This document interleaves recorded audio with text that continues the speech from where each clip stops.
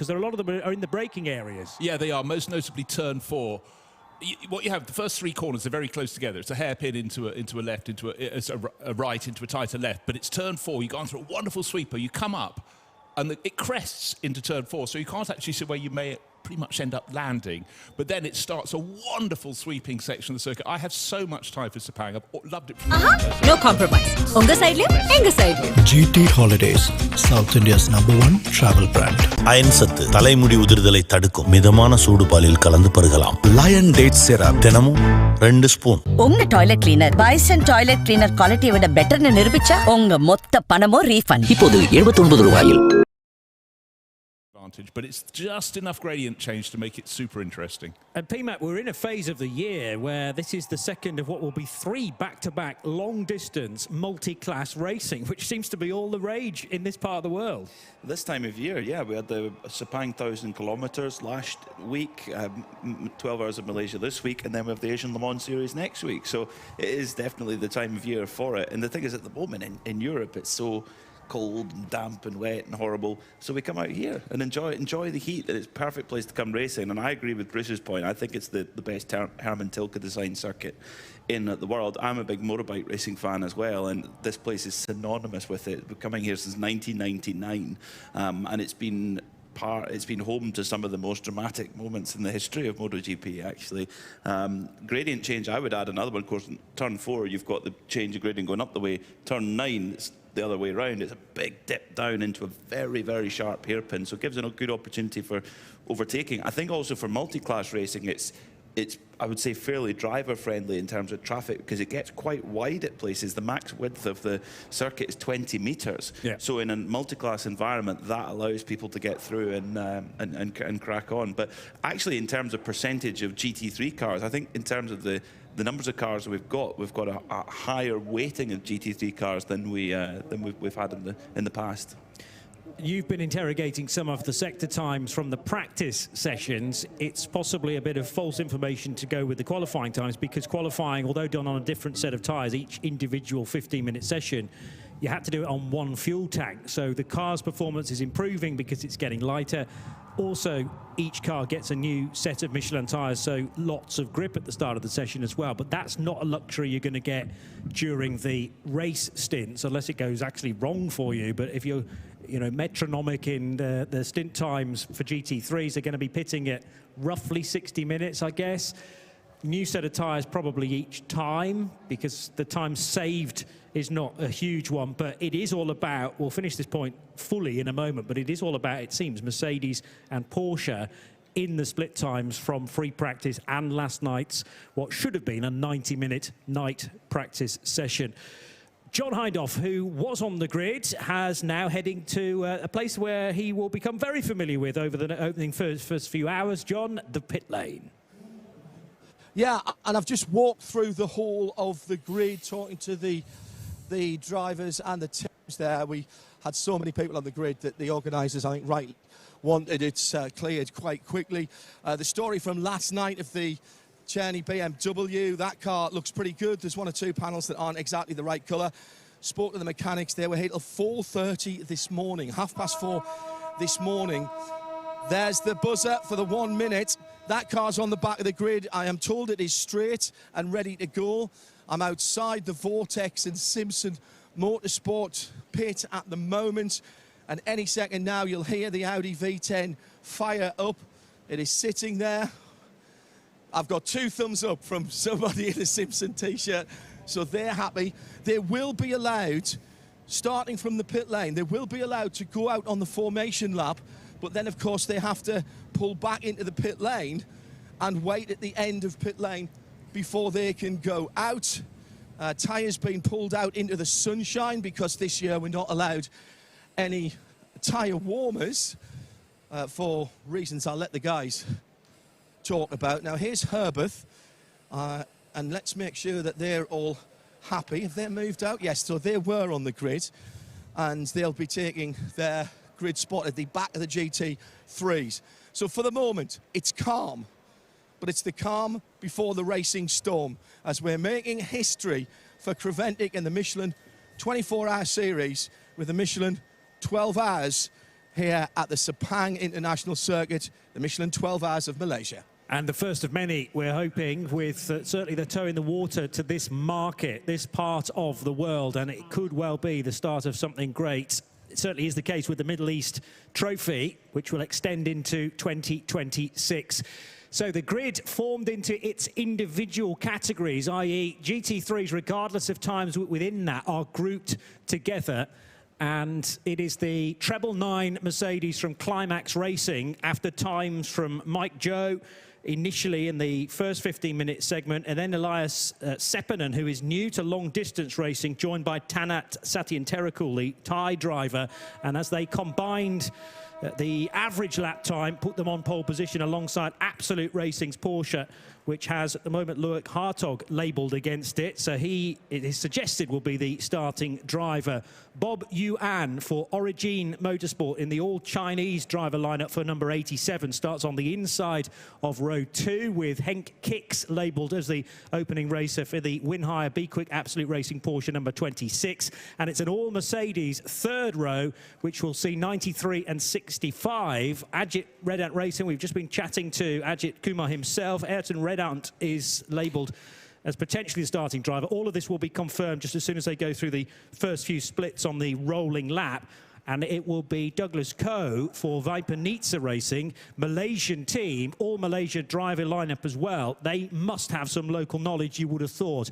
Kei Nakanishi for LM Corsa's Ferrari will start from 7th position, car number 60, ahead of the Lamborghini for Lippert Motorsport. It's definitely Marcus Ericsson in that car. We got thumbs up from him just a short moment ago. He's racing with his brother and 2 other fellow Swedes, ahead of Robert Renauer's number 91 Porsche for Herbert Motorsport, who didn't feature at all in qualifying. They were chasing an electrical issue. They did get out for night practice, however, so at least they've had some running. Alexander Bukantsov for Continental Racing by Simpson Motorsport. Their Audi number 69 will be the final GT3 car running in the AM category. Then we have the 701 Philippe Bonnel Vortex V8, the GTX pole sitter, ahead of 4 992 Porsches, 992 class Porsches. Rick Broiker's pole position within that for Red Camel Jordans.nl, 909. Then the 921 car of Paul Meyer to start the Müllner Motorsport Porsche.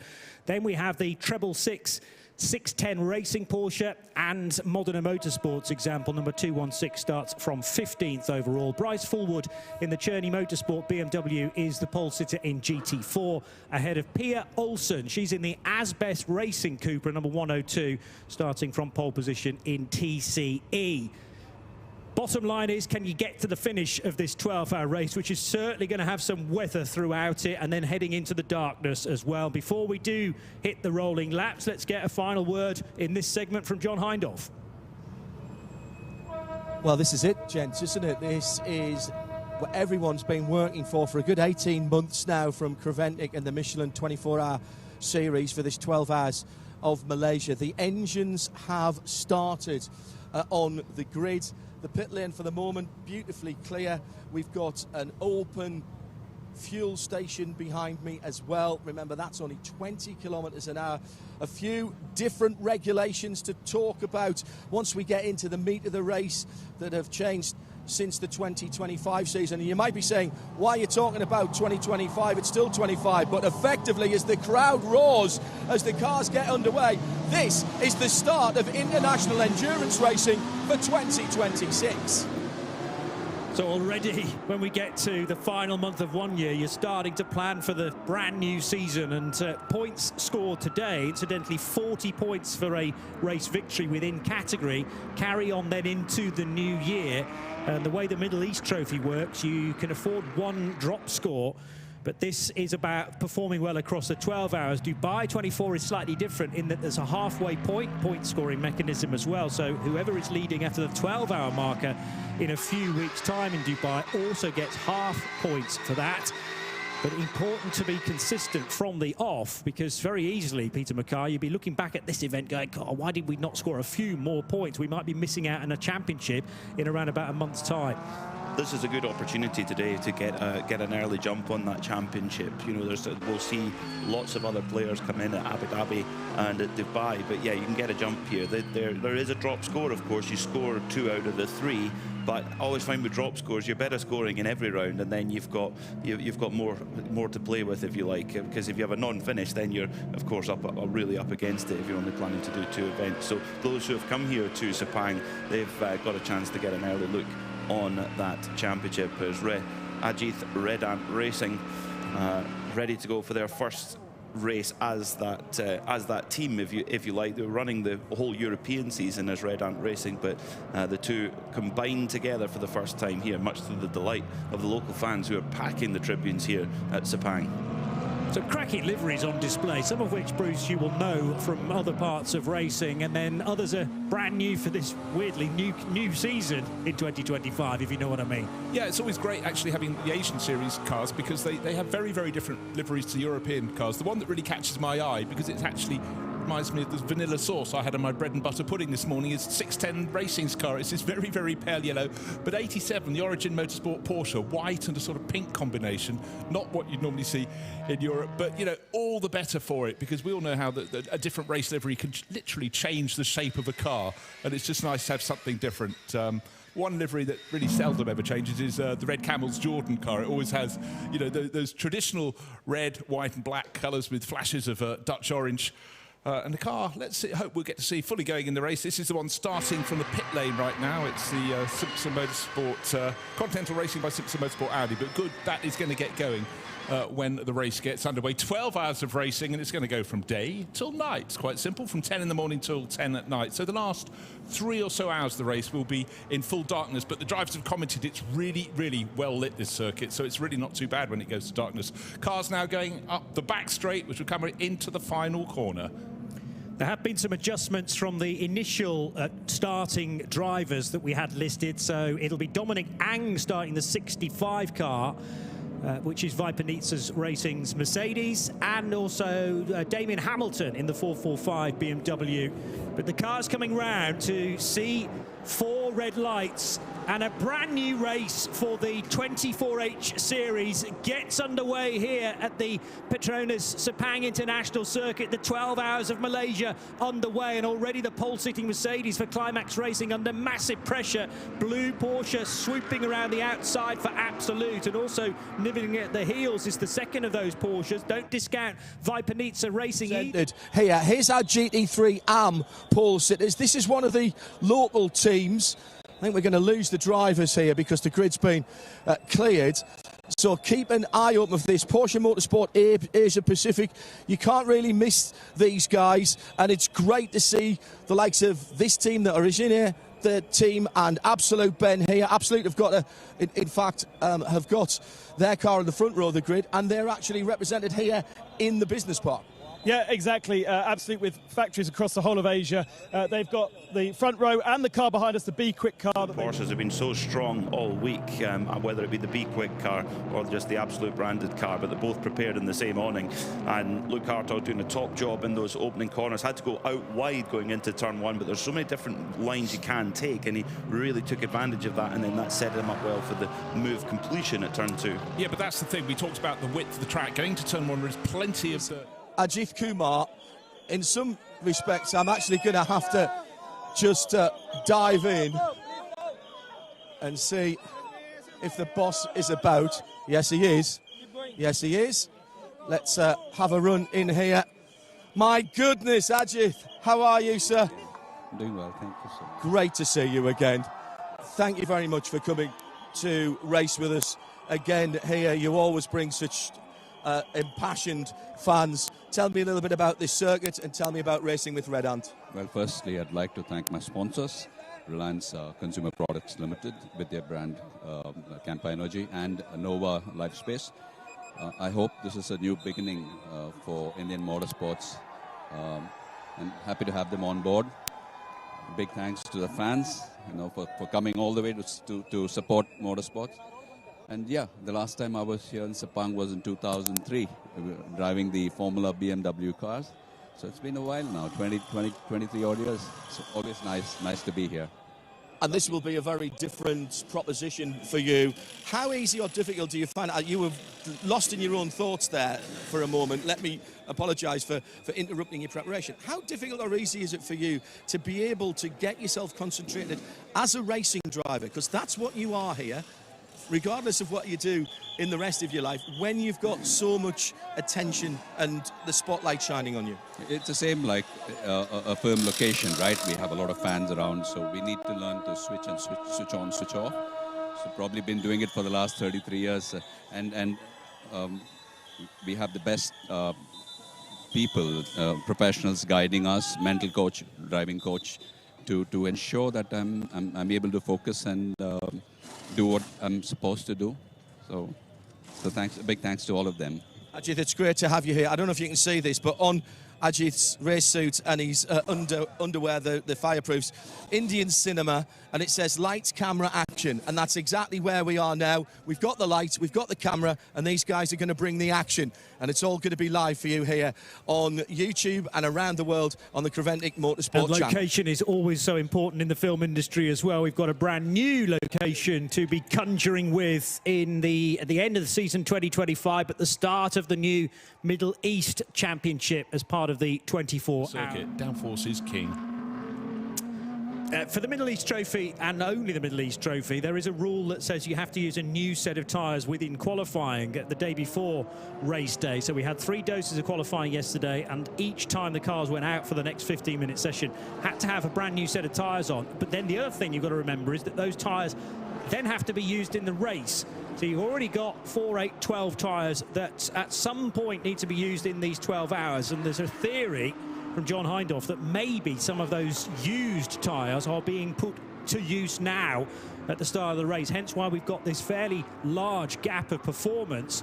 Race leader Loic Hartog now 2 seconds to the good, whereas somebody like Marcus Ericsson might have been given the short straw and a used set of tyres in the Lamborghini. And the flip of that, of course, Herbeth Motorsport had 3 fresh sets of tyres, or 3 sets of tyres they didn't use in qualifying, they didn't go out. So right now, Robert Renau is trying to absolutely do his all while their tyres are at the sweetest point, but he's still behind Ayrton Redant, still behind the red and white car, the Mercedes that Ajit Kumar had his fans around, drawing all the attraction on the grid. But right now, the Herbeth Motorsport car, number 91, black with the gold flashes, is up in 6th place, but certainly hungry for more.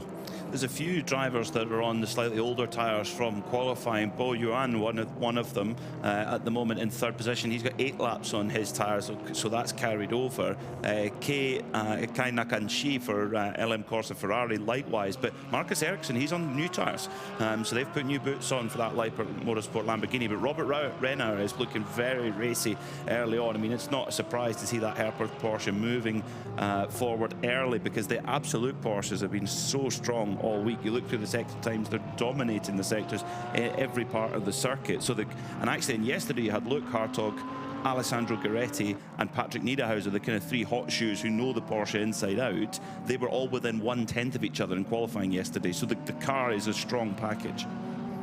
Ayrton Redant's doing well here, considering he's an AM Plus driver. You gave me some impression yesterday, P-Mac, that he might have run as a semi-pro in the past. He did. Right, okay, so that now they've maybe realised that AM Plus is a more appropriate location for him to be in. So he's still a quick driver, but they're on the same age of tyres. Renauer having done no running yesterday in qualifying. Ayrton Redant was given the opening qualifying session when we all expected it to be Ajit Kumar, in actual fact.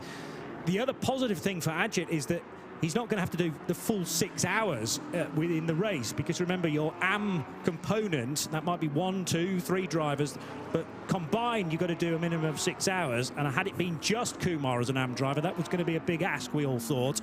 But thankfully Ayrton Redant's going to be able to share that now and make it slightly easier. But he's doing a good job here holding back Robert Renauer, who would be quicker in clear air, but he's got to find a way through.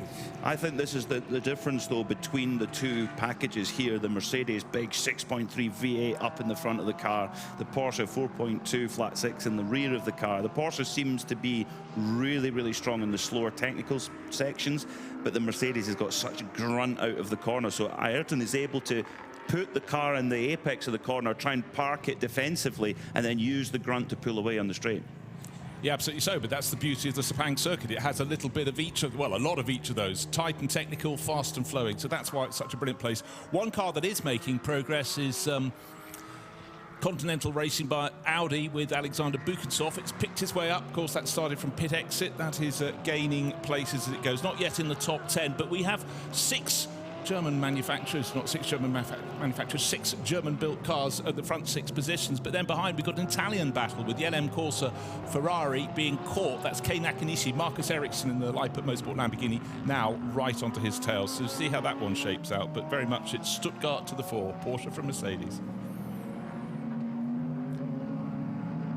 We should also go through the changes of balance of performance for this year, because there's the standard balance of performance that Creventic issue to try and equalise the cars as much as possible out on the track, but much of that is then topped up with the amount of time they have to spend in pit lane, and more importantly in the fueling area, which is not in front of the garages. That's a very typically 24-hour series thing to do.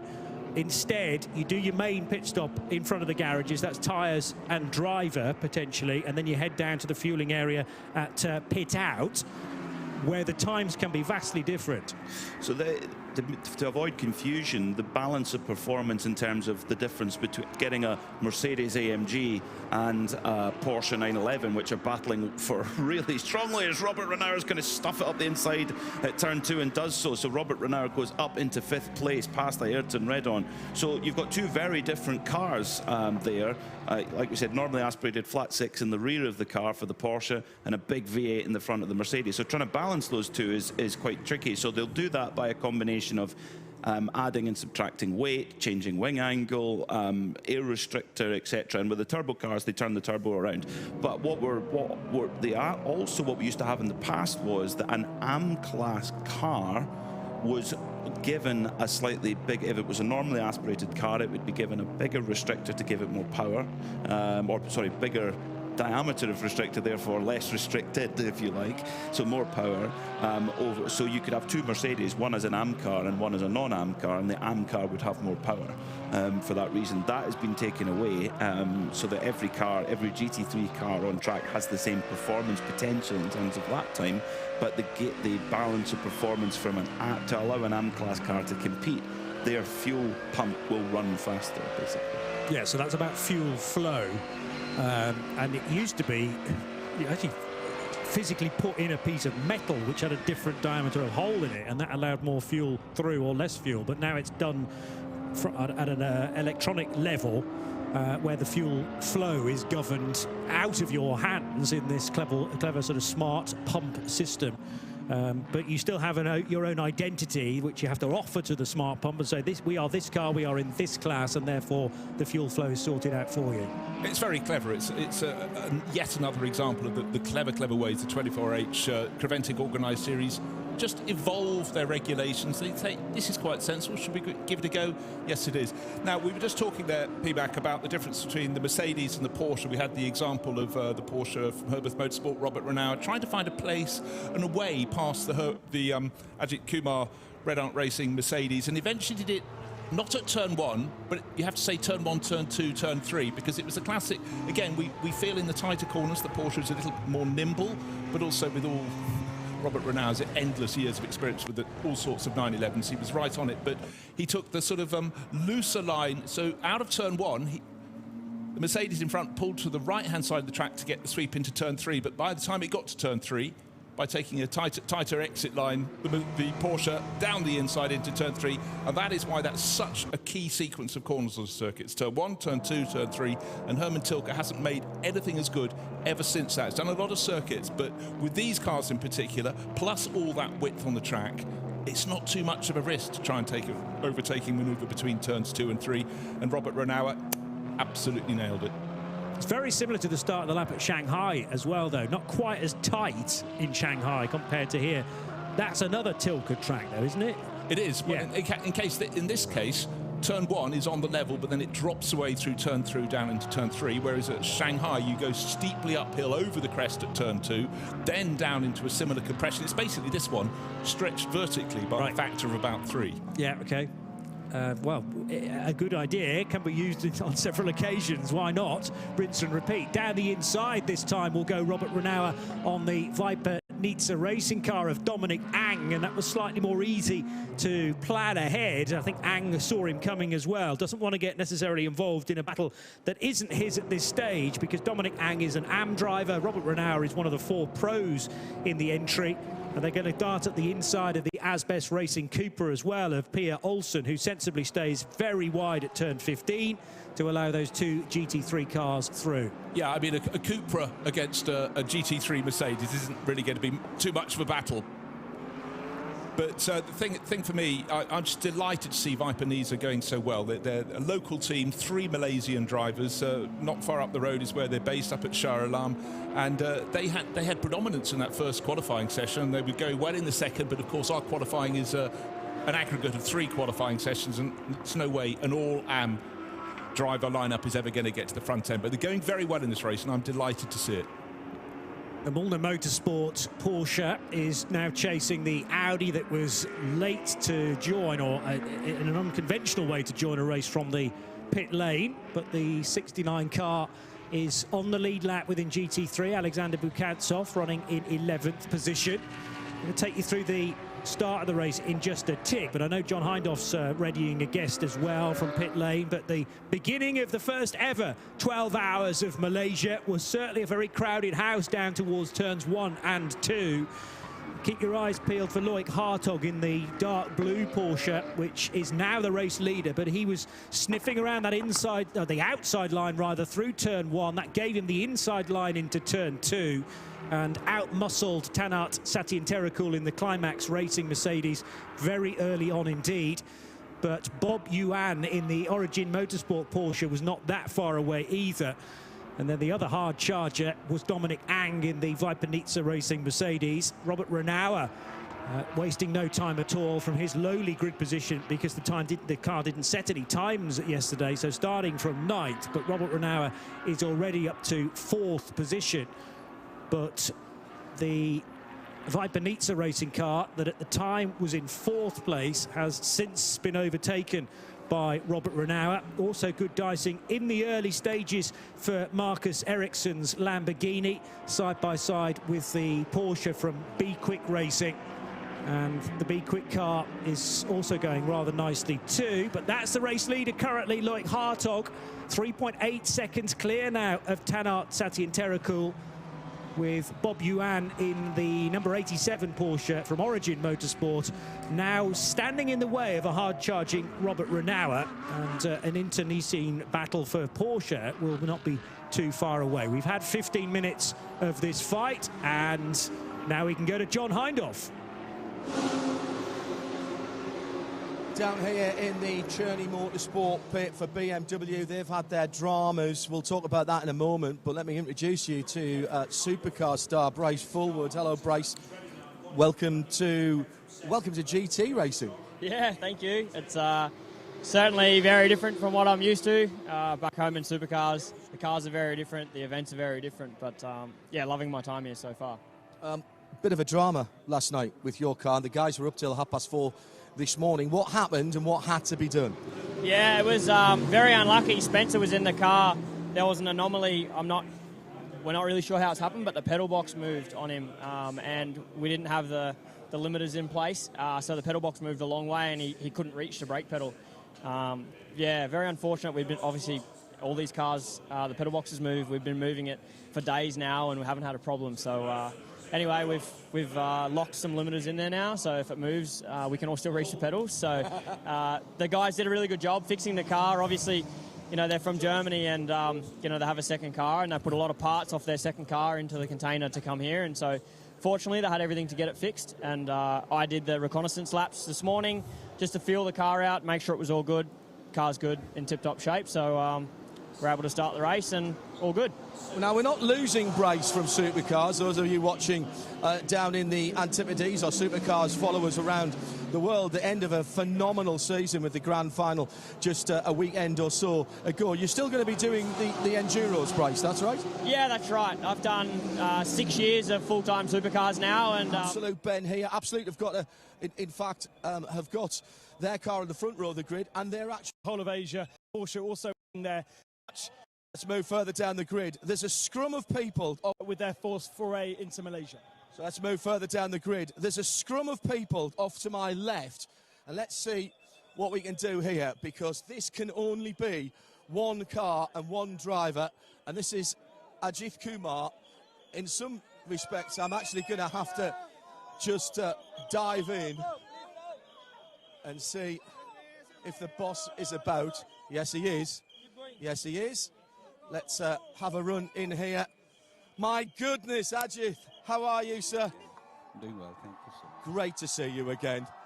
Thank you very much for coming to race with us again here. You always bring such impassioned fans. Tell me a little bit about this circuit and tell me about racing with Red Ant. Well, firstly, I'd like to thank my sponsors, Reliance Consumer Products Limited with their brand Campa Energy, and Nova Lifespace. I hope this is a new beginning for Indian motorsports. I'm happy to have them on board. Big thanks to the fans, for coming all the way to support motorsports. And yeah, the last time I was here in Sepang was in 2003, driving the Formula BMW cars. So it's been a while now, 23 odd years. It's always nice to be here. And this will be a very different proposition for you. How easy or difficult do you find it? You were lost in your own thoughts there for a moment. Let me apologise for interrupting your preparation. How difficult or easy is it for you to be able to get yourself concentrated as a racing driver? Because that's what you are here, regardless of what you do in the rest of your life, when you've got so much attention and the spotlight shining on you. It's the same like a film location, right? We have a lot of fans around, so we need to learn to switch on, switch off. So probably been doing it for the last 33 years, and we have the best people, professionals guiding us, mental coach, driving coach, to ensure that I'm able to focus and do what I'm supposed to do. So thanks, a big thanks to all of them. Ajith, it's great to have you here. I don't know if you can see this, but on Ajith's race suit and his underwear, the fireproofs, Indian cinema, and it says lights, camera, action. And that's exactly where we are now. We've got the lights, we've got the camera, and these guys are going to bring the action. And it's all going to be live for you here on YouTube and around the world on the Creventic Motorsport channel. Location is always so important in the film industry as well. We've got a brand new... He has with this car and making his way forward quickly. Yeah, he's right on the tail of Bob Yuan, and Bob's had an amazing couple of seasons, 2 seasons running, 2024 and 2025 GT World Challenge Asia champion, and that's a championship that grows in numbers, grows in competitiveness. But, Robert is always going to be on his tail, but Bob just going to keep it cool and calm over the curbing just a little bit. Now, I'm going to say it, no one's talked about track limits. And a dive up the inside. Is it going to work for the black and gold Porsche? No, not quite. The pink and white one stays in front. So it's Origin Motorsport still in 3rd place, ahead of Herbert Motorsport in 4th. But the intent is there. And you'll do that for several laps. But Bob Yuan, as I say, lots of experience, huge accolades the last couple of years for him. And so let this one rumble on. Just want to talk about the best placed Porsche. Of course, has got one leading the race, and that's Luke Hartog. He's now just about to crest 5 seconds clear. He's been eking out the advantage over the 999 Mercedes from Climax Racing with Tanat Satyantirakel, the Thai racer, on board. So some really, really good scraps, but the best one right now is over 3rd place. You might be a little bit puzzled as Robert Renaud is going to look down the inside at turn 15 one more time, and actually Bob Yuan goes a tad wide, maybe distracted by where Renaud was putting his car. However, here comes Bob to the outside line. If it was a drag race to the line, it might be a dead heat at the end of that particular lap. There's still door mirror to door mirror down towards turns 1 and 2, but we know there's lots of grip on the high side, if you like, the outside line down at turn number 1, and Renaud doesn't want to brave it out there. Instead, he's going to be tighter to the apex. Then maybe the copycat manoeuvre on the Eden Redonta Mercedes not that long ago, but he wasn't far enough alongside Bob Yuan, and the Chinese driver will stay ahead. The point I was trying to make was that we're calling him Bob Yuan, and you will notice that the TV graphics actually say Bob without the final letter. Well, that's because Yuan Buo is his official name, Buo actually being his first name and Yuan the family name. But a lot of these Chinese drivers enjoy adopting an English type sounding name, and he he's chosen Bob. So we call him Bob Yuan. We have, for instance, Alex Liang in the 992 Mulner Motorsport car. And there are many other drivers he'll be referring to by their English names. We've had quite an argument over the weekend to say which is the most respectful way to refer to them. But they love these English names, these Chinese drivers. So we're going to go that route. Well, Bob in a Porsche, I just think Bob Wallach. Brilliant Bob Wallach. True, yeah. So he's the Chinese brilliant Bob Wallach and driving like it at the moment. Into turn one there, when they were side by side, Renault on the outside, Bob Yuan there just a little bit better on the brakes and was able to then park the car in exactly the place, which meant that Renault had nowhere to go. And you're talking a seriously competitive, seriously experienced racer in Robert Renault, former ADAC GT Masters champion, Asian Le Mans Series champion, so experienced. And Yuan is doing a great job. But here comes Renault now, just getting a little bit tighter on the inside line. But Yuan toughs it out on the grass and still opens up the power as they head up the hill now towards turn 15. Yeah, he very much doesn't accept defeat, does he, Bob Yuan? Right now he's going to have to accept it because the black Porsche is in front, fully in front, not just alongside, fully in front, turning into turn 15, but a wider line going in. May have a better exit for Bob Yuan out over the curb on the outside. The track actually slightly falls away, and the person who suffered there was Bob Yuan. Couldn't get it turned in right-hand wheels on the dust and had to back off and go down to 4th place. Well, the Yuan line coming out of turn 14, Sunway Lagoon corner, was typical of Loic Hartog in qualifying yesterday, and I was very surprised that the Dutchman made that work to just about his fastest time that he was able to set. But this was through the sequence of corners heading towards turn 14. You have the left-hander at 12. The end of sector 2 falls between 12 and 13, the right-hander. And then actually Robert Renault was able to keep it tight coming out of Sunway Lagoon corner. Level pegging again for a period of time. And now there's a problem for Philippe Bonnell's Vortex, number 701, which is stopped over to the right-hand side. On which segment of track? What corner is that away in the distance? Just trying to work that out. Was that Langkawi corner? Turn 4. The incidents happened at 3, yeah, so it's coming out of 3 and then into Langkawi curve, which is the climb into turn 4, and on that short straight between 3 and 4, which is certainly requiring local yellow flags. We might even have a code 60 as well in order to recover that. If we do, we'll have to fully explain a code 60 if you're new to the 24-hour series. OK, what I'll throw into the mix right now is the gap between first and second is 6.1 seconds, and it should stay at 6.1 seconds because it's not like a safety car where the poor race leader loses all his advantage. Code 60 is precisely that. Precisely what? Precisely you have to drop your cars down to 60 kilometres an hour at every, so nobody gains any track position at all. The good thing is that Philippe Bonnell is pulled across right at a cutaway, so we could well stay green and deal with the incident just with local yellow flags rather than have to go under code 60. Bonnell, is he actually, you think he's almost like he's trying to recycle the car to get it moving? It's still dead stick at the moment. The race controller obviously well aware of it. They'll know straight away from all the cars have a tracker in them. Now, one thing you always wonder, he's in the one and only Vortex V8 entry. Just going to get a cutaway from that particular comment because the Lippert Motorsport Lamborghini Marcus Ericsson on board has got a rear wing. They all have, but it's only attached on one side. Unfortunately, I don't know what's caused a bracket to fail, but his Lamborghini, if it wasn't handling well at the start of the race, is certainly not going to be handling very well at all right now. Well, that might explain the difficulties he's been having. Is perhaps that rear wing, there was something wrong with it from the get-go, and well, I suppose this is more like Indianapolis spec setup for Marcus Ericsson. It's a bit loose at the rear now without the rear wing in its correct place. So indeed the marshals are now pushing the Vortex away between turn 3 and turn 4 into the cutaway. So we stay green, no code 60.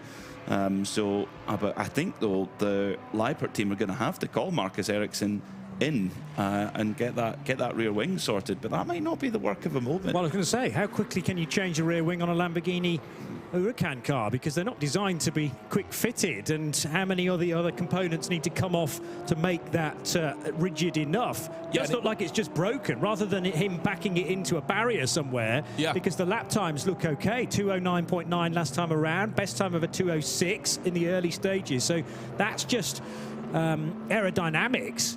forcing clearly onto the rear wing, but it should be tough enough to withstand that, and it's broken at one of the crucial points at the top of the strut there. Yeah, what we don't understand, they just have to replace the strut, but the strain on the other strut with the wing hanging down and only being attached to that strut, I'm sure that will be twisting that as well. But maybe they're lucky. Maybe it can simply be bolted back on, but right now I'm I'm very surprised that hasn't been told to come in. It's done at least a lap and a half since we've seen it in that battle. He's fallen away from Kei Nakanishi's Ferrari, the LM Corsa car he'd been fighting with, but I don't know what he's doing still out there. Maybe I'm missing something. Is it, though, that the rear engine cover has the rear wing as part of it? So maybe it might actually be a really fast fix if the rear engine cover also has the rear wing as part of it and it's a clip-on, clip-off. Maybe, but I'm not sure. I think the struts go into the engine bay and are then bolted either to more outside, because it just wouldn't be strong enough otherwise. If you're attaching it to a removable cover, that cover can pop off very quickly indeed. They have dealt with the vortex recovery. Into pit lane, Marcus Ericsson is going to arrive, by the way, but the recovery of the vortex has been done under local yellows. Question is now, will it restart? Because obviously the team running the Vortex V8, who are also called Vortex V8, will want their car back as quickly as possible, and that will therefore need to be towed either via an internal road or by the racetrack. The Lamborghini's on pit lane, though. It's also right beneath our commentary box. Very cool, calm, collected work by the Lipert Motorsport mechanics. A brand new plane, a brand new rear wing being brought out to be attached to the uprights. And Johnny, I think you're absolutely right. The engine cover is separate from in grooves down either side is where the supports come, but they're still just trying to undo. The bolts appear from the side the wing dropped down. They've still got bolts through the upright, so that's really quite. But new wing still waiting to be put into place, but no panic. But that's a strange one. It's almost like the bracket on the bottom of the wing has broken, because otherwise I can't understand why it'd be loose. The Lippert team, who know this Lamborghini package very, very well, they've got raced various different types of Lamborghinis, so it'll be something they know how to deal with very, very quickly. Mechanics furiously working away with the spanners. But this is still to remove the original wing with which it started the race. The spare is still being proffered, held, waiting for a moment to be applied to the car. That probably explains a little bit of Ericsson's struggles in the opening laps, because his credentials are obvious. Former Formula 1 driver, Indy 500 winner, a really strong driver. Yes, he doesn't know the car all that well, but it did seem a little bit off colour for someone of his calibre. So this probably makes sense that it was something that was working its way loose across those first few laps. And we talk about aero on GT3 cars all the time and how much of a difference it makes and how much aerodynamic performance they have. It's the new wing now being slotted into place now. Hopefully we'll be able to get that one bolted in for good. And of course then get it at the setting. There's so many different settings you can have the rear wing at to obviously tune it to the circuit. They need to think, right, which hole does it go into? It's a bizarre failure, though, considering how many bolts they're having to loosen and then now reinsert and tighten back up again. So is that something that's just sheared, and therefore several pieces would have had to have failed at the same time? It only broke away on the left-hand side of the car, still intact on the right and hanging on, but I didn't see any signs of a mechanical warning flag being offered to car 63, but had it continued to circulate, that may well have been the case. See what Marcus Ericsson was wanting to do. You don't want to pit earlier than you need to, because it's going to absolutely ruin the strategy in just the opening stint of potentially 12 in the GT3 class. But unfortunately, given little choice in the end. Yeah, we got pretty much towards the completion of the first half hour of race. We've now crossed that since he pulled that blue and red Lamborghini Huracan into the pit lane. But yeah, he was obviously trying to press on. Be interesting to know what percentage of performance went away, but just the predictability of the handling would have been the thing that really was concerning, because the ring, when it was hanging down on driver's left-hand side, certain points on the circuit, as you were joking about the Indy setup, it wouldn't have been too bad, but if the corners were going the opposite direction, it most certainly wouldn't have been helpful. Yeah, hopeless for right-handers. Yeah.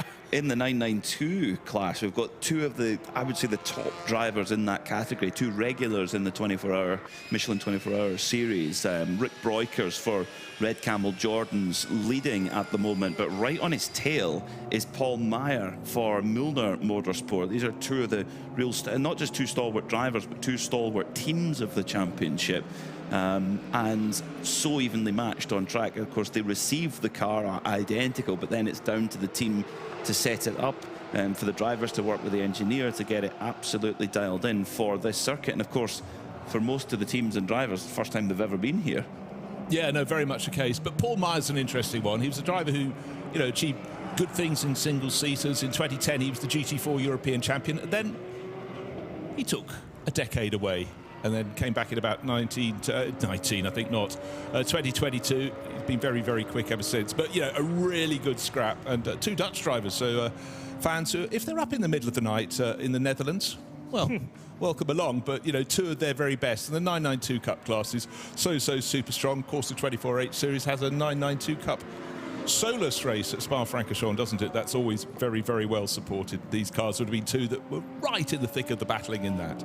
If you are viewing this race from Western Europe, maybe Central Europe, it's well done. 2:30 in the morning there. So excellent efforts to this point, and let's hope we've got you for as long as possible, racing through till 10 o'clock tonight, local time, as one of the crews from that part of the world, Moulin Motorsport, based just up the road from Stavelot at Spa-Francorchamps in Belgium.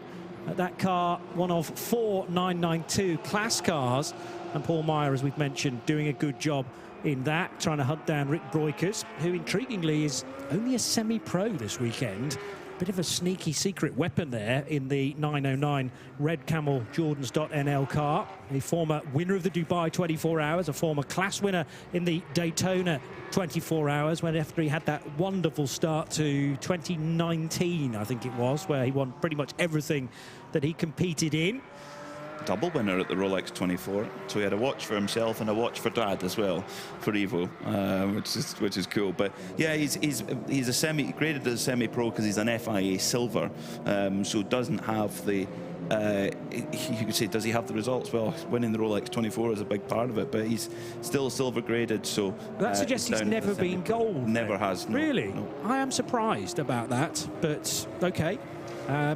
It's not always the FIA grading that is copycatted here in Creventic, because if they can put some evidence forward to say you might be pro, but that's always a difficult conversation to be had. Generally speaking, it fits into the mould of platinum or gold would be a pro in this series, silver would be semi-pros on the whole, and bronzes would be AMs or AM pluses.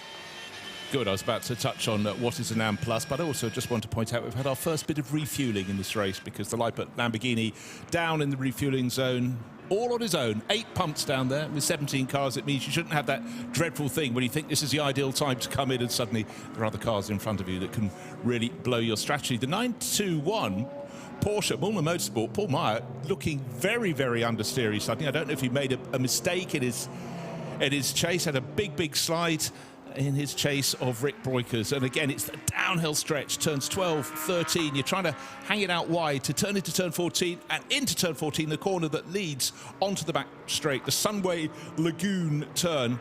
Paul Meyer, well, absolutely fabulous shot. Give me a racing car at speed, I like it. A racing car at speed going slightly sideways, I like it even more. 175 kilometres an hour going into there, and the rear just steps out, and he was straight over it, wasn't it? But 100%. Certainly not the fastest. I mean, on that lap there for Paul Meyer, it was a 2:12.186. 2:11.9 for Rick Breukers. So that interestingly, the times are just starting to fade away now. This is now us heading into, 35 minutes on the stint. Tyre now starting to say, are you sure? But also, Rick Breukers' tyres, according to our data, they have 17 laps on them. Paul Meyer's have 20. What does that indicate? It means that Rick Breukers has started on brand new tyres, and it means that Paul Meyer has started on the tyres that were used in one of those 3 qualifying sessions. Now, so that will then come back to Milner, because all 3 of those tyre sets that were used in qualifying yesterday, they have to be used in the race allocation. So some teams are deciding to use them up now, get them out the way, and others are deciding to start the race on fresh rubber. Now, here's one for me. I've just suddenly noticed, looking at lap times, I just noticed that Alexander Buchenshoff, who started from pit lane in the Audi from Continental Racing, is lapping pretty much the pace of the race leaders. So he's gaining speed, but ahead of him, only 8 seconds up the track, Kei Nakanishi Okay, nothing surprising in that. He's in the LM Corsa Ferrari, but he did a 2-minute 13 lap, trying to work out what exactly is going on. He follows it by a 2-minute 10, so his tyres must have gone, but it certainly means that Alexander Bukensov should be moving his Audi ahead of the LM Corsa Ferrari. But I think maybe Kei Nakanishi got caught a little bit in traffic, because suddenly to drop by about 3 seconds in one lap, that's a big surprise. Yeah, might have caught a gaggle of 992 Porsches maybe, or just not able to overtake, for instance, one of the GT4 BMWs for Cherney Motorsport. I suddenly have a question in my mind. Yes, you've got to use the tyres from yesterday's qualifying in the race. Do you have to keep them as a set of tyres, though? Or could you just put one on at a time? Because this being a clockwise circuit, would you therefore not just occasionally put a front right old tyre from yesterday on and just burn through them that way?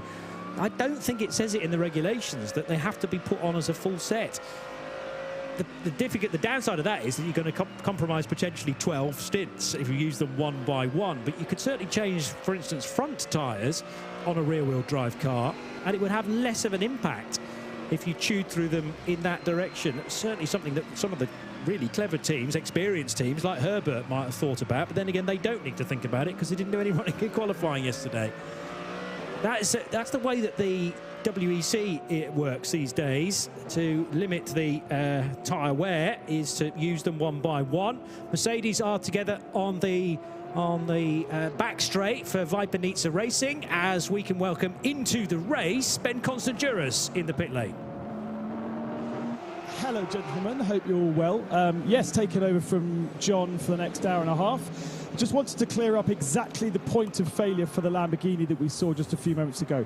Just take a look here. This is the fixing from the swan neck, the fixing, and then the rear wing. And it's these bolts here, the fixing between the rear wing and that, which failed. There is Allen keys going through there, and then of course what we saw them taking off was all of the fixings that changed the wing angle between this and this. But it wasn't that was failed, it was the 4 bolts into the top of the wing. They've got a brand new one on the car now, and thankfully they've got a whole brand new car here to show you exactly what happened. Okay, so that's the spare car, if you like. We're not going to see that in the race, but a good example of precisely what went wrong on the Lamborghini. And considering the amount of work they needed to do all at once, it was actually a pretty quick pit stop. They're here clearly just to put a toe in the water within GT3. Lamborghini, the only Lambo in the race for the all-Swedish lineup. Marcus Ericsson's grabbed all of the headlines, but Hampus Ericsson is also a very nifty racer. We'll be seeing him later on at the wheel of that 63 car. It has dropped back to 16th position, though, having been in the pits for 7 minutes. And brother Hampus was ever so slightly quicker in qualifying yesterday. So that had been bragging rights over the dinner table last night for younger brother Hampus as well. And you've got to think that there's a challenge in there as well as a younger brother of a, you know, Marcus has had an amazing career, like we mentioned, several years in Formula One, winning the Indy 500. For many, it doesn't get any better than that. Still a stalwart of the IndyCar paddock. And so for Hampus, he's got big shoes to fill. So, but I think it's definitely home turf for him here in terms of the car, because he's a Lamborghini Super Trofeo ace, and that knowing a car with a lot more weight in it, I think is definitely going to give an advantage to Hampus over Marcus. Yeah, last year he was pipped in the Lamborghini World Finals at Jerez. This year he took victory in them, and he also won the North American Super Trofeo Series with Danny Formal, who's the benchmark in that championship, racing for Wayne Taylor Racing. So he's really found his form. But I guess the big question for Hampus is, what's the next step? You're not going to spend all your career as an aspiring driver in the Super Trofeo, but again, long distances race, because of course Super Trofeo, they're 55-minute races or 50-minute races. This is something entirely different. And just hearing, you know, when we heard from Bryce Fullwood at the start, endurance racing is something that a lot of drivers don't get into, but when they do try it, they suddenly go, how much track time do I get over a weekend? Fantastic. And it's just, Johnny, look, we've been covering endurance racing for a very long time. It's growing and growing and growing. And for the 24H series to come here to Southeast Asia, come here to this magnificent track, a lot of others who decided not to do it will be going, why aren't we doing this? Yeah. Because yes, it's part of the Middle East series with Abu Dhabi and Dubai, well established in the 24H series, but this is a brilliant place to race a GT3 car. In fact, any class of car. And I'm sure in 2026, when I'm sure again it will start off the Middle East series, that the field will be a lot larger, because this is just such a great circuit. I might sound very boring going about it, but I really, really do mean it. It's only when runners that have experienced the 24H series but are not here this weekend and might stumble across it on a live stream might be thinking, oh, actually, quite envious of all those people having a lot of fun. And we hope that this is going to stir yet more interest for another race here in perhaps 12 months' time. That's still to be announced, but we do know there are 2 more races in the Middle East Trophy. And then when we get to the summer season, the European season of the 24-hour series, we'll be going back to Mugello at the traditional day at the end of March, Spa in April, Paul Ricard in June. The Nürburgring is a brand new venue, amazingly, because you would have thought in its proximity to the Netherlands, would have thought about an opportunity to go to the Nürburgring in the past. That will be on the Grand Prix circuit, but 3rd, 4th and 5th of July for a new location, and then the Barcelona 24 hours. So actually only one 24-hour race outside of Dubai in the European season, with all the rest of them being 12 hours, either straight the way through or in a split format from one day to the next. Looks like the tyres are now starting to show their punishment under the heat, and of course a circuit that in places really does load the tyre. There's a lot of quite fast corners that are really putting the tyre through its paces and spiking the temperature through it. We're now into the kind of mid 207s. The best lap of the race so far by a considerable margin is race leader Luke Hartog, a 204.8 he put in early on. So we're now into we're pretty much 3 seconds slower than that now. So we're still, what are we, 15 minutes really from the first scheduled GT3 pit stop, so got to try and keep the tyre underneath you for just that little bit longer. Yeah, we don't want any pit visitors now, but we do want one, and it's just happened. The Vortex has just been towed into pit lane beneath our commentary box, and the 701 parked up, engine cover about to be removed. Let's hope it's one of those tiny little fixes that are just annoying because they stop the car, but not for good. Just looking, though, the last 2 laps, the battle between the Mercedes of Viper Nisa Racing with Dominic Ang, who made that brilliant start, and Ayrton Redon, who had that long battle but lost out to Robert Renauer. That's over 5th place, and it's looking quite juicy, because certainly at the moment Ayrton seems to have his tyres working rather better than the car in front. But Dominic Ang, maybe because he pressed super hard in those opening laps to gain 2 positions to move up to 4th, but this is one that's shaping up nicely. But in fact, you almost feel they'll be right together when it comes to that, when they choose to make that first pit stop. Yeah, different approaches to the opening stint, with Ang quick out of the blocks, no doubt about it, and then that takes the very top layer of performance away from the tyre. Are we talking about same age of tyres for those 2 Mercedes? Yes, 20 laps, which are some of the youngest tyres out there, actually. 2 laps younger compared to the Loic Hartog's Porsche for Absolute Racing, the race leader, still nursing this 14-second lead. So dominant, but then again you would expect that for Loic Hartog, who's run at Le Mans for the first time earlier on this year.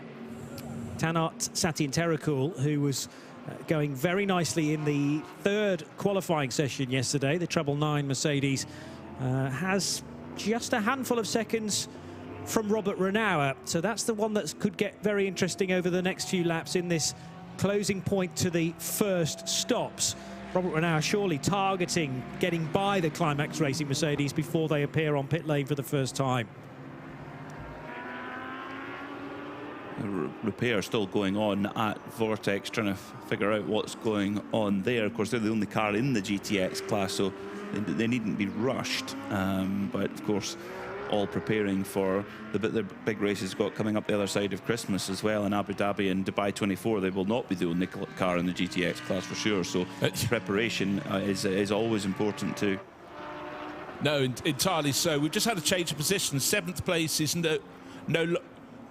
no longer Kei Nakanishi, because the number 69 Audi has made its way past. Alexander Bukensov started sort of from pit exit, but he hunted down the Ferrari. They caught up one of the 992 Cup Porsches. The Audi used its slipstream up the back straight. That's the run from turn 14 up to the final turn 15. 3 abreast with the Porsche in the middle, but the intent was there from Bukansov, and Kei Nakanishi and the LM Corsa Ferrari stayed on the outside line, very gentlemanly, no point fighting it. You know, it's a 12-hour race. It wasn't a 10-lap sprint, but good tidy move from Bukansov. So he's been patient but worked his way forward.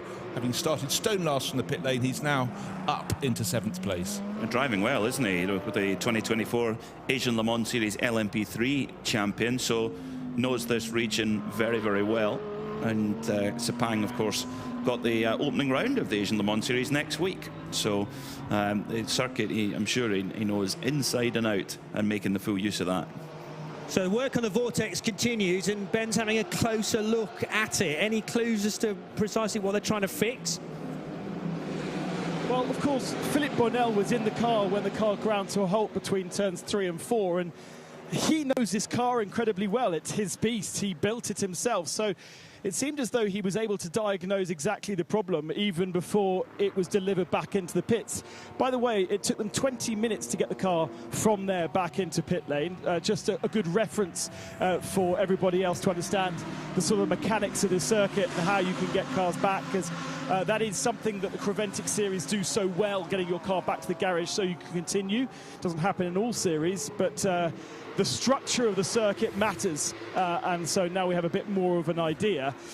What has been fitted to the car is a couple of tie wraps. That's it. There's been no bolts being undone or being done up. There's been no changes of any parts. It does seem as though it was something to do with the hydraulics of the steering. Initially they had a steering wheel ready to replace inside the car, but that's been put away. And as I say, Philippe Bonnell pointed to what looks to be the hydraulic pumps. They seem fine, so what they've done is they've wrapped them so that they're not wobbling around so much. And now Victor is going to get into the car. He struggled yesterday, and there's a few spins from the new driver in that team. And I will get a chance to chat to Philippe and find out exactly what the problem was. But tie wraps have been the solution. Thanks, Ben. I mean, they're the solution to many, many things, but the structure, they're clearly loose. And if you look at the Vortex, go, I haven't seen one of those on the road. This is made for purpose. For years, the Vortex Group had, you know, developments of cars. And what was it, 2 years ago, it was launched at Barcelona at the final round. That's right. 24H series. But sounds fantastic, looks brilliant, but, you know, does still have its problems from time to time, but you know, it's part of the rich mix of what we have here in the 24H series. I mean, remembering back to their touring car themed Vortex, I think they were still called Vortex, or GC Automobile. GC Automobile is the BMW lookalike, which I was trying to recall. But yeah, that was a Vortex team car, but they were called GC Automobile. There were a lot of tie wraps on those, I seem to remember. Whereas this is much more cleverly designed technology. But that's the nature of a endurance race, is that you've got to fix things very quickly indeed.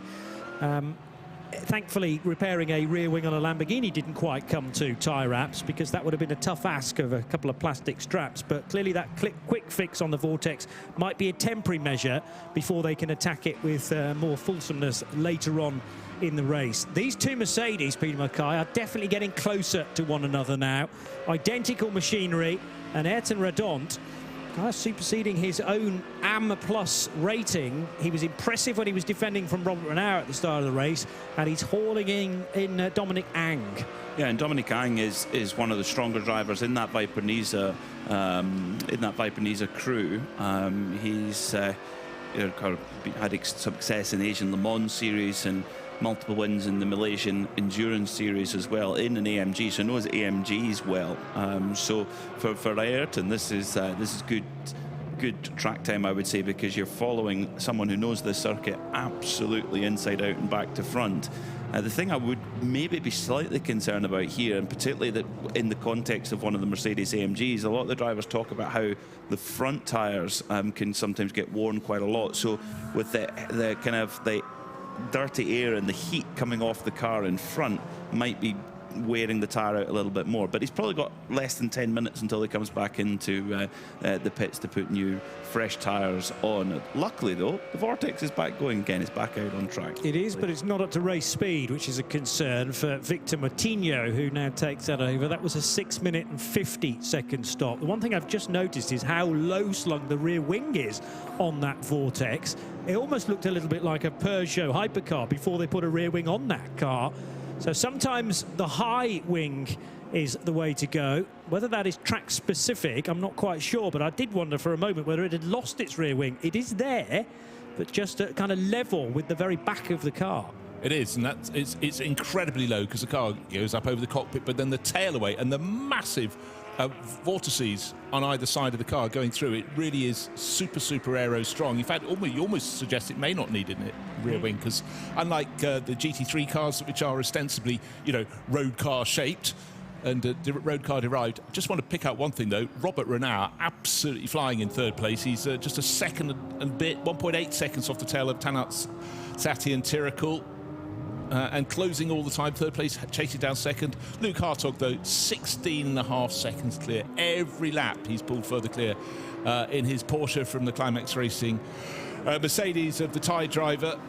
But certainly Robert Renauer is on the move. But yeah, the clock is counting round. We've got 52 minutes already completed on this clock. Who's going to blink first? Who's going to come in and charge down to get a new tank of fuel? In the 992s, as the tyres have worn, the advantage has gone in the favour of Rick Breukers, and we know how good Rick is in the wet when things get a little bit loose and slippy. And I wonder if that same theory applies, because he's about 6 seconds ahead now of Paul Meyer, when in the early part of the stint they were really closely matched, only a second or two at the most between them. But Meyer now, a few laps ago, he was having big oversteery moments, and seems like the tyre is not quite staying underneath him as well as it is for Rick Breukers. Oh dear, the Vortex has pulled to the side of the circuit. Very unfortunately, looks as though that is just on the exit of turn 13 before the cars go through to turn 14 and up the back straight. And the Vortex, it was very slow on its outlap for Victor Moutinho. Oh dear, 13 is an unlucky number. Code 60 within 20 seconds. So now, well, that's kind of right on cue for the GT3 cars. Perfect timing to get code 60. But we must say, under a code 60, where a whole field is neutralised at 60 kilometres an hour to allow marshals to deal with an on-track incident like we have right now, is Red Ant Racing in, as are Viper Niza Racing. But you only get 25% of your fuel allocation unless you're an AM class car, then you get 40%. So, but usually when it's code 60, teams like to just do a little bit of a top up. Ayrton Redon finally breaking the stranglehold that Dominic Ang had on those positions. They both pitted together, actually, but that was the change for fifth place that put Redon ahead of Dominic Ang. And now the Mercedes, well, the first of them, having done its more regular pit stop, i.e. out the front of the garage, now goes into the 20 km/h speed-limited fueling area to the smart pumps.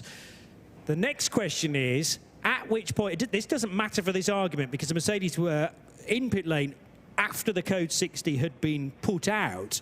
But what I don't know is, when do those reduced amounts actually kick in? When the code 60 is announced, i.e. prepare for code 60, or when the code 60 starts? Because in the World Endurance Championship, prepare for full course yellow is the moment that the pits close. So what happens is if you start fueling when it's green, you're getting your green flag allowance. The second the code 60 is thrown, it goes down to the code 60. Thrown or if you come but if you're coming through 15 and you get a message on the screen, code 60 in 20 seconds, you're in the pit lane straight away because you'll get a green flag pit stop. Well, but the problem is... Because it's 20 seconds. It takes shorter than 20 seconds to come off the track and into the pit lane. Yeah. So I wonder whether the rule is actually when it's announced rather than when it officially kicks in. It's when it kicks in. Is it? So, yeah. But it's a big old loophole there. It's called a bonus, isn't it? Well, no, but the smart pump knows when the code 60 comes out. Yeah, but you know there's a code 60 coming out in 20 seconds. Yes. You're at turn 15. Yes. Get in the pits. It'll still be green when you get to the pit lane entry. That's my understanding. So where's the advantage? The advantage is you get a full it's tank going code 60. No, you don't. Why not? No, during Code 60 you get 25%, but if you've already entered the pit lane, this is the query we're raising. No, the pump knows as soon as. So if imagine you're at the fuel pump and you're filling up under green. As soon as it goes Code 60, it immediately goes to. If you've got over 25%, the fuel pump will stop at that point. Where's the fun in that? It's designed to not make it too much of a lottery. Right. So yeah, the fuel nozzle is connected. The fuel's going in. It's green. 10 seconds into the fuel fill, the Code 60 comes out, and that's the point the fuel flow cuts to 20%. If you've gone over the 25% allowance, yeah. If you've gone over the 25% allowance, right? So, or if you're below the 25%, let's use round figures. You get 100 litres, let's say, of fill. I don't think that anything is echoed by that in the regulations. Yeah. Let's say 100 litres. So you're then allowed 25. So say if you were on 17 and the Code 60 comes out, it will keep going until 25. Okay. But if say you've put in 31, you're already over it, and as soon as Code 60 comes up, the pump will shut off. It just stops. The smart pump's so clever, yeah. So the pump knows exactly what car it is, what the allowance is. Now, if it's an AM class car, you get 40%. So, but it knows that. It knows that it's filling up an AM class car because the refueling team tap the pump with a little RFID card, I think it is, and that tells the pump what it's allowed. So driver change going on for the Red Camel Jordan's team. Rick Breukers jumping out, Adrian Flack jumping in. What was interesting for me though was Red Ant Racing did not take any tyres. Right. Maybe they weren't ready. Maybe it was because it just happened and in they came. That they did take fuel though, but no tyres. I still need to read those regulations to make sure that I fully understand them, because there's a massive disparity between when the Code 60 hits. You might already be up to full fuel allocation. Well, then you've lucked out. But that's more luck of the draw, really. And that's why you have to almost anticipate, is there going to be a Code 60? Because remember when the Vortex first ground to a halt, you've then got to make a call as a team, is the Code 60 going to come out? Because if it is, and your car's just about at the right point on the circuit, I mean, it's a 2-minute lap. Yeah. So you've got to think, is it the right call to come in? I mean, most teams generally they seem to think that Code 60 you want to come in as a general rule. Yeah, absolutely. But also, when the first time the Vortex ground to a bit of a halt, that was way before you'd want to be refueling. When it stopped the second time, that was almost in the zone. Did I hear the voice of Ben down in the pit lane? Ben, what have you got for us?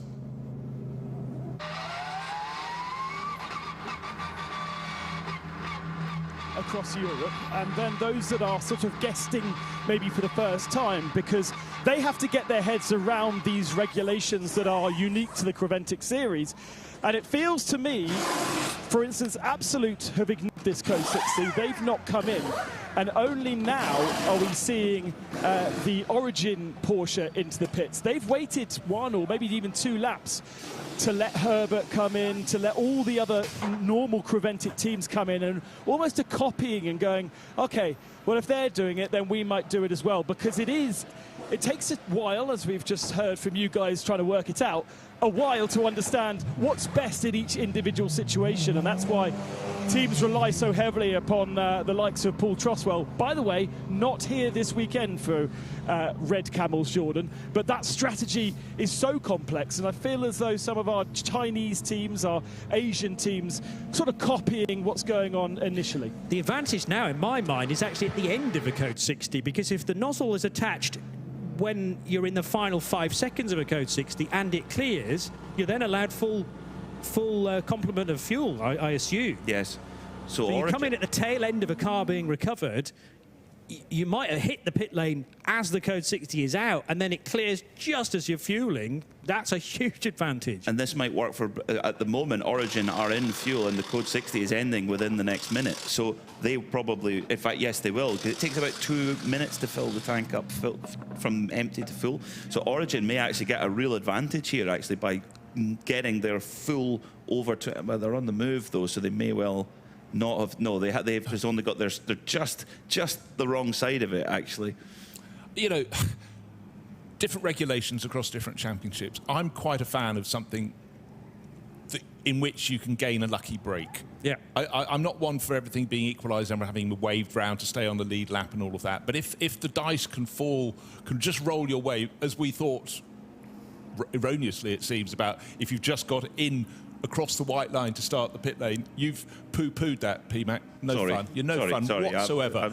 I'm fun police. But it's just the fact that, you know, if it's a 12-hour race, a 24-hour race, a little bit of luck at one point, you know, it can mix things up. Unfortunately, the team without luck is Vortex V8 because their car is now pushed back into the garage. But there is still luck involved, because if you get a really short code 60 and you've just missed the pit entry, well, that would be bad luck, because you're probably not going to get a chance to pit under code 60. So back to green flag racing we go then. And the crucial thing is the treble 6 car of Cao Chi Quan is still in the fueling area. The nozzle, well, he's left now. Why didn't they not fuel it for a little bit longer than that? Because they could have taken quite a bit more allocation as it turned green. That's our reading of the regulations, at least. Here's Ben. Yeah, they left just as we went back to green, so presumably the nozzle was already out. The team that benefited massively from that is Simpson Motorsport. They are still in there with their Continental Racing Audi, and there was a big celebration in the garage because they know that what you've been talking about has just fallen their way. Even though the fuel wasn't flowing, I would have kept the nozzle in, waited for the green flag, and then given it another big old blast. Lose a couple of seconds. Yeah. Doesn't matter. But Ben's spot on. Continental Racing by Audi, the fact that their nozzle was in as we went to green, they then get a full slop up, and so that means now that Audi, which is a quick car, you know, the balance of performance is fairly similar to what we had in Barcelona, and Audi was a rocket ship in Barcelona. So they could well be bringing back into the mix here. And Alexander Bukansov has put in a really strong stint, starting from the pit lane.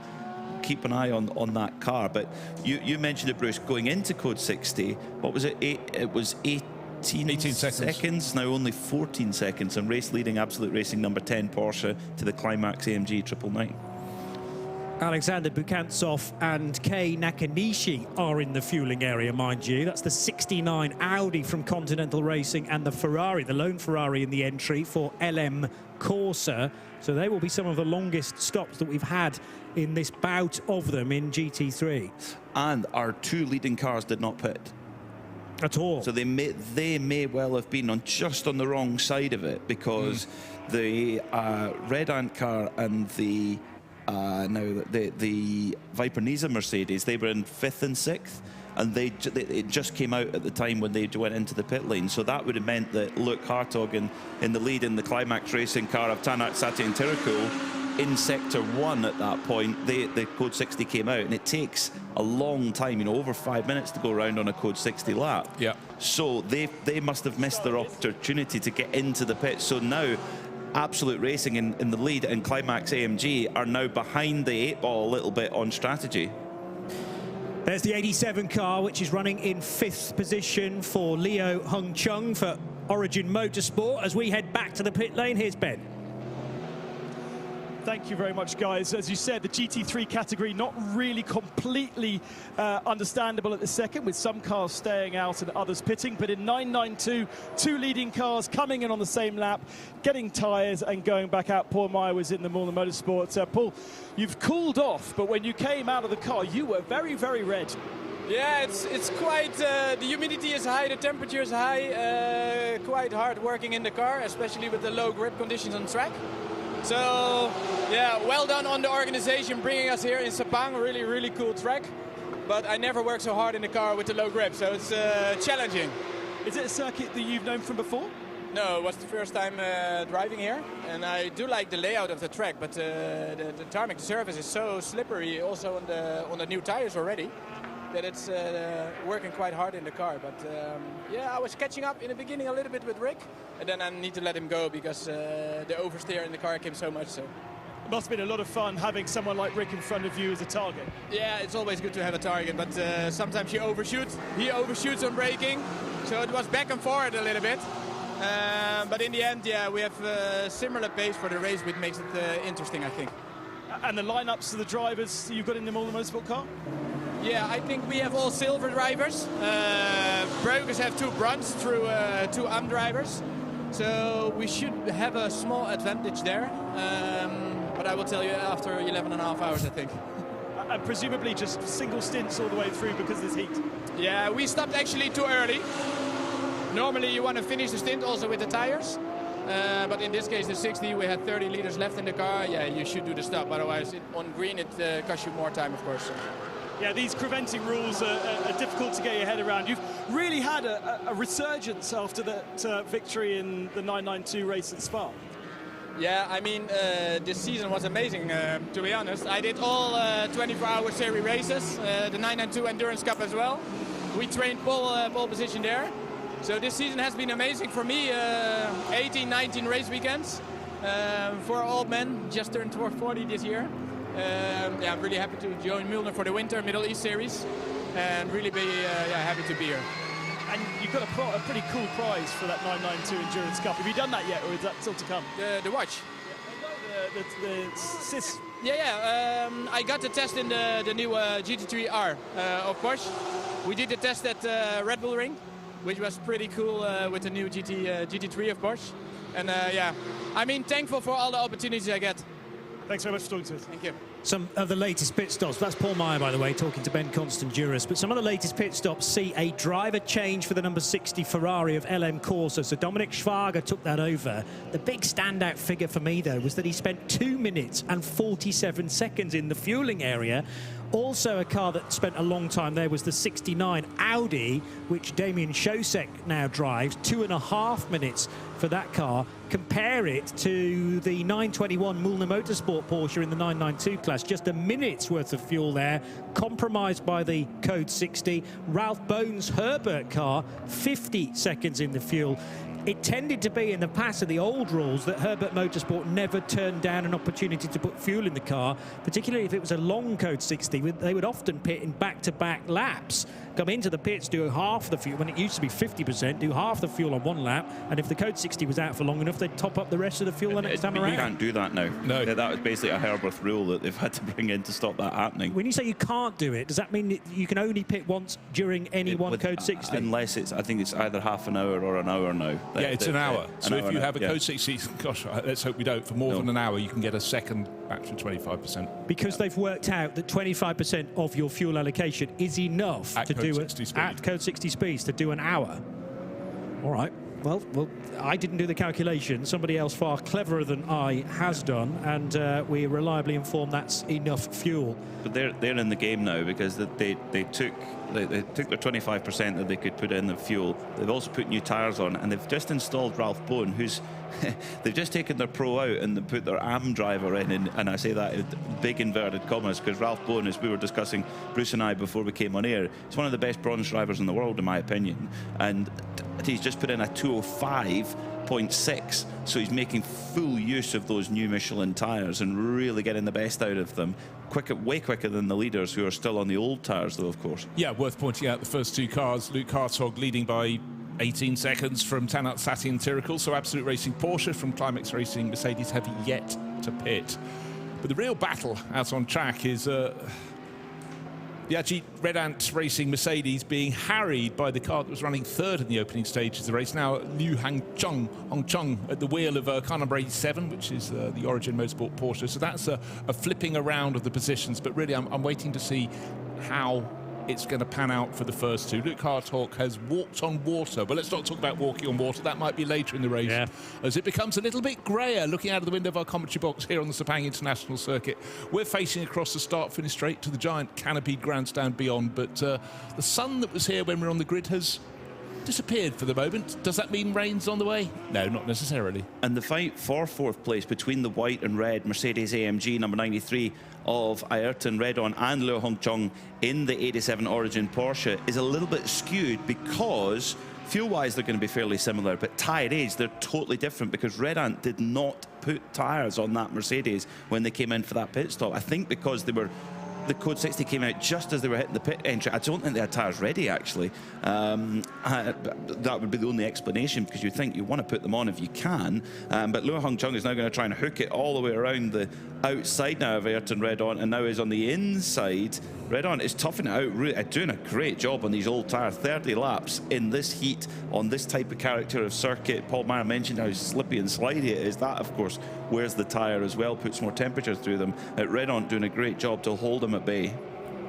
So through the second of the quick right-handers there, 7 and 8. The second of those known as the KLIA, or Clear Curve, named after the airport, which is just down the road. Perfect for those flying from distance, as we have done, to then find the Petronas Sepang International Circuit, just a short distance away. The downside of that is you miss out on a visit to Kuala Lumpur city centre, but I think we're factoring that in for tomorrow. Most certainly.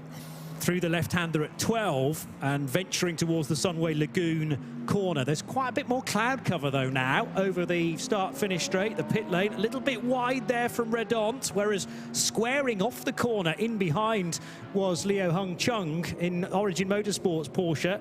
So different approach to turn 14, but actually the net result is it's about the same exit speed for both cars. Very late on the brakes indeed from Leo. And he got the Porsche stopped just about, but there was a fear, I'm sure, briefly in his mind that he might clatter into the back of the Mercedes. All is fine. They shoot past our commentary position, and this is still the fight for 4th and 5th places. Of course, Leo Hung Chung in that Origin car, that is an AM class car, so they would have got 40% fuel at that code 60, of course. So they're a little bit better on the fuel than Redon are, but they're doing a great job there to keep them at bay.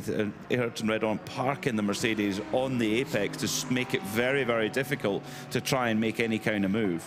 Yeah, every lap he can do like this, he's got the pain. He's got to go through the pain, not drop it. And Liu Han Cheng is not taking no for an answer, up into turn 4. Yep, job done. But at that point, Ayrton Redon would have gone, I'm hanging on as much as I can. Ben, what's the news from the pit lane? Yeah, into the pits, the Be Quick Absolute Racing machine. Now, I thought, is that a regular pit stop? Is there them just being forced to come in under green flag conditions because of fuel? No, not fuel. Flat spotted tyres. All 4 Michelins that came off the car with a big flat spot from Henk Hicks. So they've now got Andy Deng, or Deng Yi, in the car. He's a pretty decent hotshot silver out here in Asia, so should be fast, but that's really compromised them having to do a green flag pit stop thanks to a flat spotted 4 tyres. In for a penny, in for a pound, Ben, I think, but yeah, not helping the Be Quick passage in these early stages of the race, but we've crested that first hour. Got another 10 minutes under our belt. So. But they do that Be Quick car that's run by Absolute Racing has been strong all week, and they've got a not-so-secret weapon lingering in the back of the garage in Alessandro Gueretti, one of the most promising young drivers in the Porsche, full reigning Super Cup and Carrera Cup Deutschland champion, just been signed actually to Porsche as a contracted driver. And yeah, that car, the pace will be there later in the race for sure, make no mistake about that. Now we're an hour and 14 minutes into the race, albeit with just under 10 minutes of code 60 in there, and still the 2 leading cars, Absolute Porsche of Luke Hartog and Tanat Satir Tirukul for Climax AMG, they're still going on that original tank of fuel, so it's a long stint you can get here. Well, especially as I've just learned, you can do an hour's worth of code 60 on just a quarter of your fuel. I mean, code 60 is a third of the speed that you would normally do in the race, and yet you can eke out a quarter of your tank and make that work. So, I mean, how long did we... I'm sure somewhere on the timing I'll be able to tell you precisely how long that code 60 was, and therefore how much of the fuel mileage you're going to get back again. But it could be pivotal, that, and you need to have done your calculations correctly. It was a 7.5-minute code 60, so not that significant. What's that? An eighth of an hour. Work that out on a 25% fuel amount, but you'll buy back some of it. Clearly, Absolute Racing and Climax Racing are confident that there's still enough fuel in that car. Dominic Schwager in his LM Corsa Ferrari is just about the best placed, I would wager, for the next stint, though, because of the amount of fuel that LM Corsa were able to get into this car. So even though it's in 10th position, it's likely to be able to stay out probably longer than everybody else and could well lead the race as a result of that, assuming we don't get another code 60 within the next segment. So that car number 60 is down in 10th position, but this is a good opportunity if you're watching the race, enjoying it in both sound and vision as part of the Radio Show Limited network of channels, to witness the full lap with Dominic Schwager as the pilot. And heading then uphill into Langkawi corner. We've already labelled this as a good overtaking opportunity, but got to be cautious on the exit because of track limits. This feels like a really rewarding corner now, the nameless turn 5, which is high speed. Heading then to Genting curve, turn 6, and moments after you exit this corner, it's the end of the first sector. Lining up for a quick approach through 7, and the harder stop into KLIA curve. A high bank on the left, popular with spectators. Short, sharp straight heading to Berjaya Tioman corner, which is the downhill approach into turn 9. Then the uphill exit. Vipanitsa Mercedes just up ahead of Dominik Schwager, but that's not for position because Vipanitsa's Mercedes is a further lap on with Dominic Coe driving the number 65. However, Schwager's actually looking a little quicker than this Mercedes and might be able to get one of those lost laps back again.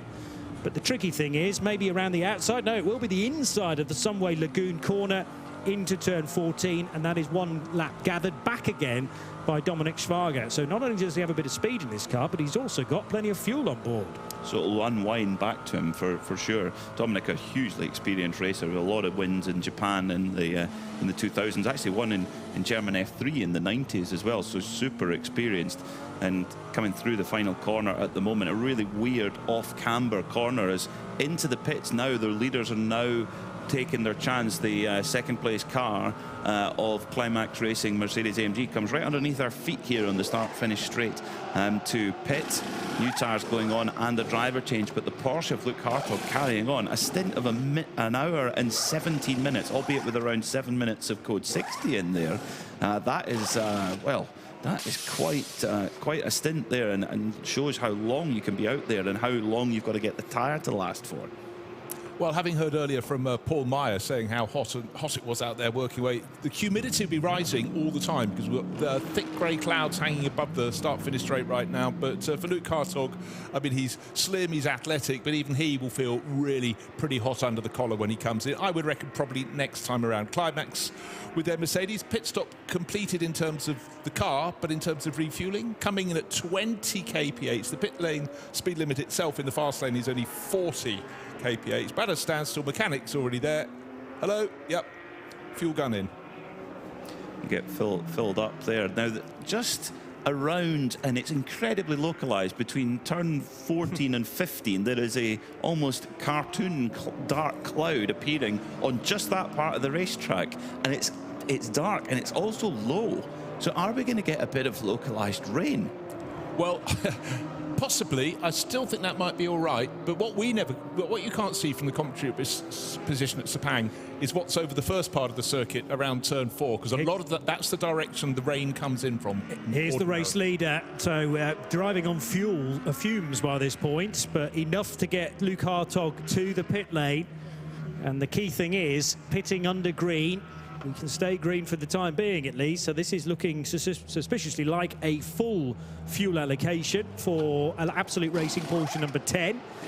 And in ahead of this car, Tanat Tatian Terikul pitted a lap previously, and the tyre driver, if they didn't do a driver change, is still in that Climax Racing Mercedes. That to be confirmed, but that car is in the fueling area as well. So pitting a lap apart, therefore leading by a full lap was Loic Hartog as he pitted, and sneaking up to second place, Ralph Bone for Herbert Motorsport. But we know that their pit stop was compromised. They weren't able to get a full amount of fuel into the Herbert Motorsport car.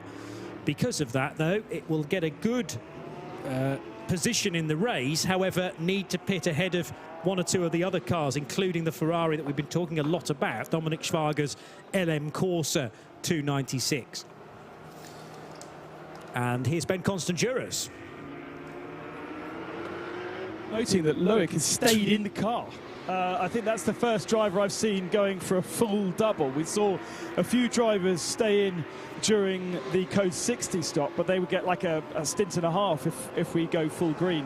But Loic under green flag conditions, and as I say, I want to talk to him because of course he's got 24-hour 24H series experience, and he can bring that to Absolute, and he can sort of educate Absolute in the ways of pit stops and these Code 60 regulations. Just 15% fuel under Code 60 brought in for this race and beyond.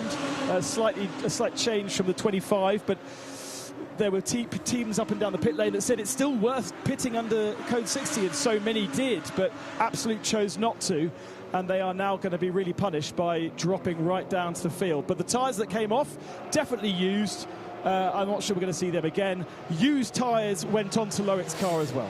What Loic Hartog will need to be, and the team will need to be careful of, is there is a maximum driving time in one stint, in one go, of 2.5 hours.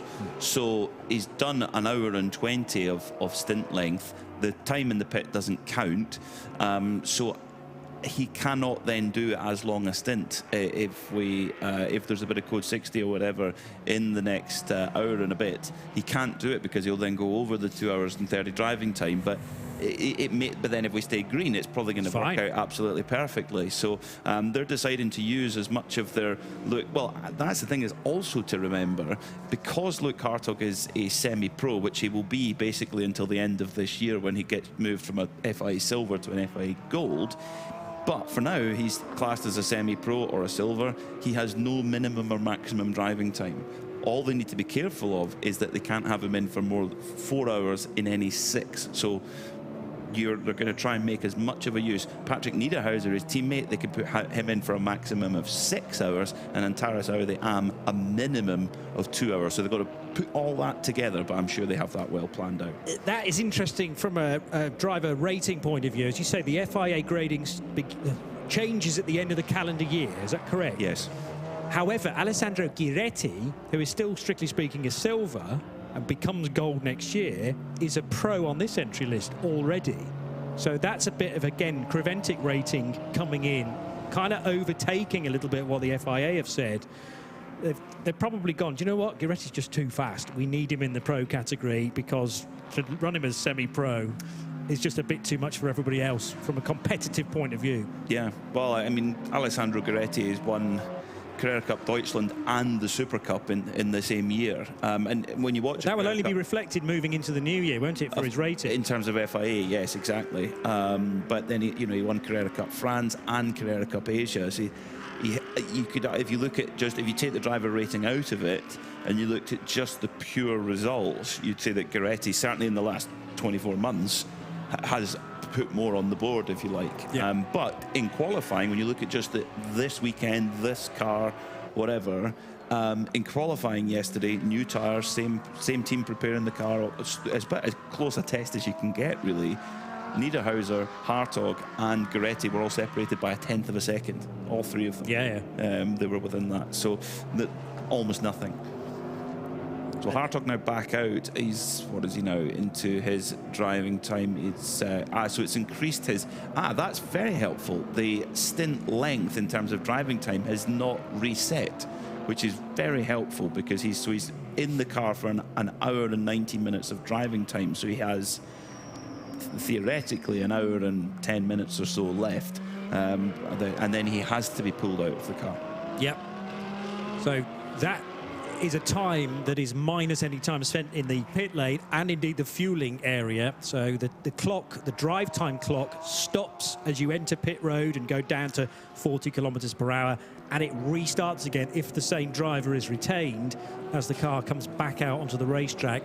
That's not the case for Ralph Bone, this car, number 91, because Ralph was put into the Herbert Motorsport Porsche at the last pit stop to take over from Robert Renauer, and likewise Leo Hung Chung took over from his co-driver, number 87. That was Bob Yuan, who started in the Origin Motorsport car. So Leo taking over, and he is the AM Plus in that entry. We still have Leo Yer, who is the semi-pro in the lineup for car number 87, to come a little later on, but 24 seconds, therefore, for Leo, number 87, to this point. And as Ben was making the point, one of the few drivers who stays on for a double stint is Luke Hartog, the other one being Ayrton Redont in number 93 Mercedes.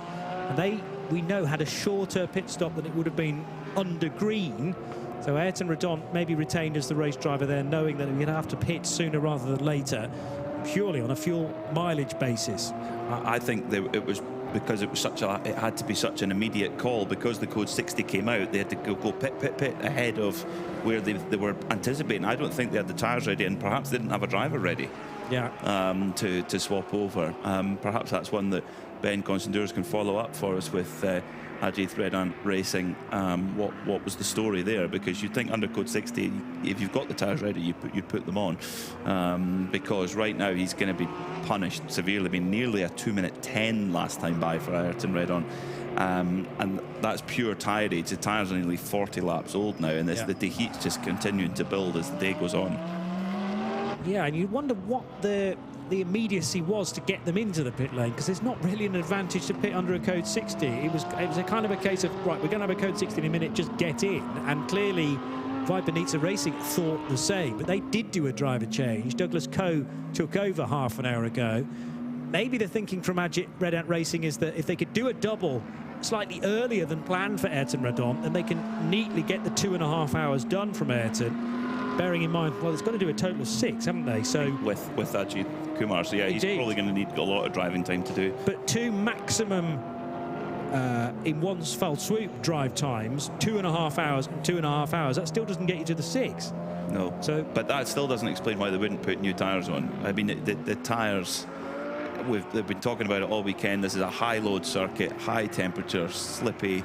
It's, you know, there's a huge advantage to put the new tyres on. Unless it's an RFID error. No, there wasn't. He didn't come in. We caught that on our footage. So just drove straight past. Straight to fuel. Yeah. I don't understand the advantage there. There isn't. There isn't an advantage. It used to be on the old. Didn't have one ready. Yeah. But that's definitely one for Ben to follow up for us, for sure.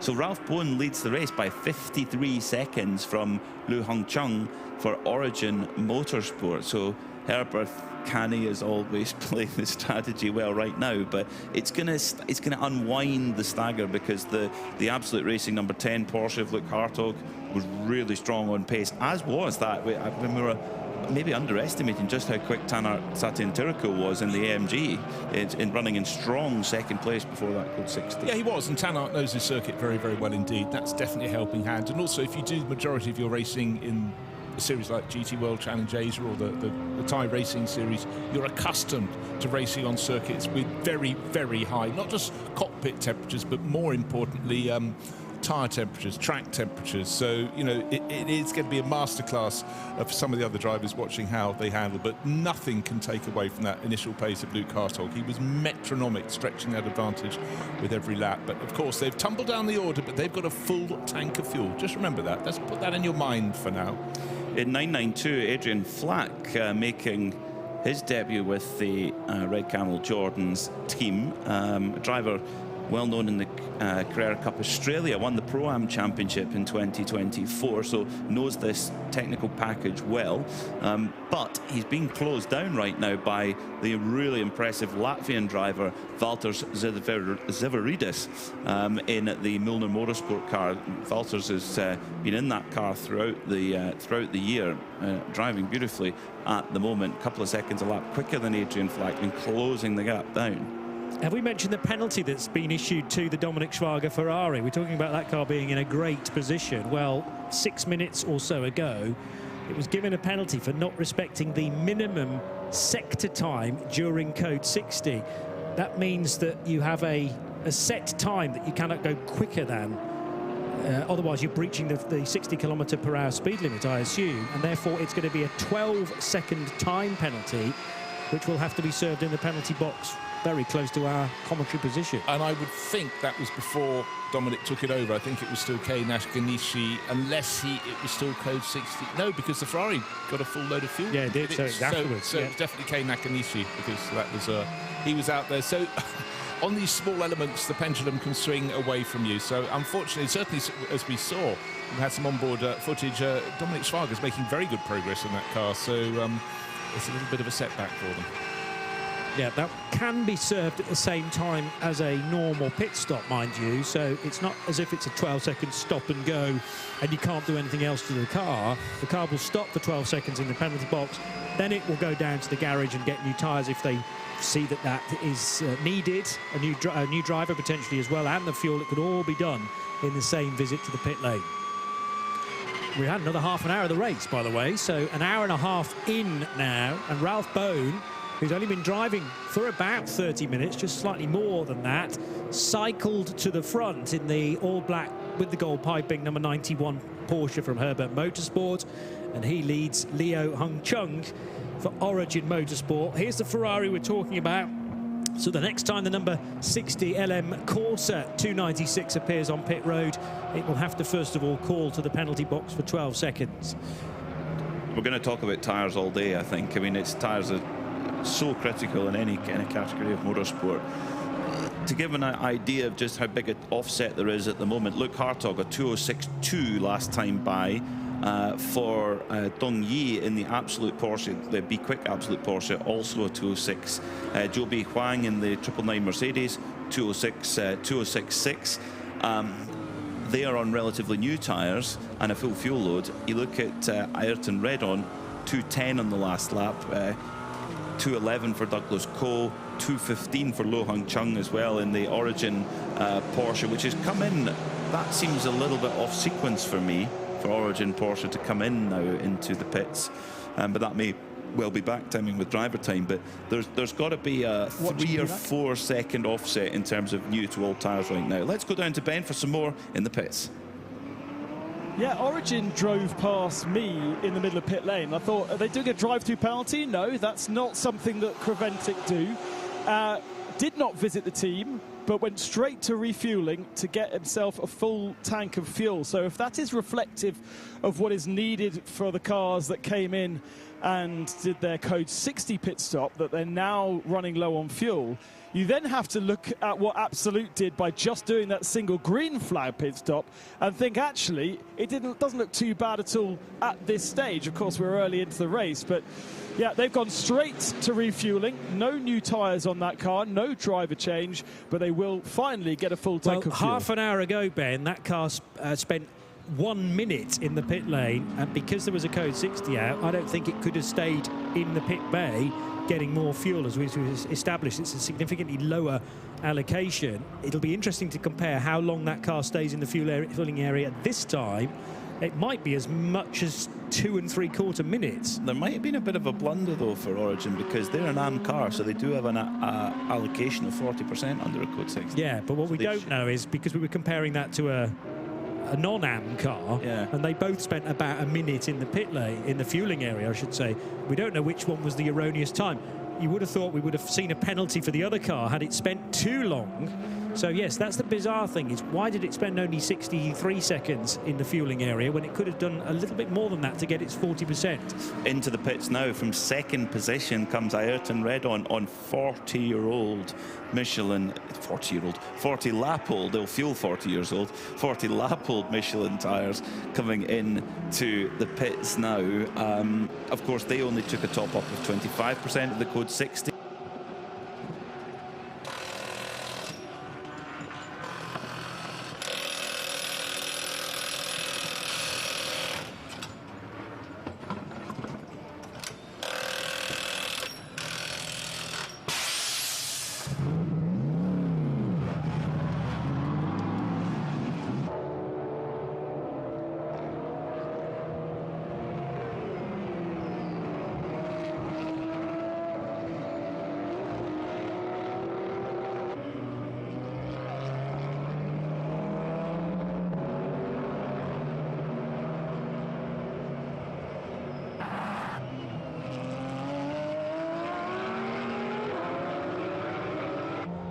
Adrian Flack still being run down by Valtteri Siveridis, so we could well see Milner lead the race for the first time in 992.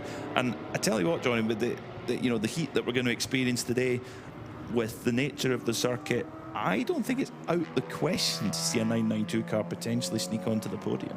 Yeah.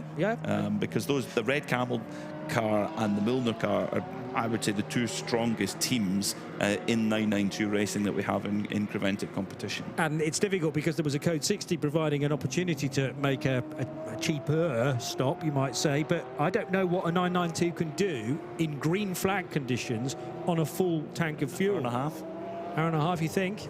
Well, Yeah, again, that's hugely more than a GT3 car. You're not doing as many miles, kilometres on a single stint. But we've seen many times at the Nürburgring as well, particularly in the early stages of a Nürburgring Langstrecken Series race, that often you can have a 992 class car leading at the end of the first hour because they can stay out a little bit longer. Well, we got, I mean, albeit with 7.5 minutes of Code 60, we had an hour and 20 minutes for the leading GT3 Porsche for Absolute Racing. So I'd say at least an hour and a half is possible for a Porsche 992 Cup car, which then, of course, that length of stint really helps. Their bigger problem might be there is making a tyre last that long. They might be really screaming for tyres by that stage. So that strategical element is going to play a factor today for sure. Little bit of traffic. The Asbest Cupra holding up Adrian Flack a touch there as now Valter Severidis, the Latvian, trying to line up his move and take Müllner to the front of the race. He's been quicker, much quicker this last laps, basically since he got into the car. And yeah, car moving around a little bit on the curb, but for Valters, if you grow up in Latvia, you're used to driving on loose surface. Yeah. The main roads in Latvia, yeah, you get beautifully tarmac, but as soon as you turn off onto a side road, it's perfectly graded gravel, very smooth gravel. And so you, even driving at normal road speed, you're used to a car just moving ever so slightly. So, and then of course in the winter, driving on ice and snow a lot too. So Valters is semi-pro, did you say? Yeah. Compared to Adrian Flack, who is chasing down, who is the one of the AM elements in the Brukers family car. Ivo Brukers, who's the dad of Rick and Luke. Rick, the older of the two brothers, both semi-pro. Ivo, the dad, is AM, and Adrian Flack of Australia is also AM. So that's part of the reason why this gap has come down a little bit as well. Just down to driver experience and being more comfortable at the wheel of a 992 car, potentially. And as you say, Valter Svidris is mightily experienced, not necessarily in this part of the world, but with a car moving beneath them. The 909 car, I thought, was going a tad wide, maybe to go into the pit lane, but they're both going to stay out. This is the lead battle in 992. Herbert Motorsport into the pits from the lead. So, of course, at the last Code 60, 25% of fuel. That's obviously run out now. And into the pits, they come with Ralph Bowen on board. Of course, they put new tyres on during the Code 60, so they've not got to then do that under green flag. So Herbert, as they do, playing it so canny, they'll now get to fill that car right up with fuel, and Ralph Bowen can get going with a full stint. But in that sort of mini stint, if you like, putting in some good pace, as we're so used to seeing. I mean, Herbert this year have been less present in the European season of the Michelin 12H series, having been so dominant in 2024, doing other bits and pieces. It's great to have them back. It's almost not 24-hour series racing without Herbert, with the Renault brothers, with Ralph Bowen. They're a great reference point. If you can come to any race and beat them, you've really had to get out of bed early to do that. Yep. Yeah, it's a similar situation with an ACO rules race, in that we joked for a long time that you can't officially run one of those without an AF Corsa Ferrari in it. And that's certainly the case over the years for the 24H series. Of course, you can have events, but there's something missing when Herbert Motorsport aren't on the entry list, and great to have the 91 car here. We've had several entries from Herbert Motorsport in one race in the past, as well as many as, I think, 3 Porsches before now. By the way, the green flag pit stop for the 87 Porsche, which Leo Hangchang remained at the wheel of, spent 3 minutes and 11 seconds in fueling alone, as now Valter Svidris trying the unconventional route through 13, 14, and then tucking tightly on the inside of Adrian Flack to try and draw level. He couldn't quite do that, but he is in the wheel tracks of the Australian and carrying a bit more speed down this back straight, which almost runs exactly parallel with the Kuala Lumpur straight. The start-finish line down the inside will go the Austrian, and should be able to keep or gain the place by actually giving Adrian Flack a fair bit of racing room on the outside. He could have done the ungentlemanly thing and elbowed the orange and black car towards the curb and beyond as well. But actually Flack on the straight line speed is still right there with the Austrian racer. Latvian, thank you. Don't know why I thought it was Austrian. Similar flag colours, but in a different order. And down the inside then will go the Latvian, the 921, to take the race lead. Finally it's done, but it took about 4 corners to establish it. Had to set it up. Classic Sepang. That's why we love coming here. That's why this is such a good circuit for racing. So, yeah, this all began, well, back at turn 14 in actual fact, but it was finished off with Zvidris around the outside line and giving Flack plenty of racing room again. But Flack just wasn't going to give it to Valters as easily as he wanted to take it. And they draw door mirror to door mirror through turn 2 as well. And now on the loose, PMAX already mentioned those loose roads in Latvia, and Valters Zvidris is showing his car control. Not for the first time, the Milner Motorsport car a little bit oversteery, and that was the case not with this driver, but when Paul Meyer was at the wheel. And yeah, it seemed to be on older tyres, a real loose handling car. That might be the way that it's been instructed to Milner Motorsports mechanics to set it up, however. It's going to make it tough over the course of the day. I mean, when the darkness hours, it might not be so bad, but yeah, big slide going on. Valters, oh, fantastic. Gets it right up over the curb and paints a Michelin rubber onto the overrun there. Fantastic stuff. It's interesting when the Breukers family with Red Camel Racing, excuse me, they have run the Porsche 992 for so many seasons now, but they did one race at Barcelona last year with an Audi GT3, and we were all so excited going, oh guys, like, you know, how cool was that, driving the GT3? And they were actually like, we missed our Porsche, we missed our Cup car, which is a little bit more raw, it's a little bit more hard-edged to drive, and they loved that element of it. So into the penalty box. Yeah, 38 seconds this car's going to have to serve, exceeding the speed limit in the refueling area. And that, I assume, was on the previous pit stop. The penalty was issued only 5 minutes ago, and the car had only had one pit stop prior to that. So that was after Adrian Flack took it over from Rick Breukers, and it was clearly detected at going higher than 20 kilometers per hour. I'm not sure whether 38 seconds is indicative of just how much faster it was, because in a World Endurance Championship meeting, for instance, every single kilometre is, I think, €100 of a penalty to pay. Oh, dear. Here is Ben Constanduris as the 921 Milner Motorsport car is in fueling now. Yeah, so it's completely missed me again. Another car driving straight past its mechanics. And this is where the two cars now split strategy. On the first round of pit stops, both of our 992 leaders decided to do the same thing. But Red Camels are changing the tyres. They're putting on a slightly used set. So let's presume that's a set that it did qualifying earlier on. All four, and a driver change, so Adrian Flack getting out, but Milner Motorsport keeping their driver in and crucially keeping those tyres on, so they've got to do a double stint. With this cloud cover, though, it is definitely cooler than it was this morning, so that will help them out up until the cloud cover clears, and then it'll get boiling again. Luke Breukers jumping in there, so Red Camel's trying to cycle through their drivers quickly, keep nice short stints. I think that's the way to go. I mean, if you can get that driver change done while tyres are going on and not cost any more time, I think you want to cycle through as quick as you can, because that's the trust me, I'd much rather be here in the heat at Sepang than in the cold at home in Europe, but it's a challenge for the drivers, but that's why they come here, to put themselves to the test. Driver change also going on for Viper Nisa Racing, local Malaysian team who come all the way over to Europe to compete with us in the Michelin 24-hour series all year. This is very much their home event. Driver change still going on there, so this is what we're talking about now. Time is being wasted. If you can't get the driver change done before the tyre change is done, you're giving away time. The fuel fill times will be interesting to compare now, even though clearly the Red Camel Jordan.nl car is going to be spending longer in the pit lane because of its 38 seconds that it had to serve in the penalty box. But it's my understanding that both of those cars, the 909 and the 921, will get the same fuel flow, even though on paper the Mulner Motorsport driving talent is high.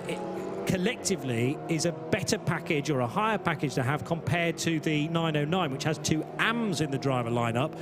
One of the strongest on paper is Mulner Motorsport with 4 semi-pros. So they are in the 992 Pro class. There's, strictly speaking, no weak link there. So Valtters Zviedris, who've been talking a lot about, Paul Meyer, who did the opening stint, Bailey Hall, who's the in his early 20s Australian racer. And then we've got Liang Jiatong, again with an English first nickname, if you like, and I wrote that down. It's Alex Liang, who is part of the 921 Mulner Motorsport crew. I'll work out precisely how long each of those Porsches spent in the fueling area. They're still there, actually. Zviedris has not pulled away yet, and Adrian Flack will be 38 seconds later departing the fueling area, there or thereabouts. But here's the race leader, PMAC. Driver change also, so very, very short stint for Ralph Bowen, who normally we see him do his full allocation of 2 stints in a row, but different game here today at Sepang. So it's Alfred Renauer, twin brother of Robert, now at the wheel as Modena Motorsport going to do their pit stop as well. Now, slight correction, it used to be that it was 25% that you're allowed to fill under a code 60 at the fuel pump, but it has changed for this race. It's only 15%, and that makes a lot more sense, that how much quicker the teams who did pit under code 60 and fuel up, why they were into the pit so soon after. So yeah, 15% is the change there. So why did Ayrton Redon get the call box now when you get 15% of fuel and they didn't change tyres like you keep saying? Yeah, that's the worst of all worlds, isn't it? Yeah, maybe not the right call. Might just be an error. And even if we do ask the question, you might not. Or it's a habit, because if the Red Ant Racing are multiple champion in this series in the 992 class, and generally in the past, as soon as the code 60 came out, you go, right, let's go, let's get into the pits, let's get some work done for cheap, if you like. But it's actually not necessarily the case now. Certainly, that is quite a big change to have that 15% rather than 25. Luke Breukers now on board. So Red Camel circling through, starting with Rick Breukers, then to Adrian Flack, and now to Luke. Now the time, Ben very cleverly spotted that it wasn't brand new tyres, it was slightly used. Indeed, they're 4 laps old, so they are qualifying tyres going on the Red Camel Jordan's car. But the Red Camel's car, compared to Mulner Motorsport's machine, because of that penalty, the net deficit ends up being about a minute. So 909 spent 5 minutes in pit lane total, whereas it was just under 4 minutes, roughly speaking. I think there is a little bit of a sliding scale as far as these pit stop times in total are concerned. Timeservice.nl will have them down to the absolute 1,000th of a second in and out times. Ben Constanduras, meantime, has a question for us. Yeah, I know this is maybe slightly dangerous, but debate amongst yourselves. If you've done a qualifying stint on a set of tyres, so you've set the pressures to come up early to get good performance, 4 or 5 laps out of a tyre, and then you've put them in the garage and you have to use them in the race, I wonder how much life that takes out of the tyre versus if you are bolting on a tyre specifically for race conditions. So you'll set the cambers and the pressures differently for race conditions than you will do for qualifying. And I wonder how much more you can get out of the Michelin tyre if you do that versus having to use these qualifying tyres. Because I'm thinking Mulner Motorsport are about to do a whole second stint on those tyres they've got on their car. Red Camels have been going through their qualifying tyres. All 3 of their pit stops so far have been with qualifying tyres. So I wonder how much difference you can get between the two. I'll find an answer. I'm asking you guys debate, and I'll find an answer for you. The other answer I wouldn't mind well. from you, Ben, if one of the teams will tell you, can you split your qualifying sets, or do they have to be used as a full set than when they then used in the race? Or could you just change, I don't know, front 2 tyres and get through them in half, double the time, so therefore you're actually interrupting your race stints more so because you're only using half of your qualifying tyres in each stint. But again, it's something to think about when you're not necessarily compromising all of the car. But I don't know whether that's stipulated in the regulations. I haven't seen it, whether they have to be kept as a set of tyres all the way through the race. PMAC, what were you going to say? Well, that's something that you'll see in rallying in particular, where you put certain tyres on certain parts of the car, and mixing them up. So that could well be a point of this is a clockwise circuit, so the left-hand side tyres, particularly the left front's going to get a bit of a pounding round here. What does surprise me though is Milner Motorsport taking that car out again for another stint. 21 lap old tyres now, and they have experienced, I would say, more tyre drop off than Red Camel have so far in the race. So is that going to work, or is it something that they feel they have to do and they have to take the pain now?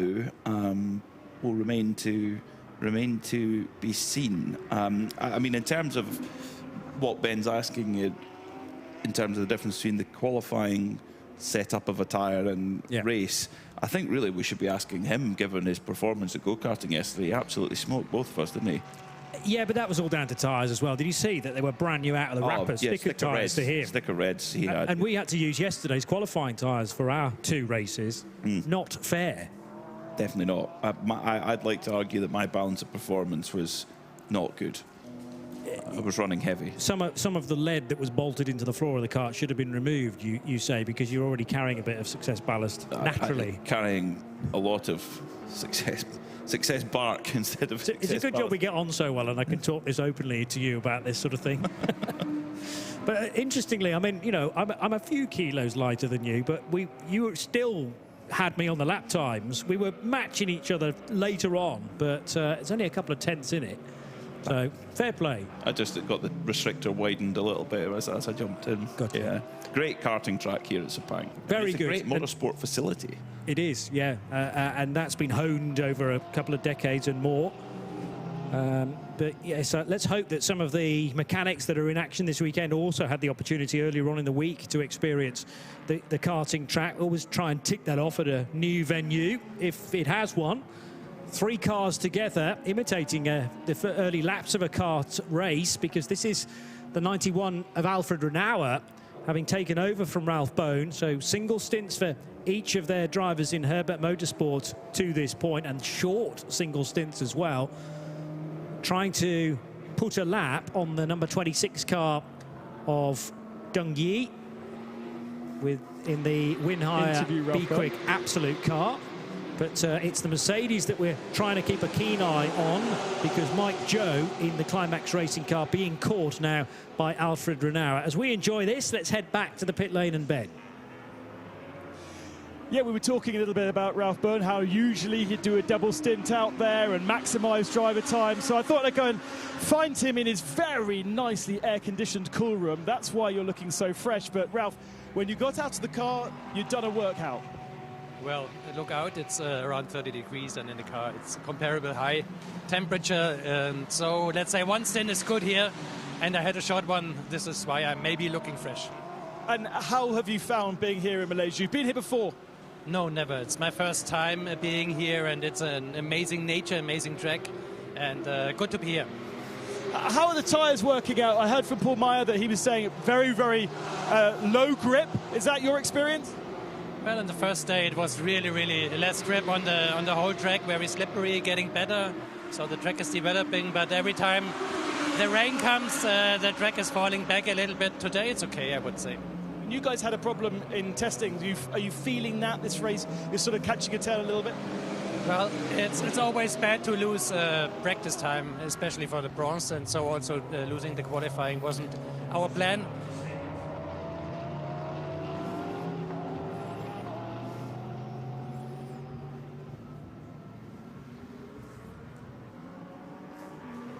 The Creventic series in Europe versus these Asian teams coming in for the first time? Well, there's no difference if it is a team from Asia or from Europe or from elsewhere of the world. So I would say they are very competitive, so the ones you are looking at. And let's see, it's just starting with the 12 hours, and you know it's a long way to go. I'm going to ask you a question that's not necessarily related to you, but I know you're a very bright man, so you'll be able to tell us. When you do a qualifying stint, you'll set your tyres for one pressure, one camber. Having to use those qualifying tyres now in the race, how much performance are you losing in that stint versus a fresh set of tyres for a whole stint, or maybe two? Well, sure. Every time you're using a fresh set of tyres, a new set of tyres, you're losing the peak. For sure, this is if you do it in qualify or in the race. So, and you're losing for sure this peak over the whole stint. So I think it's no big difference. Well. Thank you very much for your time. Yeah, thank you. So Ralph Bone chatting to Ben Constanduras. They're in the luxurious position whereby they don't need to worry about any tyres used yesterday. That's the one upside of not doing qualifying, is that they have fresh sets of tyres every single stint now.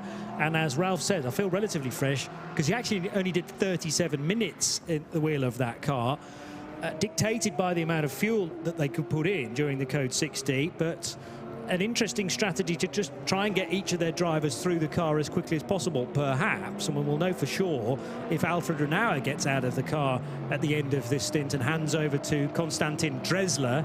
But that would mean that the full complement were used in the opening first few hours of the 91 run.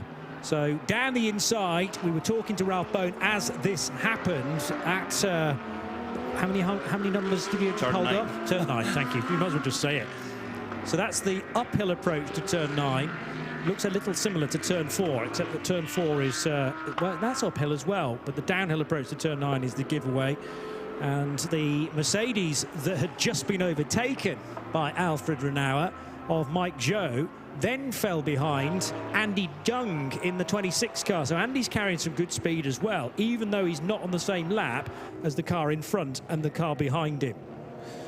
So, of course, Herbert have got to put their plan, like every team does, to put their plan together of driver times. I mean, Robert Renauer, who is their star driver, you know, pro-graded driver, he has a maximum of 4 hours that he can do throughout the race. Interestingly, Alfred, his twin brother, no minimum or maximum. So Alfred, who's in the car right now, they can use him as much as they want, as long as they don't break 4 hours of driving time in every 6. And Alfred driving superbly today, to the surprise of nobody, but a real secret weapon, much like Luke Hartog in the Absolute Racing car. Again, no minimum maximum drive time for him.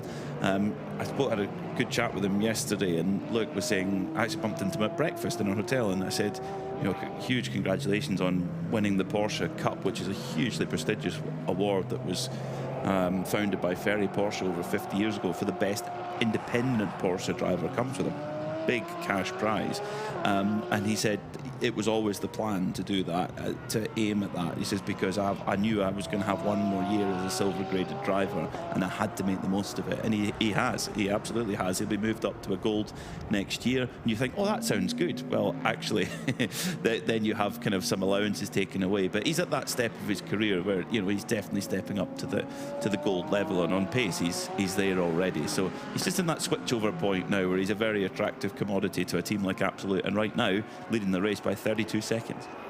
Yeah, very impressive opening stint, and the fact that he was also able to fuel save, it seems, because that Code 60 shouldn't have got him that far into the opening stint, and we wondered quite how much fuel was still on board the dark blue Porsche, but he got it to the end, and they were able to put fuel into that car. Very deep indeed for the 610 racing car of Lu Jiwei, and the treble 6 numbered car in 10th position. The other car that's going rather nicely at this stage is the Mercedes of Vipanitsa Racing, because Melvin Moe, quickest of the 3 drivers that have been in that so far, another team that have cycled through their drivers rather quickly. So Dominic Ang did the opening stint, Douglas Coe the second stint, and Melvin Moe now in 3rd. Even though they're all AM drivers, Melvin is the quickest of the day. Lu Jiwei seeming to really struggle with understeer in that 666 machine. That's, yeah, again, high track temperature, low grip can be an issue. Viper Niza Racing making a move. Car number 65, Melvin Moe, making a move on track past the Lippert Motorsport Lamborghini of Thomas Carlson, but not for position, of course, because that Lippert car lost nearly 3 laps early on with a rear wing that detached, sheared bolts, and had to be reattached, which cost a lot of time. Certainly kept Marcus Ericsson guessing, I'm sure, in those opening laps. Yeah, well, how long was he feeling that before it properly failed? There would have been certainly some unusual behaviour from the tail end of that car. GT3 is heavily reliant on that huge rear wing, on whether it be a Lamborghini or this car, the Mercedes of Melvin Moe, the Porsche as well. It's an integral part of a modern-day GT3 car, and I bet you can feel it starting to snap before it finally does give way. Melvin Moe, the quickest in 65 to this point. That's rather throwing down the gauntlet, though, to his teammates Douglas Coe and Dom Ang. And they make a brilliant combination, considering none of them are higher than an AM grading. But you could be forgiven for thinking that was not the case in qualifying yesterday. They do have local knowledge, however. They'll know this place very well, being a Malaysian flag team, and all 3 drivers from this country too.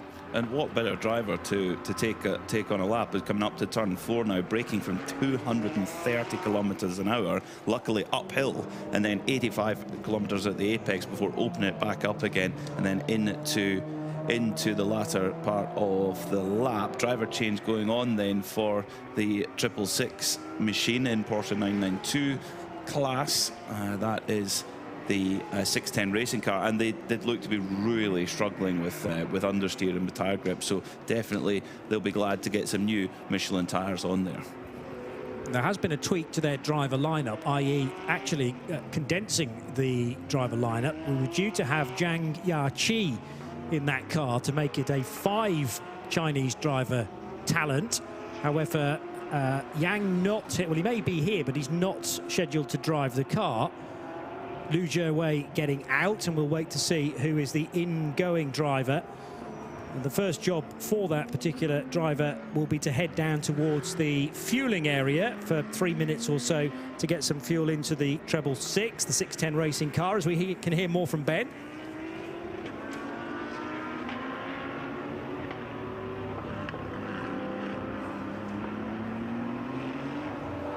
Inside shoulder of the front left tyre is down to canvas, and that is why we saw huge understeer from the driver coming into the pits. How long? I think they'd only done about 35 laps, so it wasn't excessive, but I noticed when he came out the pits he was quite an aggressive driver, and I think he has just absolutely gone. The front tyres are done. They need to be put in the bin. Even the Michelin tyre man here shook his head when he saw the state. Liu Jiawei had already had a bit of an understeering moment that you noted going deep into, was that turn 15? So many, but yeah, every corner the front was just going 32 laps on those tyres. So bear that in mind, though, for the what will now be back to the lead of the race, Milner Motorsport. They're on 26 laps on those tyres, and they've still got quite a bit to go. So yeah, it's definitely something to keep an eye on. Of course, in the way that you can set up the Porsche 992 Cup cars, if you get that wrong, then it can wear the tyre out very, very quickly. Michelin with a huge team of engineers here who keep an watchful eye and will advise the teams on what cambers, pressures, etc. to run. And yeah, Michelin taking a very close look there at those tyres. Now, interesting, Ben says the tyres go in the bin. They actually don't go in the bin. Michelin, or for every tyre manufacturer, be the same in racing.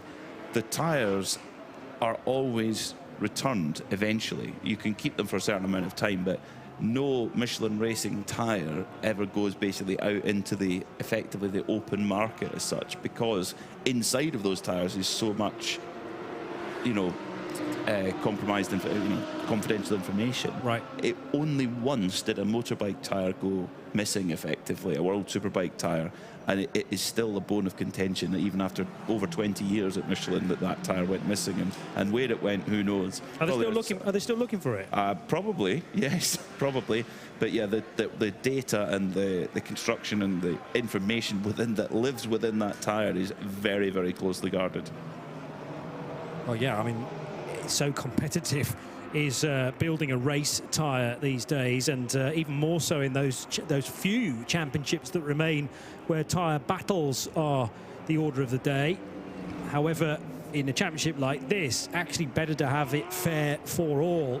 So it's the same compound regardless of tyre size and class, is it? Yeah, H2, so it's a pretty hard tyre as far as... H standing for hard. Yeah, and generally, certainly in the rallying tyres, the softer you go, the lower the number is.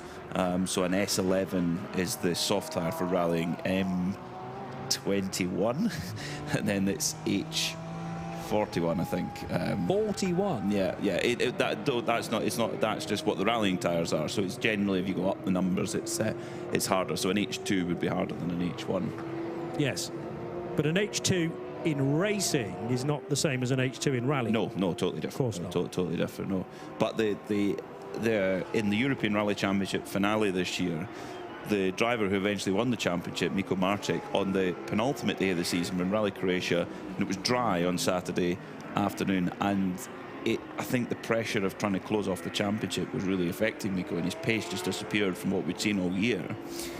But then the rain came on Sunday, and he all of a sudden was over 10 seconds a stage faster than his rivals who were on a different manufacturer. And I asked him at the end of the stage, where's the big change? What's working today that wasn't yesterday? And he just said, it's a Michelin tyre. Wow. And I said, well, what is it that works so well? He goes, he just sort of shrugs and went, it's just Michelin tyres. And that day, in those conditions, the Michelin wet was the difference between winning and losing the championship compared to his rival that was running a different manufacturer. Bit of a moment for Damien Chotek, I noticed there, heading into turn 15, where again he was struggling to arrest the speed on the car, and that might be down to some rather second-hand tyres now on the front of the 69 Audi, the team known as Continental Racing, which has got nothing to do with tyres, incidentally. It runs on Michelin's as well. Continental Racing by Simpson Motorsport, that Audi that started from the pit lane. And here's the Be Quick car, 8th position. I know that courtesy of the Lumirank digital numbers, which are very nifty indeed. They cycle between its class position, but also what should be 3 letters as a short form of the driver. But I think at least 2 of those letters are a bit funky at this stage. Be Quick car with that black and yellow livery with the kind of checkered pattern on it as well. It's got a bit of a kind of New York taxi look about it. I was thinking, yeah, see that, yes. Maybe it's the Crazy Taxi. That was a great game. I loved playing that when I was younger. So the 26 car heading out of the Sunway Lagoon corner and down the Penang Straight now, which is between 14 and 15. And the Be Quick car, where in the order? 26 is 8th position for Andy Dung. And having done 54 laps, compare that to the race leader, Loic Hartog, in the Absolute Racing Porsche on lap 57 currently. So 56 completed, 57 being worked, as we welcome back to the pit lane John Hindhaugh. Hello. Overcast, black clouds, and I mean proper black cloud, right above the pit lane at the moment, which is sort of good because there's less sunshine, but as soon as the cloud cover does come over, it's a bit like pulling a duvet over your head. It keeps all the warmth in, as it were. I'm sure there's a more meteorological term for that than the way I've just described it. Don't have to have the camera for this one, but I've just been digging into this tyre issue for 610 Racing that Ben was reporting on at the end of his last stint. I've spoken to Terry, who's a very, very experienced race engineer. She's worked with Herbert and Huber in the past. Just a couple of things to add to that. So that was a used set of tyres. They had 7 qualifying laps on them when that Porsche went out, and then they did about another 20 odd laps on top of that, an hour's worth of racing. And what they think is that they did exactly the same on the previous set of tyres, and they had no problems at all. What they think was that perhaps the driver was just a little bit over ambitious on the first, certainly the first lap out. They are cooled, of course, no tyre warmers, and putting that second heat cycle through the tyre, you have to be uber careful. Of course, the opening laps are always important, but with this second heat cycle, it seems, with these hot temperatures on the circuit, you do have to bring those tyres in if they've been used previously in the weekend. And remember that each team that did qualifying have 3 sets of the Michelin tyres that they're used in qualifying that they must use in the race. So not a car setup problem, not a curb problem, not even a tyre problem, basically just understanding that second heat cycle and these new regulations that we have for this weekend. An issue that might strike in the first attempt to run qualifying tyres, but you can learn quite a bit then about doing that later on in the race. It might not necessarily be the same driver, of course, so that's when it's very important to pass on the information, assuming the driver that needs it is not in the car. Because if it's done on the team radio, it needs to be quick and sharp, and a driver's not necessarily in a point where they can take on board lots of information, having to hustle a car at great speed around this fabulous track. A great job at the front of the field at the moment from Absolute Racing Porsche's Luke Hartog, because his age of tyres now is up to 28 laps, whereas Alfred Renauer, who's chasing him and is nibbling time out a couple of tenths a lap at the moment in second place, but Alfred Renauer's tyres are 14 laps old. So Hartog really making good use of those older tyres and getting the best out of it. Right now, he's got 23 minutes of theoretical stint time left before he has to pit. So we have stayed green throughout his second stint, so he should be into the pit lane. Well, he has to be into the pit lane within the next 23 minutes. Now, Vortex have had a troubled day so far, but drivers getting helmeted up, and we've got more update from John Hindhaugh in their garage. Yeah, I'm not sure the drivers need to be here quite so soon. Still work going on at the back of the engine and the front of the gearbox of this tremendously lovely little machine. You know, the team behind this, they want to do things their own way. Full carbon fibre now, this Vortex 2.0. They're working around the gearbox actuator, and what is that? It's got a spanner on underneath. It looks like they're going to have to take the floor off, is what they're doing. Maybe they're tightening the floor up. Oh, no, they're tightening the floor up because bodywork is coming back. Peter, I think you might have been right.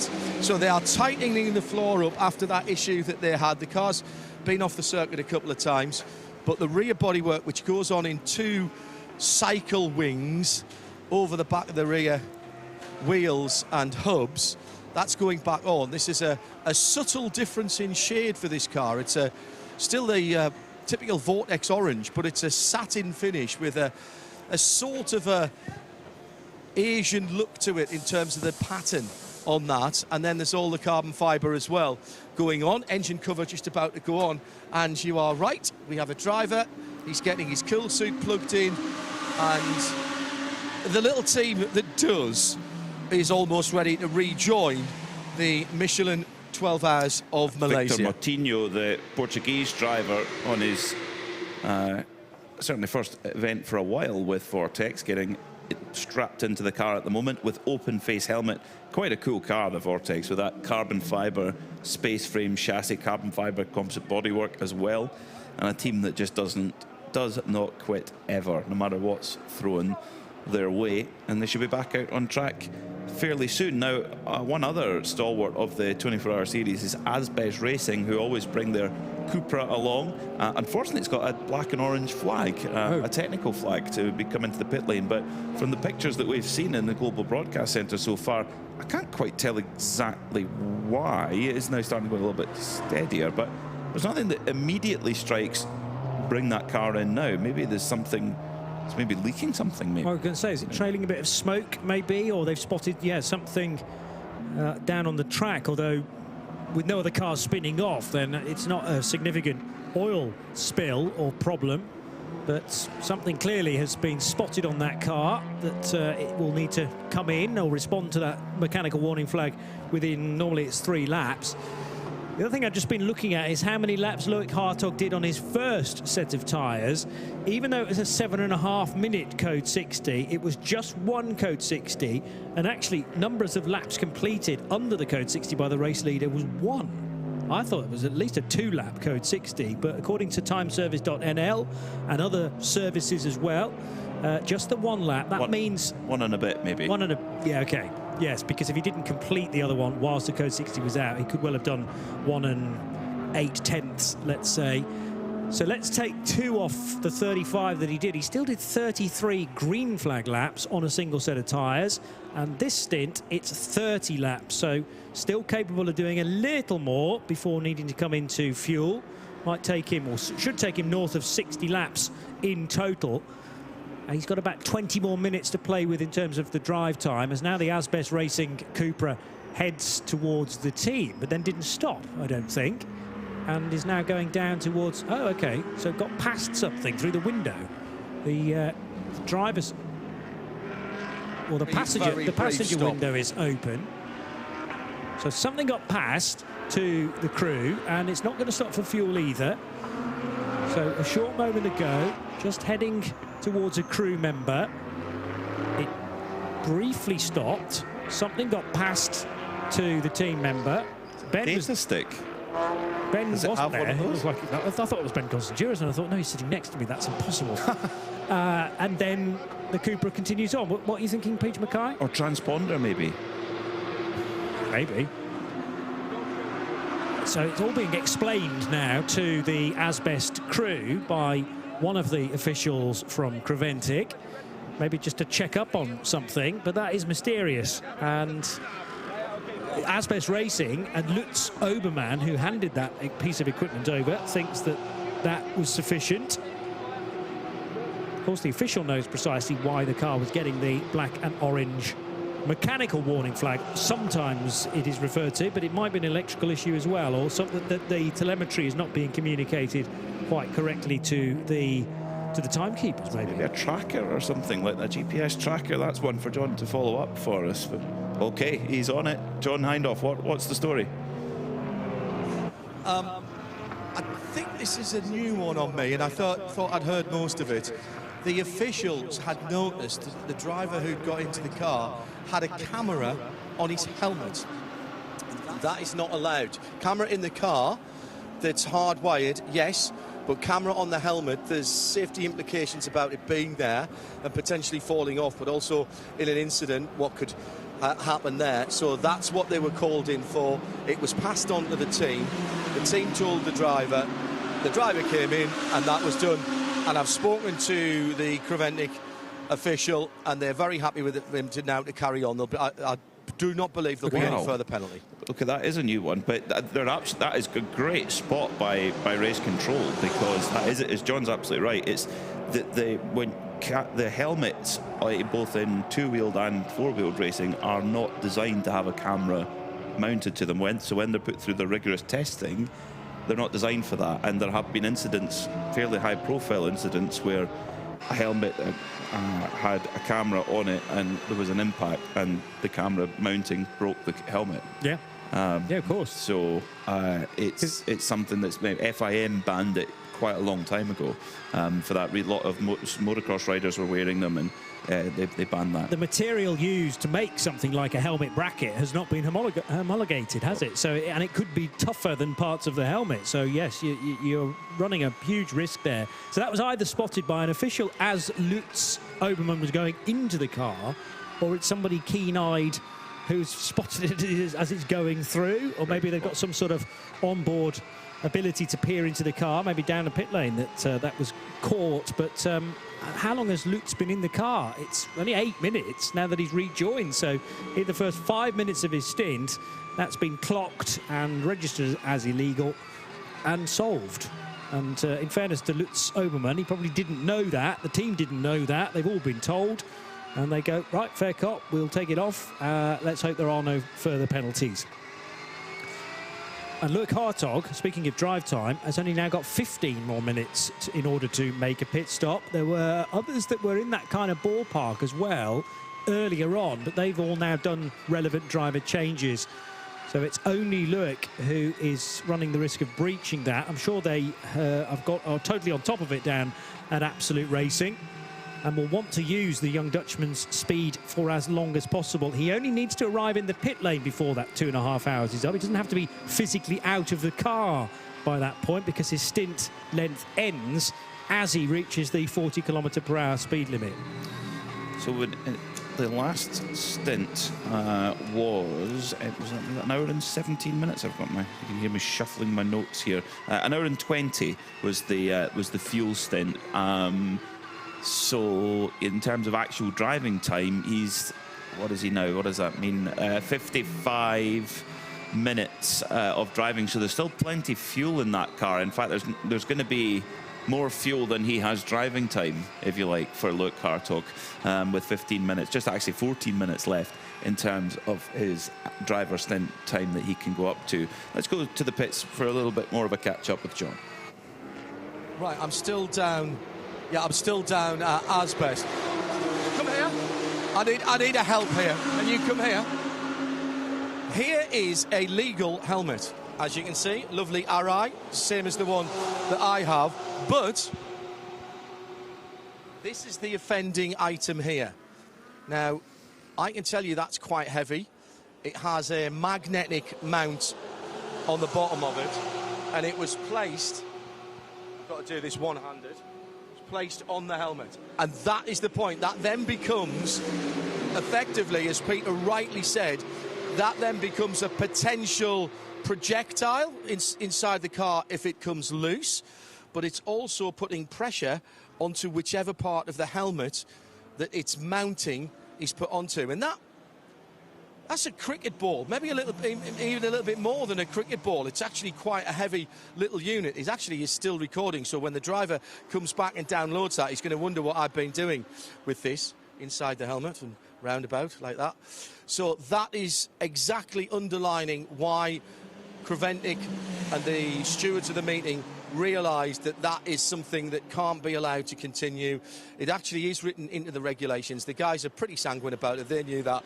They've shaken their head and said, we should have spotted that, but that's why. But no other penalty being applied to the driver for that one. So the offending item. All's well that ends well, as they say. You can now get sunglasses that have cameras in them. So maybe that's the way around it. You wear your sunglasses that have. I mean, you did that in the karting yesterday, but you also wore a kind of smart going to work shirt and a watch. And there's a wonderful photograph of you as if you're just driving around the M25 on a car, just off to work. So yeah, maybe you should go down there at the end of your broadcasting stint and offer them the alternative. I'm sure there's something in regulations about sunglasses though as well. That's potentially a projectile too. We see drivers wearing sunglasses all the time. Spectacles, prescription spectacles are permitted, aren't they? So yeah, sunglasses. And I think you can get. I mean, I'm not going to say the brand, but most people will know what I'm talking about. There's a brand, very well known glasses brand, that have the camera and they're smart. They have speakers in them and everything, and you wear them just like normal spectacles. So, and I think you can get them as prescription spectacles as well. So maybe that's what it is.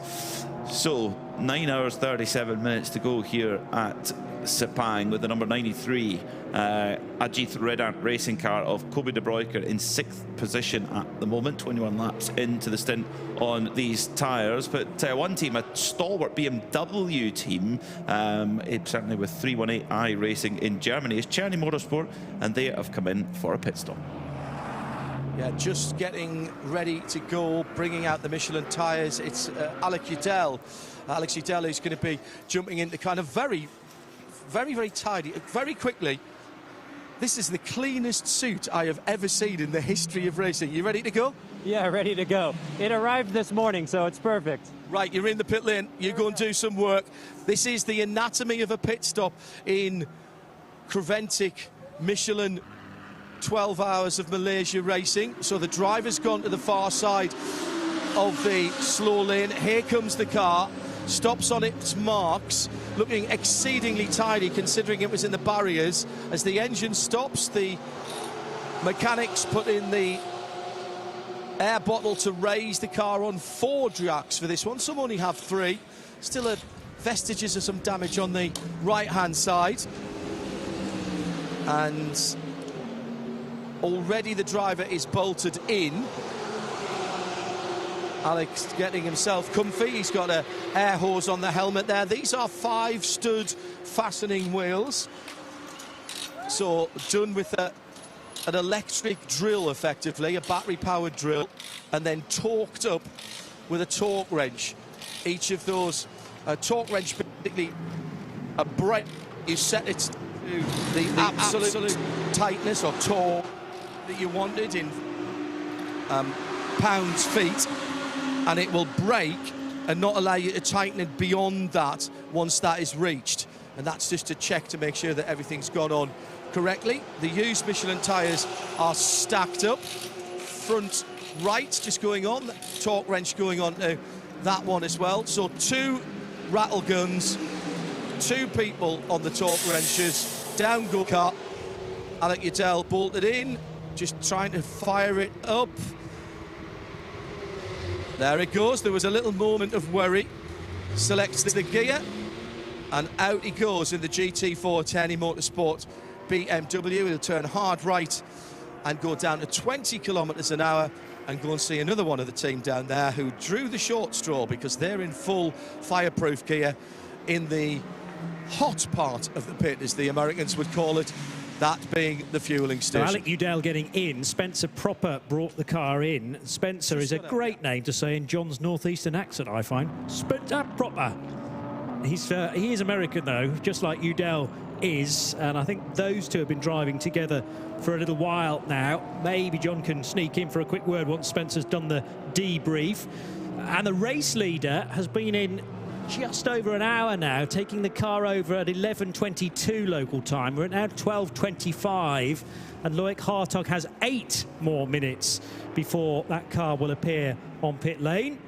69 Audi is in as well. That's for Damien Szosek, the Polish racer in the Continental Racing by Simpson Audi, in from 5th position. And speaking of the race leader, he does indeed arrive on pit lane now. So, John, you're going to have Loic Hartog having to get out of this car for Absolute Racing because he's right up against the new maximum driving stint, which is 2 hours and 30 minutes for season 2026, we'll say in brackets, because that's kind of already started in December 2025. And it's actually very, very busy in pit lane up and down the order now, with several cars all coming into the pits at once.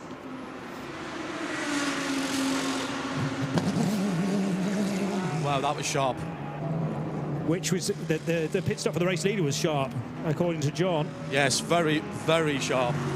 So Loic Hartog getting out. What we don't know yet is who got in. It's going to be either Antares Au or Patrick Niederhauser. I'm going to guess it's going to be the AM Hong Kong racer to get into Absolute Racing's car, who have a base here. And it is Antares I'm hearing.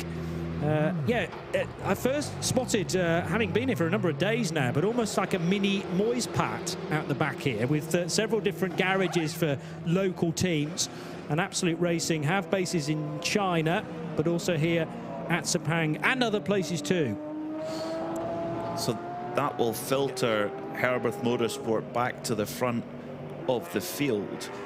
With Alfred Renauer on board, but of course a little bit off stagger with strategy. Absolute Racing haven't actually put any fuel in under a code 60 when they have come into the pits, which is now twice, including this stop. They've put a full load of fuel in. So Loic Hartog handing over to Antares Au. Antares Au can now get going on getting some of his driving time done. And of course they've still got Patrick Niederhauser waiting in the mix. I mean, over a single lap, their car has been the strongest car over the week. But then it's about putting it all together on race day. No penalties, no mistakes, etc. But right now, it's looking pretty good for Absolute Racing. But Herbert Motorsport, like we say so many times, never ever write them off. Now, Loic Hartog has had nearly 2.5 hours of driving time. You would think he'd be exhausted, but he's a pro, and he's caught up with John Hindhaugh. How fit Loic Hartog must be, because he's looking better after a double stint in the car and all the build-up to the race than I feel right now. And I've just come off an hour and a half's break. Ironman stint at the start of the race there, Luke. How did it go? Very good. So we took the lead in the first corner, and from there on it was managing. Because we have differences in classes, I was fuel saving the entire stint, so that was a fun experiment. Of course, we had to see how the tire would behave over the course of a stint, and it did pretty well. I mean, the last stint, apparently the tire was giving up slowly, so we had to box a bit precautiously, but so far we're running on schedule. And were those two brand new sets of tyres, or were you using some of the qualifying tyres? Yeah, in one of the stints we used the qualifying tyre, so we got that out of the way soon. So yeah, from now on it's only new tyres for me. I like that one. I'm being told up and down the pit lane that using that tyre for the second time, that second heat cycle, the first couple or 3 laps, really, really important. Yeah, it does. It's very different. You really have to take care of this tyre. I mean, this track is very renowned for its tire degradation, and that makes it very fun also to experiment a new tire, because everything is kind of multiplied or more severe. So no, it's been very good actually. We have a very good car, so I'm really thankful for the guys. Did a wonderful job, and yeah, it's been a pleasure to drive so far. I think it's probably the hottest that we've had, both in air temperature and certainly track temperature. Has that affected the balance of the Porsche? Yeah, it's quite noticeable, but only kind of with a delay. So sometimes you try to stay quite consistent, and then on the Delta you kind of get an idea of what the track is doing and how it's developing. It's very hard to stay consistent on this track. If you're staying consistent, you're doing something wrong, because the degradation is so tough at this track, but no, so far we nursed everything quite well. And it was Antares that got in the car? No, it was Patrick. Oh, it was Patrick? Yeah, so we're trying to extend the lead even a bit more, and then we get Antares in, so he had optimal rest, and he's doing the middle part of the race. Take some time out. I think I might just have a little rest and stay here. If I could order a gin and tonic, or, you know, something like that, something with an umbrella and some fruit and water. Thanks a lot.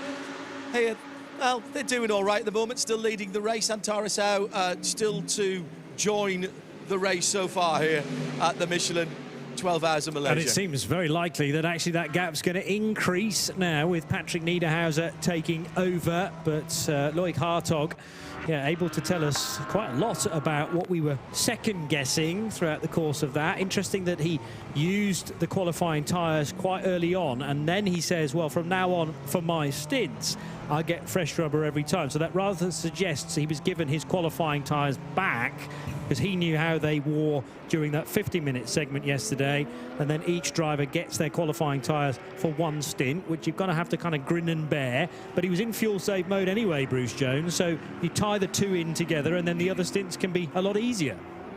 Yeah, it is. I think particularly for drivers who are racing in these sort of temperatures, track temperatures for the first time, they have to go and get the experience of how they go through a longer stint. But actually, you know, if you're going to give anyone in this field a hard challenge like that, Luke Hartog, on the form he's been in the last 2 years, is going to be your man for that. I mean, he was remarkable in that opening stint, just stretching that advantage. But yeah, you take the pain early on. The only time that doesn't work is if your car has a problem later on when it's on the fresh tyres. I don't want to be a sort of portent of doom. Just having come back from an hour away from the booth, I mentioned before I left that the weather tends to come from turn 3, turn 4, from the west of the circuit and come across. The flags are still fluttering a little bit. The cloud base is higher than it was an hour ago, but it's always worth looking at. The humidity, though, it's actually... We're in a commentary box, it's got aircon. We're not in the pit garages, but actually everyone's saying the humidity is quite low, which actually is good news, because A, it's more comfortable, B, that means rain's going to stay away a little longer, but it can sweep in really quickly. Yeah, you don't get a lot of warning, and interestingly, speaking to one or two people in the press room yesterday, they, I think, spoke to different people using different weather apps, and they were all saying completely different things. Gosh, it's like being at the Nürburgring or Spa, isn't it? Yeah, precisely that. And a lot of people said, oh, it was going to rain in night practice, which I don't think it did. Even though night practice was extended by an extra 16 minutes because of the crash involving actually this car, the 445 BMW, but that more so doing significant damage to the car, did damage to the barriers, so the red flag had to be shown in order to repair that. Having said that, those here for Cherney Motorsport did still have a a 4:30 a.m. finish fixing this car, and it's showing 1 or 2 scars, but otherwise it is totally straight. And that's what Spencer Proper, I think, was saying to John Hindhaugh at the start of the race. Alex Udell with a brand new race suit that only arrived at the racetrack this morning, he was telling John, moments before he got on board. So his appearance is second to none, and he's looking to try and get into the groove as early as possible as well. I'm trying to remember whether Alec was part of qualifying yesterday, and therefore whether he's going to have a segment of his race compromised a touch. Damien Hamilton did the AM stint, I seem to remember, in quali. Bryce Fullwood certainly was involved as well. So, yes, they probably did use Alec Udell too. And therefore, one of his stints, you would think, will be a qualifying tyre stint where the peak performance is taken away, but actually the foundation beneath that is very consistent. So shouldn't penalise them too much. No, certainly not. But, you know, it's great for drivers to have to stretch their capabilities, learn new things. You should never just keep on doing the same thing. So for a lot of drivers here this weekend, it is something else that's a challenge for them. Yeah. But the fact they've got 12 hours to do it, well, plus we had lots of track time on Thursday, Friday, going to the apogee to qualifying. Spencer Proper just got out of that BMW that we're talking about and is now with John. Yeah, just before I talk to Spencer, I just want to talk you through some of the things that's going on in the pit lane. Just because we haven't got the guys out on the pit lane, probably just as well actually in this heat, they've got their whole pit set up within the garage area, so all the data of the car, we probably don't want to see too much of that, all the timing, onboard cameras, and of course the race feed, a little bit behind because they've got that on the internet. But Spencer has indeed got out of the car a few minutes ago. First of all, what a phenomenal effort by the guys. Bizarre incident yesterday with the footbox moving, but the car's back together. How did it feel? Car feels great. The Kearney team did an amazing job getting the car put back together, getting us out to this amazing circuit so that we can run some laps. Creventic puts on a fantastic event, and really happy to be here. It's a hot day, but it's a gorgeous day here, and it's fantastic to see such a big crowd too. That's great. How does the car change throughout the stint? Because it's an hour plus that you were driving on one tank of fuel, and quite clearly that is going to make a difference to tyre performance and possibly even to the balance of the car. Yeah, the car does change quite a bit, but the Michelin tire is quite robust. It does a fantastic job throughout a whole stint, so we're having a good time throughout the session. Do you have to change any of the settings? You've got TC, you've got ABS. Do you have to change your driving style? Oh, absolutely. Some adjustment to driving styles as the stint goes on, particularly with how hot it is today. A bit of tire deg for sure throughout the session. Now, you haven't got a massive amount of competitors in your class, so what are you aiming for by the time we get to 10 o'clock tonight? What we're doing today is really practicing. We're aiming for a championship overall, so this is fantastic opportunity for us as a team to come together and make sure that we've got pit stops dialed in, that the team's dialed in, and we're looking forward to Abu Dhabi. Abu Dhabi, probably somewhere over 50 cars on the Yas Marina circuit. My goodness, that's going to be a whole different mental attitude. Absolutely. Bigger fields, more competition. It should be a lot of fun. You look exceedingly fresh for having worked out in that GT4 car. I can tell you, ladies and gentlemen, GT4 car is probably harder to drive around here than GT3. Spencer Proper, thank you very much for talking to us. Go well. Thank you. So Alec Udell taking that BMW over from fellow American Spencer Proper for Cherney Motorsports BMW, and they are 15th in the overall standings after a fairly long fuel stop for that car, but all seemed to go well. It wasn't a problem as such, and that car, let's just have a look, spending nearly 2 minutes in the fueling area. It also was getting that technical flag. Still is, in fact. There's the message at the bottom of the screen for that. So perhaps more news to follow on car 445, but clearly it's not affecting the performance of that car, because Alex Udell has just done its fastest lap of the race so far.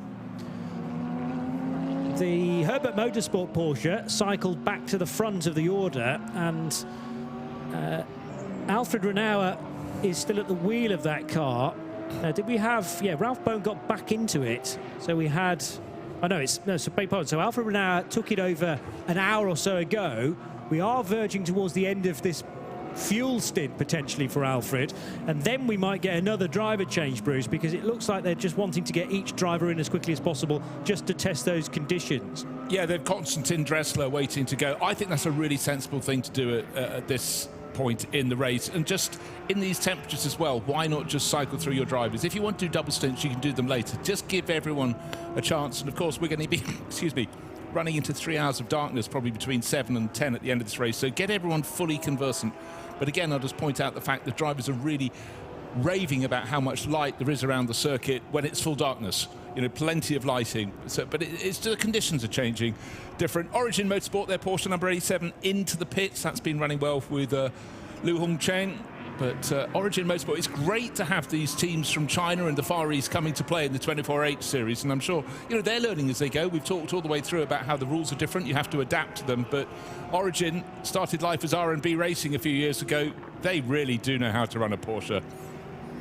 Well, that was a fuel stoppage just over an hour ago for 3 minutes and change for Liu Hongchen, and does he need to get out of that car now, or can he do potentially another stint? But whilst the car is in the pit lane, I can't tell you the driver stint to this point, but he's only done, and he has done a stint and a half. It was half an hour from 11 o'clock, so he's now done 1 hour 40, so could potentially stay on board for another stint, but it might have to be clipped very slightly so that he doesn't breach the 2 hours and 30 minutes, which is the new maximum drive time. Therefore, I wouldn't be surprised if they did do a driver change there in car number 87.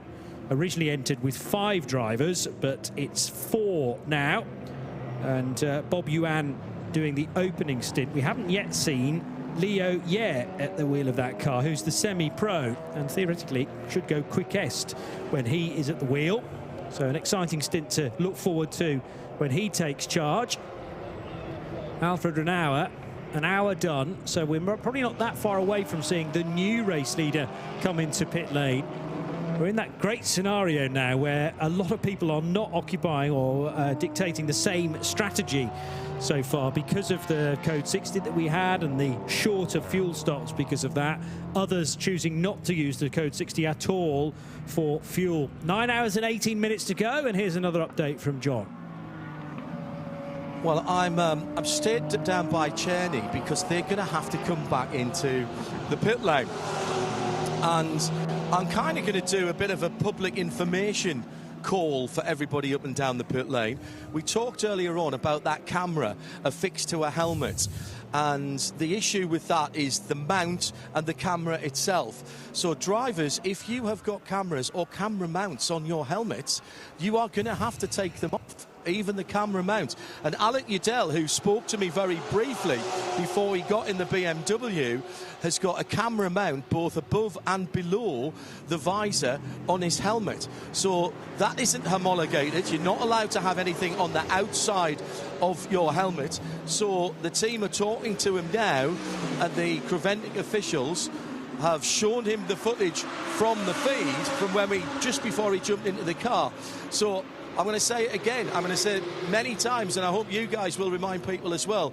Drivers, if you've got anything affixed to the outside of your helmet that is not approved, that is not homologated, camera mounts in particular, then please don't get in the car with them on. Otherwise, you will be brought back into the pit lane to take them off. It's going to cost you time. And what I don't know is whether any of these drivers tried to use these cameras, did use these cameras in earlier sessions, because that's something that needs to be stamped upon quite early on in the weekend. But maybe now that we've reached the race stints, that's the most attractive to put on your social media, but it doesn't make it okay. And those that have been watching the stream are slowly getting that message, but it's there in black and white in the regulations, and that's precisely why the 445 BMW is going to have to come down pit lane, maybe on this occasion, yes, for, unfortunately, Alec Udell to make an unscheduled stop to remove whatever he's got on his helmet. No, entirely so, Johnny, but I suppose one thing we just heard from Spencer Proper, his teammate, they're using this event really just to get the team running smoothly ahead of the next 2 rounds that will complete the Middle East series in Abu Dhabi and Dubai. But of course, if they're only doing Abu Dhabi and Dubai, they would have probably stumbled over it at the first of those. So this is their one to see how the team can operate. But yeah, do not think when you come to one championship it's got the same rules as another. You may get a little tired reading through the rule book, but it's just something like this. If this was in the heat of battle, this would be absolutely gutting. But for them as a Solus car in the GT4 class, it's not the end of the world. And here's the offending item. Here's the offending item. This is just... Let me see if I can get my cameraman here. And just swing round. So this is the part that was stuck to the helmet, to the chin strap under here. You would then affix this bit onto it like that, and then the camera goes in there. This is the same camera mount as we saw earlier on when I had the camera in my hand. But even just that little bit on there, it compromises the integrity of the helmet. So a little bit of a plastic bar underneath it, it's been taken off, and now Alec can continue with his stint.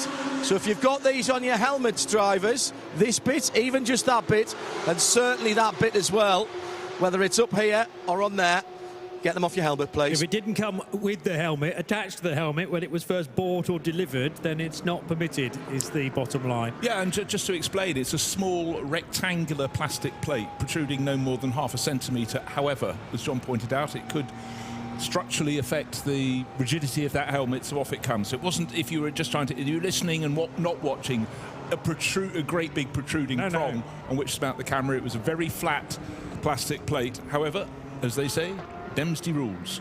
And an excellent spot by whoever did actually see that. I mean, helped possibly by John's brief interview with Alec Udell, remarking on his resplendent race suit. It kind of gave the game away at the same time. This is a good dice for position, by the way. So Melvin Moe, who's been really motoring on nicely in the Viper Nizza racing Mercedes, he's being steadily caught by Patrick Niederhauser, who took over the number 10 Absolute Racing Porsche from Loic Hartog in its second pit stop. Hartog very, very fresh after a long time in the car of nearly 2.5 hours. And Patrick Niederhauser setting some of the best times in qualifying yesterday, glued to the back of the Mercedes. It was a little bit off track though there, and I noted that was where the advantage was gained by running all four wheels off. So the overtake itself is fine, but the forward momentum was only gleaned because the car was slightly off the road. And I'm not sure whether that was on the track limits list at the start of the weekend. It was the run into turn 9, I think. And yes, exit of the KLIA curve. So that's turn 7, the nameless turn 7. And then Patrick Niederhauser right behind into, there's 7, I beg your pardon, and then turn 8. So it ducked out of the Mercedes. Oh, might have marginally been on the curb, actually. Nah. You don't think so, Bruce? No, the white line, then there was a coloured area beyond, and the left-hand, sorry, the right-hand wheels of the Porsche were all beyond that to my eye. Turn 8. 7 is a wonderful corner. Unfortunately for most drivers, it's followed by turn 8. I know that's a numerical uptick, but it's the fact 8 comes very soon afterwards, and it's a tighter corner than turn 7. But if you wanted to get into really good position into the tight left-hander at turn 9, you want to be going well through there. But I would suggest, sorry, Patrick, no offence, mate. We're big fans, mate. I think you're out beyond. Yeah. Well, the track limits was certainly a highlighted area coming out of turn 8, along with exit at turn 4, Langkawi curve.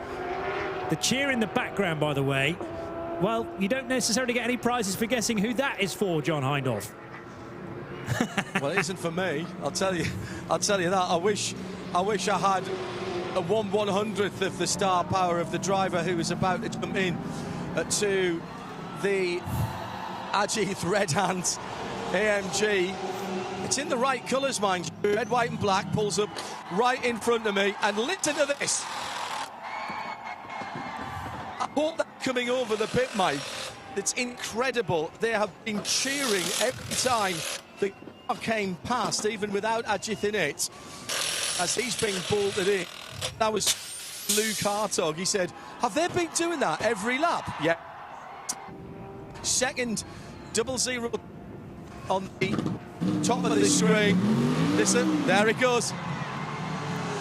And listen to that crowd. He'll go straight in for fuel. It's a straight shot into the fuel from the penultimate pit, open pit in the pit lane. So Ajith gets the opportunity to get himself comfortable. I do like the fact that the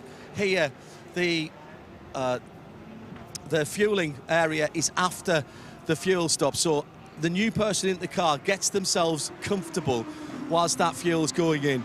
So next time around, Ajith Kumar will complete a racing lap in the Michelin 12H Malaysia. And what will the cheer be like then? Huge! And every single lap, no doubt, as well. I'm sure they were going crazy when you had a quick word with Ajith as well on the grid. And he was saying, actually, it's very similar to his movie career as well, in that, you know, having to deal with this amount of interest, but you have to get within the zone and focus entirely on the job that you are here to do. So in that sense, he's conditioned well to try and put that aside and focus on the job in hand. But this is a big task for him now. He was not involved in qualifying yesterday because in the end, the job of the AM was to his co-driver, Ayrton Radon, who's already done a stint. And perhaps one of those stints was done on the qualifying tyres that Ayrton had to compete on as well.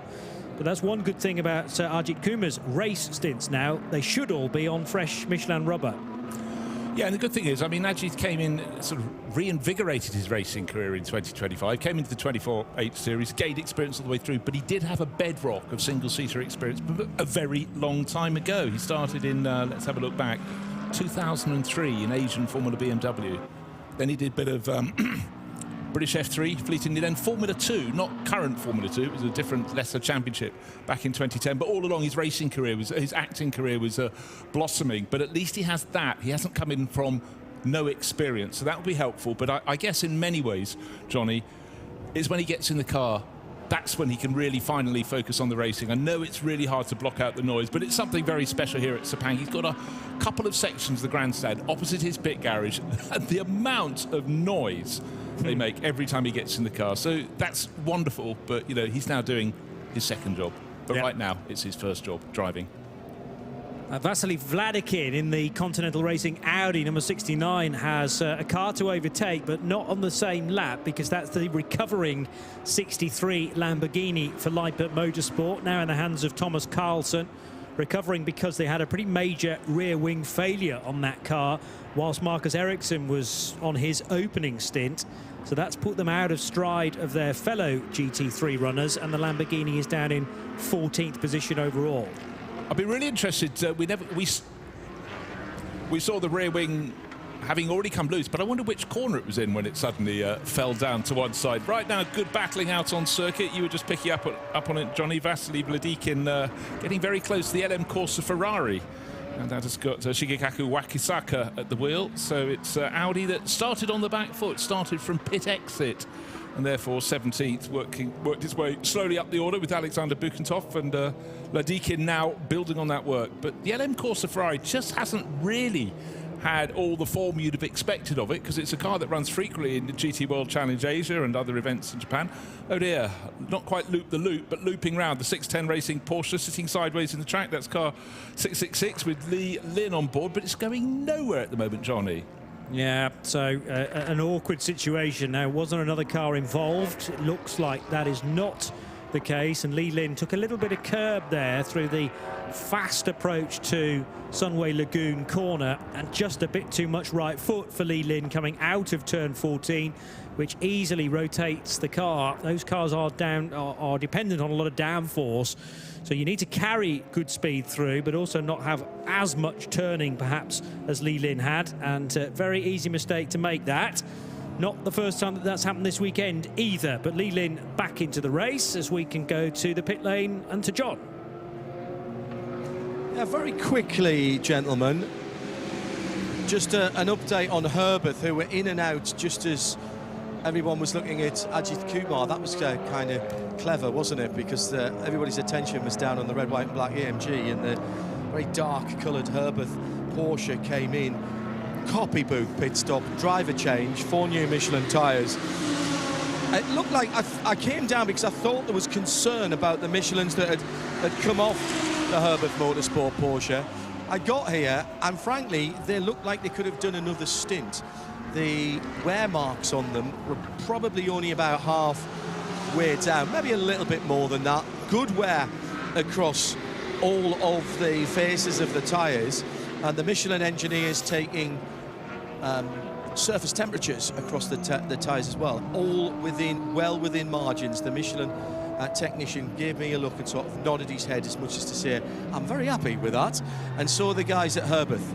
So leaders in, out, and quite clearly managing their Michelin tyres to their, and more importantly, to the Michelin technicians' utter pleasure at the moment. I knew that the red and white Mercedes was about to appear in front of our commentary position because the cheer began through John's pit reporting mic there. The cheer began from the grandstand as Ajith Kumar headed through and to tick off another lap. So the car in total has done 75 laps now, and it is Lu Wei who is ultimately trying to close in upon, but he's got about 30 odd seconds to do that. And the Origin Motorsport Porsche for Lu Wei, number 87. Something flapping around inside the LM Corsa Ferrari. Yeah, it's a square. It might be a camera. It's a square thing, but the mount is on the windscreen, equally square, but with nothing in it. And that's going to be a little bit distracting, because if you think of the way the Sepang circuit, you've got lots of lateral movement at various points, and it's up high in the cockpit, but it's going to be in Shigekatsu's eye line. That'd be really a little bit unfortunate. I think it's a case of you can just slot it back in when you get to the next pit stop. But yeah, just these little things can be very, very annoying. Yeah, it is tethered, so even though it's fallen out of his mount, it's not gone into the footwell straight away, but it's now swinging away, which is, if anything, more distracting.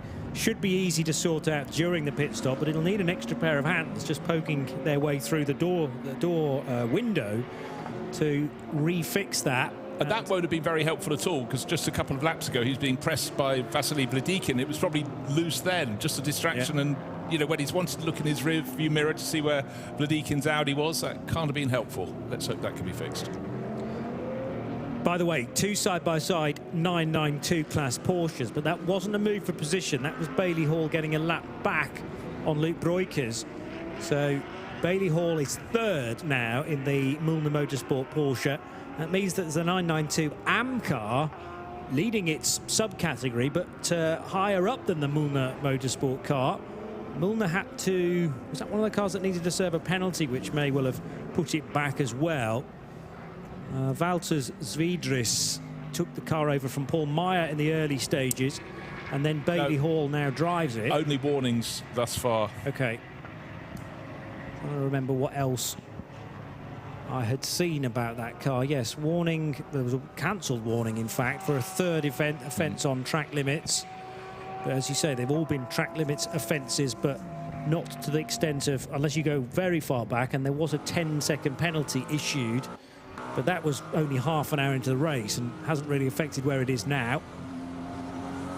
I just wonder whether that was one of the cars that pitted at the wrong time. So came in when Valters, the Latvian driver, took it over, Valters Zwiedris. It had only taken fuel for a minute.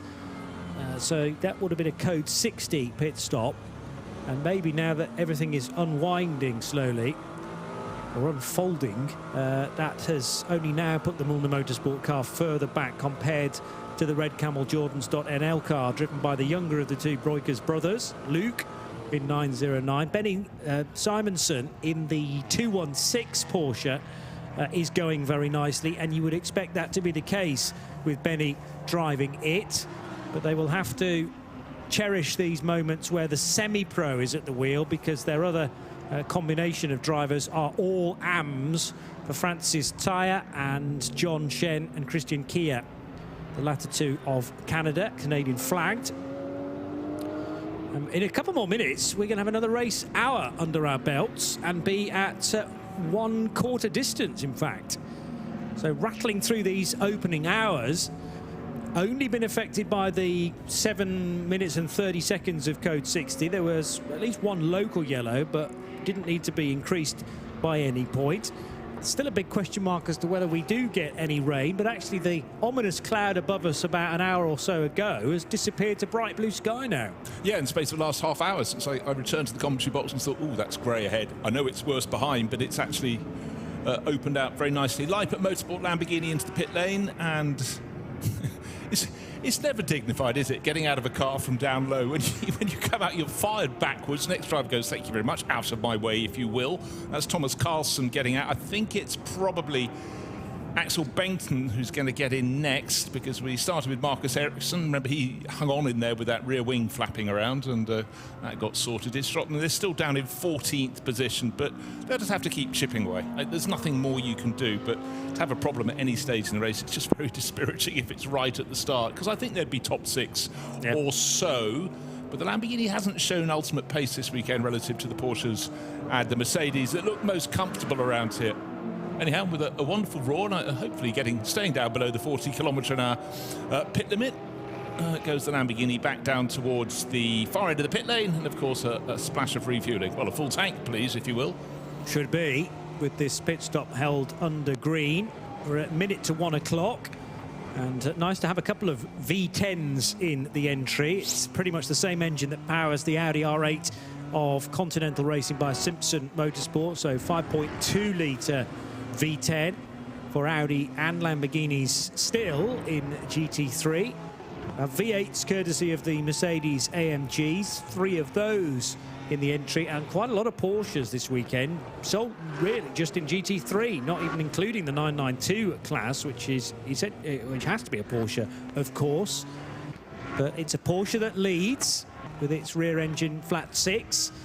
Patrick Niederhauser, so Absolute Racing burning through their quicker drivers than the opening hours, and focusing, by the sounds of what Loic Hartog said, focusing the Antares hour racing hours in the middle of the race, so prior to darkness is the suggestion. One thing I absolutely love is the visceral element of being at a circuit and getting the engine notes coming past you. You can pick it up on television, but once you're sitting in a grandstand or standing on a spectator bank, it comes out. Ferrari, possibly the least exciting sound of the field. I mean, the car looks fabulous. Porsche fans have that, they love that hard engine note, but to me, the V8 rumble of the Mercedes coming past stands out. V10 Audis and Lamborghini, very good sound too, but you know, for me, the Vortex V8, when it's going around, love that. There's a bit of a theme here, and the V8 engine Mercedes, it's just such a wonderful grumble, and certainly the Ajith Kumar fans, that's their new favourite engine note, because that's what's propelling their man out around the circuit. Ajit is running in 8th place overall. Let's take a little look at his lap times at the moment. 2 minutes and 13. He's starting to pick up the pace, but he's just settling in. He'll have an hour or so in the car. I presume he'll do a single stint, because that's, apart from the superstars so far, that tends to be what people are doing. And I tell you what, if I was running a team here, gosh, help people if I was. That's how I do my drivers. You know, when you've got hot cockpit temperatures and it's a 12-hour race, you may lose a few seconds by rotating a driver through all that, but I think you gain it back.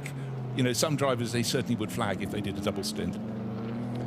And we haven't necessarily got direct sunlight shining straight into the cockpit. It's just that overall warmth that we have. It's very pleasant indeed to be walking around in it if you're a spectator or if you're John in the pit lane. But once you're enclosed in a hot race car, particularly those where the engine is directly in front or directly behind you, in a mid-engine Ferrari, for instance, you can certainly know that you're in that closed greenhouse environment where temperatures will be being closely observed by the runners of this race, that the officials, because cockpit temperature, as we know, is so important, being exposed to that for hours on end. That's where I suppose the individual maximum drive time is an important kind of byproduct of that. You're not going to be exposed to it any more than 2.5 hours in one go, and any more than 4 hours in any 6. Difficult, because you have to have this sliding breach that important regulation. Yeah, it's all well and good having your race that suddenly makes things really rather difficult. Unusual flags between two large buildings. Very rare you get the flags here at turn 15, the final corner down blowing quite busily in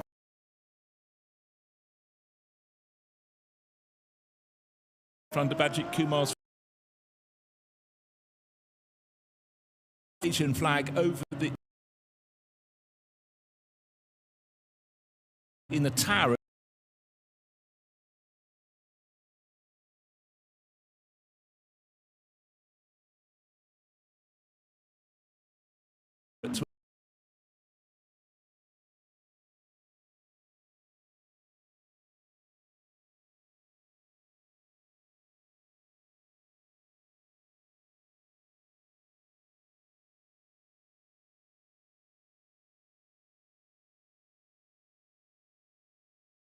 Slight advantage maybe coming back down the straight with the Ferrari then in the wheel tracks of the Porsche, but the overtake was already done, and coming out of turns 1 and 2 and now through the open expanses of turn 3, the right-hander, that move done and dusted, and I don't think the Ferrari is going to be close enough into Langkawi curve to repay the favour.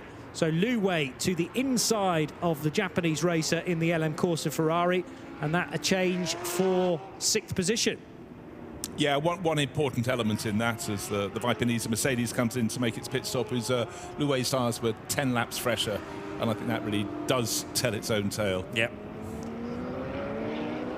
Yeah, Wakisaka was trying to turn in at the usual point, but that does seem to be a place where, as all the weight is on the front tyres as the car's slow, you're then looking for any sort of grip to prevent the car from understeering, but it's made very obvious into turn 15. I seem to remember that always being an issue in a Grand Prix when it was held here as well. Cars just running a tad wide into 15, naturally opening the door, and the chasing car could sneak through.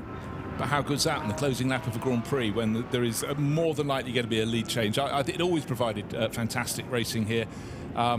Whether you're in a GT, but certainly for Formula One, and I can't remember which year it was, where they had to bring the cars, it felt as though night had fallen. They had to bring the cars in torrential conditions to stand on the start straight, and they waited a very, very long time before the race started again. And other races here, other Grand Prix here, where people just guessed right on the weather, and it came in. And people, you know, that awful moment where you put on another set of slicks, you go out and you haven't even got around to turn 4. Stare-rod rain coming down, so pit crews, they couldn't go, yeah, we've done the pit stop, we're off for a coffee at the back of the garage. No way, sir. You know, it's always interesting. Well, I was told, I think by Ben Constanduras, that last weekend's 1,000 kilometres was held in pretty much constant rain and storms. Thankfully, this weekend, so far, we've done okay. There's been the passing thunderstorm, but it's really been done and dusted within about 20 minutes, half an hour. Still the scope for something to strike in the next just less than 9 hours. But we've done okay to this point. Great livery on the 216 Porsche of Benny Simonsen currently for Modena Motorsports. It's like a half and half, blue on one side and the fireballs on the right-hand side, or the kind of orangey yellow colour scheme, which Modena Motorsports are sporting this weekend. I'm not sure whether that's the first time we've seen this, but I wouldn't be surprised that this livery is making its debut perhaps this weekend. Maybe a constant for the Middle East segment of the season. 2 more races to come after this. The Abu Dhabi 6 hours over the weekend of the 9th and 10th of January. So second weekend of Jan, and then just 7 days on from that, the 2026 version of the Dubai 24 hours. Okay, this is a bit of a big leap. For those of you with long memories of Formula One, think Jan Lammers, think the Samson Shadow he used to drive. That was dark blue, so slightly darker than the metallic blue on the flank of the Modena Motorsports Porsche, but with a lion as it's made all the way up the from nose up to the cockpit. Okay. So it is a big stretch, but anyhow, for my mind, at these temperatures, that is what it echoes. It doesn't look anything like it at all, by the way. It's rekindling something, clearly, and whether that was inspiration or a long way away from it, but certainly not going to miss that car.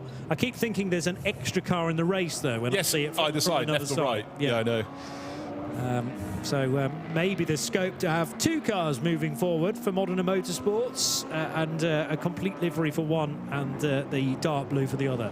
Rather cleverly, and I'm sure you can get this on the 24H website, they've got a spotter guide and they show one flank of each of the cars. But at least for modern motorsport, they have a smaller version showing the other flank, because otherwise a quick glance, oh yeah, it's a dark blue one, quite like the dark blue number 10 Absolute Racing Porsche that's leading the way. But no, very different indeed. So another good job by the Creventic crew to get that so well represented. Oh, 3 abreast, yes please, 3 GT3 cars, Mercedes, Porsche and Audi. What a fantastic mix, and side by side they go, and the B-Quick Absolute Racing car with Vincenzo Sospiri, what am I thinking, Vincenzo Ricci, who's actually Chinese driver, not Italian. Sort of the meat in the sandwich, if you will. The Audi was trying to go past, hasn't made its past yet, but for the 999, the Climax Racing entry, Li Chao, yep, he made the move nicely. But just for a moment, there was that little vignette, 3 abreast. Oh, yes. Yes, the Mercedes of Li Chao now up to 3rd position, having overtaken Vasily Vladikin in the Continental Racing Audi. 999 now 3rd, 4th position for the 69 Audi. And as you say, complicating matters a little bit because it's not on the same lap, but Vincenzo Ricci still going well in 9th position and chasing Dominic Ang, who's now on an out lap. So a couple of moments ago. Okay, so Vincenzo Ricci did have a part in it because they're both also trying to overtake to lap the orange Porsche. And using the slipstream was the Audi to the outside line, but in the meantime, the 999 Mercedes of Li Chao was perfectly placed. Then, though, its progress was compromised a tad by the Porsche. Through goes the Mercedes on the Audi. That was the key overtake. Then they both have to go pretty wide. Well, certainly the Mercedes goes wide, one side of the Porsche. The Audi nearly made it 3 abreast then as well. This is great racing. Yeah, it was sort of into the dip at turn 2, but coming out of 15, poor Vasily Vladikin, he thought, I'll go the grandstand side, and I think the Porsche's going to stay in the middle. And it looks like it was, and it kept coming. Every time he thought I'll go past, he couldn't. So he definitely would have had to lift a little bit, and that was all the Climax Racing Mercedes needed. But it still needed to work all the way through 1, 2, and only into really effectively almost in turn 3 did the Climax Racing Mercedes get ahead. And Vincenzo Ricci, sometimes you go, yeah, you've got to be able to put your car somewhere, but he managed to frustrate both of them, unfortunately. But hey-ho, shared it out.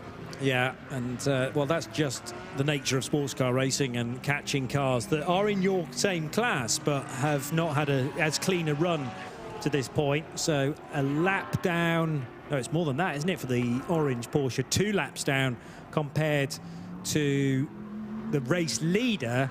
Just a lap, though, separates the 26 Porsche from Li Chao's Mercedes.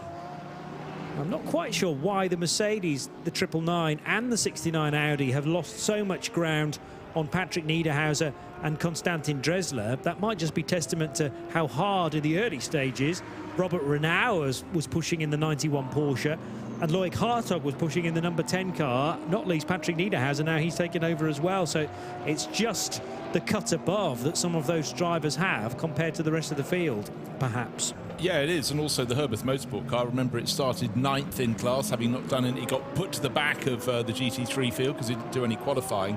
And the early, almost first dozen laps of the race, Robert Renaud was constantly trying to get past other people, but he not all the progress was easy, so he'd have been losing ground that he probably certainly wouldn't have lost if they'd gone out in qualifying. However, they did mean they had 3 fresh sets of Michelin rubber to go racing with, which he used one set very well indeed, but again, it's where you find the traffic when you're coming forward. But he had to work hard, but he was very clean, very tidy. And right now, Konstantin Dresler, who's the, let's do the numbers on this, he's the 4th driver into that car. Yeah, he's the 4th in the cycle after Alfred Renaud and Ralph Bone, or Ralph Bone and Alfred Renaud, to get them in that order, who took on after Robert Renaud. But for the Herbeth Motorsport car, it's in a pretty good position, all things considered. Especially because Dresler is one of the bronze drivers to be driving the 91 He's Porsche. lapping well. He is, because, of kind of high-level motorsport, I reckon he didn't do a great deal in 2024. He's barely done any racing in 2025. I think he's new to the Herbert camp, although might have done some racing in the European campaign. Do you remember the Dresler name from earlier on in the year? No, I tend to remember him from about 20 years ago. Right. Just double-checking, yeah. VW Polo champion in 2007, but he basically had a hiatus after he raced in the SEAT Championship in 2008 in Germany until about 2021.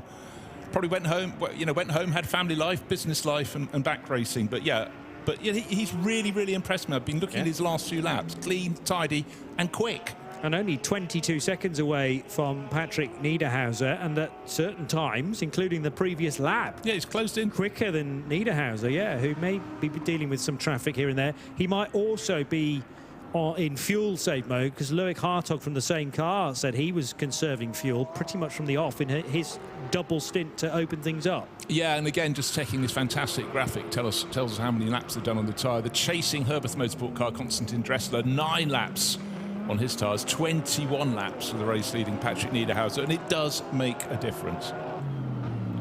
So there's Niederhauser, and he does have company in the form of Lu Wei, who is lapping at a decent pace, but probably not as quick as Patrick would be in clear air. So that's the other difficulty for Niederhauser. He's got to try and fashion an opportunity to get by, even though he's the race leader. There should, I suppose, be some blue flags being waved here and there. The framework on the cars is so tight that it's not allowing us to see the marshal posts.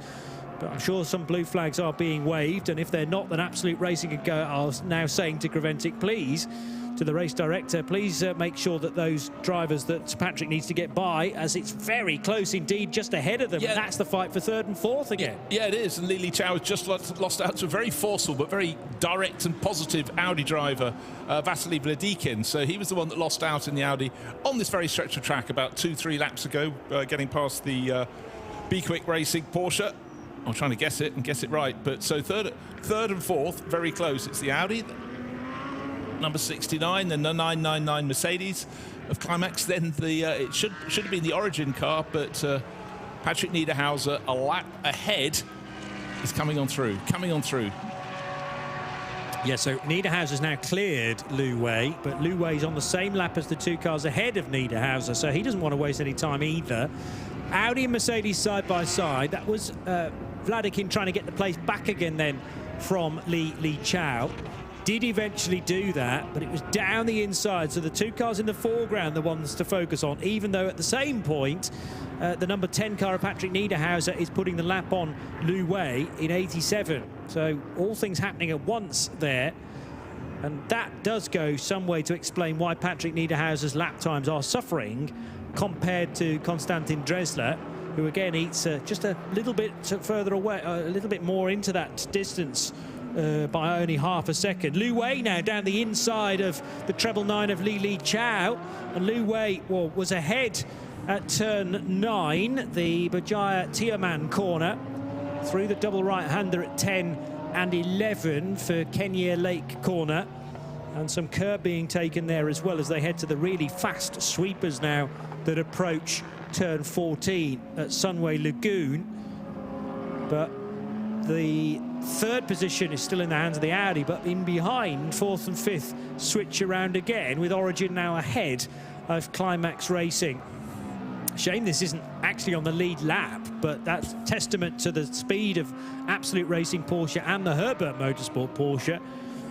Far from decided, and nothing's decided really this far out from the race finish at 10 o'clock tonight, but third, fourth and fifth could be a fight that just goes on and on for many hours yet. Yeah, it could, but just in the last lap and a half, not only has he lost 2 positions, but Li Chao is actually, he isn't on the pace of the others. That's why they've been able to come past. Sometimes when you're in an overtaking manoeuvre and you're losing out, you lose a little bit of momentum. But he has fallen back, and certainly Lu Wei able to catch him, go past. But maybe it'll settle down again. Again, we keep talking about the different amount of tyre life they have. In fact, the 3 cars fighting over third place, very similar number of laps on their rubber, so nobody's got a clear benefit. But the one who does appear to have the benefit and doesn't even seem to need it is our race leader, Patrick Niederhauser. He's just lapping metronomically. A few cars behind, maybe slightly faster, but his tyres are rather older, so he's just the Swiss driver doing just a stormingly good job. Right now, he's bottled up behind a car he's about to lap, Vasily Vladikin, but Vasily's not making it at all easy. John, down to you. We've got a couple of cars in the fueling area at the moment, but other than that, the pit lane is mercifully clear. A couple of points I want to make about the weather conditions here. It's clouded over again, and again it's quite dark and very threatening, but the last time I said that, it blew straight over. The wind is now blowing all the way down from behind the cars going down the front straight. So behind the cars into the first corner, onto the nose of the car in turn 15. So that's 180 degrees opposite to what we had on Friday, just around about and through qualifying. But the other thing that's, I think, really important for the teams now is at 18 minutes past 1 local time, the sun has gone over its zenith. We've had solar noon about 2 or 3 minutes ago. About 15 minutes past the hour, the sun was absolutely overhead. Now, that doesn't necessarily mean it's going to get really cold really quickly, but what it does mean is that the pit lane now gradually is getting it more and more into shadow as the sun goes over the top, because the front straight basically is west to east. So the sun's going to now go down behind the pit lane. It's good news for you guys as well, because that means that the sun isn't shining straight in through the untinted part of the top of your commentary box, and it should be getting slightly less like a greenhouse. Very comfortable indeed. We are in no position to complain at all. A great place to view some of the cars going past us as well, particularly when they're embroiled in pretty stout fights. Third, fourth and fifth has drawn our attention. Now Patrick Niederhauser trying not to hemorrhage any time at all behind the rapid Vasily Vladikin Audi. And he has now finally cleared the Cypriot, but it's taken him quite a number of laps in order to do that. And Patrick Niederhauser finally into some clear air on lap 89. Gap to Konstantin Dresler has dropped to 20 seconds, but that should open back up again now, with the greatest of respect to Konstantin, because you've got a pro driver, one of 4 pro drivers listed so on the entry list. And Niederhauser showed how quick he can be in qualifying yesterday afternoon. Yeah, it was quite robust defence, wasn't it, for quite a while for Vladikin, but bear in mind he was about to be lapped. You know, again, I was looking for the flags, but you know what, Patrick Niederhauser almost doesn't need any extra assistance or normal assistance, because he's just, I've watched his career for years, he's just super smooth, and he's metronomic in reading out his laps. And certainly your comments, or the comments that Luke Hartog produced when he came out of the car about what he was trying to do to save tyre life and save fuel as well, because of course we had that initial adjustment. When you have a code 60 during the open hour, it always throws people out of their race strategy. They know at some point it's going to happen, but of course we had 2 cars that didn't come in for a very long time. They didn't bother coming in during code 60, and that set them clear. And one of them, what's it doing now? It's leading the race. It's Absolute Racing. And the other one that was out there has just fallen back with Wei Lu into 4th place, but actually running very close to the pace of Vasily Vladikin, who's holding down 3rd in the Continental Racing by Simpson Motorsport Audi. But right now, nobody has got an answer to the pace of the number 10 Absolute Racing Porsche. Again, a little bit of traffic here or there, but even though he's on slightly older tyres than his rivals, by about 3 or 4 laps, Patrick Niederhauser just doing what you need to do in a long-distance race. Keep it as smooth as you can, clear as you can, and he's doing that very well indeed. Yeah, so treble 9, as you've mentioned, was one that didn't make use of the code 60. The Ferrari as well was able to stay out for a little bit longer and was therefore able to make a stop of almost 3 minutes of fuel going in. We did mention at the time that the 60 Ferrari of Kei Nakanishi might be in a good position, but then they got smacked with a penalty, and that meant that the next time Dominic Schwager came in, even though it wasn't his error, he had to serve the penalty for his teammate, and that's put them a little further back as well. They're 5th in GT3 Pro-Am. They are 10th when you combine everybody into one entry. And that means that the Mulder Motorsport Porsche, that now leads the 992 class, has cleared a couple of GT3 cars as well. And Bailey Hall up as high as 9th overall. A fair bit clear of the Red Camel Jordans.nl car of Ivo Broikers now in 909.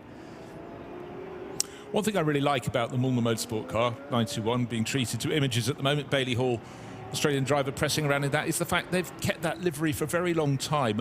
You know, I like extravagant, glamorous liveries, striking liveries, but I'm also a big fan of traditional liveries that it's not just because I'm a commentator, I'm confused, oh, I know that team. It's more than that. I think it lays down a lovely historical layer. And bear in mind a lot of the entries that Milner Motorsport would have had in multi-class racing over the years. You're bringing in lots of different drivers, bringing in different money, but you know, you look at it and it's ostensibly Milner Motorsport, clear and plain. So you know, I'll wave the flag for them for the moment, not just because they're leading their class. When Bailey Hall came in with that car, the number 921, it didn't fuel for anywhere near as long as I would have expected, and compared to the 909 car, just 2 minutes in the fueling area. I can't always believe these figures, I suppose, and I've got to remember that, but it's more like 3 minutes and 20 seconds, which is a decent fuel fill. So I don't necessarily know why that appears to be a shorter stop for Bailey Hall in 921. He pitted almost an hour ago. Peter Mackay was suggesting that these Cup cars might be able to last an hour and a half during green flag running. Their fuel tank is roughly the same size, but they don't burn as readily as a GT3 car. Well, look, you think about over the years when we've watched them at a race like Dubai 24 Hours, almost on the stroke of the opening hour, in come the GT3 runners, and cars that were leading the Porsche Cup class. It's their moment of glory. They go to the top and they would come in 10-15 minutes later, and all it takes is a code 60 to stretch it out to an hour and a half. But you know, good backbone of racing, the 992 class. Entirely so, and not really designed as an endurance car initially, but they have certainly been turned into that. You get big numbers around the Nürburgring for an NLS race, and certainly for the 24 hours of the Nürburgring there every year. And like you say, the Dubai turnout for the 992 class is always very impressive as well. But great to have them here this far east, if you like, for the first ever Michelin 12 Hours of Malaysia. And the first of a few. We have the feeling, although that's still to be confirmed, for a 12 months' time or thereabouts. But you know, we often focus on what immediately is happening on the track, as our colleague Peter Mackay brings us in. Oh, coffee, how wonderful. Thank you, kind sir. But it's the fact you have other teams and drivers who are coming to see how this is running and going, you know, who may not be accustomed to the 992 Cup class. Local teams from Japan, from China, they'll be looking at this, and I'm sure the numbers are going to go up, because there are many, many different ways you can go endurance racing. And certainly with such a strong Asian Porsche series, of which Peter Mackay has long been a commentator, there's a lot of brand loyalty too. So it's not just the drivers up and down the pit lane, it's a lot of team chiefs looking at this and going, you know what, I think I could get a gang together for this one going forward. Yeah, the fan base for Porsche particularly is huge in this part of the world, so those spectators that are here will be very happy to see so many GT3 Porsches on the entry list. But you've got the dedicated Porsche class as well in the 992 format, and Milner Motorsports Bailey Hall continuing to lead that. Liu Wei looking to try and settle things down a touch. It was Li Li Chao in the Mercedes that we reckon was struggling. And yes, indeed, there's now 11 seconds that separate those two Chinese drivers, but in different types of car. And the rear engine Porsche heading out of turn 14 now down this long back straight. You know, one thing that's really good, Johnny, I was just looking at the nations involved in this. At the moment, we've got a Swiss driver leading a German, from a driver who's racing under the Cypriot flag. We've got two Chinese drivers, we've got an Indian driver. So we go down through the top six. Top Malaysian home team, Dominic Ang in 8th place overall. So it really, really is cosmopolitan. But then again, you get also teams entered, you know, under different flags from different countries as well. And it really is super, super cosmopolitan. Yeah, a good mixture of teams based in this part of the world meets Western and Central Europe, I suppose. But also there's the aspect from North America as well, with the two guys in the BMW from Cherney Motorsport. Let's go back to John in the pit lane. Yeah, just a quick audio update for you. A little bit of movement has caught my eye, so I've walked down to 610 Racing, and the 666 car is due on the lane any second now. It's a brand new set of Michelin Cup GT H2s. I think everybody has cycled through their used, the roaded tyres. It's Zhou Yang. He's going to get into the car when it comes to a halt. At least that's what it says on the helmet, so I can only presume that unless he's nicked someone else's helmet, that is Zhou getting ready to go. new drinks bottle to go in. Race engineer Terry, extremely experienced on Porsches. Huber and Herbeth is on her CV. And here is that creme anglaise coloured car, as Bruce was describing it this morning. Late turn in, slow down, spot on the marks, and there's the rattle guns. Right front, somewhat recalcitrant, but there's time to get this done. It's not going to be a Formula One style pit stop, so it's going to be the right front, slow them down a bit, so the left front will be the one that goes on last, I reckon. Single wheel nut for the GT3 cars, clean of the windscreen. Tyres are on, just have to make sure that we don't trip anybody up with the air hoses, and the driver is still being bolted into the car, so they've lost no time at all with that tyre change. You might think that, you know, they're taking too much time with these drivers getting in, but you have to be comfortable. If the belts aren't in the right place and are rubbing the wrong place, if you haven't got them on your hands device, then it's going to be another call back into the pit lane. Far better to take 5 seconds longer there, as Joe goes out with a nice roar of that raucous flat six that Bruce was talking about a few moments ago, and he'll head into the pit stop bay.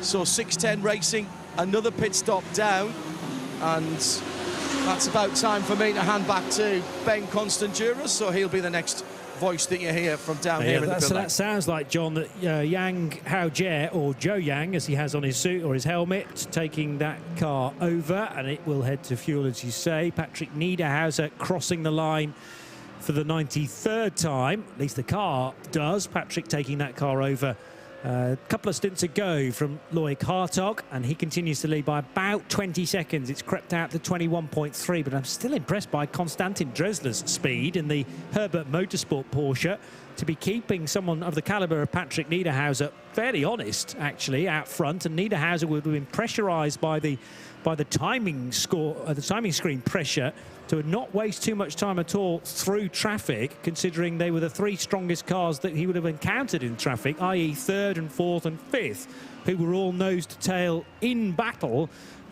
which is a terrific scrap. Unfortunately now, Peter Mackay's fallen off the lead lap, but Vasily Vladikin and Lu Wei and Li Li Chao look to be very evenly matched. Yeah, and it's still wide open. A long way to go in this race with just under 8.5 hours to go. But Konstantin Dressler, is maybe a little bit of his pace is coming from the fact that it's his 37th birthday today.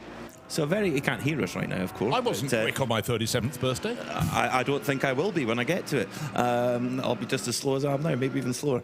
Konstantin Dressler, happy birthday. Well, we might need to get him a cake sent down to Herbert, maybe slow him down a bit, because he's driving beautifully today. The 2007 ADAC Polo Cup champion.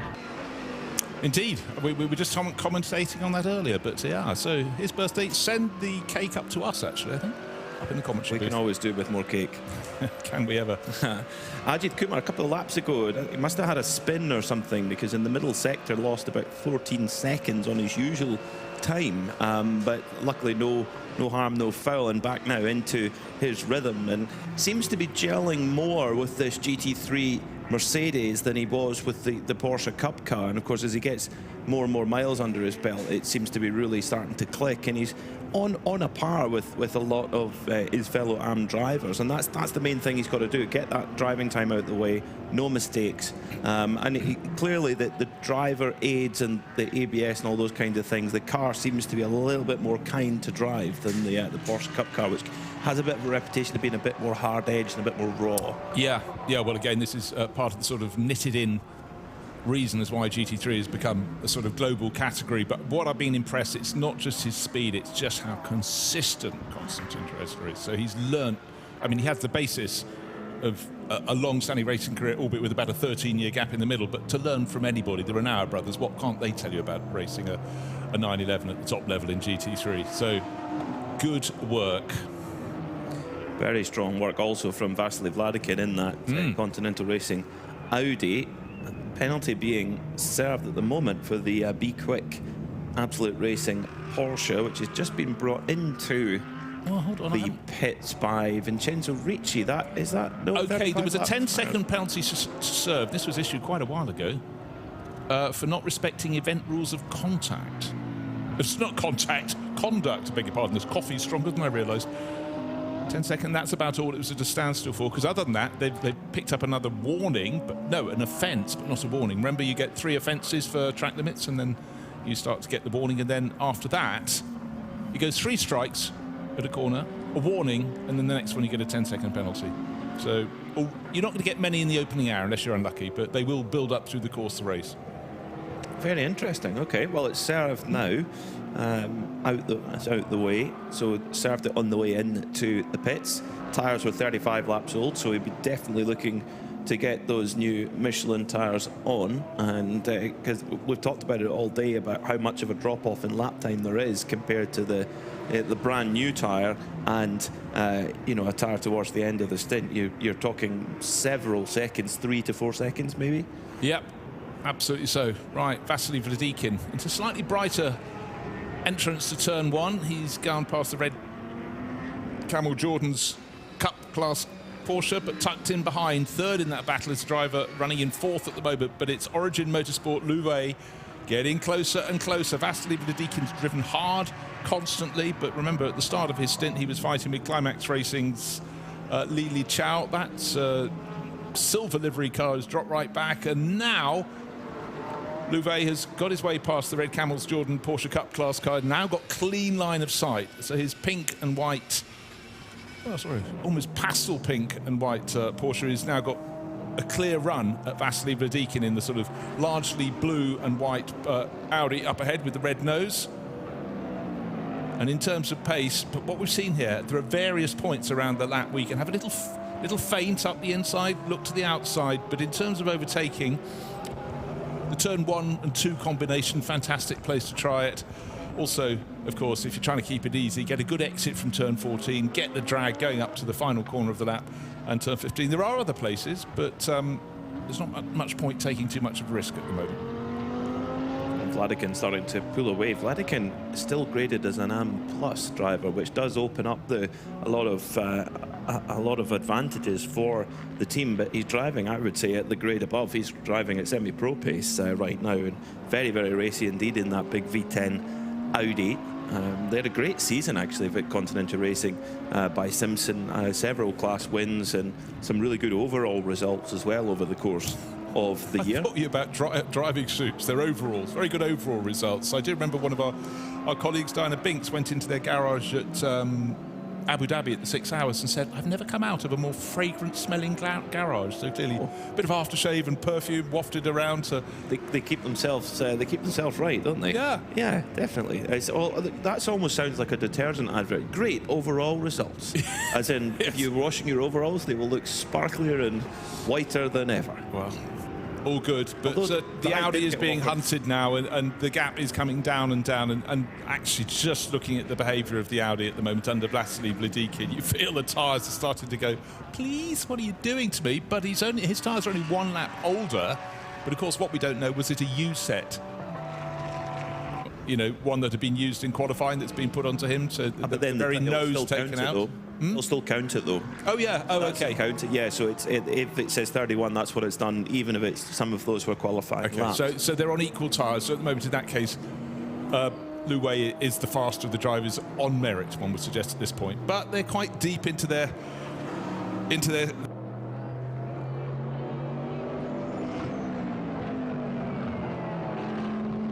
Didn't come in under the code 60, so they sort of pitted a little bit later, but you could almost ignore all that if you choose. What's absolutely clear is that he is the hunter, and the hunted is Vasily Vladikin in his Audi, just about a second up the track in front of him.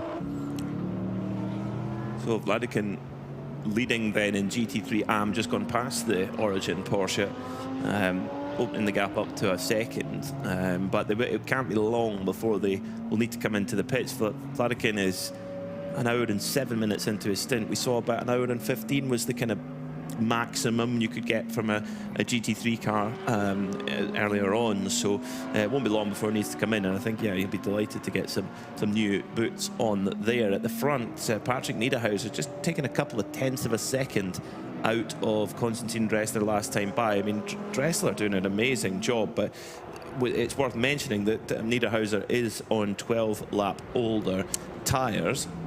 Yeah, what I would comment at this stage, the Audi's looking very loose. And there, turn 14, Sunway Lagoon, and the chasing Porsche in 4th place with Lu Wei is pushing harder. But he has more performance in that car at the moment because the Audi's looking looser and looser. It could be just the tyres are gone. It could be the driver is getting tired. Why not in these temperatures?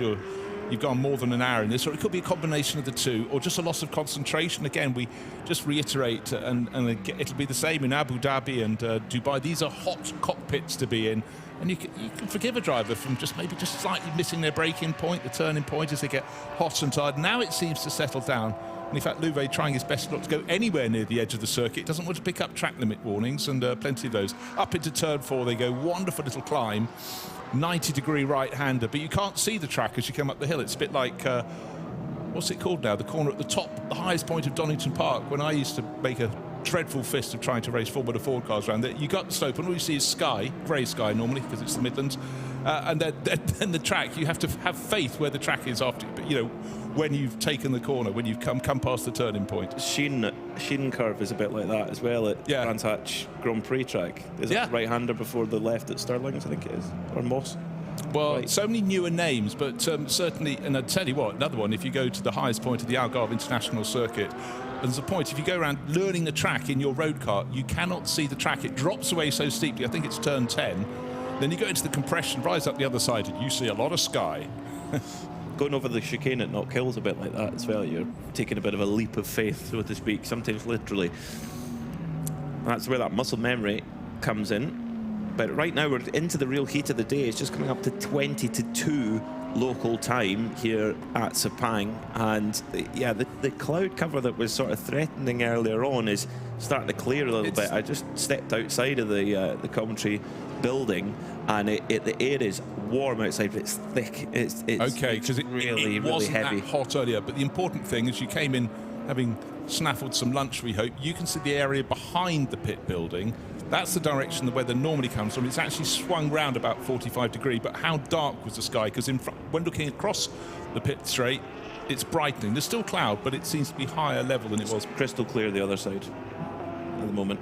Okay, we'll go with that. We're looking good. Look at it, 71% humidity, air temperature 31 degrees.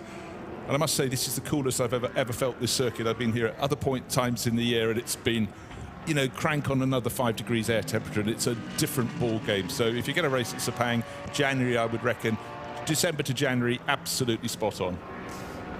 It's always tough. Always tough. They have the MotoGP is normally around the beginning of November, late October, beginning of November, and the riders there, they work for their car on that day. Yeah, no, for sure. MotoGP bike round here. And if you think about when this first had a Grand Prix, Formula One Grand Prix in 1999, the race for the first couple of years was held in October, and then they swung it round to largely being about the second or third round of the year in March.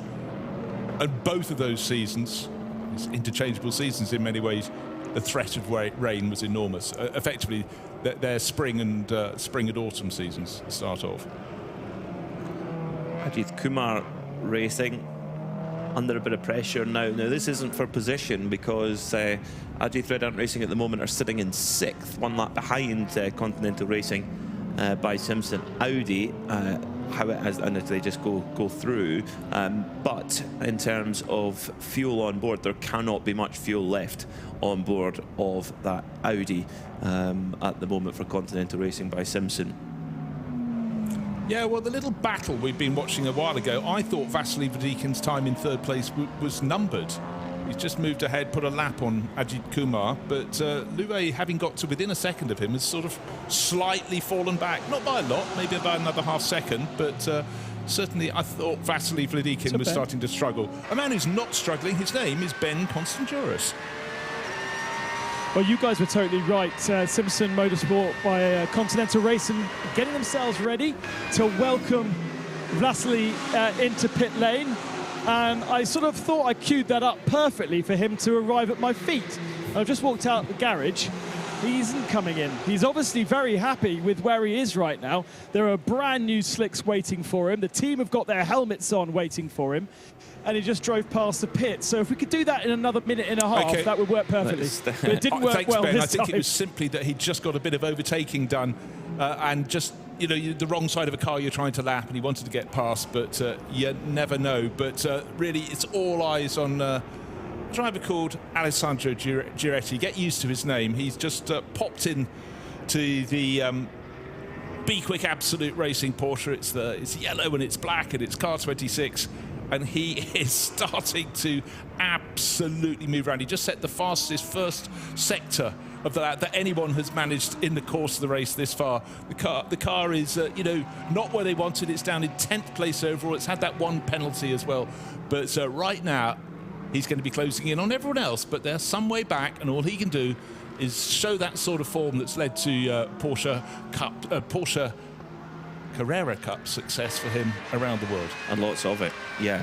He was the Porsche Mobil 1 Super Cup champion this year and Carrera Cup Deutschland champion, won the Carrera Cup Asia last year and the Carrera Cup France. So yeah, that's a lot of silverware to pick up, and he's been picked up as a Porsche contracted driver for 2026. A fantastic signing, you have to say. But what Alessandro Giretti is proving here is what the difference on the new tyre is, because he's only on the third lap of these Michelin tyres, and he's lapping consistently, and that's the thing, consistently in the mid to low 205s. The rest of the field, I mean, even Patrick Niederhauser, who's just coming into the pits right now, he was lapping consistently in the 207s on 35-lap-old tyres. So that gives us a very good light-for-light comparison. So you're talking, well, in that case, only sort of 2-second drop-off for that. Yeah, I think, P-Mac, the most interesting thing as Patrick Niederhauser comes to a stop is how many laps it can be before the pace starts to fall away for Giretti's tyres. But 205s, he'll certainly be gaining a couple of seconds over the fastest drivers in the field, but a handful of seconds over everyone else. Patrick Niederhauser staying on board then for the Porsche contracted driver, the Swiss. They're very kindly letting Antares Zhao have a full lunch with coffee and biscuits and everything. Quite right. Maybe some ice cream as well. Cool off. So Niederhauser, yeah, new tyres on, and then now into fuel. So this is where we will see what is the number 10 Absolute Porsche capable of with new tyres on at this point in the race. We mentioned it's a little bit hotter than when the race started at 10 o'clock. It's now 1:45. And in qualifying yesterday, Alessandro Giretti, Patrick Niederhauser and Luke Hortag, all in identically prepared machinery, same team, same car, same everything, new tyres on the run, and they were all three of them within a 10th. So who's got the pace in the heat of the day? I mean, this is one of the elements, you know, it's hot but not hyper hot.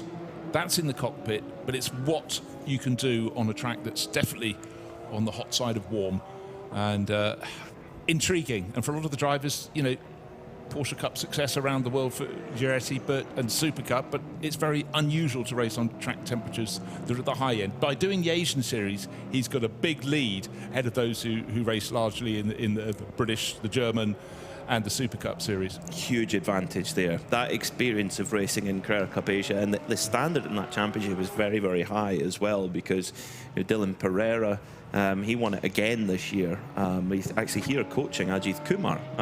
So he's a really strong driver. But yeah, that experience of how the tarmac works on these Asian circuits, how it can be really greasy and slippy at points. Giretti really pushing on. He's got a bit of work to do at the moment in time, because he's really a little bit further down the order. That car is a little bit further down the order. He's working hard at the moment to try and make up for lost time. Let's get down to Ben Constanduros in the pits. Yeah, and as you may guess, I have Simpson Motorsport Continental Racing in front of me. Brand new set of Michelin Pilot Sport Cup H2 tyres, which were used over here and part of the mid-season onwards in Europe as well. That car has also had a driver change. We get to see James Winslow aboard that car for the first time during the race, I think. And he then sets off very, very good stint from Vladikin, who's got Alex Acker here training him this weekend. We do see Alex sometimes driving as part of the lineup in Barcelona last time, I think, but this weekend he's just here to train Vladikin, and right at the end with those really, really worn tyres, did a very, very good job. So Absolute Racing number 10 Porsche still in the refueling area at the moment. It's a good couple of minutes to get the car filled up. The mechanic now giving that universal twirling sign, which means fire her up. Yeah, one thing that's actually great if you're in the big grandstand here opposite the pits at Sepang is the fact that often our refueling area is tucked away around the corner, but this one, it's in the pit straight. You could see them in front with the little sort of canopies in front of the final few pit garages. So particularly for all the Ajit Kumar fans who are halfway down the straight, opposite their man's garage, they can see exactly where the car is at all times when it's doing the refueling. And of course, it's not a case of just, as we've discussed earlier in the race, PMAC, just going down and having, a quick splash and dash will do. It's all incredibly orchestrated, but it's lovely for them to be able to see it. It just adds to the show. And of course, if we had about 50 cars in this race, there'd be far more pressure on making sure you got to the pumps at times, because certainly you can imagine over the years of various races when suddenly there's a desire for people to get all their fueling in. If someone else is in the pump when you want the pump, you can undo all the advantage you've gained by just squeaking a corner a little bit tighter many, many times over. We see that at Dubai a lot with the big entry we get there, and we often see queues at the pumps like you would see at your local supermarket. So Niederhauser back on the go then. So he's going to do the same stint plan, it would appear, as Luke Hartog did. So 2 full stints right up to the 2.5 hour maximum drive time, which pretty much nestles in nicely with 2 full green flag stints, it would appear, 1 hour and 15 or so for under green flag for a full fuel tank. So now it's up to Niederhauser to put in that pace, and we're going to watch the difference between him and Alessandro Gueretti, who's all the way down in 9th right now, but he is a real reference point in terms of pace now that he's on board that car, and already he's now on the 6th lap of those tyres, and he's now already straight into the mid 206s. So there's a second gone straight away. So it's like you get this initial peak, bit of a drop, and then it just gradually stays there, and then at that last maybe 5 laps or so, then you get a bit more of a tail off. Yeah, not off the cliff. Do you remember a handful of years ago when they changed the Formula 1 regs in terms of tyres? They got it so comprehensively wrong that it was night and day, wasn't it? Going fine, going nowhere. But right now, again, for teams coming out to race in the warmer climates over the winter, the first thing they have to do in practice is just get a feel for the circuit, and then very much straight after that, how long do the tyres last? Where does it? What number of laps does it plateau? And we saw one set of tyres coming in really rather tired earlier today. Don't push too hard too soon seems to be something, particularly on a warmer circuit. It's the sort of thing you gain experience, particularly if you race in Asia. You understand that a little bit more. But keep it smooth. Do not strain your tyres. Do not stress your tyres.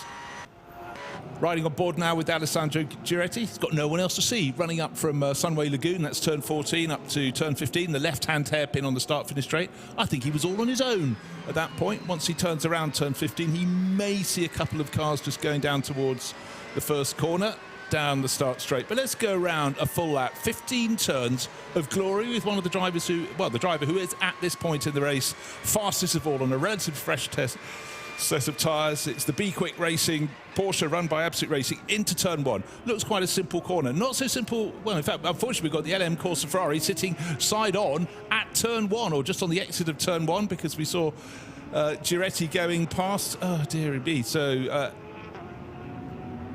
luckily, doing a sort of rather lumpy 3-point turn, the Ferrari gets going again just as the Viper needs a Mercedes come through. I don't know. There were 2 cars that went through past us in the pit lane just as the Gueretti's car was going through the final corner. That may have been one of the pair, and maybe that led to the little rotation for the LM Corsa Ferrari. But no damage done. But those tyres might say, I can't give you much performance now. You probably flat spotted me. Probably, yeah. And for Kai Nakanishi, there doesn't appear to be any damage on the car, so it looks like it was on his own. But yeah, you're right, Bruce. Those tyres will be really badly damaged now after that screeching to a halt sideways and backwards. Yeah, sideways and backwards. And again, we keep talking about track temperature. If you're doing it on a really hot track, there's even more reason for them to take pain. Sounds though a mic has opened the pit lane. So Ben. Yeah, curious things happening down at Mulner Motorsport. It doesn't look as though this is a particularly panicked stop, but it's on its dollies and it's being wheeled into the garage. Now, I'm just wondering whether we are looking at a brake change here. Driver already in the car, so we've had that exchange, and it's Jaiton Liang who is aboard the car, but it's now in the garage. Wheels are off. Now I'm just going to see what they are doing. I can't see anything that's being prepared, so it's not as though, you know, sometimes you have the pads and discs ready to go. They are in the corner of the room, but yeah, at the moment, nothing particularly happening. So once we get our cameraman back, you'll have a chance to see. But as I say, car is in the box, new driver is in the car, but for the moment, there isn't any obvious evidence as to what they are actually doing. Brakes maybe now being prepared? But yeah, I was hoping to be able to give you a bit more information there, but I've come on too early again. Fear not, because we might have one for you, a situation for you to investigate. We just talked about the number 60 LM Corsa Ferrari going for a spin. I wondered if it took two to tango, and a message on our screen says incident involving car number 60 LM Corsa Ferrari and the number 93 Ajith Racing Mercedes. Ajit Kumar at the wheel at turn 1 under investigation. So did push turn to shove, or did the cars hit side by side? Anyhow, we'll keep an eye on that, but you may need to look up towards the penalty box at some point. That's all I'm saying. But I'll keep an eye on the messages screen so I can give you the tip of the nod on that one. We'll keep a close watch to see. Yeah, that's it. It does seem unusual for Milner to push the car back in to do the brake change. That's unusual. Normally it's done on the pit apron. You know what? They might just want to get out of it. Though it's slightly cloudy, it's still sunny down there. Any just slightly cooler, you get more mechanics working on the car when it's back in the garage. But I know what you're saying. I try to be the counterbalance. How much time do you give away putting it in and out of the garage? 25 seconds, 30 seconds? Which makes it's a longer process than it maybe needs to be, as we're already approaching 1/3 race distance. 4 minutes to go until the top of the racing hour. I would have thought that was quite early for a brake change, but very then again, early. They take a lot of punishment in these in warmer weather. We've seen a lot of rear brake changes required on the 992s this season, particularly in Misano, where it was pretty warm. It was off the clock warm, let's be honest. About 40 degrees air temperature, wasn't it? In Misano? No, not quite as bad as that, but it was warm enough, and they were going through a lot of rear brakes there. So there could be. Let's get Ben. You can put us out of our misery here and see what's going on. So pads on the front of the car, but no discs, but discs on the rear. Discs and pads. So is this something that, you know, we've done so many hours already here through the days of testing on Thursday and Friday, and I wonder whether they didn't prepare the car for like a fresh set at the start, knowing that they'd have to do one change anyway, and it's just happened early. But as I say, the front pads definitely worn down, but I'm surprised to see discs as well as pads on the rear. I'd be amazed if a team would go into the race without new brakes and pads and discs. I would.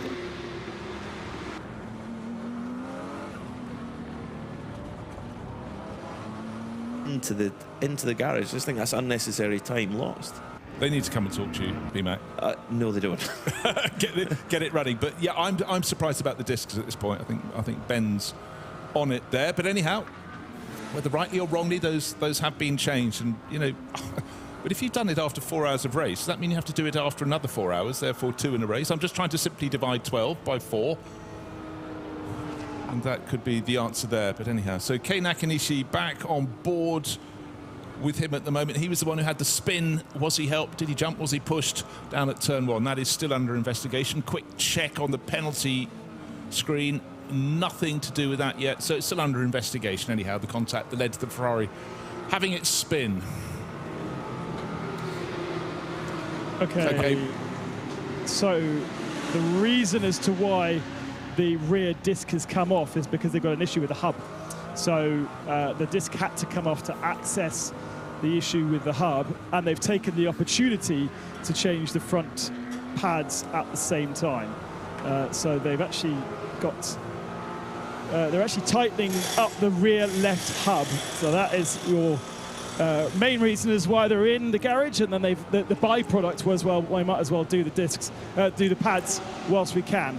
Not a problem with the disc at all. Thanks, Ben. With the hub instead. We thought that was way too early. So let's treat ourselves to some highlights, what's happened in the first 4 hours out of the 12. But first, we're going to take a look at where they're ranking just as we get those 4 hours onto the clock.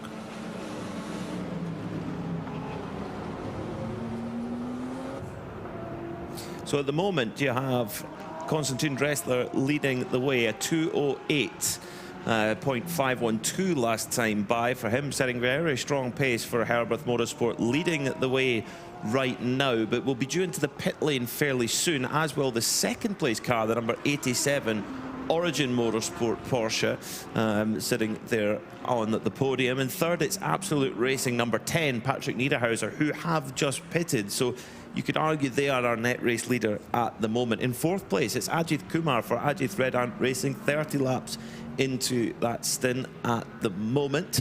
In fifth place, it's Viper Niza Racing, the first of the Malaysian teams at their home race, number 65. They round out your top 5. Simpson Audi Continental Racing, they have just done a pit stop. They sit in 6th at the moment, so in running strongly right now. 7th overall is the number 999 of Taner Satyan Turko for Climax Racing in their AMG Mercedes, just out the pit as well. So again, they're in a stronger place than what they look on the order as things stand. Be Quick Absolute Racing Porsche sit in 8th with Alessandro Garetti putting in strong pace at the moment. He's lapping in the low 206s as things stand. Then in 9th, it's the LM Corsa Ferrari with the Japanese driver of Kei Nakanishi on board right now. In the top 10 overall and leading in 992 is Ivo Breukers for Red Campbell Jordans. It was Milner Motorsport, but at the moment they are in at the pits dealing with a wheel hub issue. Modena Motorsports number 216, Christian Chab, one of the team owners, driving right now and sitting in a strong place in 992, second overall and leading the AM class. Axel Bengtsson for Leipert Motorsport sits in 12th overall and 10th in GT3. Then Milner Motorsport, unfortunately in the pits right now. They're being classified as third in class, but they're likely to drop back more time as that repair goes on. 8.5 minutes and counting, unfortunately. The 666 610 Racing sit fourth at 992, followed by Cherney Motorsport, the car in GT4 with Bryce Fullwood driving. Sebastian Shimar, it's driving for Asbest Racing right now in the TCE class in 16th and 17th overall, back out on track after some earlier problems. It's the number 701 Vortex V8. To Creventic Motorsport TV on YouTube, and if you're listening live on the Radio Show Limited network of channels on RS1, a warm welcome to you. Just after 2 o'clock local time, so in Central Europe, that makes, quick maths, that makes it the morning. The morning, yes, quite early. It's 7 o'clock in the morning, 6 o'clock in the morning in the UK. So if you've got up early to see the action, we will reward you with action, I can promise you that. Yeah, winter sunshine for you, but 2 cars in the refueling area at the moment, and it's Herbert Motorsport, and keeping the Porsche theme going alongside Origin Motorsport, white and pink car. Of course, they'll be losing positions on the track, but Herbert Motorsport, such a strong stint there from Konstantin Dressler. Fans of Milner Motorsport, we heard from Ben Constantinos talking about a loose left hub, or certainly not as tight as they wanted it. And while that's being repaired, they decided to do a brake change, at least at the front end, because that would have been way early in a 12-hour race to be making a change. But Milner Motorsport, the next driver, is already strapped in, waiting until they'll be released. And that's Alex Liang Diatong, just waiting to have his go. But the main thing is when you're working on the car, you already want the driver strapped in. If you know it's a fairly standard, if it's a standard brake change, you'd be doing it, anyhow, putting the driver in. But this time, they're still working on that rear hub. Not the first time we've seen that. It's of course the engine, the flat 6 engine that's in these Porsche 992 Cup cars is behind the rear axle, and of course that recipe of a racing Porsche 911 has been developed since the 1960s, and it evolves every single time. But the sheer physics of where the engine is, you can't get around that, and they do seem to wear out the rear of the car more than, say, a front-engine car would, for example. You know, but that's the beauty of motor racing, particularly GT and sports car racing. You can go about things in different ways, and I like something where one car has an advantage at one point on a circuit and another has another at a different point. And with balance of performance, of course, they're all balanced, so they should theoretically produce an identical lap time. This is for all sorts of other championships as well.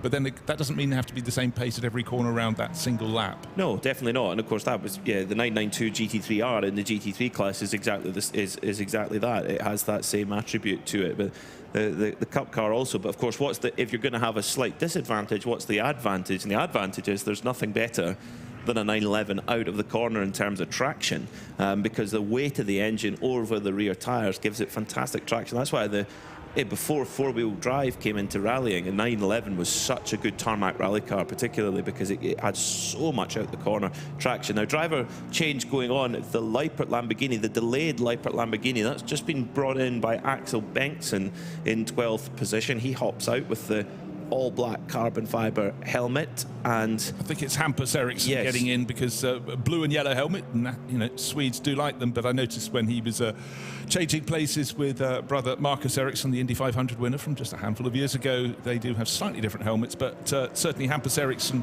just won the Lamborghini World Finals we were talking about Misano, that's where it was a few weeks ago, but also winning the North American Lamborghini Championship this year with Danny Formal. So you don't feel he's going to be slowing the car?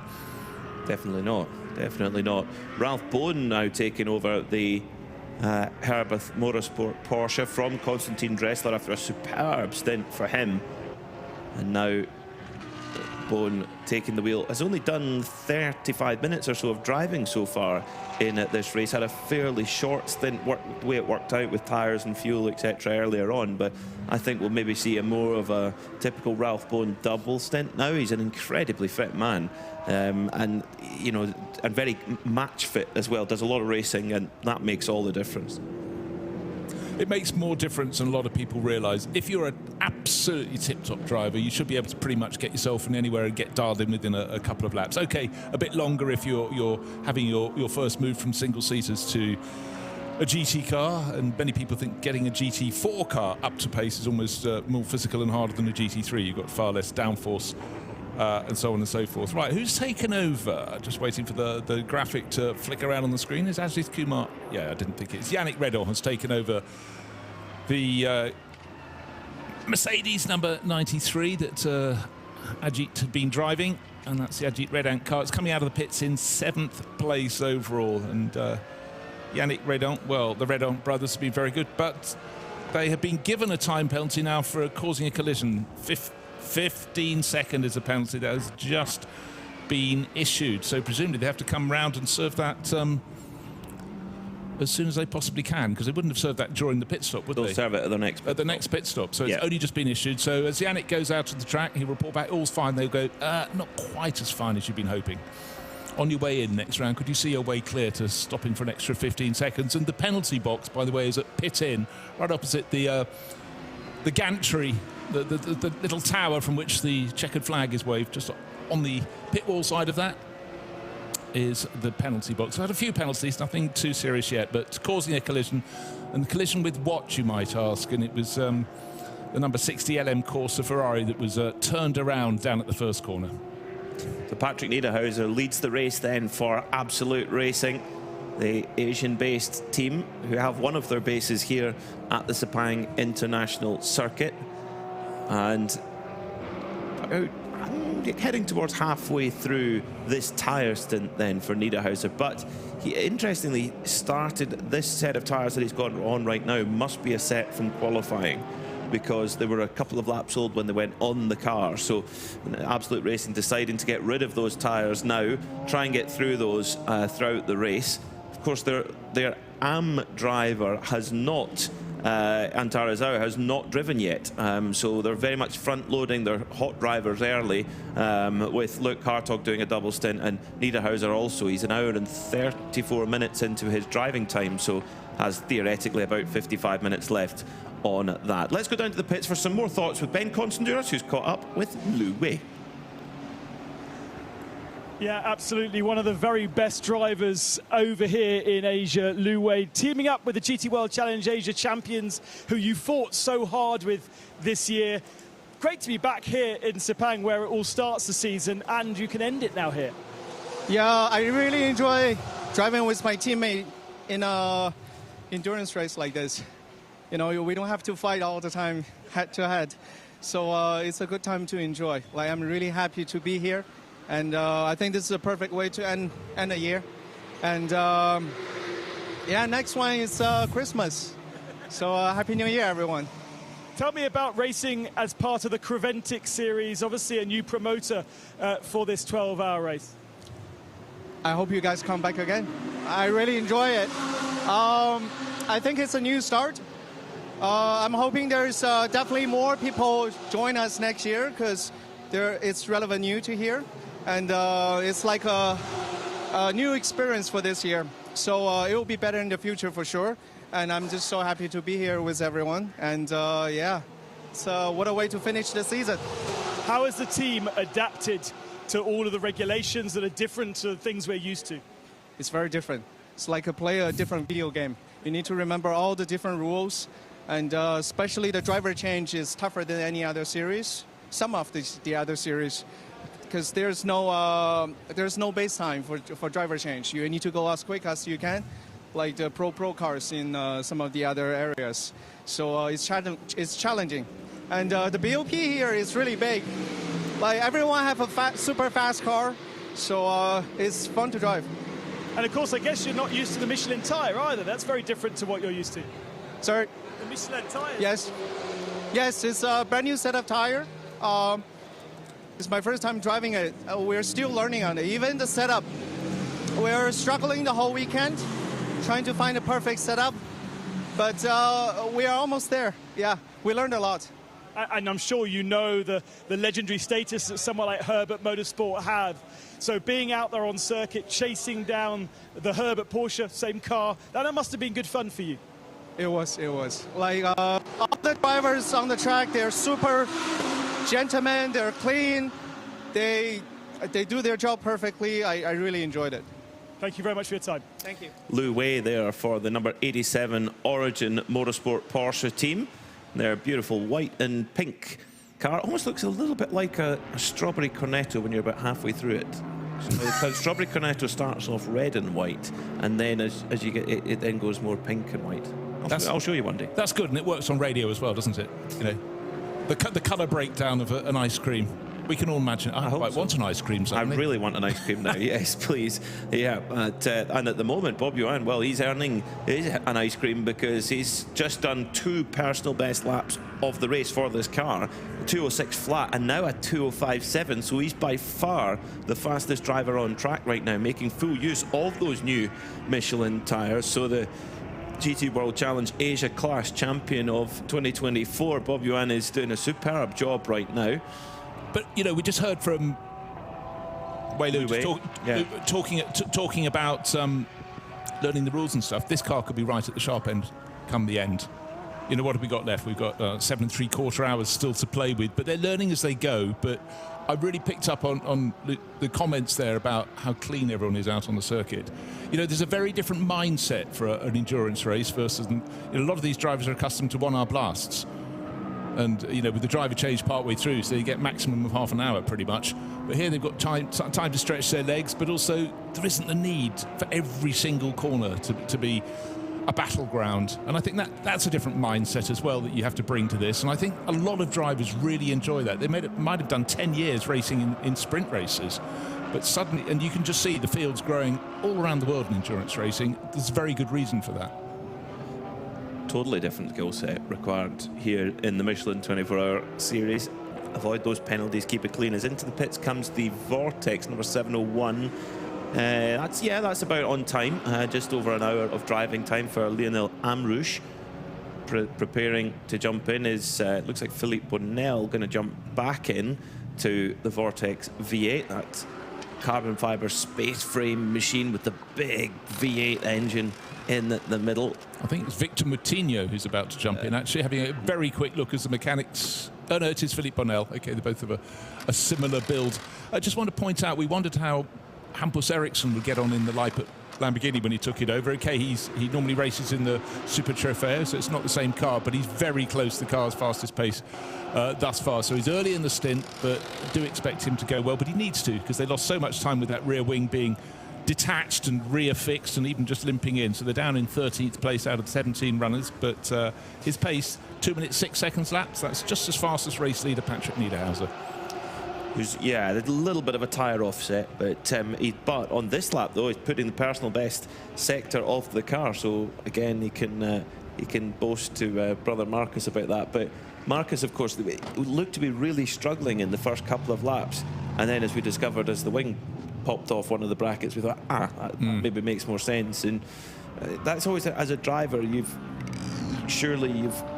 you've got the credentials behind you, must give so much more of a comfort when things do go wrong, that you go, actually, no, I know that this isn't me, this has got to be something else. What great story I heard from Andy Wallace. He was driving at St. Petersburg in the American Le Mans Series in a Porsche RS Spider, and the team were about to get their first podium on only the second race to beat the Penske factory cars.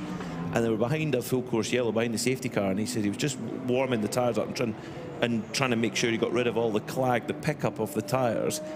And he said the rear of the car was just waving about all over the place, and he's thinking, it almost feels like you've got a puncture, or just feels like pickup. And he's like, it doesn't feel exactly like that. So he gets on the radio saying, I think something's wrong with the car, guys, I need to get in. And they're like, no, stay out, it's pickup, we're going to get a podium, it's just pickup. And it kept doing it, and it got worse. And he said, I don't know. Now, bear in mind, this was 20 years after he'd won Le Mans. He was a seriously experienced guy, Andy Wallace, to say the least. And he said, I had to then make a call. I had to go, because if I was wrong and I cost the team a podium, I was going to look really, really silly. Sure enough, into the pits he came, lost the podium. They took the cover off at the back. It turned out a bolt had come out the wishbone. so he was like, phew. Thankfully, but again, that experience. So my point is, Marcus earlier on, he's probably thinking, there's something not right here. I mean, I've not driven this car much before, but thinking, something not right. Sure enough, when the rear wing popped off, that certainly would have caught his attention. Yeah, no, absolutely so. But Hampus Ericsson looking, really very comfortable as expected, just waiting for him to complete this lap 2:06.809. He's lapping almost within a tenth of a second, lap after lap. So the pace is good, but he's got a long way to go to even catch the car sitting in 12th place overall, which is a 610 Racing Porsche Cup class car, 17 seconds behind. In fact, he should gain that in 2 laps.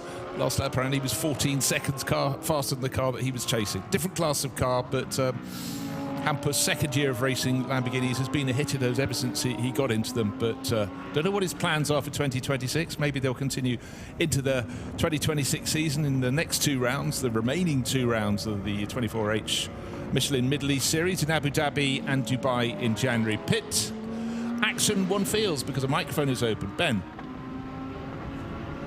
Nope. Hello, Bruce. Yes. Just give me 1 second. I need to be calm down. It's a long race. It's a long race. Yes, exactly. A 12-hour race, and I'm taking it like a sprint. Just waiting for the camera to fire up, because I'd like to introduce you to the star of the show, kinda, if you ignore Ajith Kumar, because we have an F1 and IndyCar driver in our midst. Marcus Ericsson, it is a pleasure to have you as part of Creventic. How are you enjoying being here in Malaysia? I've loved it so far. It's been a lot of fun, and everything has been really well done, from the series, and from my team, Leipzig Motorsports, has done a really good job. It's my first ever time in a GT3 car, believe it or not, so it's a lot for me to learn, but such a fun car to drive. Like, the car is amazing, and also this track, obviously I know that from back in Formula 1. Very different in a GT3 car, but still so much fun, so yeah, had a great time so far. And how has this sort of transpired? Because obviously you're racing with your brother. Have you got most of the family here as well, it looks like? Yeah, I got my wife here, and probably mom and dad is watching on TV back home. But no, it's always been a dream of mine and my brother to race together at some point, and it sort of worked out here. Hampus raced with Leipert a little bit in Super Trofeo this year, so we talked about it, and then this opportunity came up, and it fits very well into my schedule as well, since we're in the off-season in IndyCar. So I love racing race cars, and yeah, to get this opportunity to go here, it's yeah, it was a no-brainer, and definitely a dream come true to race with Hampton. I imagine the exchange of information is a bit different to usual, because he almost has more experience of this type of car, right? Yeah, I mean, he's driven this car a lot, but not the GT3 one, the Super Trofeo. So even though it's the same car, it's a very different spec with the Super Trofeo. So it's still been a learning curve for him, but he's been super fast. Like he was really fast in qualifying yesterday. Unfortunately, he was track limits, so he got a lap time delete, and otherwise he would have been super impressive. So I've learned a lot from younger brother, which has been fun. But we're pushing each other, and also Axel and Thomas, who is also in our car, has done a really good job. Actually, all of us have very, very limited GT3 experience, if any, before this week. So it's been a huge learning curve there, but it's been, like I said, it's been so much fun. The track is amazing, the car is amazing, so it's been a pleasure. The team were a bit annoyed about what happened to you at the start of the race. Did you have much of a feeling of what was going on?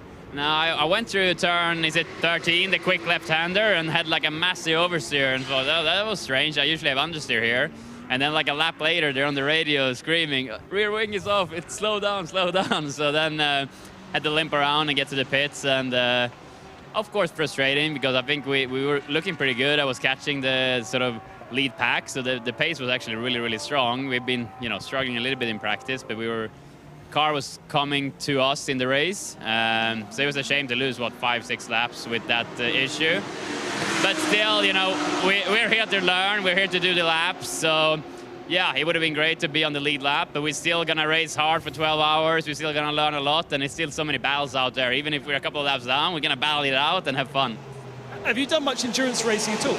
I've done Daytona twice, so but in a hypercar, so it's you know, quite a different experience this, but it's cool. You know, I was in the car for 1 hour 45 minutes. It was hot, sticky. I was, you know, super, super hot getting out of the car, and then, you know, get some food and drinks, and ready to go here again in an hour or so.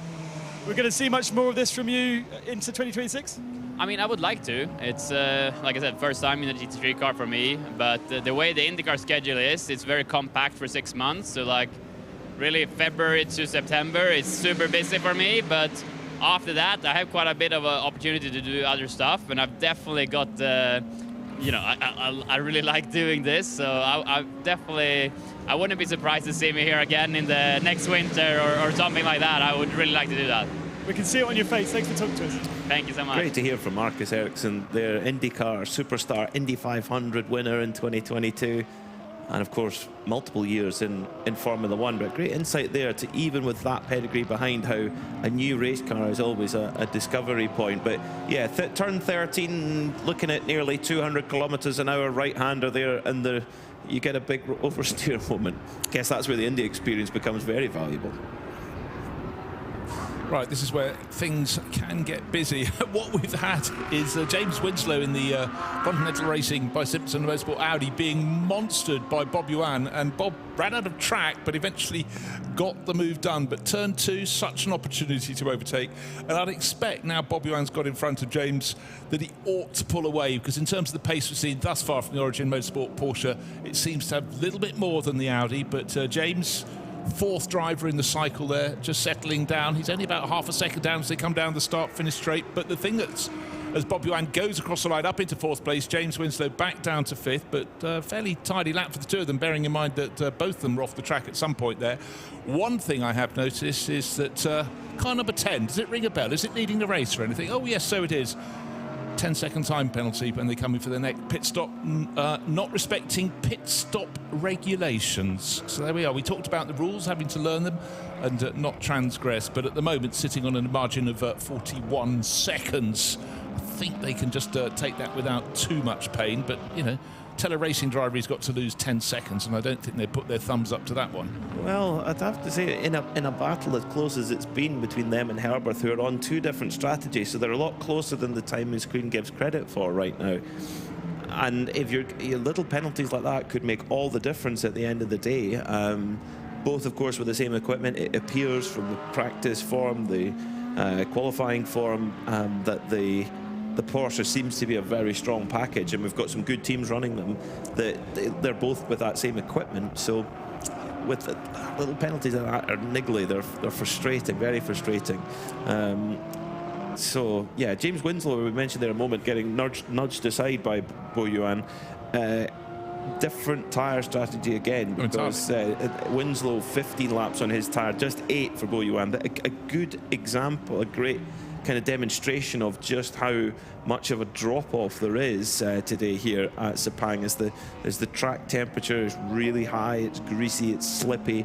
I mean, Alessandro Gueretti, who's been one of the fastest drivers all week, his tyres are now 22 laps old, and he's now nearly into the 208s. He's in the high 207s now. 2 seconds and more after big drop off. End of the stint. Right, the Red Camel Jordan's car just having a little bit of a tidying up at the front end. The front splitter clearly has either come loose or they've taken it off, might have got damaged, but that one's being put back on. But in terms of things you need to fix on a car, that's probably one of the easier ones. You have access to all of that. Mechanic just lying underneath getting the fixing done on the right-hand flank of the car. Looks like it's relatively square, but again, at this moment, if you have to have repairs on a car, you do other repairs at the same time, because any car, even if it stays on the track throughout, is going to get some scars of battle. So other mechanics tidying up the other extraneous elements of the car, but it's going to be back on terra firma shortly and pit stop completed. But in that 992 Cup class, they are the class leaders. Eva Broiker's brought it in. Modena Motorsports second in class with Christian Cheer on board his as the 909 gets going again, but I presume we'll run down to the pits, to the pit exit, and get some fuel on board before going out. So Ivo Broiker staying in the car, looking like he'll crack on for a second stint, get his driver time done. Patrick Niederhauser now race leader, 22 laps on his tyres, now starting to just slip and slide around a little bit. His lap time's now, much like Alessandro Gueretti, heading into the higher 207s now. So tyre management, we've talked about it all day for good reason. It's going to be a big factor in who wins this Michelin 12 Hours of Malaysia. Now, just noticing there were no rivals immediately in front of Patrick Niederhauser, but he was flashing his lights furiously because the car that he saw going out the back straight he needed to pass was the Asbest Racing Cupra, running in its own in the TCE TCX class car. Just to let you know, that was on its out lap, but its normal fastest lap is what's that car managed in the race? 2 minutes 26. Sorry, best lap is wrong car there. So 2 minutes 24 is its best lap in the race. That's no disrespect to the driver, totally different class car, but at this moment, maybe having not long ago been given news that he'd have to serve a 10-second penalty coming in, Patrick Niederhauser is not in a driver in a mood to lose any more than a nanosecond. He's got the vortex tucked across his nose, and the 666 entry from 610 Racing, the team from Shenzhen in China with their Porsche just up in front, so he wants to keep it flowing. Chance to consider the TCE TCX entry. There were due to be 2 Asbest Cupras. They couldn't quite get the second one, get the driver line up, but so they're out on their own in a class of their own, but there'll be more cars in their class when they go to Abu Dhabi and Dubai. But people having to be very aware of this as they come up in their GT3 cars. They're coming in a lot faster, they've got more performance through the corners, but it's their job, not the drivers in the Cupra, to make sure that they get past without any damage. You're talking 6 or 7 seconds a sector difference. So it's well over a second a corner, about a second and a half per corner. So that gives you an idea just how different a closing speed there are between the GT3 and the TCE car. That last lap for Patrick Niederhauser with that big slide, it's actually pushing on 207 flat, so he's now actually got the pace a little bit back under control now, has race leader Patrick Niederhauser. Now with that pit stop for Red Camel Jordan's a little bit of a delay for the former 992 leader to sort out that front splitter, which is such an important part of the aerodynamic package of the car. But that means that Modena Motorsports now are up into the lead. They're an AM car and they're the lead of all the 992 cars right now. Fantastic stuff with Christian Chia in that machine at the moment. Again, due to take a pit stop though, probably within the next 15 to 20 minutes or so. They lead the racing category. Yeah, a very, very good, clean run for them, Christian. again, driver with a long history, sort of dabbled with single-seaters 20-plus years ago, running in Formula Renault in Asia. But so many of these drivers, they just found their form when they hit the Asian Porsche series and gained experience over a lot of tracks. And a lot of the tracks, as you've been covering the championship over the course of the past few years, PMAC, they're sort of quite new, lots of them. You know, lots of them you don't have a years of going to some of them, and they're opening up all the time. And certainly on the Chinese racing scene, circuits seem to be being built almost by the year. But somewhere like here at Sepang, this is home ground. This is really familiar ground. I mean, you don't have to even be from Malaysia or live in Malaysia to come to Sepang a lot. If you know, this is one of the focal points of Asian motorsport, isn't it? Yeah, and it's funny to think that Australian drivers like Daniel Ricciardo, they came from the west of Australia. It was closer for them to come and compete in the Asian series, particularly at Sepang, than it was to go to the east coast of Australia. Well, but look at, I think El Bamber's the perfect example of where this circuit played such a pivotal point in his career, when his career had effectively come to a grinding halt, and was here working as an instructor and was working with a local driver called Adrian De Silva, and Adrian said, well, he's asking his story, and he said, well, I've run out of money, I don't have any more opportunities, I think that's it. And he said, well, I've got an older cup car, Porsche Cup car, come and have a go in it. And Adrian said as soon as he got into it, he was so quick, straight away here at Sepang. And he said, okay, I need to help you. And Adrian did, and they put together a shoestring program to do Carrera Cup Asia. Earl won it, then the next year won it again, also won the Super Cup, and 6 months after that he won a race in France. He won a pretty big race in France, yes, with Nick Tandy and Nico Hülkenberg, won Le Mans overall, and then he's been on the stratospheric rise to stardom ever since. But that all happened here at Sepang. Yeah. Incredible story. So perseverance pays. But yes, again, the role of driver coaching. You were hearing earlier that Alex Arca was here to help Vasily Vladicka. And you mentioned, did you spot Dylan Pereira here as well? I did. Yeah. Well, that was the thing. I was looking at our footage in the Global Broadcast Centre earlier, and I'm going, I think that's Dylan Pereira. I'm sure if it's not, it's just like him. Turns out it was Dylan Pereira. So my eyes did not deceive me. He's here coaching Ajith Kumar. So there we go. Current Carrera Cup Asia champion. Is Dylan Pereira, many times a driver in this championship, usually in Porsche 992 machinery. 992 machinery being driven at the moment by Zhao Qi-Quan, third in 992 at the moment in the number 666 610 racing machine. Meanwhile, Alessandro Gueretti up to 7th now. He's just bit by bit dragging that car back up into the conversation, doing his job, but he's now into the 208. So he was the low 205s at the start of the stint. He's got, how many laps has he got in his tyres? 26. So still probably another 10 to go. And he's now into the 208. So that's how much of a drop-off there is. Quite remarkable. Johnny Palmer rejoins us. I'm going to say we're back to the full complement now in the main commentary box, aren't we? Don't worry, I'll leave shortly. No, please don't, because, we're all fed and watered expertly by the catering crew here at the circuit, who've welcomed us again at the Petronas Sepang International Circuit for the first time as part of a Creventic Championship.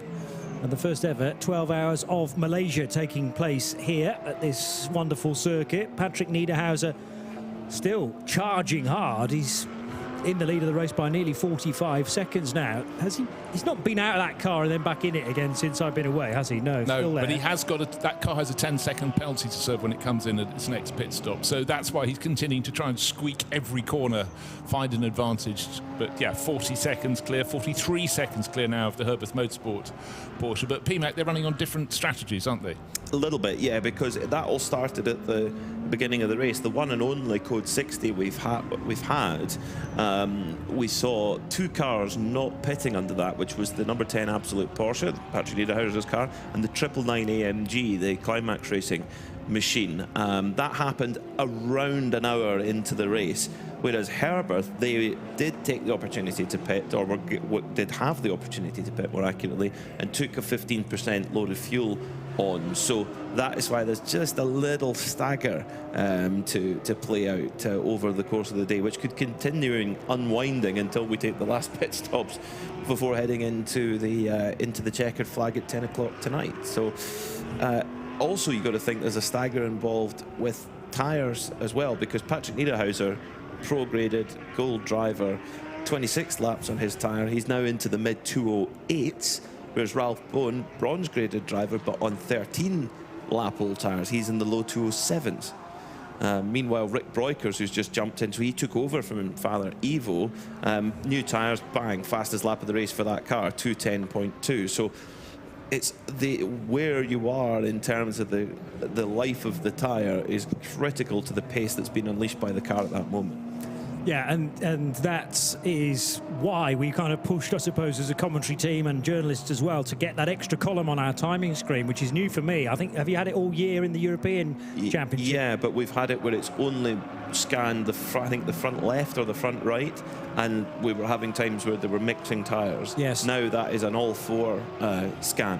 But that's not an average number, though, is it? Is it the youngest tyre or the oldest tyre? Johnny, you're getting greedy again. I'm sorry. But the thing is, 27 laps old for one of the tyres on that car, but that doesn't necessarily tell us the whole story of all four corners. However, it's slightly easier in championship like this because you get a new set every single time, apart from the qualifying tyres. And I have assumed up until this point that nobody has split those qualifying sets. So once you use one qualifying tyre, you're using all four of them. I think that's been the measure of the day. And generally, they're paired up with whoever used them yesterday as well.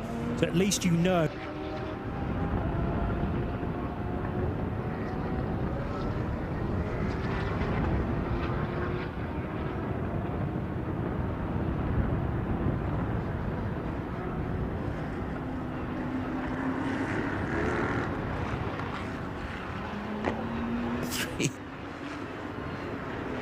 You're talking about a different class of car, and brand new sticky tyres makes a big difference. If you step, Ralph Bone is about to be caught by Bob Yuan. Yes, he is. Bob should go past. He's lapping 2.5. Well, last time around, in fact, he gained a little bit, but he's a lap down, so he's got to unlap himself. The driver in third place, car number 87, Bob Yuan, the pale pink and white Porsche, is going to pass the black and gold one at some point, and Ralph Bone doesn't need to try and fight him. There's a lap advantage at the moment, but if you just happen to be looking at a screen and you've wandered trackside and you see that, you go, oh, it's a battle for second and third place. It is, but it's got a lot further to go until track position really matters that much. But certainly Bob Yuan's been going very well. We saw him pick his way past James Winslow's Audi a while ago, and then since then has built the best part of 6 and a bit seconds advantage. So the writing was on the wall. We can see that, couldn't we, Peter, the way that Bob was going, but since then he's continued to fly. Well, Ralph Bone has been in this situation so many times before when he's got a quicker driver looking to try and unlap themselves, that he just knows not to get drawn into a scrap like that, because it's ultimately futile. You're going to lose way more time than you could potentially gain. Just allow that car through, because they're still in a great position in the 91 team, with a slight change to their driver lineup, welcoming Konstantin Dresler in, I think, for the first time. Has Dresler driven with Herbert before? I'm not sure. He has a couple of times, I think. Oh, really? Okay. Well, this season he's mostly been driving with the Proton Huber competition crew. Yes. Throughout the European season.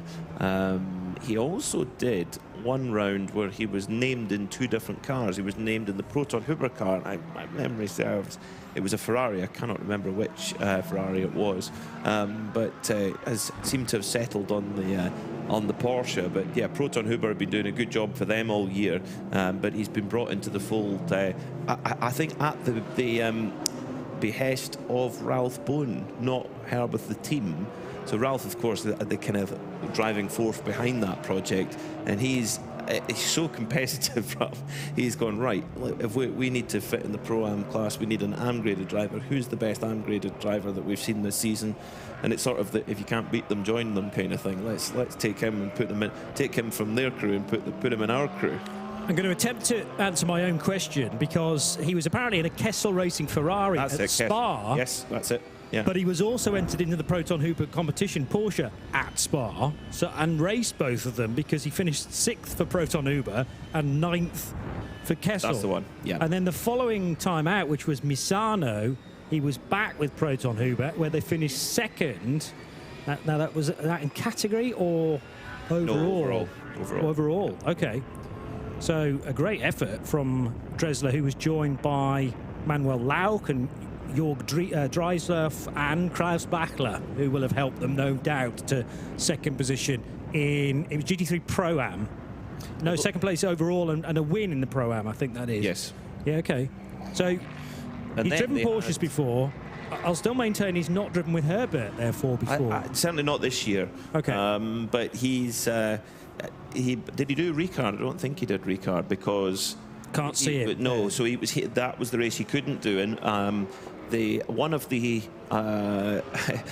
driver who works as a World Rally Championship tyre technician, but who's also a German rally champion, Mark Vollenwein, he stepped into the team for that one race and actually had to take the car to the finish, and they won the race overall as a Pro-Am car. So Mark, he was the super sub for that race, and he didn't have a radio for the last hour, because when I saw him at the next rally, I said, that was a great win, well done. And he said, well, I didn't really know where I was because I didn't have a radio. I said, maybe better that way, that you don't know what was going on. Ignorance is bliss. Yeah. That's generally our strategy, isn't it, Bruce? Absolutely so. It's a lifelong policy. But another driver who scored a famous win at Spa-Francorchamps, didn't know anything about whether he'd won or not, was Bruce McLaren in 1968 when they took their first win, because a lot of cars dropped out on the final lap. But bear in mind, the final lap was a long lap. All the laps are long laps in those days, when the circuit went over into the neighbouring valley through the Master Kink and then back up. But a little bit of a while ago, that one. But bear in mind, it could be a big weekend this weekend. McLaren, they've already got the constructors' title in the bag, just not a million miles from here, but certainly Abu Dhabi, all eyes going to be on that. We would have finished our race and probably even had a shower and be heading for the airport tomorrow night when that racing comes on, but we'll take a look. But right now, this is a different form of racing. Well, it's almost as if the 24-hour series knew that it was going to be a grandstand finish in Formula 1, so they put a Saturday race on here for the 12 hours of Malaysia. Yeah, it's all in the planning, you know. Too right. So I'm told. Yep. So Patrick Niederhauser continuing on, but we're in a similar situation now as we were towards the end of Loic Hartog's stint, as in it's all eyes on that 4th column and the stint length, which is now 2 hours and 7 minutes. Remember, you can't go over 2.5 hours of track time.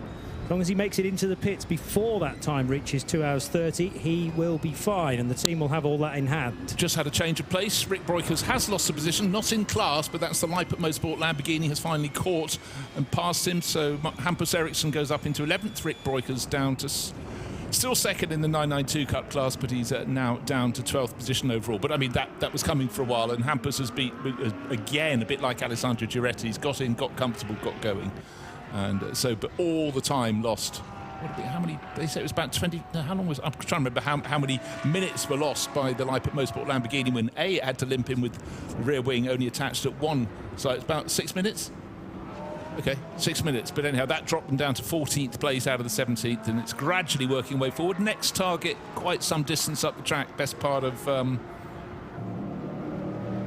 minute and 12 seconds. It'd be the Modena Motorsport car that leads the 992 Cup class in 10th place overall. Christian Cheer, the driver at the wheel at the moment.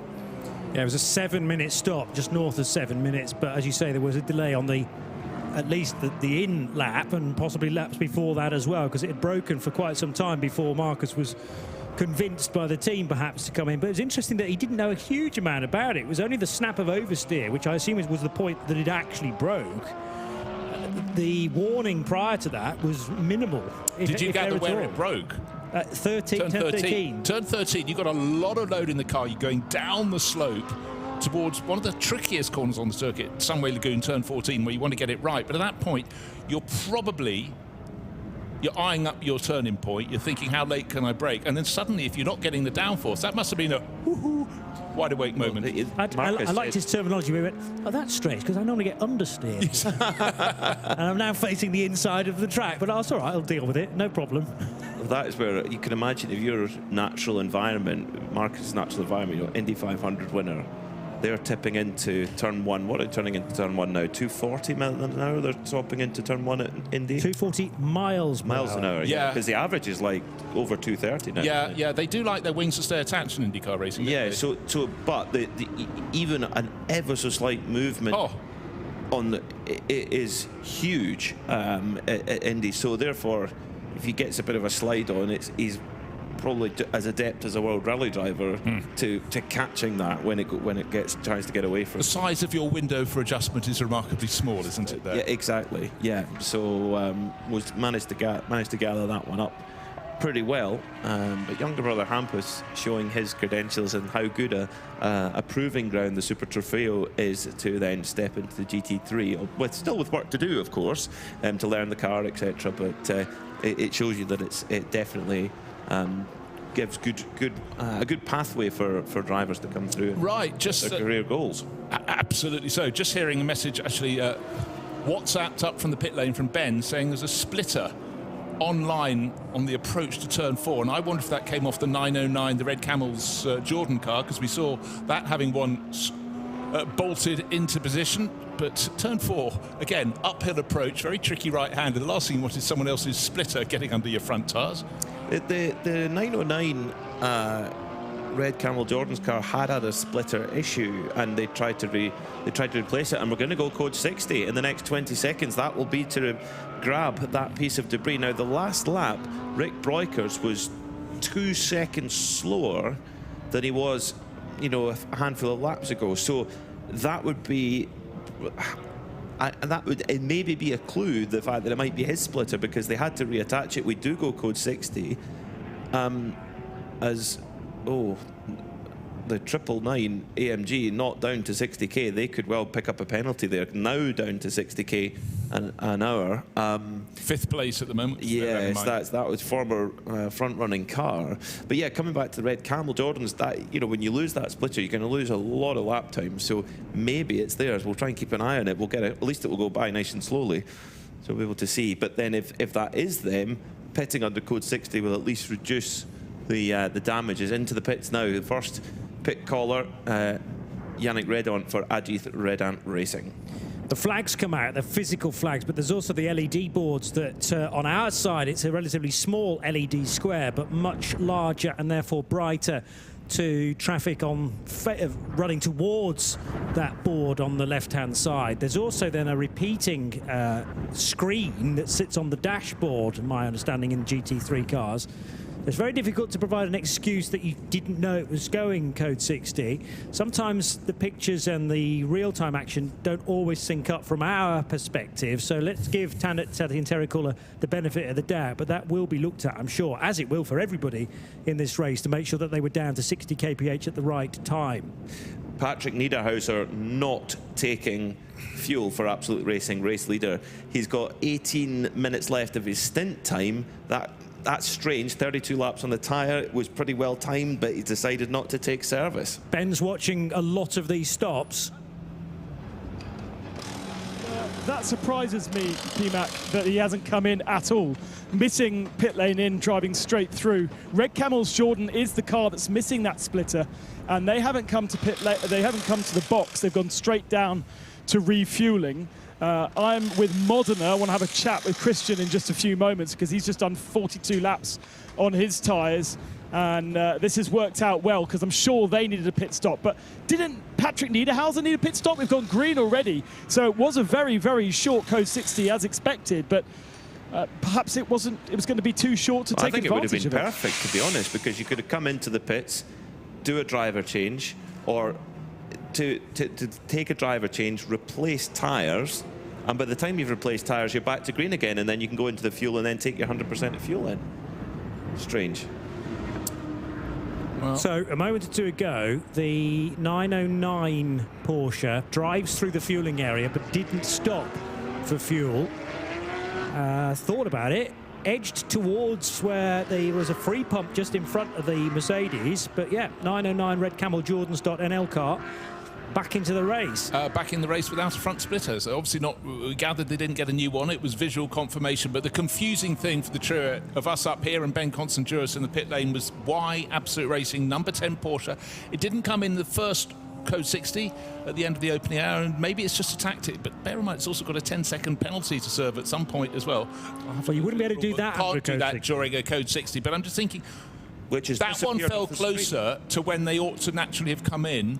Maybe they simply got the gen and thought, it's going to be a short code 60. Is it worth it? Is it not? But all three of us reckon it probably would have been for race leader Patrick Niederhauser to come in during code 60, make the stop and go out. But maybe it's a policy they've decided not to go for. The penalty has been cleared off the screen.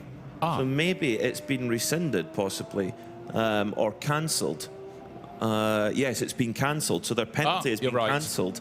Now, Modena Motorsport are leading the 992 category, and they may be about to strengthen that position because Red Camel Jordan surely are going to have to go and put that new splitter on at some stage. So let's hear some more from them with Ben Constanduros in the pits.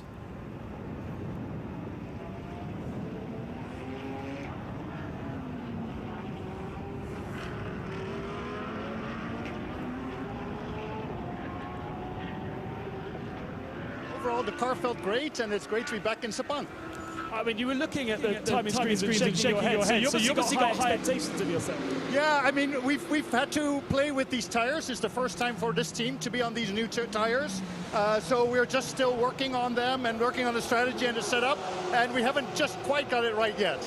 And you're in a very competitive field because you've got Red Camels Jordan and Modena Motorsport that come from the European Series and know this championship well. Well, I think we're aiming for a podium, and there's some tough competition, but we're going to make it. We're going to make it work. Now, you normally do Porsche Carrera Cup Asia, is that correct? So that is a Michelin shod series, but are these tyres quite different? Very, very different. Yeah, completely different. So the other cup tires were specifically made for the 992, and these are more enduro tires, and it's been it's taking some time to get used to, but they're great, and the deck is good. But just the overall pace, we're not quite there yet. And tell me about driving here at Sepang. It does seem like it's one of Helmut Tilke's best. I mean, for us, it's really great to come back to Sepang. We consider it one of our home tracks, having been brought up in Jakarta, so not far away. So it's always great to see the fans and the track.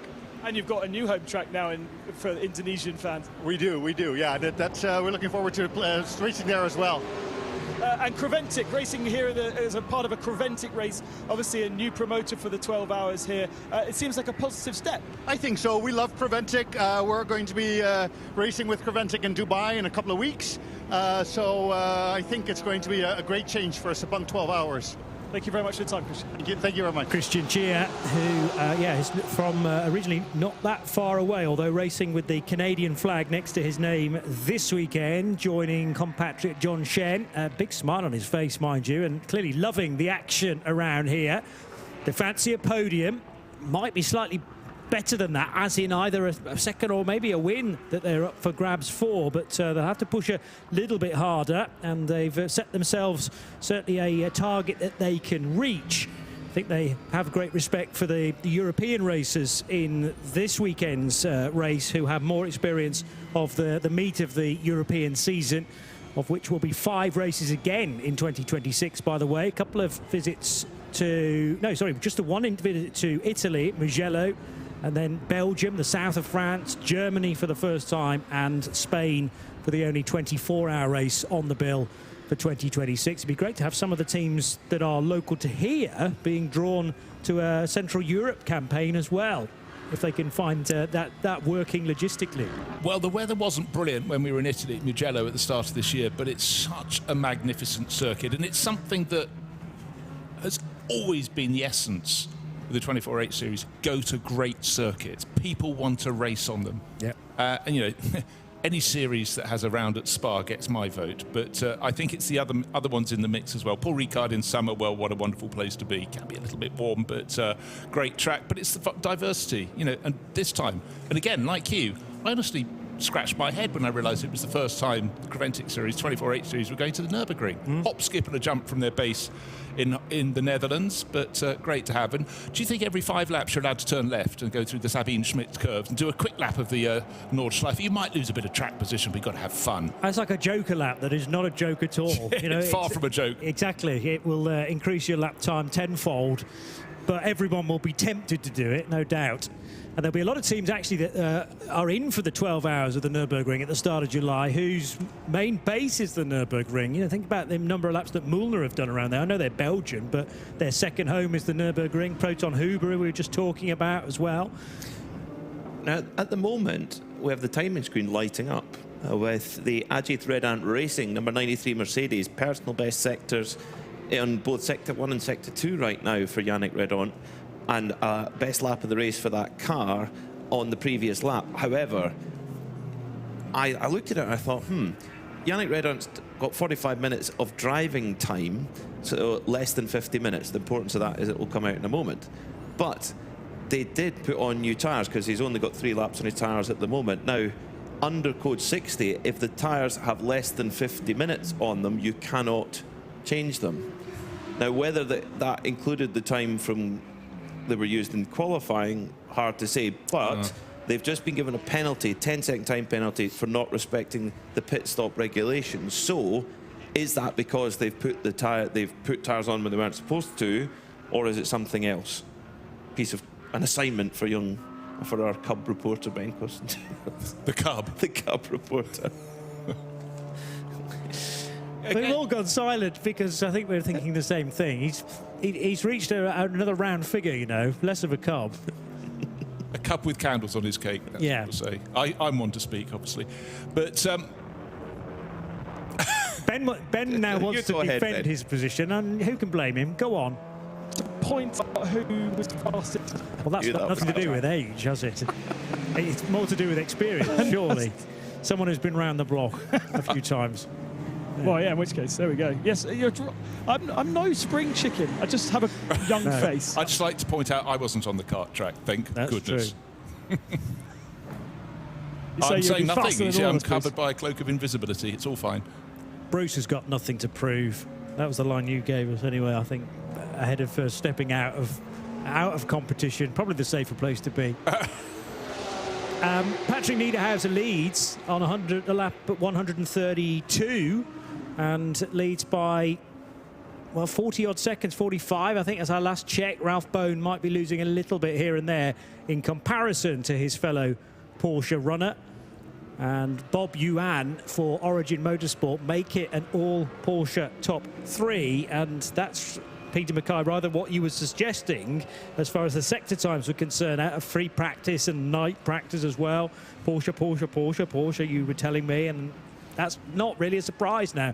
The one surprise might actually be the Audi, because the Audi had been being outperformed by the AMGs for a lot of, Thursday and Friday running, and they dominated in the grid positions as well. But every credit to the drivers in car number 69. James Winslow now at the wheel of that, but we've had a spell of Damien Shosek. Alex Bukantsov began the race, Vasily Vladikin as well. So they've been through all 4 of their drivers. They all look pretty strong. They do, and I would say that we haven't really, I don't think we saw the true performance of that, and remember it's the only Audi in the field. Yesterday they had problems with gearbox change, etc., didn't do qualifying, what have you, but the balance of performance in Barcelona, the last round of the European season for the Michelin 12H series, the Audi was a really, really strong package in the race across all 3 sectors of that circuit. And since then, it has only been given more performance because it has 2 of the 2 air restrictors on the engine. Each of those restrictors has been given 2 millimeters more, which allows more air into the engine, therefore more power. So it's not a surprise to see the Audi going well at the moment, but of course it's the only one, so it's the only kind of reference that we have, whereas we've got a whole slew of Porsches in GT3. But again, the pace that they've shown not only this week in practice and in qualifying, but also in GT World Challenge Asia the last 4 years at Sepang, it's been the fastest car in the race. So it's clearly a package that works, as just right on cue that one of those Porsches, the race-leading Absolute Racing machine driven by Patrick Niederhauser, into the pits. And just to reiterate, we were talking of a 10-second time penalty. I just want to point out the bit that I didn't notice for a moment. That was rescinded. That's why Patrick's been able to drive down the pit lane and just looking to, is that Antares out? Have they allowed him out of the garage? Yes, they have, because of course the hard work was done by, right from the start of the race in the number 10 Porsche, Loic Hartog doing a double stint, Patrick Niederhauser echoing that, but of course, again, 12-hour race, and you have to do some racing in each half of that, do you not? In each 6 hours. Say again, sorry? The 6-hour split, I'm trying to dive through my notes about you have to do no more than 4 hours in the first 6. In any 6. In any 6. Getting in 6. Any 6, that makes more sense, doesn't it? Okay, we'll unravel that one. I know what you're trying I've got it backwards. I know what you're saying, but I don't think you have to, as any single driver, you don't have to feature in the first half of the race and the second half of the race. You can front load it. Yeah, so you could front load it. And that makes it more difficult potentially on the strategy. But it's already quite difficult. This is a rule from Le Mans as well, mind you. It's a kind of conveyor belt of 6 hours, which creeps forward and creeps, the front of it creeps forward at the same speed as the back of it. And it's, imagine this sliding scale. And with any snapshot of the 6 hours, you can't have driven for more than 4.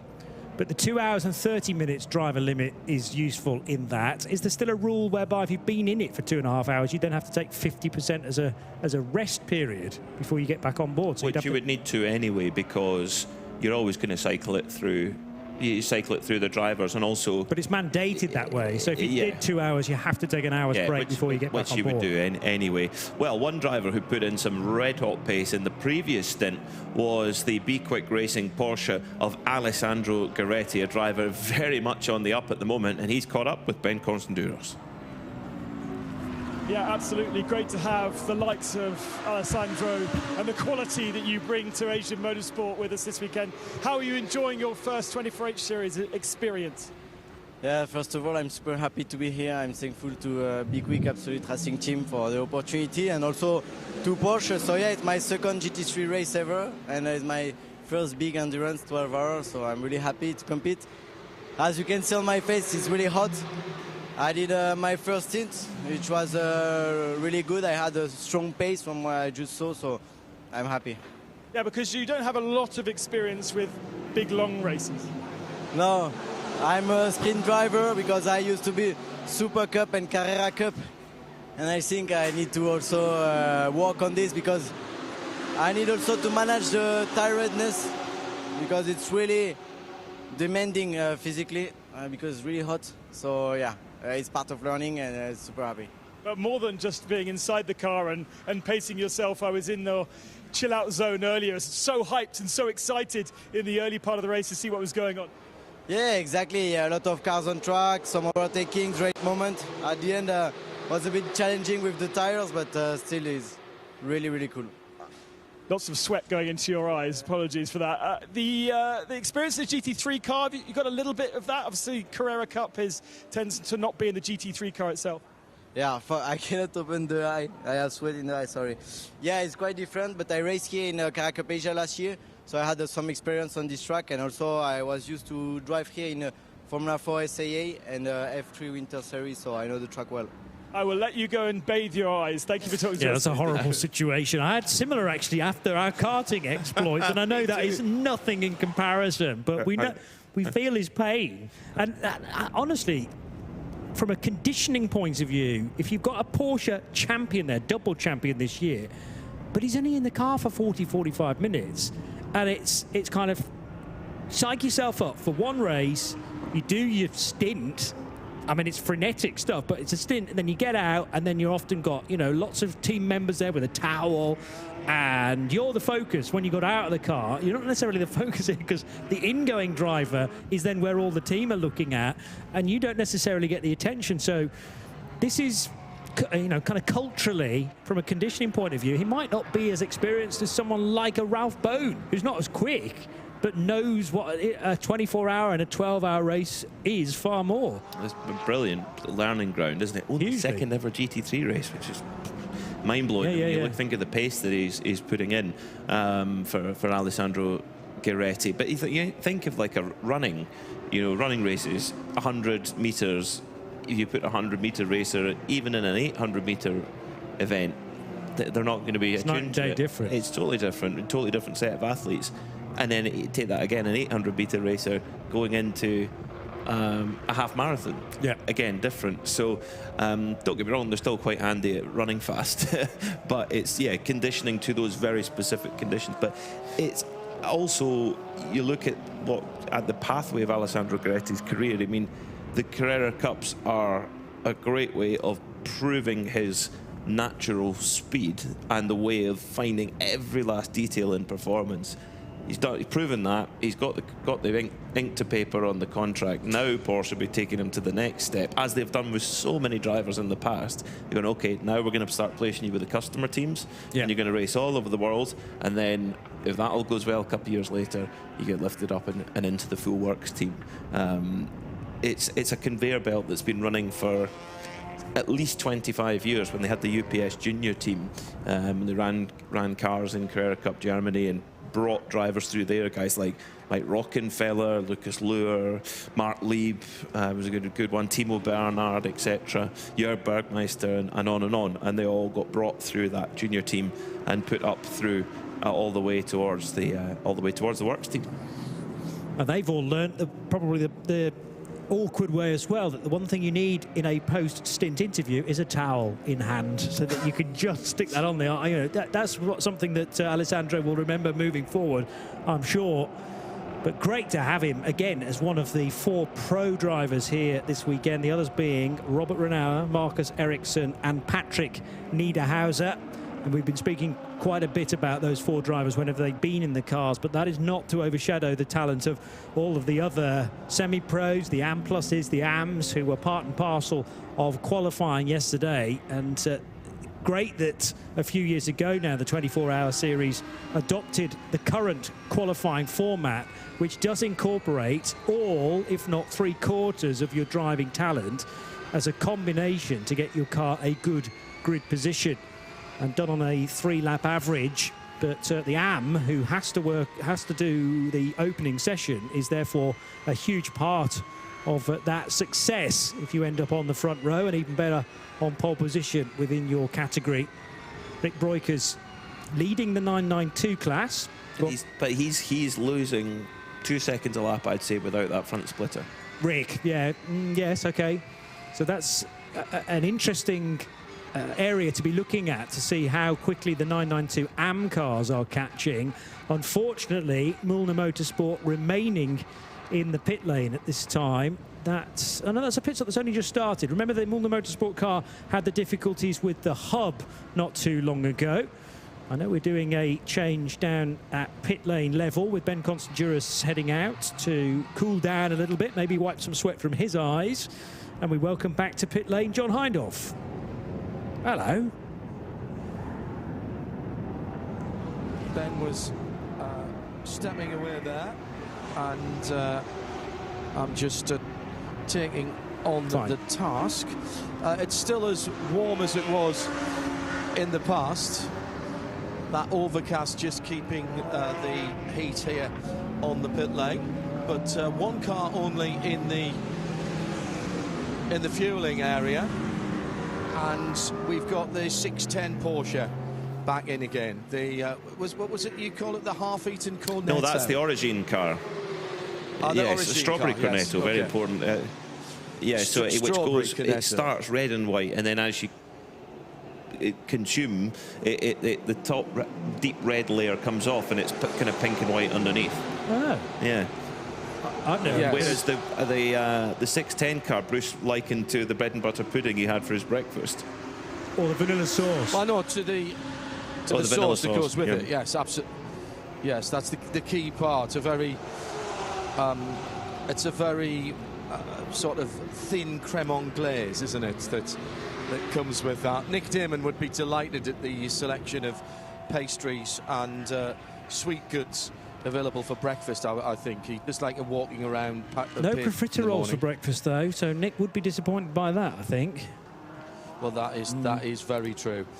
It's interesting that a couple of Porsche teams though have favoured the dessert shades, whereas we've had the pink pig before, haven't we? You know, going back a long, long way. That was definitely a main course. Yes.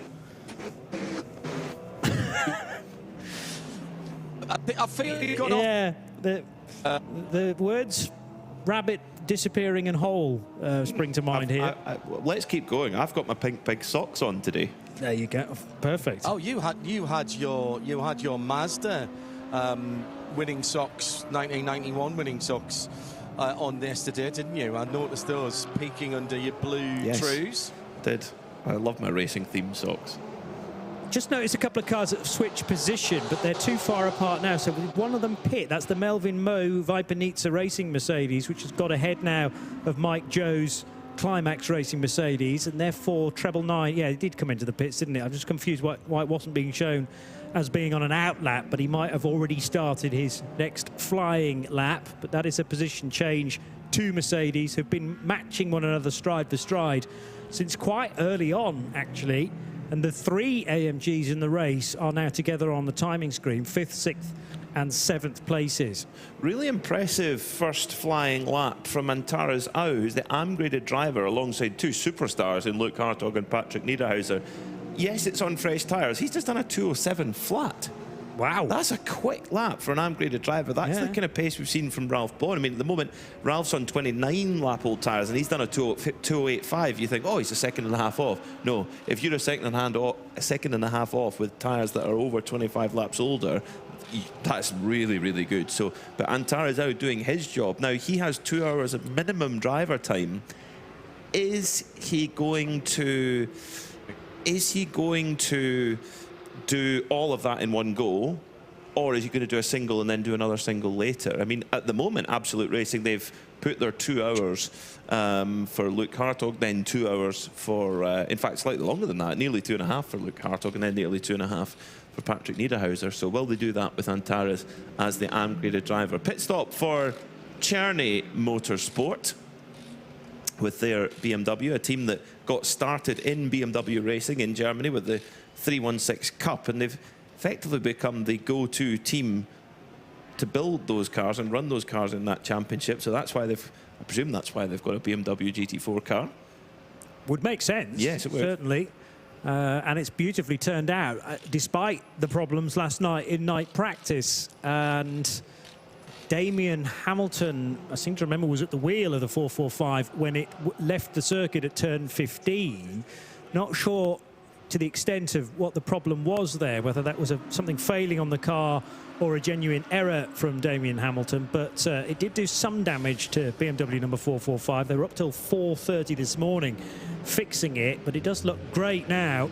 It had an impact on how night practice was run, though, as well, with red flags being shown for 15 minutes, but that extended the session to, what, 8:45 last night. It was all done by, yes, 8:46 to be exact. Guys, and I think he stayed in the car, didn't he? They were doing some work on the tyres, which prevented us from seeing whether there was a driver change or not, but we will confirm that in a moment, John, as to whether Bryce Fullwood stayed at the wheel.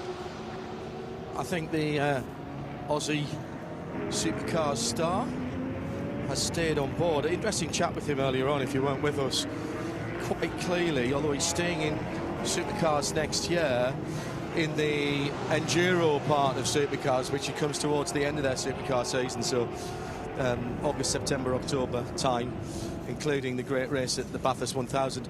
My pick, by the way, for the race of the year in the Midweek Motorsport Awards show, which will be on Wednesday, 8 o'clock UK, and you've still got opportunity to vote on that. www.radiolemans.com or radio-show.co.uk, and you'll see the Midweek Motorsport Series 20, episode 47. And if you go to that, there's a voting page there, including for the Listener Award. No, Bryce got out of the car, because I can now see him in the back of the garage. He's just going in the chill-out area. We'll get a chat with him in a wee moment's time.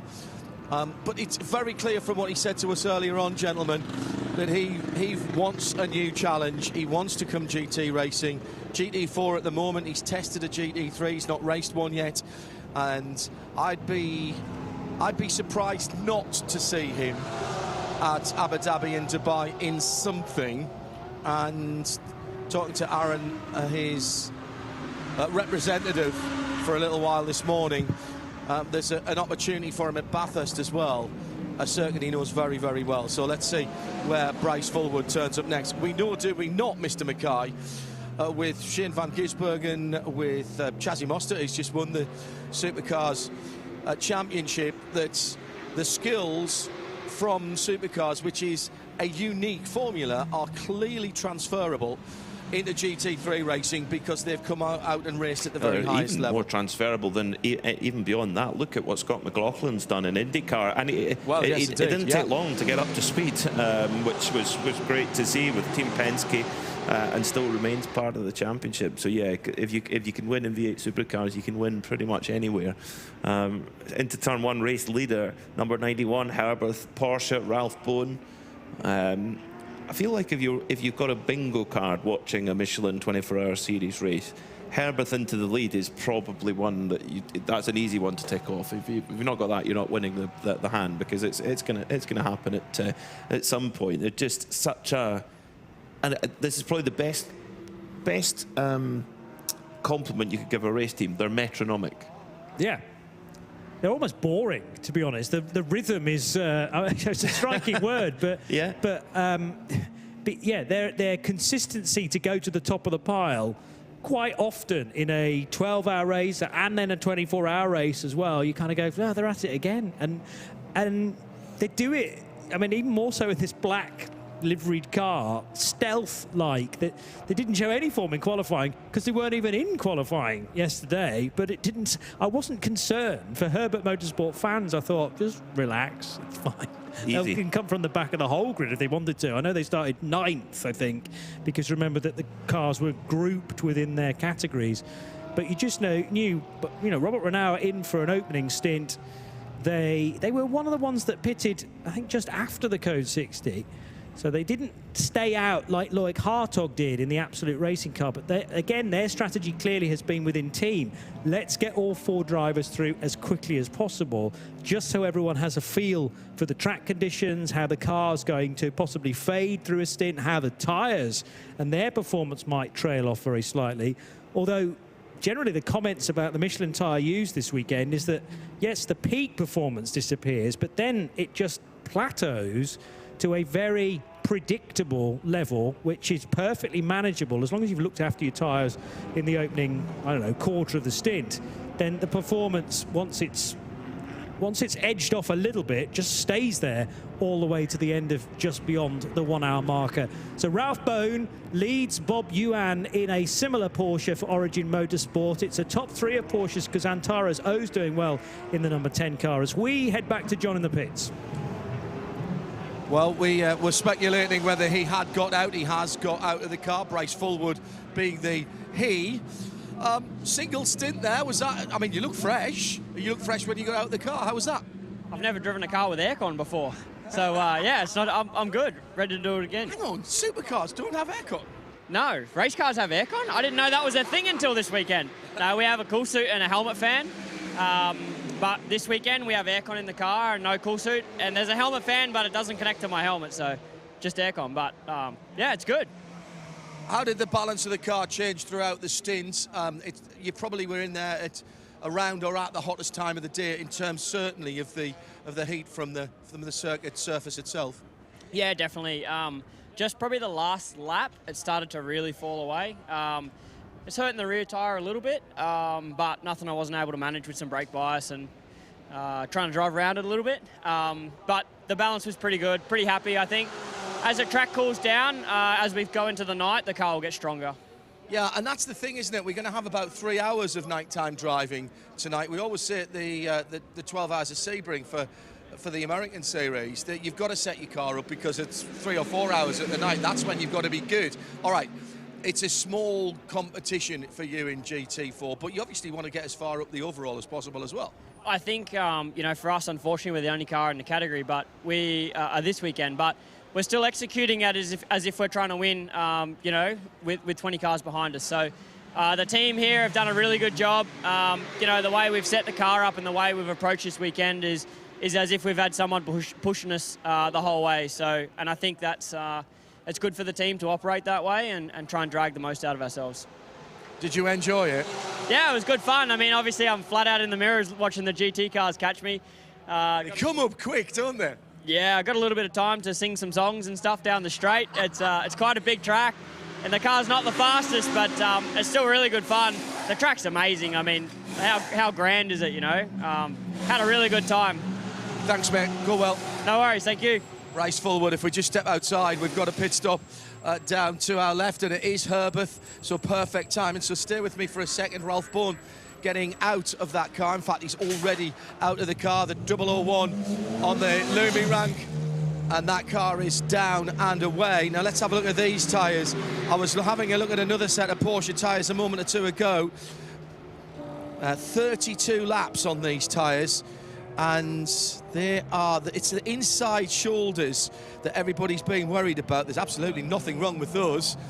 They have done a cracking job for 32 laps. Just starting to see a little bit of wear on the inside shoulder, but nothing like the Porsche that I was looking at before, where there was evidence of a little bit of wear. That's pretty decent across all of that. Very experienced team, and we'll try and grab a word with Ralph once he's cooled down and got out of his suit a little bit. He's just in the back of the garage. I'm thinking that was a full stint rather than the 37 minutes or so that he did earlier on in the piece, and that was just because the 37 minutes originally was just where the A code 60 fell, and then a convenient time to switch drivers, but that was just more than an hour, was it? Yeah. But again, they're not keeping Ralph in on a double. They've chosen to switch drivers again. So I think at every possible opportunity, in every pit stop, they've done a driver change at Herbert.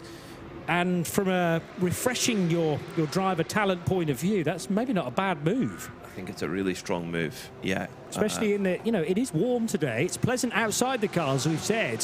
Conditions pretty much perfect from a spectating point of view, but in the car it is slightly more uncomfortable at times. And when you've got 4 drivers in a 12-hour race, you kind of need to keep cycling people through in a way. You don't really need to do a double, whereas for Absolute Racing number 10, which it seems like it is building towards a head-to-head between Absolute Racing number 10 and 91 Herbert.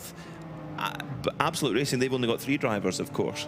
So maybe that's why they decided with Luke Hartog and then Patrick Niederhauser to do doubles with both of them. Also, both top professionals who have got that fitness level to do it. I mean, to do a 2.5-hour run in a GT3 car in this heat, you need to be a professional athlete or do a huge amount of personal training. Yeah.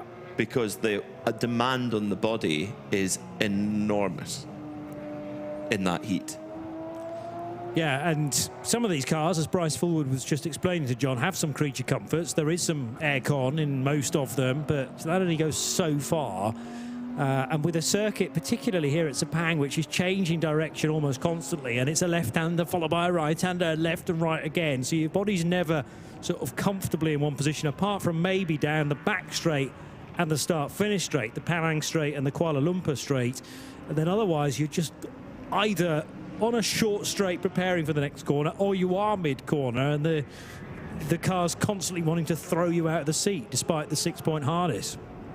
You're really getting put through the ringer. Particularly, you think the aero that a GT3 car has now. Yes, it's massive. You look at the lap times that they can do with relatively restricted straight line speed too. I mean, they all have to be balanced around. Some could go much quicker in a straight line if you really open them up. But in order for them all to be balanced together, some have to be turned back a little. So yeah, it's the aero where they make their time. In fact, whenever I do my track map for each race, I love watching onboards and seeing where each car is, what they're doing in each part of the circuit. And always when you get to the end of a long straight, a Porsche 992 Cup car is as quick as a GT3. Now, power-wise, they're similar-ish, but the 992 is a little bit less draggy, of course. Yep. And therefore, it's got good top line. But then, as soon as you hit the brakes, and particularly mid-corner in a high-speed corner, the differences are huge. And of course, that's just all aero, isn't it? And I guess tyre too. It's probably got more rubber on the ground than a 992. In terms of the tyre footprint. I guess so. Yeah, I guess so. Yeah, okay. Yeah. I haven't investigated tyre sizes this weekend. I suppose they've not changed in a few years, actually. A 992 Cup car versus the GT3 car. So are you therefore braking quite a bit earlier into, let's say, turn 4 or turn 9 in a cup car compared to the GT3? Big time. Because you can't carry the mid-corner speed through, because the car's just not going to stick as well. 6 hours and 36 minutes still to go, so we're actually not that far away from half distance now on the Radio Show Limited network of channels. Let's go back to John in the pit lane. Just waiting, guys, for the Porsche of Origin Motorsport to come in. Leo Ye is getting ready to get in, and he's resplendent in his sort of linen and dark green coloured race suit and the yellow and black helmet with accents of orange on it. They have been out in the pit lane for quite a while, but the car still isn't showing, and they're only about a third of the way down. Hopefully it hasn't had a problem on the way in. It will be a full 4-tyre stop, of course, with a brand new set of the Cup GT rather, H2 tyres. And here comes the car, pink and white, braking down to 40 kilometres an hour, very late braking. Who's the driver bringing it in, Bob chaps? Yuan. Ah, yes. So I'm rather stupidly standing right in front in the line of fire behind the stop board, but he pulled it up perfectly. An awful lot of brake dust coming off the front discs. Yuan Bo is out of the car and striding away, and the 87 machine. And I see what Peter means now about the lines on the side. They've got some dark chocolate sprinkles on there now, Peter, because the rubber coming up from the front wheels onto the front door and also onto the front part of the rear. The front leading edge, if you will, of the rear wheel arch extensions on that That's GT3 more Napolitana R. then, isn't it, with the vanilla, strawberry and chocolate? Yes, I think so. I think we've moved on. Now let me have a look again at these tyres. It's rear, and generally speaking, rear left that has been the issue. That's one of the hardest working tyres that we'll see this year. But I think they're all right as well. What's interesting to me as well is that some of these teams have chosen, there's a tiny little bit more on the inside of that front left, but that's all. That looks pretty good. Interesting to me that the variety of colours of wheels that are used. This is a team that favour black wheels, but there's silver and various others. Now, I know in some forms of motor racing, they prefer a lighter colour wheel to try and dissipate the heat. But right down here it's Origin. The black rims are working well for them with the Michelin black tyres. ones are quite popular. I mean, the Herberth Motorsport, of course, they're running a black car. But earlier in the week, Absolute Racing were running silver wheels. I thought the car looked absolutely superb. I mean, on road cars, I'm not a fan of black wheels.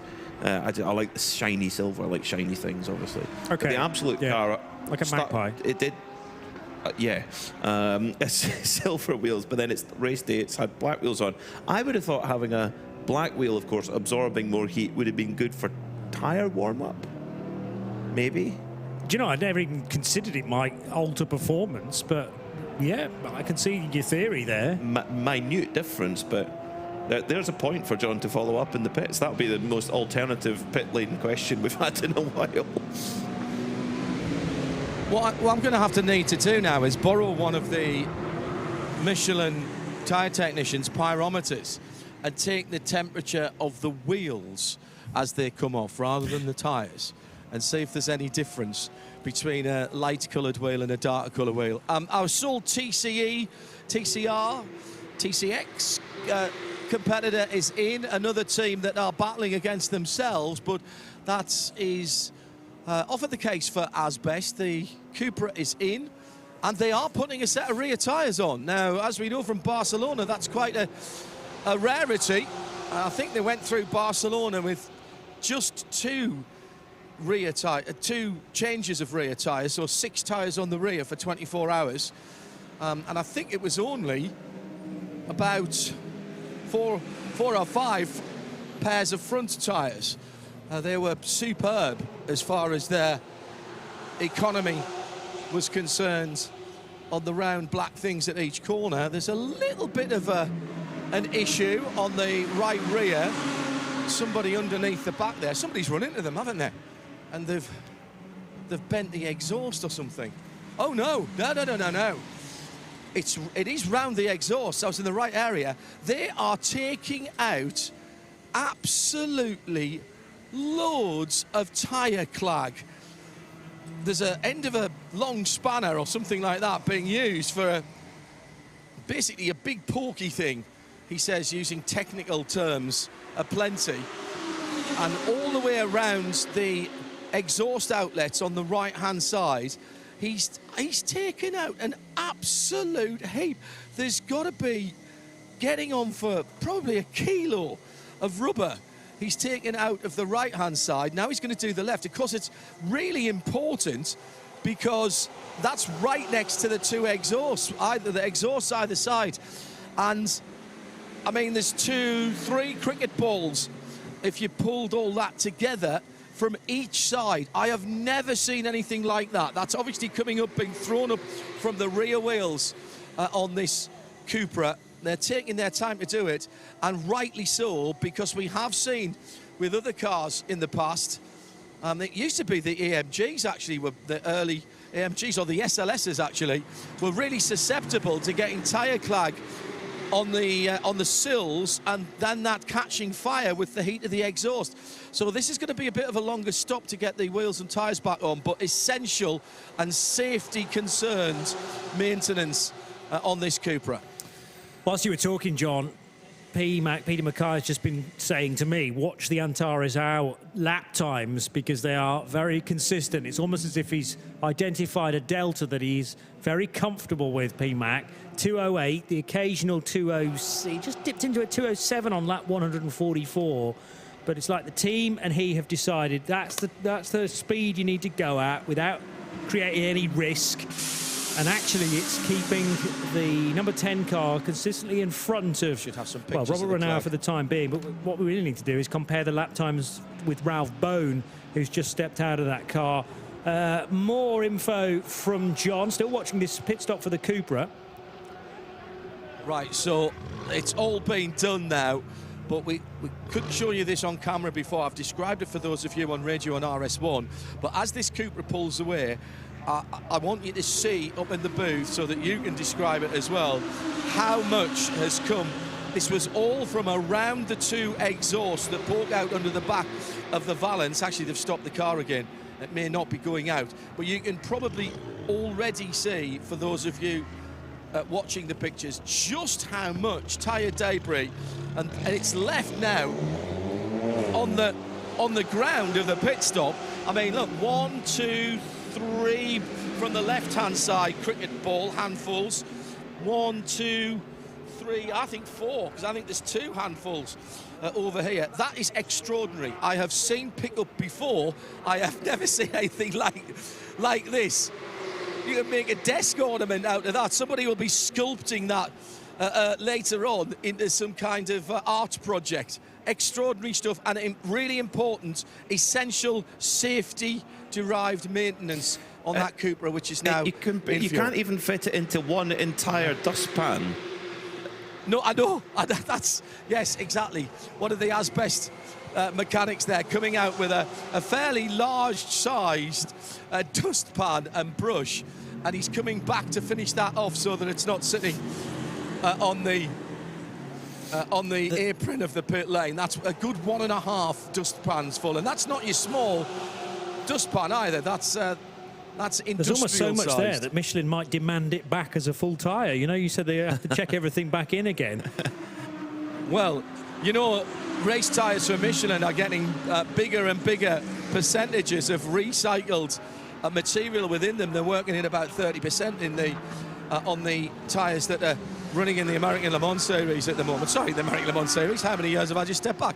In the IMSA WeatherTech Sports Car Championship, they want to move that up over 50%, and then up towards 80% in the future. I'll send them down to asbest. They can start doing some recycling on that. extraordinary stuff. I've never seen anything like it, and we're not even well, halfway that's it. through, It's going to guys. get worse, isn't it? As more tyre chunks are thrown out offline onto the circuit. Now, the circuit is, I think, in one of the quickest states it's been for a while, because Marcus Ericsson has just put in the fastest lap of the Lippert Motorsport Cars race, 206.1, 205.1 for Bo Yuan, so only 3 tenths of a second off the fastest lap of the race, and he was absolute best in the middle sector. So the track is definitely in a good state. Robert Renauer has just done a 205.8, which is only 3 tenths off that car's best. So right now the track is in the best state we've seen it since, I would say, since the beginning of the race. Just hearing from Ben Constanduras that even though our screen number 87 has Bob Yuan shown, he reckons it's actually Leo Yeh who has now taken over that car. Okay. So that might have been the case for a little while, actually. And Leo is the semi-pro in 87, I think I'm right in saying. Yeah, so we have a couple of AMs, being Bob Yuan and Lu Wei, with Leo Hung Chung as the AM Plus, and Leo Yeh should be the quickest, being the only semi-pro in that car. Yeah, and multiple race winner in Carrera Cup Asia. So yeah, knows the circuit well, and quick in a Porsche. He's pushing on. They've changed that around now on our graphics. Still on the timing screen is showing us Bob Yuan, so they've obviously left the driver ID switch on, so they need to turn that around. As best, certainly having a bit of clean-up to do after all that tyre clag. John's got some more for us. Well, I've managed to grab the driver who, I think you were out first, Sebastian, when Sebastian Shimar is with me now, out of the car relatively recently.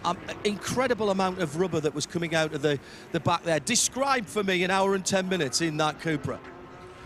Yeah, it is very hard to drive here. The conditions very hot, 35 degrees outside, 80% humidity. It's crazy. Yeah, and the tire getting overheating. Sometimes it's a front-wheel drive car. It's very bad track for this car. Yeah, we need to hold the positions and stay on track, but it's a lot of pickup on the track, and the front-wheel drive car with the rear pick it up on the back straight. You hear it clap, clap, and it goes inside the wheel housing, and yeah.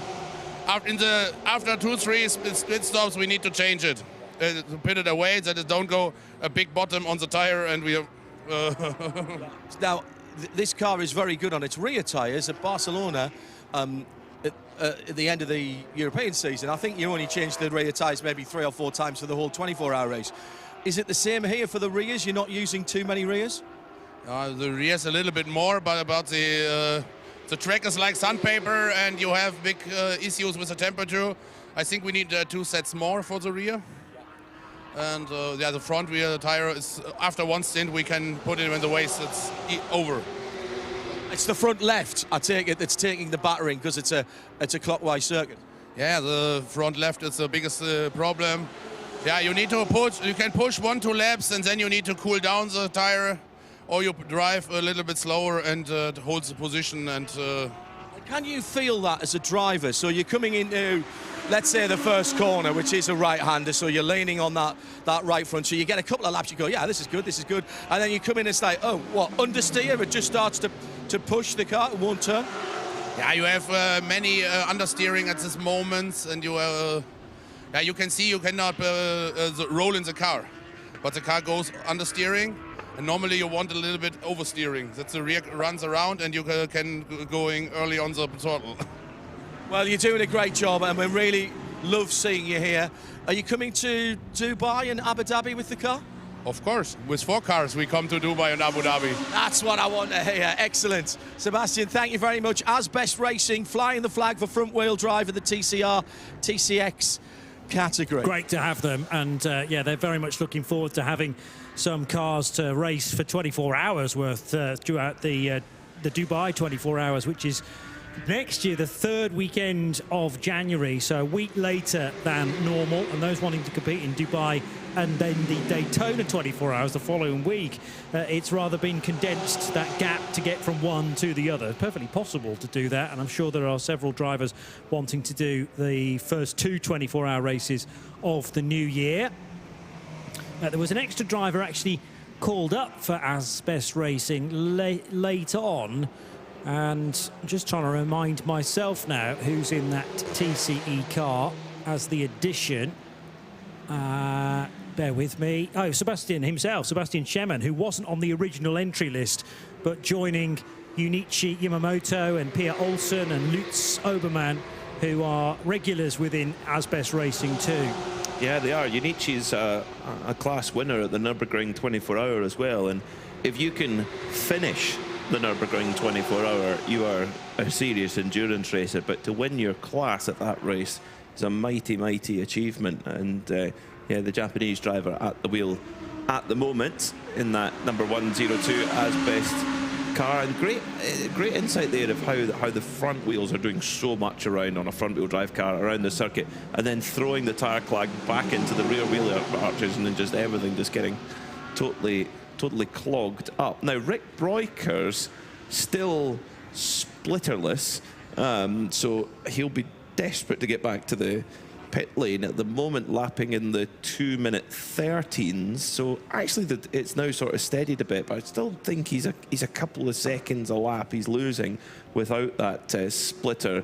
Coming around the part of the circuit now where you would really want it, trying to get the aerodynamic force on the front to try and give the grip, but it's a part that you can sometimes you see in Carrera Cup races where there's a little bit more contact, where they lose that performance, and then particularly in a Carrera Cup race where you're looking for thousandths of a second, losing the splitter can make a big difference. And at the moment, Rick Broiker's coming down into turn 9, trying to manage it. And actually, right now, Rick's their most experienced driver in terms. Well, actually, Ivo's the most experienced in terms of miles, but Rick is their top driver. Yeah.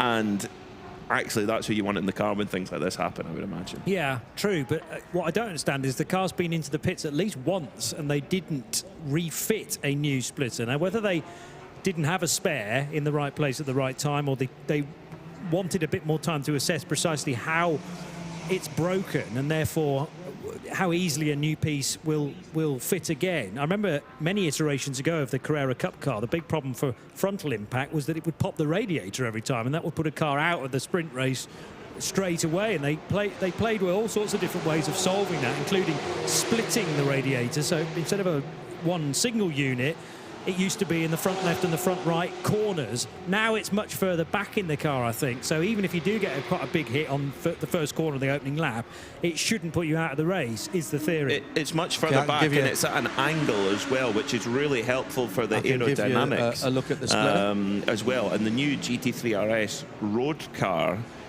up to the last generation, the GT3 RS, which is the track version, if you like, still a road car, but track focused, you would still have the frunk that you get in any 911, but this current GT3 RS of 992 generation doesn't have a frunk at all, because that's where they've got the radiators with that same angle as the race car. Again, it's all to do with aero. So, wow, it's a big slide for one of the other 992s of Mulder Motorsport, Jiatong Liang. So, yeah, that front aero, really, really important. John, you're the expert on all things 911. Talk us through it. Hardly.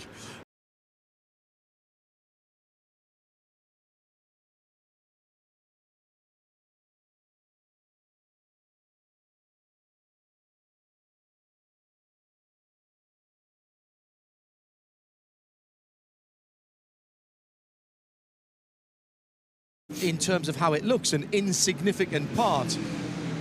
It is an interference fit on the front of the bottom of the substantive bumper bar and therefore front air dam, that a sort of plasticized rubber fits over the top. There's little catches that then fit in, and on either end, if I just move this one carefully, see, that's a bit more plasticky than they used to be. And on either end, there's a little fixing spot that then fastens on underneath. that with a little hole on a spigot there. Now this one's had a little bit of damage to it, I can see that, but that is the bit that we're talking about.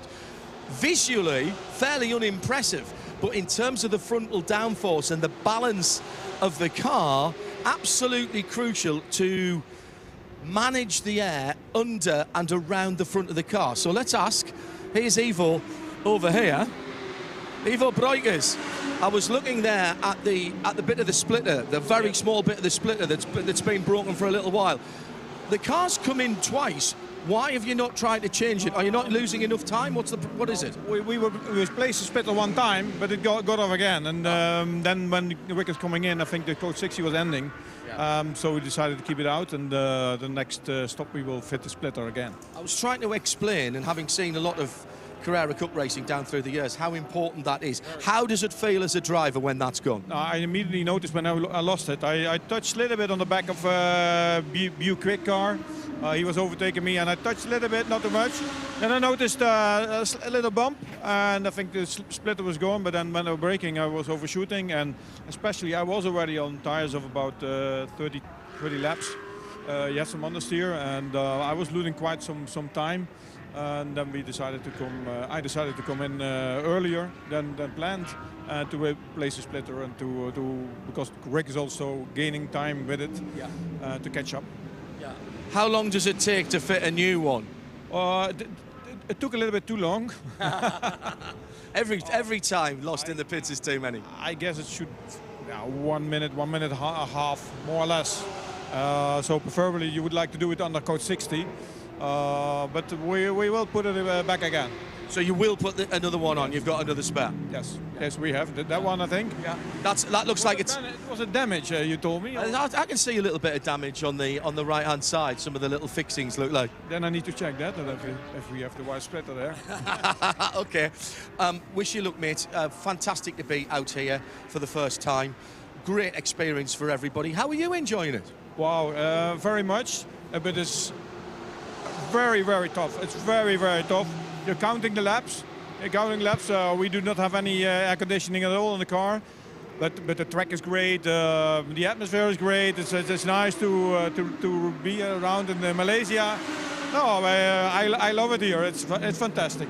And you've trained specifically for this, haven't you? When I saw you the other day, I went, "Whoa, look at you!" Yes, I did. I'm trying to get my fitness back in order again. And do you notice the difference behind the wheel? Because people say, "You're just driving a car. All you've got to do is sit there." No, I noticed before my condition was a little bit less, and now I feel better. It's more easy to keep concentrated for a longer while.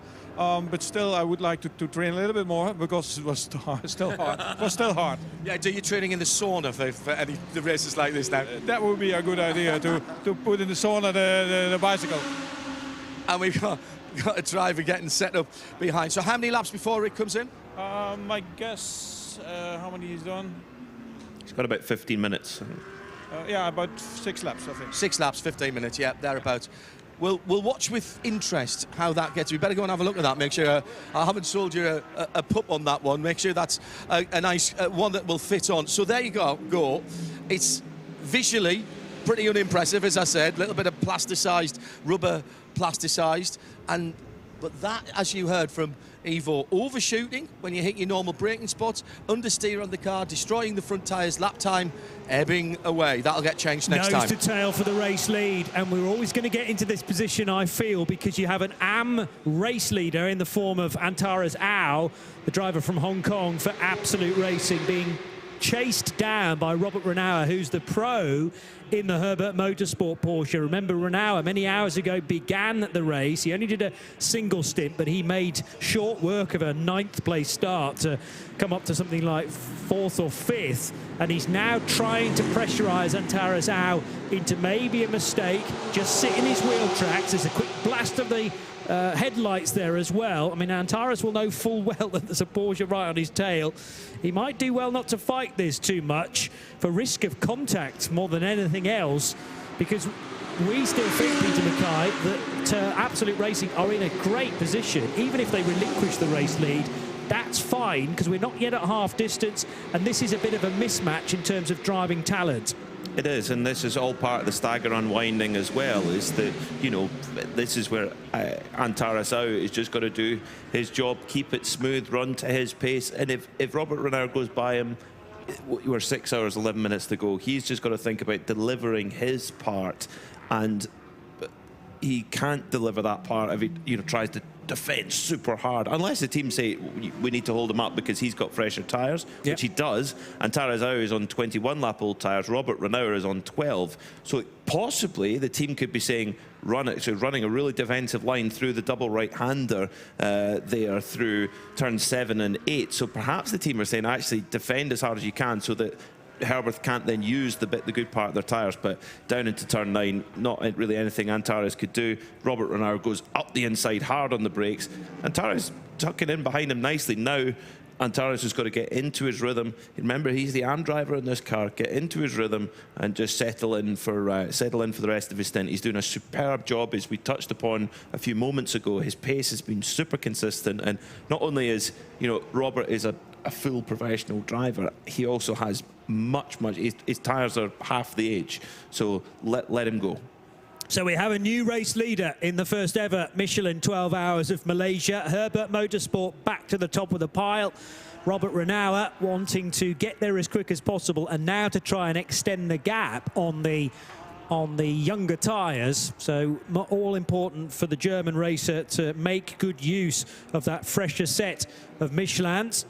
The German flag is fluttering away there somewhere, but many different flags being displayed to drivers left on the Kuala Lumpur straight.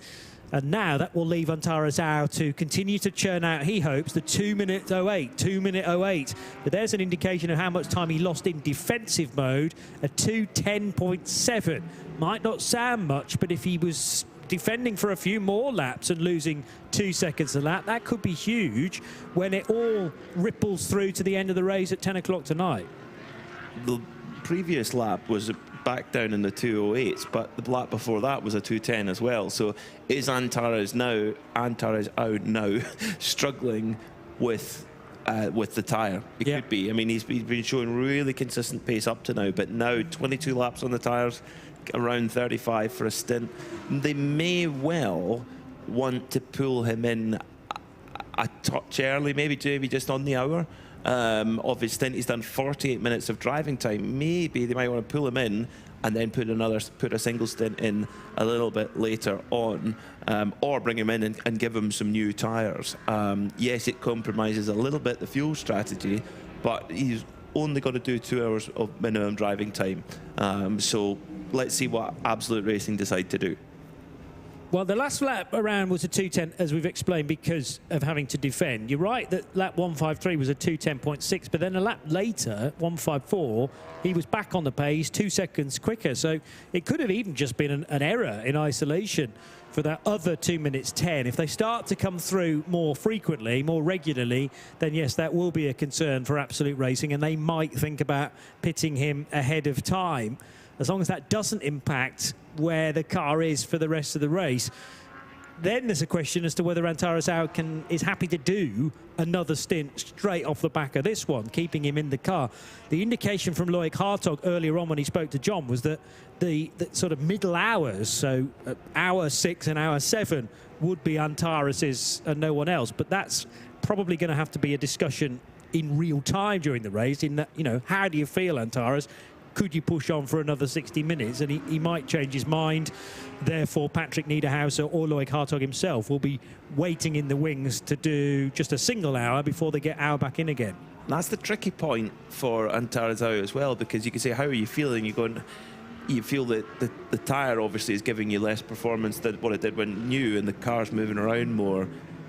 And then are you thinking, am I fading, or is it the tyre that's fading? And that's then you've got to really make a clear call and be honest at that point with yourself, and maybe thinking, no, I need to probably Luke Hartog in, because he's got no maximum time or minimum time to worry about. So maybe you put him in for a quick single, possibly.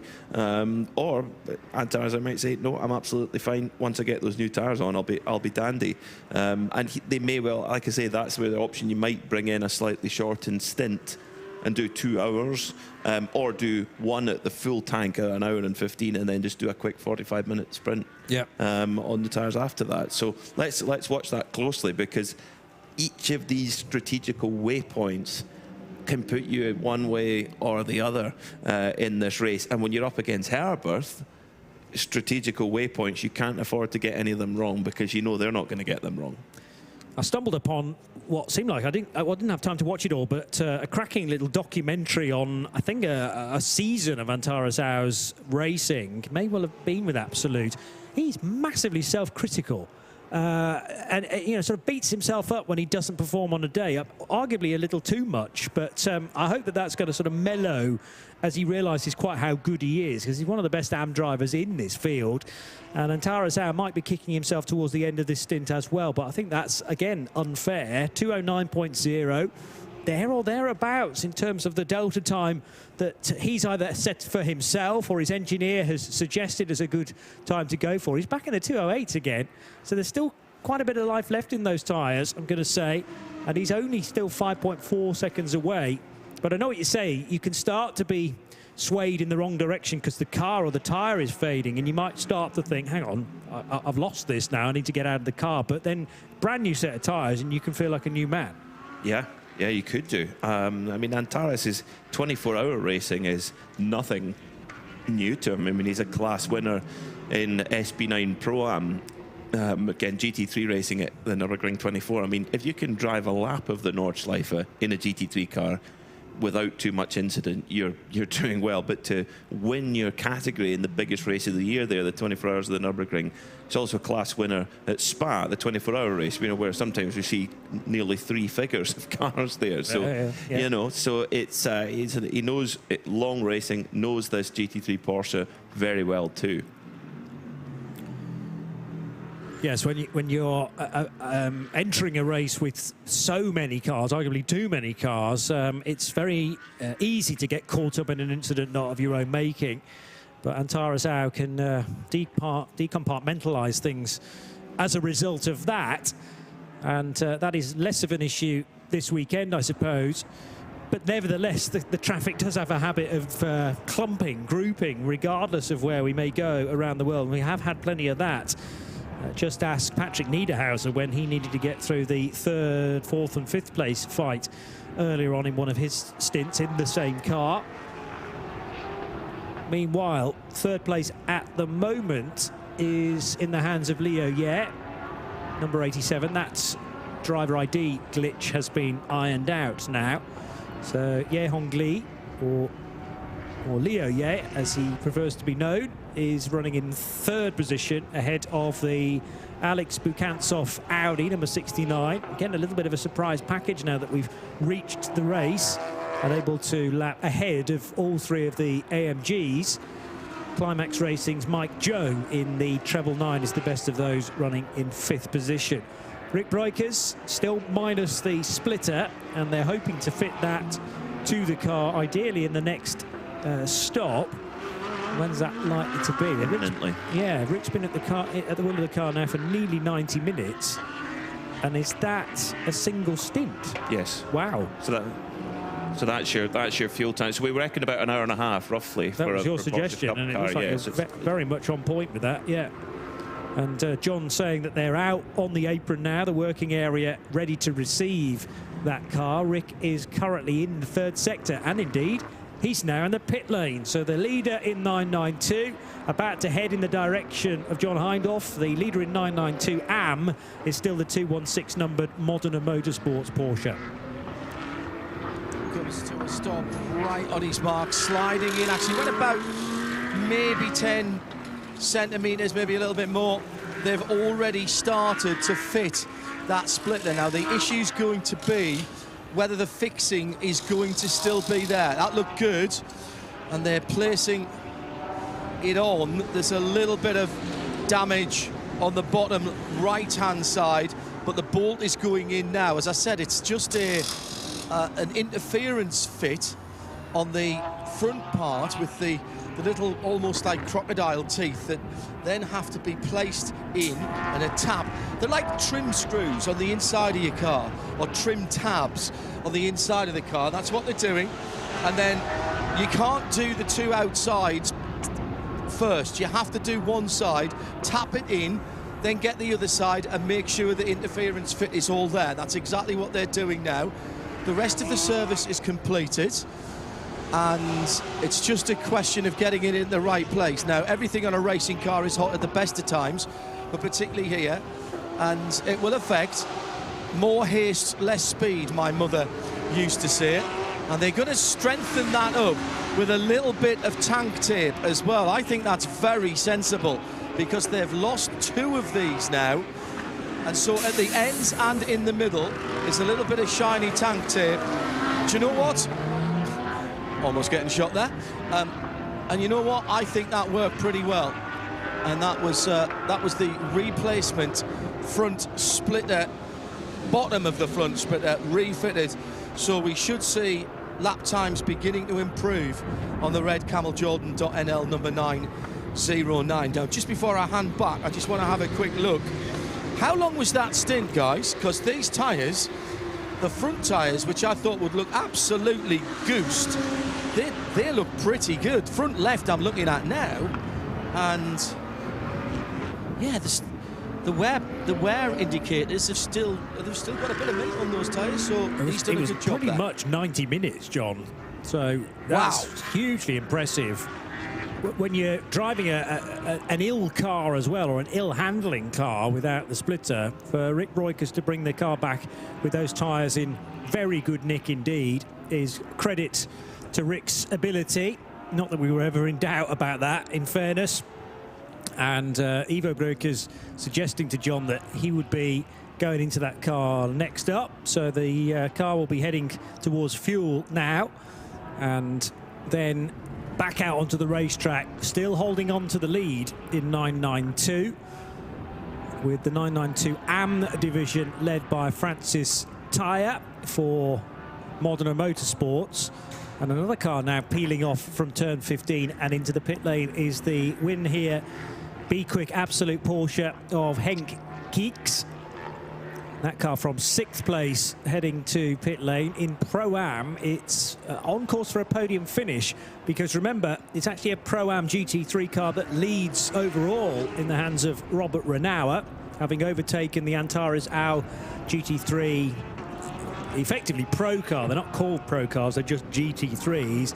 And then we have a suffix for Pro-Am and for AM, and then different layers of AM as well. AM Advantage and AM, used to be called AM Neutral. It may well still be called that for 2026. This is the first race, effectively, of the 2026 season, even though the calendar rather goes against that theory. Here is... so Rick's just got out of the car, as we have established, and can now chat to John. Yeah, we'll just do this in audio very quickly. Rick, tremendous run there, pretty much a full hour and a half, 90 minutes, with no front splitter on that car. How much was that affecting the way you had to drive that Porsche? Well, yeah, I think the front splitter is costing around 1 second a lap. Is that all? That's all, but the difficult thing is that from the start of the stint, you are using the front tires more and more, so you have to be really careful, use more curb, you know, to rotate the car. But yeah, really happy with the lap times, especially in the end. Still being able to do 2:13 was surprisingly well. Do you feel it? Where do you feel it? Braking zones turning in? It's a long, fast corners where you're missing the front, like turn just before turn 4. You have turn 3, which is quite a long one, and 5 and 6, which are quite terrible. Yeah, I can only imagine. So you have to adapt your driving style. What are you doing differently in terms of your inputs? I try to approach the corner a little bit more from a little bit wider, and then try to hug the inside curb to get a little bit more roll in the car and to get more pressure on the outside tires. Well, I've just seen the Michelin man. I've just seen your left front tyre. I expected that to be destroyed, and I looked at him and sort of gave him a look, and he went, "So you've done a cracking job, mate." Thank you. Well, I mean, in general, the Michelin tires are doing very well. This is one of the most difficult asphalt surfaces that we have in the calendar, so I'm really happy with the performance. Go and rehydrate. I've kept you away from it. Cheers. Rick Breukers. Yeah, Rick's done a splendid job, and the 909, in fact, taken over now by Adrian Flack, who is the other AM driver in that 4-driver lineup for this weekend. Rick joined by his brother Luke and dad Ivo. They are semi-pro and AM respectively. So Adrian may not have driven that car without the splitter, so he won't know any difference. It's neatly timed for an AM driver getting in who would want the car as close to how it was designed as possible, I suppose. So virtually brand new now for Adrian Flack, Bruce Jones. Well, some drivers insist on these levels of presentation, but I think Rick really understated what he was doing there. But again, he's got an enormous amount of experience at Porsche Cup car, and it all helps. He's always been naturally quick. Naturally quick and sympathetic mechanically don't necessarily go hand in hand, but clearly, having done years of this, and actually almost all of his racing has been with teammates, so you do have to think of someone other than yourself. But I really like what he said, or the description of how he was using the curbs to help turn the car in. You know, it's little elements when you're watching racing, even years into, just little things like that, it suddenly puts a picture into your mind. You go, okay, and then you can look out for it. But it's easier said than done, because when you're using the curbs, you could easily just ride up a little too high, and then when the curbs flatten out, then suddenly it's at the start of a bit of an And bear in mind, we've heard here that they're watching the exits of turn 4, turn 6, turn 8, turn 11, 12 and 14 for exceeding track limits. And so it'd be very easy to just chalk up another one. And as you build those up, you work your way towards a warning, and then you work your way up to a 10-second penalty. So he's doing a really, really good job there. It was Peter Mackay who suggested that actually he'd smoothed out his normal, fairly erratic driving style, Rick Breukers. You know, he's throwing the car into the corners. You just can't do that when it's ill handling. So he said it was almost like watching Jim Clark, the smooth nature of his driving style, which... It's being able to drive to the conditions, being able to drive to the state of the car at any point, and all of this endurance racing that he and his brother and his father have done through the years give you that breadth of skill set to apply where necessary. Yeah, and when you come to Ajit Kumar's fans, doesn't matter how far through the race, they are so enthusiastic. But what you know, it just doesn't matter. You know, you can be an attacking driver, but you do have to, particularly if you're wanting to stretch your stint length, you think there's an advantage of gaining a few more laps. Just keeping those tyre sweets by being smooth, it really pays off. If you're in a sprint race, you don't have to consider things so much. But a lot of sprint races are an hour long. You can destroy your tyres in that time, and sometimes they can be sort of fine. We were talking about this early on, Peter and I, about you get to a plateau, but then right at the end of the plateau, some tyres can fall away. But it's about keeping enough meat on that tyre so you don't get that fall off just before your pit stop. But again, experience. Well, we've heard a couple of stories of tyres coming in down to the gauze, actually, and I don't remember to this point any cars coming in with punctures in the race. But I've said that now, haven't I? So might well start something. But yeah, that's good. Just a testament to how strongly these tyres have been built, how resilient they are, but also the ability of the drivers to assess what state they are in at any point, particularly towards the end of the stint, as you suggest. Yeah, a lot of times. I think back to Dubai 24 hours ago, and I don't... Oh, well, let's just go down. I'll tell you what, I'll come by to my thought in a moment. Let's go down and see the Mullen pit stop with John. Sorry about that, guys. I didn't realise that was fair enough. So Paul's just got into that car, came a little bit long into the pit box, but that hasn't slowed the Mulliner team down. Let's have a quick chat here with one of my big mates. How you doing? Yeah, very good. How you doing? Yeah, very good. If I can just get our cameraman to turn around this way, then we will crack on with this. Right, well, you were in the car 2 stints ago. How are you feeling? Yeah, it was awesome. It was my first time to Sepang this weekend, and to be in the 12 hours is legendary. So massive thanks to Mulliner Motorsport for getting the car back out. I did about 37 laps and just hitting a number, just managing the tyre. And then when we got towards the end, the tyre started letting go. So I pitted, and as we pitted, we realised the drive shaft was letting go. So look, we lost some laps in the pits, but you know, the guys got the car back out there, and we'll keep fighting to the end. When you say it like that, oh, I was just hitting my lap times, people will be listening and watching at home and say, well, how hard can that be? But during that, hour and a half, nearly enough, that you're in the car, certainly over an hour, how does that stint progress from the driver's point of view? You've got a lap time, then you've got it on your dash, and your engineer is telling you in your lugs there. But how does that progress, and what do you have to gradually through the stint do differently? Yeah, well, here they use tyre warmers, so pretty much straight away you can start pushing.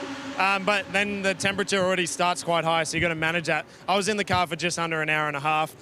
My fastest lap was an 2:11, and by the end I was doing 17s. So just naturally you feel the tyre just start going away, and it's all about focusing on straight drive. So yeah, pretty much I knew I had some grip at the start, so I mayhayed when the sun was shining, and towards the end you just hit the same brake marker, turn at the same spot, wait for the throttle, and just, yeah, look after it as much as you can. I suppose the danger is that frustration comes in as you see that lap time going out and out and out, and the danger would be you overdrive, which actually makes it worse. Yeah, and you just got to mentally just lock in, you know that the tyre... I'm not doing anything wrong, I'm not doing anything wrong. I haven't forgotten how to drive, I know that for sure. So you pretty much just lock in, make sure you're hitting that number, or just making sure you're not too intense on the tyre and bring it home for the next driver. When you're back in? I'll probably be in, Volters will be in next, I might be in after that, and hopefully with some new tyres, so that'll be good grip.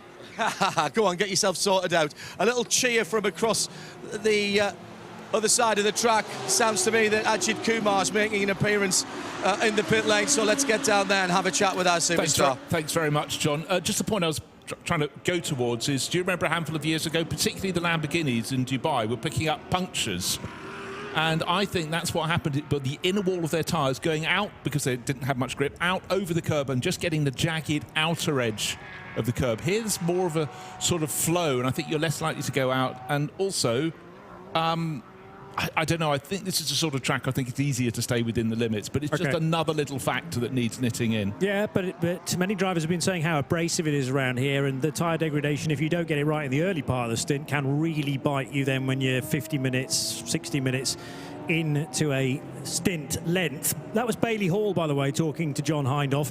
He's from the Gold Coast, which is just synonymous for me with street racing in supercars. I've been lucky enough to actually be there and witness on the street tracks there. IndyCar used to go there as well many years ago on a slightly longer version of the circuit, but I suppose if Bailey was taken to sea racing in the early years, that's maybe where the bug began. But as he said, first time racing in Malaysia this weekend. He does race in Europe quite a bit, including in Carrera Cup Italia for a couple of seasons, 2025 and 2024. Two Porsches got very close to one another, one from, well, different categories. So the rejoining Mulner Motorsport car, 921 now with Paul Meyer at the wheel. Oh, and I'm not sure whether he was fully aware of how much the 87 car was advancing there with Leo Yair at the wheel, but Yair getting pinched, I don't think through any fault of Paul Meyer, because he needed to get through the corners at 7 and 8, the clear curve being the second one of those. That could have been far worse than it ended up, though. It very much could. We could have had the Origin Porsche going for a rotation because he had to sort of try and back out, but it's quite hard when already two wheels on the grass. Anyhow, they got away with that one, and the Mulner Motorsport car, exactly, having just heard from Bailey Hall about how he had to nurse the tyres. It'd be really galling if the car then got damaged, you know, moments after Paul Meyer had taken it over. But Paul, having got away with that now, settling down in 16th position overall, so penultimate position, but all that time because of the drive shaft problem. You know, now we'll have to see. We're just past the halfway point in this race. That's gone quite quickly, hasn't it? The first 6 of 12 and settling down. But already the light is beginning to become less intense. We've flirted with will there be rain, will there not be rain? The wind is still blowing from the start of the pit straight all the way down the towards the pits to give you a little more speed into turn 1. But I think we may, well, let's just take it an hour at a time, be set fair for the next hour. I mean, there have been flurries of rain on previous days. All the drainage ditches, which are huge, deep around here, have been very high this week. And of course, there was flooding north of here at the start of the week, and north of Malaysia, a lot of Indonesia getting absolutely strafed. But you never know what's coming. But I'd say for the next hour or so, because I'm being cautious for once, Johnny. So it's going to be all right. There was a news article I found that said that there was a significant thunderstorm either yesterday or the day before that brought a lot of Kuala Lumpur to a standstill during rush hour, which we didn't really see anything of here. No, but that was during qualifying, towards the end of qualifying, and we heard from Ben Considuros, who was about 10-15 kilometres away, not just thunderstorms, but they were followed by short, sharp, but very, very heavy rain. It didn't come here. No. No, we had little spots of rain after qualifying was over. Yeah, I think it was the evening rush hour of yesterday. Yes, evening rush hour, because qualifying was from 4 through till effectively just after 5, because we had a slight delay, if you remember, in the second of the 3 qualifying sessions. Yes, a lot of the arterial routes were affected by that, which meant that traffic flow was not particularly efficient in the city, even though this is a part of the world that is well used to those quick bursts of storm. As the Ajith Kumar fan club, it feels like it's gaining members with every minute, actually. That crowd has grown with a significant cheer every time his car goes through, and clearly he had appeared towards the front of the garage as well, just to offer them a wave. We had exactly the same at the Dubai 24 Hours at the start of this year. And I can only assume that Ajith Kumar's planning to be at the Dubai 24 Hours in the new year as well. So we'll expect many of those fans perhaps to make their way to the Dubai Autodrome. Cost of living up, humidity up. That's the point I was trying to get to. It was 71% last time I looked at the humidity, 75%. There's the giant Malaysian flag on top of the tower. At the apex, if you will, of the final corner of the lap. Brilliant shot from up high, showing what a broad hairpin it is coming onto the start-finish straight. A lot of hairpins are too tight to really make an attack. Well, you can make an attack, but the likelihood of it succeeding, like La Source at Spa-Francorchamps just springs to mind. But here you can take several lines in. You can be tight in, you can be wide in, tight out, etc., etc. But if the move isn't made there, it can be set up for the run down to turn 1. So that's why one of the reasons why this is such a brilliant circuit. And just thinking about the Ajith Kumar fans, if the rain comes, they're under the wonderful canopies of this tall grandstand opposite the pits. Let's go down to Red Ant Racing, and John is with Kobe de Broeker. Ajith, Red Ant Racing, Kobe de Broeker alongside me, taking some of the adulation as well from your teammate we've just been talking about. It's extraordinary, isn't it? Yeah, it's not normal. So many fans for Ajith. The atmosphere is crazy. Every time the car passes, every time they see Ajith, every time we just wave, they shout. It's crazy. It's crazy. Is it still easy to do? I asked Ajith this on the grid. Is it still easy to do your job? You've got all these people staring at you all the time. Is it more pressure? No, not really, because the pressure, they're not here for me or for my teammates, they're here for Ajith, so they don't really look at us. But of course, there's a lot of people watching, but no, we don't. Once we get in the car, we don't think about them, and we think about what we should do to maximize the performance. So no real pressure for that. You've known this team and been a part of this team for a while. The transition to GT3 into the AMG as well started last season. How is the car around here?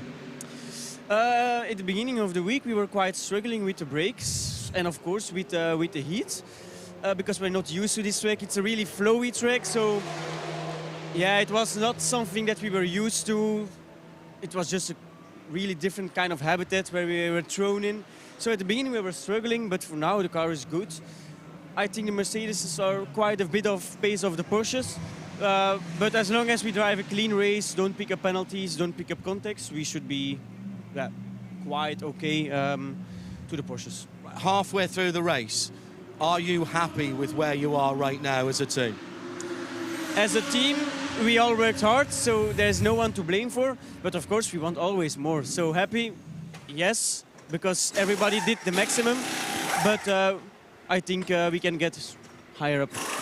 Go well, enjoy. Thank you. Kobe de Broeker, and if we turn around, there's another AMG just coming behind us. This is the Viper Nisa racing team, and 7th position for this car in the overall. And a little struggle on the left front tyre, but that looks decent. And waiting for it to restart. Dominic Ang was first in the qualifying last night. I think is that Dominic in the car now? I'll see when he goes out. But that was a reasonable stop. We're not, if you're tuning in, what time is it about in the UK now? Getting on for 9 o'clock in the morning, so nearly 10 minutes before 10 in Europe. You're tuning in now and thinking, well, these aren't very fast pit stops. They're not meant to be Formula One pit stops. It's about safety. It's about getting the drivers in and out the car and belted up properly. You are not allowed at all to undo your hands, your helmet, or any of your straps before you pull the car to a halt, so you can't even do it when you're coming down the pit lane. And then you're only allowed 2 people with rattle guns as well. So this time, you can save a little bit of time here, but the main thing is make sure it's done safely and securely. The pickup on these Michelin tyres from the in-lap, the right front in particular, that's quite excessive, actually. And who was it who got out of the car there, guys? Was it Mo? It was Mo. Was it Melvin Mo? Yeah, okay. Yeah, it was Mo. I wasn't sure myself, to be honest, John. Yeah. Melvin Mo, yeah. Yeah, in fact, yes, I see Melvin now. He's standing at the back of the garage.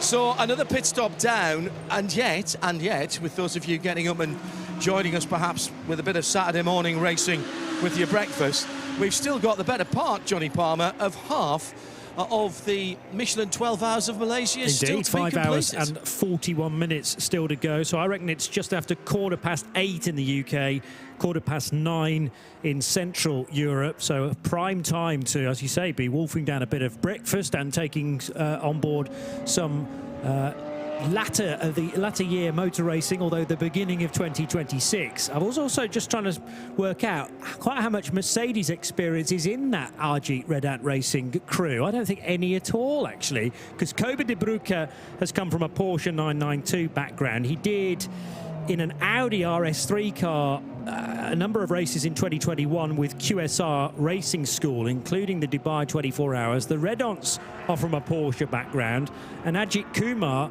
hasn't driven a Mercedes before either. I think he is the main reason that they're in that type of car, because as an AM driver, you can get into a Mercedes and just have a feel for that type of car straight away. Very forgiving and quite easy on its tyres, although in the current balance of performance that they're running to, perhaps less so, because it's trying to be equalised from an official point of view, from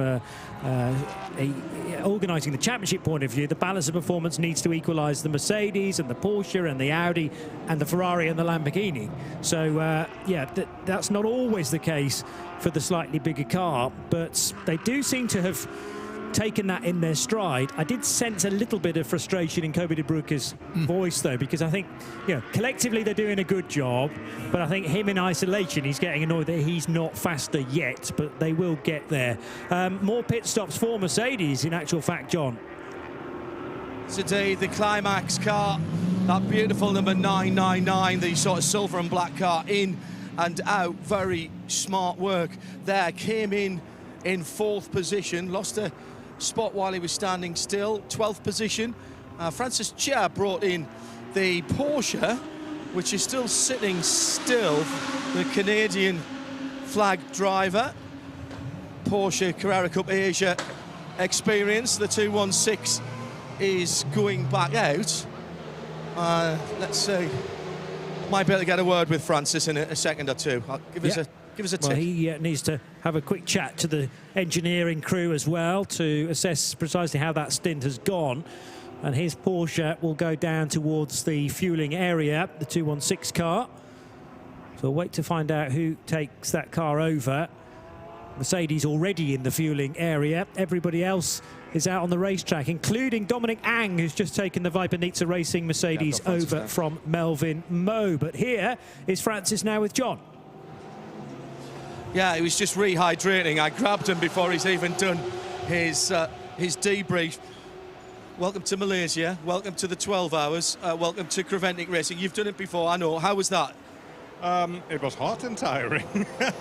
But, I love being in Malaysia. It's our first endurance race in 6-7 years, something like that. So a little bit of rusty, shake off some cobwebs, but here we are. Normally when I'm talking about you and your driving, you're in Carrera Cup Asia.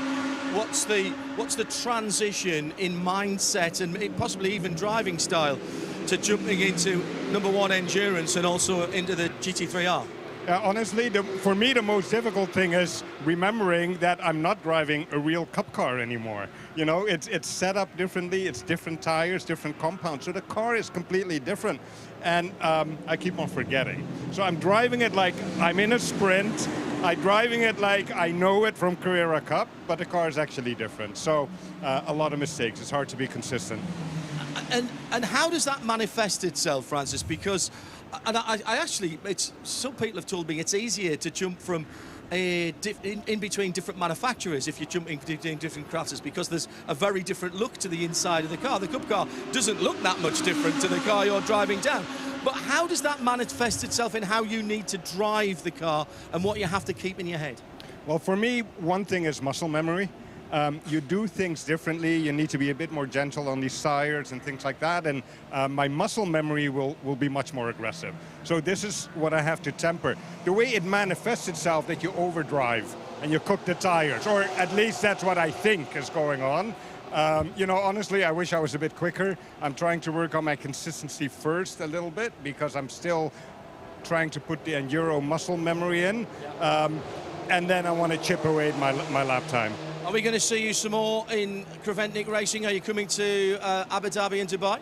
Abu Dhabi we need to miss, but Dubai will be there. And I mean, we'd love to do more Creventic events. So it's the plan, absolutely. Go and rehydrate and speak to the engineers. Francis Tier, thanks for talking to us. Francis Tier, who has a lot of experience, as John was saying, in Porsche Carrera Cup Asia last couple of years, but no stranger to the longer distance stuff as well, doing World Challenge for Modern Motorsport in 2023. As he says, though, some of the skill set in longer distance racing he's kind of forgotten and had to relearn this weekend. A significant penalty now for the race leading Porsche of Robert Renauer, the number 91, given a 6th offence on the track limits counter, and that is automatically a 10-second penalty. Doesn't have to do that in an independent pit stop, can be soaked up in the next scheduled visit to pit lane, but nevertheless 10 seconds is 10 seconds.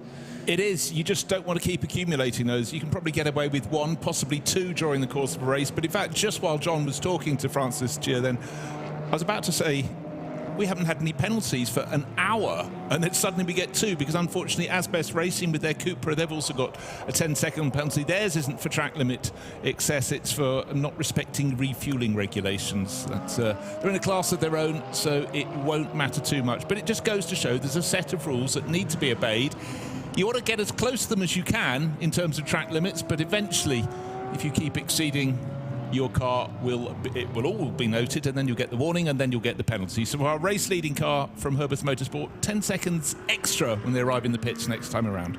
Not next lap around, the next time they make a visit. Yeah, Marcus Ericsson, meanwhile, is back on pit lane, and what I don't know is whether they called by the team, or did they just send him all the way down to fueling? I would be surprised about that. Yeah, so it was a scheduled pit stop. They will have given potentially a new driver new tyres as well. Lippert Motorsports Lamborghini now in the fueling area. Climax Racing's Mercedes is back in the race in the hands of Lili Chow. So treble 9 feeding back in to 6th position and ahead of Andy Dung. And then we have Shige Kazu Wakasaka in the LM Corsa Ferrari running in 8th place in number 60. Race leaders on pit road though as well. So we talked about the penalty needing to be served. That's not the reason why the car's pitted so quickly. It will have needed some fuel as well, and John's watching the stop. It's the usual, absolutely well-drilled Herbert pit stop, even down to the fact that the mechanic changing the right-hand side tyres kicked away the air hose so nobody could pop over. Robert Renauer is out of the car. We'll grab a hold of him in a second or two. I was going to have a word with Ralph Bond earlier on, but he just got out the car. So let's see, once these guys have had a little chat together, if we can have a word with Ralph. You look better now than the last time I saw you, Ralph. I'll let Robert get himself sorted out. Man, that looked hard, that early stint in the heat of the day. Well, it's hard for everybody, so let's describe it like this. It's physical, yes, but it's okay. The race seems to be going in a very Herbert type of way right now at half distance, if I may say that. Well, we are halfway through, so there's no decision made so far, and other cars are also quite close and quick. Let's wait and see. Are you still enjoying doing this? I look at you, and you are the absolute epitome of what we would all be doing if we could, and you are racing so competitively. Question for me is, are you still enjoying it? If I would not enjoy, I would not be here, so that's the reason why I'm here, yeah, to enjoy. Now, I've heard that you've already tried the Evo version of the 992, the only non-works driver that's done that. Is that true? Well, we did it Spa 12 hours, so yes, this is true. Big difference? No, not a big difference. It is a difference, yes, for sure. It's a step forward, but it's most is aerodynamics and some good things to have, but not a big step. Let's get to Robert. Thank you. Always a pleasure to talk to you. Let's get to Robert Renard there. Did you serve your time penalty when you came in? No.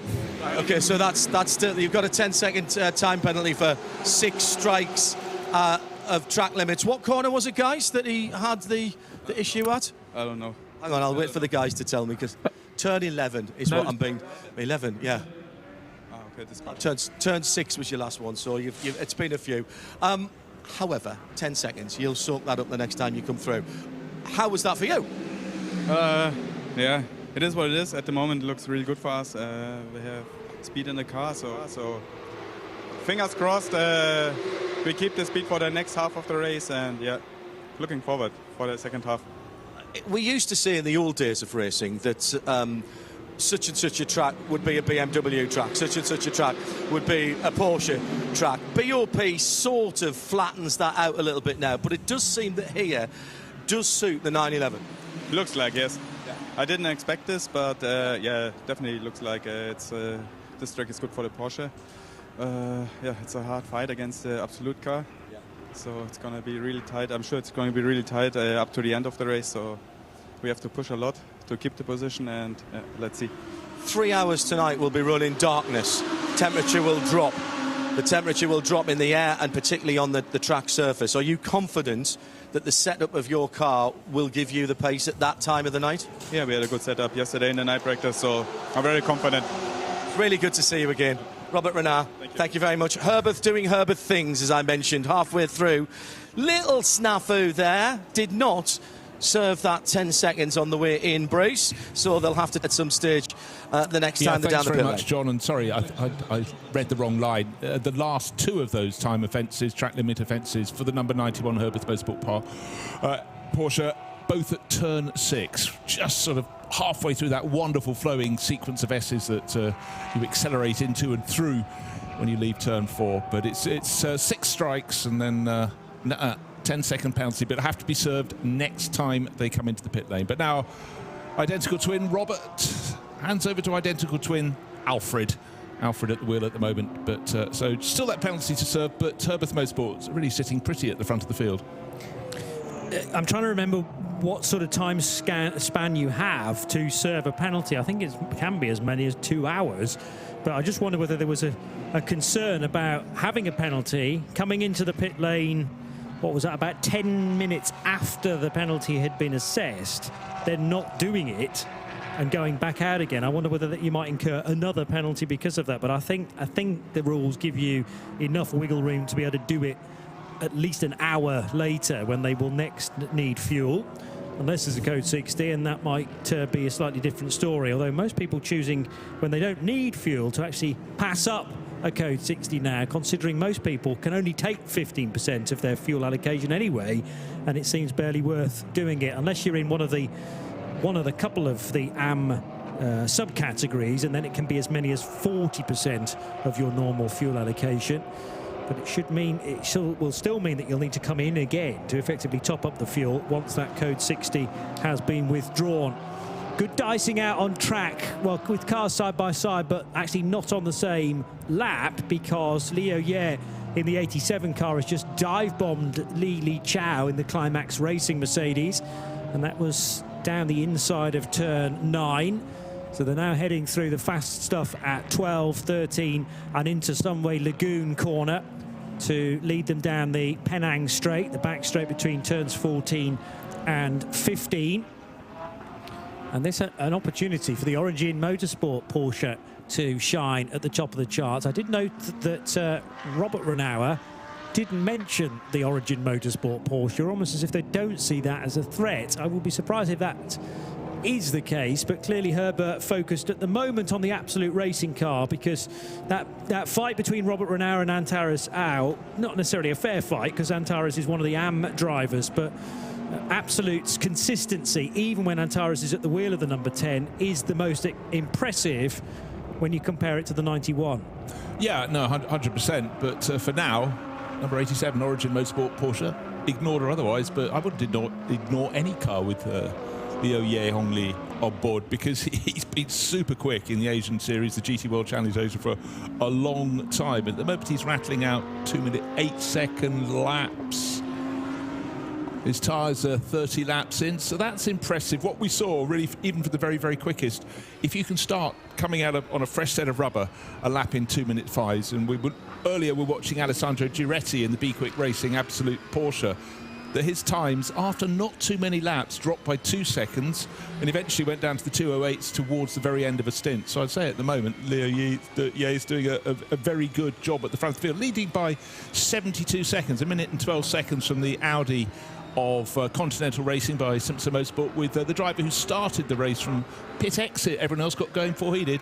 Alexander Bukantsov back on board, just taken over after James Winslow did his run. And in terms of their lap pace, the race leading Origin Porsche is about 2 seconds a lap faster at the moment. Yeah, early stint pace was down in the 2:05s, then through the 2:06s, and he's kind of found a way to 2:07s now, Liu Ye. But we'll be happy with that, considering this stint now is over an hour in length. 87 car will owe us a pit stop, therefore, in the not too distant future. That will be the next car that requires fuel after 30 laps on this stint, a stint that he began, as I say, an hour and 5 minutes ago, so just before 3:30 local time. I'm also impressed, if that's correct, on Alex Bukantsov's fuel mileage in the second-placed Audi, because surely there's been a pit stop in the middle of that, an hour and 18 minutes Well, now. I don't think he's been in that long, because when I took a little break, James Winslow was at the wheel. My break was an hour, but slightly confused on that one. Anyhow, for now, it's listed as in second place.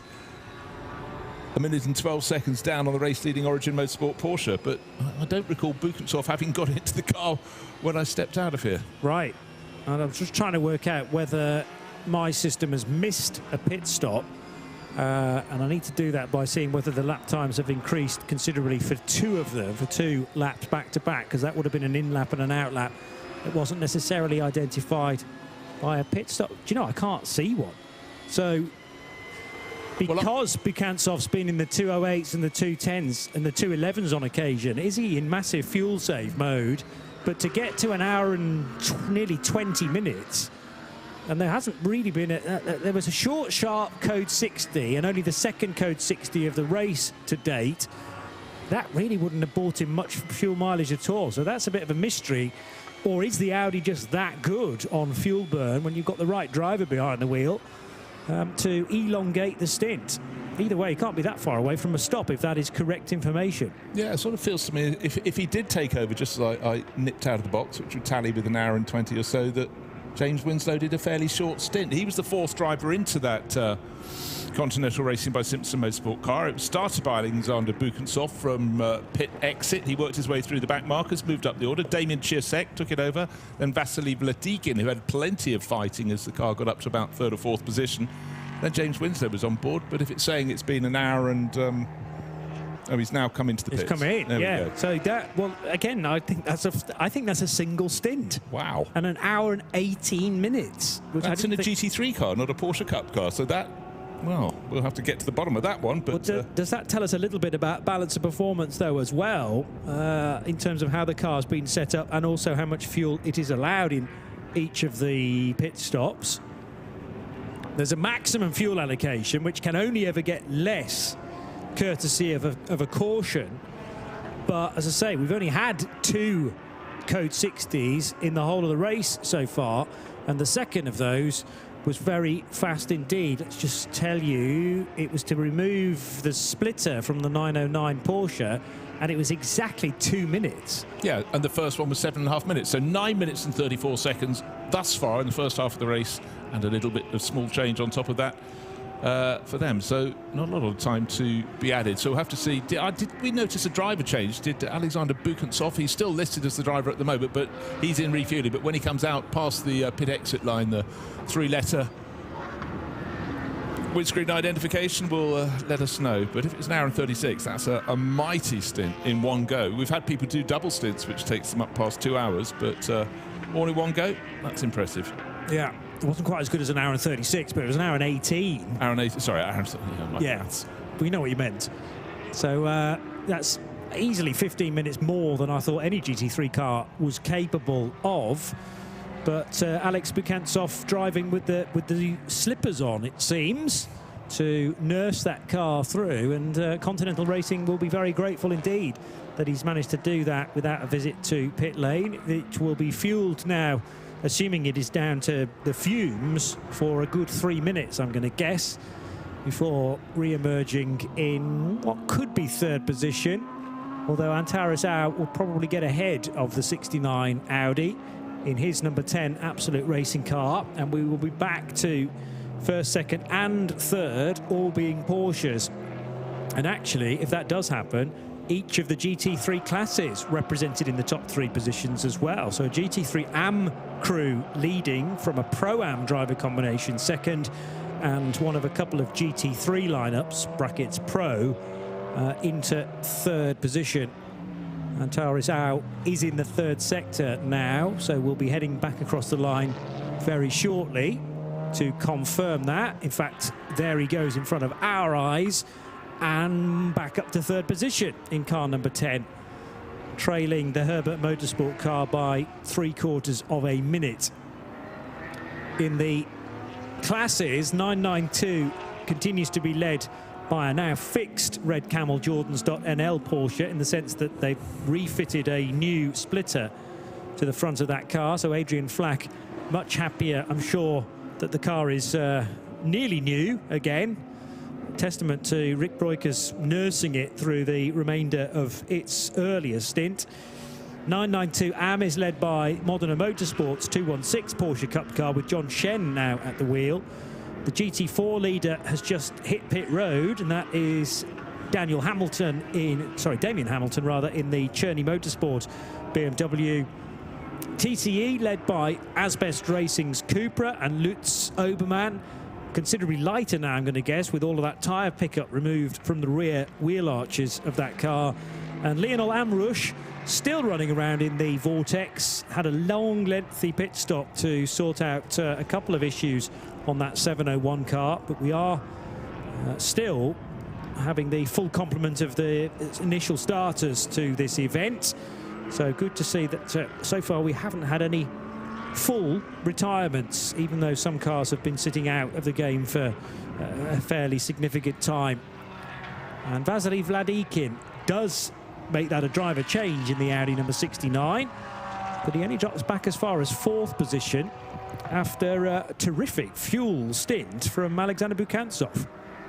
Sometimes when you have a drive like that, it goes under the radar until you think, hold on, they're still going on. Oh, suddenly that is looking a little bit sweeter. And certainly if the pace drops away by even a second a lap in those closing laps, and he nursed an extra lap out of it, or 2 laps out of it, that is very, very good work. But again, it's not spectacular. You think the car is falling away a little bit, but if it elongates a stint by a handful of laps, that suddenly swings the pendulum back in another direction. So Cherney Motorsport BMW, the fact it got to start this race, mechanics still repairing that after contact last night with the barriers until 4:30 this morning. But right now, more than half the race done. Looks so it's just driven out of the showroom, so immaculate it is. For Cherney Motorsport, really a very new team at this level. And it's great to have some new faces coming out to play. But as we heard from some of the drivers of that car, this one is really to get that eye in ahead of the 2 races in the middle, on the Arabian Peninsula. First in Abu Dhabi between the 9th and 10th of January. That's a 6-hour, and then multiply it by 4 for the following weekend, 16th to 18th of January, concluding this series in Dubai. But again, it's about getting a team to work out how to gel, to understand the rules. Now, one thing we talked about beforehand was the fact that you can count 2 of... If you do all 3 races, you can count your best results from 2 of them, can't you, towards the championship? Yeah, but it's like grey area for me is that you get 40 points for a win today, you get 40 points for a win in Abu Dhabi, you get 40 points for a win in Dubai. But there's also the halfway marker at Dubai, where 20 points are on offer if you're leading after 12 hours. Now, can you drop that score? Or are That's diving into the small print, eh? Or do you have to drop one of the higher point scorers? Yeah, I think you have to do it by the round, and I think it's only fair you get extra points midway through the Dubai. Because everybody would drop the fewest points, which would be at the end of 12 hours in Dubai, surely. Yeah, so with the number of cars starting the race, of course, you're more than likely to be scoring on a sort of smaller basis. So do they suggest... Yeah, do they suggest you have to drop your highest point score? No, probably that's not fair either. So it'll be the lowest point score, but at the end of each of the races, rather than that halfway pointer, which probably stays on your record regardless. Lots of dust being kicked up through turn 1 by the Be Quick Porsche, number 26, and taking a fair bit of curb on the exit as well. Andy Dung-Yi. And the Win Higher Be Quick Absolute Porsche has always been very easy to spot. He's all over the curb at turn 7 as well, feeling the heat perhaps from, well, that's the Red Camel Porsche in behind, which is not in the same category. Good actually to compare the two setups within the Porsche. Much wider, much more sort of splayed look to the GT3 car because of the extension to the wheel arches. So it's a purebred race car, whereas the narrower look to the Cup car means that's much more rapid down the tubes, as we would say. So that straight, Penang straight, the back straight, and also the Kuala Lumpur straight, where the GT3 car has a fight on its hands, but it's far better through a corner like this, the Sunway Lagoon corner, turn number 14. A rare chance for the drivers to relax, as long as they haven't screwed it up at turn 14. You've got the long run on the backside, if you will, of the grandstands that overlook just the back straight and the pit straight. Brilliant view down, and a chance to keep in the shade at any time of year. And then the final corner, so tricky. The onboard lap at least showing the drivers treat those curves on the outside with a good degree of caution, because they actually seem to just slide away from the racing line into the what we call the beyond, the bit in which you get into trouble. So turn 15 does seem relatively simple, but it isn't. I think it's frustratingly slow as well, and probably every time you go through there you go, I feel like I should be faster through here. But if you do try to be faster, you're going to lose the back end, or you're going to overcook it on the entry to the corner, and a number of times so much understeer from cars that are late on in their stint, and that's the most costly thing. You not only lose time, you could very easily lose a position as well if you misjudge your braking point, which on older tyres is probably a couple of metres earlier than you might expect, which slows down turn 15 even more.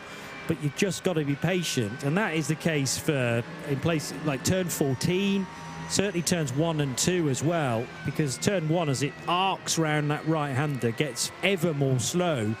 But you can afford to compromise the exit of 1 to be better out of 2, and that slingshot down towards the right-hander at turn 3. I know you call it turns 1, 2 and 3. It depends what track map you're looking at, basically. Yeah, I think it's often... I'm considering the area between turn 2 and turn 3. Turn 3 is actually quite a bit further round. But, well, in fact, you think of the layout at Sakir at the Bahrain International Circuit. Yeah. Turn 1 and 2 very close, and then turn 3 is a little bit tighter on the exit. Yes. Same circuit designer. But here, so many moves don't get quite completed at turn 2, and often cars are battling. I think I've got away with it. No, it's good. I honestly think some track maps previously have listed that first sequence of corners, the complex, as 3 corners in 1, whereas the track map we're using this weekend, it's only 2, and it becomes very confusing. But there are 15 in total. Otherwise, you'd get to 16 or 17, and it's easy to count extra corners. The Nürburgring, Nordschleife, doesn't that have an increase in corners virtually every year? We're up to about 300 around that place now. Yeah, well, for a long time, the Nordschleife famously had 172 corners. But then again, for example, certain races like the NLS races, we don't go the whole way down to the hairpin at the bottom of the hill on the Grand Prix circuit. So you've got to... Yes, true. But anyhow, more than ample, I think, is the figure. Right, the 87 Origin Motorsport Porsche in the pits. Now, problems for 93 crew, because they changed tyres under 50 minutes and under code 60, so they've got a 20-second penalty. So for Ajit Kumar, Red Ant Racing, that's going to be a setback. Sorry, fans in the grandstands and fans watching around the world. The number 93, great looking Mercedes is going to be set back a little bit by that one when it comes into its next pit stop, and we'll have to report to the penalty box, serve that time, and then do the walk of shame down the pit lane. So Article 24.4 and 18.5.3. I'm going to have to look these up now because I actually didn't realise you couldn't change tyres under a code 60, but that rule rather, or the reason why that penalty's been issued rather suggests that you can't. That sort of goes to explain now why certain teams, when they did pit under code 60, were tempted to call at the garage, and probably engineers were screaming on the radio going, no, no, no, we can't change tyres under a code 60. Go to fuel, you're allowed 15% of fuel and nothing, well, unless you're in one of the AM categories and you're allowed 40%. But we're almost verging on the territory now of a World Endurance Championship rule where effectively the pits are locked for most of the work. I don't think you could, therefore you could do a driver change, although I'd need to check that. You can't change tyres though, apparently under a code 60, and you have to put in a reduced amount of fuel, which rather begs the question why two Mercedes under the initial code 60 that we had in the opening hours, why they clearly got a message of box, box, box, because you might as well just stay out. For the small amount of an advantage you might get, which is 15% of your fuel allocation, it makes sense now why the teams that are doing so well at this point in the race chose not to pit at all. Well, talking of penalties, we've got the LM Corsa Ferrari serving a time penalty at the moment at the front, top end of the pit lane. And will work its way down from 8th position. We'll lose a little, maybe not a position, but certainly lost time with that one around. Just trying to see when their penalty was issued. That's quite a long time ago. Right, not respecting minimum sector time during a code 60, and that seemed to be forever ago. More recently, they've been committing track limit offences, but not enough to get a further warning. But anyhow, it was at a standstill. It does seem as though that was an awfully long time ago. Maybe time travels fast when you're having fun.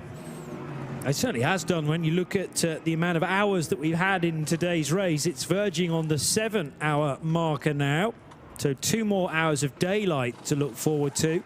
Sunset, official time of sunset here at the Petronas Sepang International Circuit is 3 minutes past 7.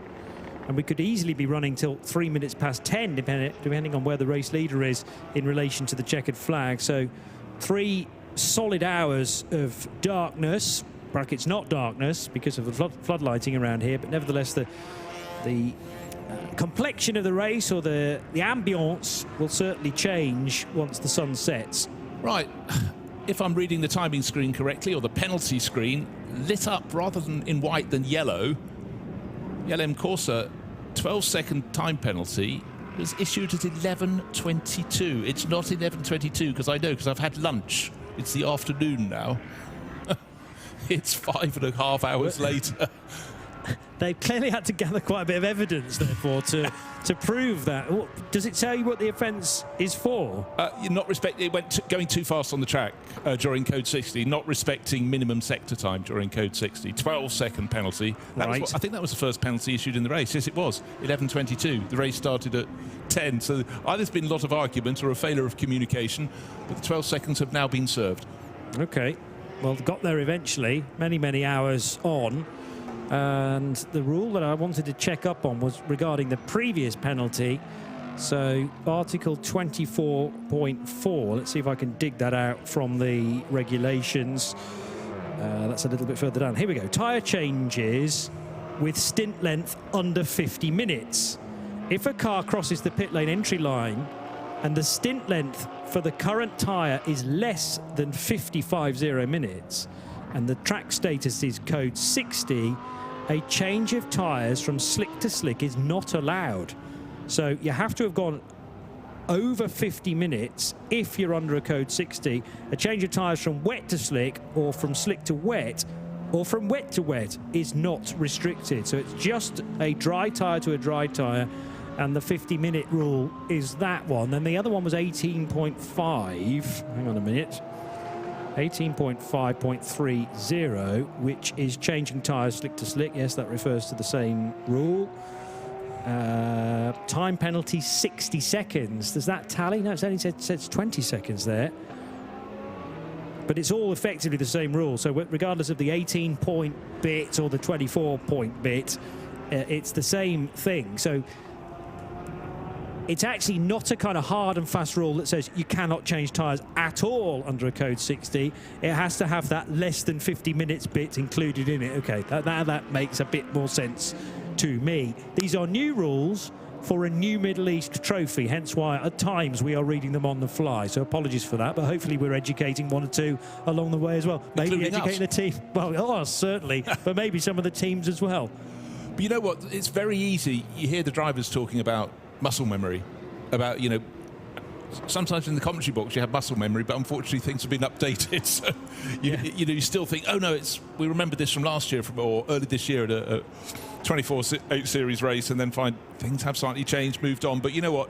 Nothing is thrown in for the sake of it. It's all considered how to make it better and fairer for the drivers across the course of the field. But as I said, I still like ones where there's an element that you can just luck in to timing your pit stop right, to get your full tank of fuels and fresh tyres, things you shouldn't be able to do during a Code 60 under certain circumstances. But I dare say we will have more penalties through the course of this race. It's for a lot of the teams, it's we heard from Cherney Motorsport, it's sort of learning as they go. So using this event to really get a feel for it. It's a bit like when teams do full-length race testing, rather than just going out doing 40 laps coming in. No, test it at the length of race you're going to do in endurance racing, and that's when you really find the sort of weaknesses in the cars and the performance, the tyres, whatever it is.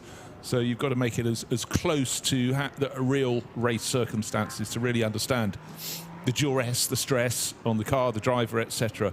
So when you do go and do these long-distance races, you're more than a little bit ready. I mean, that particular rule about the 50 minutes being underneath 50 minutes, that will be about cost, because tyre allocation is otherwise not restricted, i.e. each team can just keep throwing brand new tyres at these cars should they wish to. But it's to prevent any firm advantage under a Code 60, because if you've just pitted and there's then a Code 60 10 minutes later, there is scope to get a brand new set of tyres bolted onto the car for free. So I do understand that from a regulation point of view. Ben Constanduris is back in the pit lane. You have some thoughts on this potentially?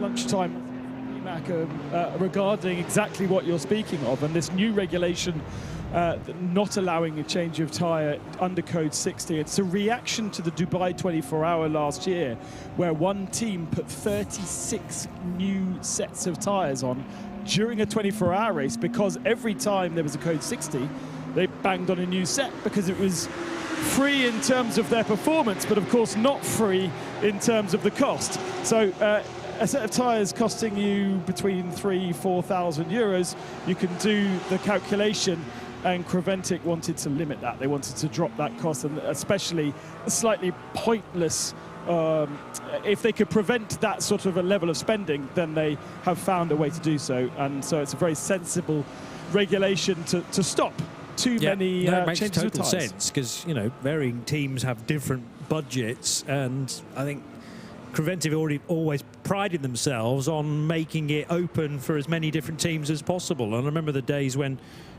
little Mini Coopers used to turn up with three guys and what looked like a table you would use to put some glue on wallpaper prior to, you know, decorating your bedroom, and that was it. You know, a little toolkit and a table and an easy up, and away you go. And I mean, as this series has gained popularity and gained momentum, particularly with these flyaway races, I suppose, you know, by definition you're going to lose one or two of those teams with the lower budgets. But if you can include as many as possible of various different teams and backgrounds, more the better. Yeah, no, I very much agree with that. I always remember a comment that a friend of mine who raced in Formula 3 made 30+ years ago. He goes, it all went horribly wrong when your team boss didn't drive your car towed behind a Ford Transit with a set of tools in the back to run it. He said, I was overtaken on my way up to Alton Park by two transporters for our team, and I noticed the team boss went past in a Lamborghini, albeit it was one he borrowed, but his sentiment was there that he was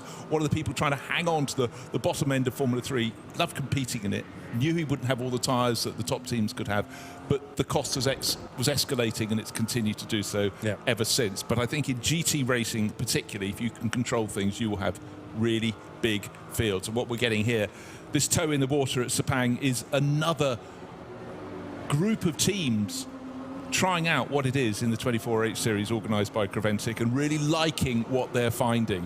But, you know, anything that can keep the cost down a little bit more definitely got to be welcomed. One of the other things that Creventic have specialised in, particularly at the Dubai 24 Hours, is the accessibility of a race that feels a long way away from Western Europe. Just being able to get cars into containers and taking them by boat, by ship, to get them there. But all of that sort of taken out of the hands of the team's logistical people. Get your car to the port at the right time and we'll look after everything else. And I think that's the ethos of this latest flyaway race as well. Yeah, no, and it's fantastic, and it's been something just been built and growing and growing and growing. Remember, a few years ago we had problems with freight because of certain logistical conflicts at the time. Nothing to do with any of the organisers or the freight companies, but you know, if you can't get your cars through the Suez Canal, it's a longer way round for them. But anyhow, here we are, not so far from Calais, the Kuala Lumpur International Airport at Sepang, a circuit that surfaced in 1999 and to my eye has been one of the jewels in the crown in world motor racing ever since. I'm not over-egging it. I've had many visits here and I've loved every single one of them. There's never been a duff race here. And just then, the fact we can see a plane taking off means we won't get rain for another hour. That's a good point. It's not that I want rain, but I sort of do want rain. It'll add to something a little bit different. Yeah, you get the feeling that the radar at the airport is going to be the most reliable, so I like your way of thinking there, Bruce. Let's get back to Ben in the pits. And there is plenty of rain on the radars in pit lane. Lots of these teams have got their various different systems up and around. There is rain in Kuala Lumpur. That's about half an hour. As we saw yesterday, you know, pockets of rain copping up all over the place. There is another front or another set of storms arriving on the coastline a bit later on. And I think that's the one that's more likely to hit us. There are wet tyres prepared. But the other thing that's happening in pit lane right now is that teams are starting to prepare their slicks in a different way. There's air coming out of tyres. I feel as though they are now adjusting to what will be a good 5-6 degrees cooler as we progress from now on into the evening. The other thing you'll see drivers doing is they might turn their air conditioning off. A lot of the GT3 drivers have been using air conditioning throughout the hot part of the day, very logically. But if it's cool enough in the evening, they can gain a good couple of tenths by turning that air conditioning off. That will help them. And then, of course, as we know, golden hour, when you've got the rain, when you've got the cooler temperatures, it's nice thick with moisture. That helps the engines run. And so we then also see good lap times coming in sort of at the 6-7 o'clock mark. So if we don't get rain, expect great times because the air conditioning can turn off and because the cars will feel happier. But there's also a great possibility that there will be some, and everyone down the pit lane is aware of all of that. You may get the transition stint from day to night just as the rain is hitting, I suppose, if it's around 7 o'clock. As you said, it's not a huge difference in terms of visibility, not like it may be at Le Mans or the Spa 24, particularly the Nürburgring 24, where you are very much on your own, plummeting down into the foxhole, for instance, in pitch black. Here, at places like similar to places like the Qatar International Circuit, Bahrain as well, there are floodlights, Abu Dhabi, Yas Marina as well. So the nighttime stints are less invasive, less noticeable. And as you say, the cooler temperatures, that's where the race engines will really like that as well, particularly the non-turbocharged cars, of which we have plenty, the Porsches, the Mercedes, this car, the Lamborghini, and the Audi as well. So the Continental Racing by Simpson Audi, with Vasily Vladikin at the wheel, is in fourth position. Here's the Lambo of Alex Bengtsson, one of 4 Swedes sharing this car, which could be quite a bit higher up were they not affected by the rear wing failure in the opening hour when Marcus Ericsson was at the wheel, and they were able to fix that reasonably quickly in a pit stop that was just a little over 7 minutes. But Peter Mackay, they've never really recovered from that situation. Unfortunately not. It's been that sort of race, hasn't it, where there's been very, very low attrition amongst the GT3 runners. I mean, I thought about it coming into this week and during the week that you know, we're at the beginning of this journey with the 12 hours of Malaysia, and I think it can be a beautiful journey actually, because I think this time of year, this sort of circuit, it's perfect for so many reasons. But you know, of course, we've got a relatively compact field, 10 cars in GT3, but it struck me straight away the quality we've got. The depth amongst those cars is really, really strong. The couple of cars that have been brought here from Absolute, Herberth, we've talked about their credentials, Continental Racing by Simpson, they've been a really strong outfit there, and they've improved a lot over the course of the season, and I think it's that quality that's been so impressive, because if we didn't have the quality, there'd be cars failing and cars going off and all sorts, Bruce. So yeah, and I think that's a very important thing to note. No, I think so too. And you know, a lot of teams are very busy all year, and that's the point. You learn by competing. You learn by probably making errors and try not to do it next time. But yeah, no, the calibre of the teams, and these are teams that aren't sprint teams that really just go and dabble with endurance racing. These are proper endurance racing teams. They're very, very different concepts, but right now I think that's a really good point. But let's think back what we've lost. We've lost a splitter off the Red Ant Racing Porsche, hardly heinous. Rick Broikers did a stunning job to then do his stint with no front splitter. We had the rear wing falling loose on the Lippert Lamborghini. Vortex had a couple of problems, and we had tyre clag in the Cupra. Yeah, in the Cupra. Call that an issue. And we also had the 921 Milner Motorsport car with that sort of hub drive shaft problem. But it's been super clean and clear. But you know what? Over the years of coming to Sepang, I haven't, you know, you famously don't have, other than maybe the first lap, opening corner on the opening lap, generally too much contact, even with fields in a sprint race. There's something about this circuit that enables drivers to race without too much, as I'll go for a technical term here, argy-bargy. And so far today, we've had a couple of near misses, but not anyone being vindictive and trying to make a mad move up the inside, just possibly a car from one class or just one coming out of the pit, not seeing someone else down into turn one as they're turning in, someone else coming in at far greater speed. But, you know, it's been good, it's been clean, you know. We've got plenty of time left. We do. Just under 5 hours to go. Yeah, and we'll be in darkness in around 2 hours, roughly. Yeah. Going into the darkness, and that adds a different element as well. See who comes out on top there in terms of not so much the difference of the darkness and light, because the track's well lit here. It's the temperature difference, not having the UV on the track. Exactly. I remember I went down to McLaren to do a feature with them once. It was ahead of the first Abu Dhabi Grand Prix, and the thing they were trying to work out with their modelling was how bright are the lights around the circuit. Because obviously if you've never been able to go and even test on the circuit because they're still building it, and okay, computer modelling is 10 times better than it ever was, you know, 10 years ago or longer, but it was just, they thought, okay, we've got the model of the track and we can understand how this works, but lighting. But they did also say what you just mentioned, it's not just the falling of the light, it's the falling of the temperature of the track as well that needs consideration. And I think that could make quite a big difference to today, because it has been pretty cosy out there. Now, Herberth Motorsport do have one more pit stop taken so far in the race, albeit that is because they pitted under the first code 60 for a quick splash and go, whereas Absolute Racing in second, they have pitted 5 times. However, we may see Absolute Racing bring their number 10 Porsche in potentially ahead of when the fuel tank runs out, because Antaras Au, their AM driver, in 45 seconds time will have completed his minimum drive time.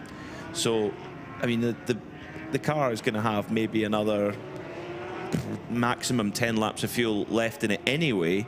So will they leave Antaras in to try and get to the end of the stint and try and minimise that fuel time, or will they just, as soon as his 2 hour time's gone, they bring him in and they get either Patrick Niederhauser or Luke Hartog in? While we ponder that, let's catch up with Ben in the pits. Oh, you don't need to ponder, PMAC, because you are absolutely spot on. I've just been standing beside the strategist of that car, and literally as the drive time ticked to 0, he pointed at Loic Hartog, who tightened his helmet and wandered out to the apron. He is ready to get back into that car. We'll see that stop any moment now. And they feel like they're in a really good position here, because they're pitting just around the hour mark, whereas Herbert Motorsport are pitting on the half-hour mark. So they think they each have the same amount of pit stop to go with advantage to Absolute Racing. Thanks, Ben. And another element that needs to be knitted in is Herbert Motorsport will have to serve their time penalty next time they come into the pits, because I don't think the message has been passed through to Robert Renau. Had about 10 minutes to do so before he came in, so he did not serve that stop and wait a bit and go penalty next time round. So coming to a standstill, the number 10 Porsche from Absolute Racing in from second place, but we've got these split strategies at the moment. It's the different timing of the pit stops. Stagger, yeah. And then interesting, Antarazao had the silver wheels on, so he'd gone from the black to the silver wheels. So we're now back to black wheels again. Maybe it's Antaras prefers the look of it with silver wheels on. Who knows? I think it's more just coincidence. But Antarazao doing exactly what he needs to do as part of that lineup. Do his 2 hours of minimum drive time, do it with a consistent pace, no mistakes, and he's delivered tick, tick, tick on all of those. So Luke Hartog, who did a superb double stint at the beginning of the race, now back in, and he'll be fairly well rested now, because has he been in the car since? I don't think he has. No, so he's had a good rest, because when he would have got out of the car about 12:30, it's now just after 5:05. So yeah, he's had plenty of rest, good chance to get refueled, and I'm sure he'll be ready for another double stint. And Antarazao, I think he's spent his energy, shall we say, after 2 hours at the wheel. I think he wants to have his cooling down in an element of privacy, but yes, he's done the job. And obviously Patrick Niederhauser, the third driver in that car. Well, he was the second one in the car, but the third one in that group. But like Luke Hartog, he did a lot of the heavy carrying early on. Luke now back in, and a driver, I wonder if he followed your advice. It's something he quite enjoyed. You know, ahead of a race meeting, you talk about getting in the mood by doing, was it Richard Burns rally? Yeah.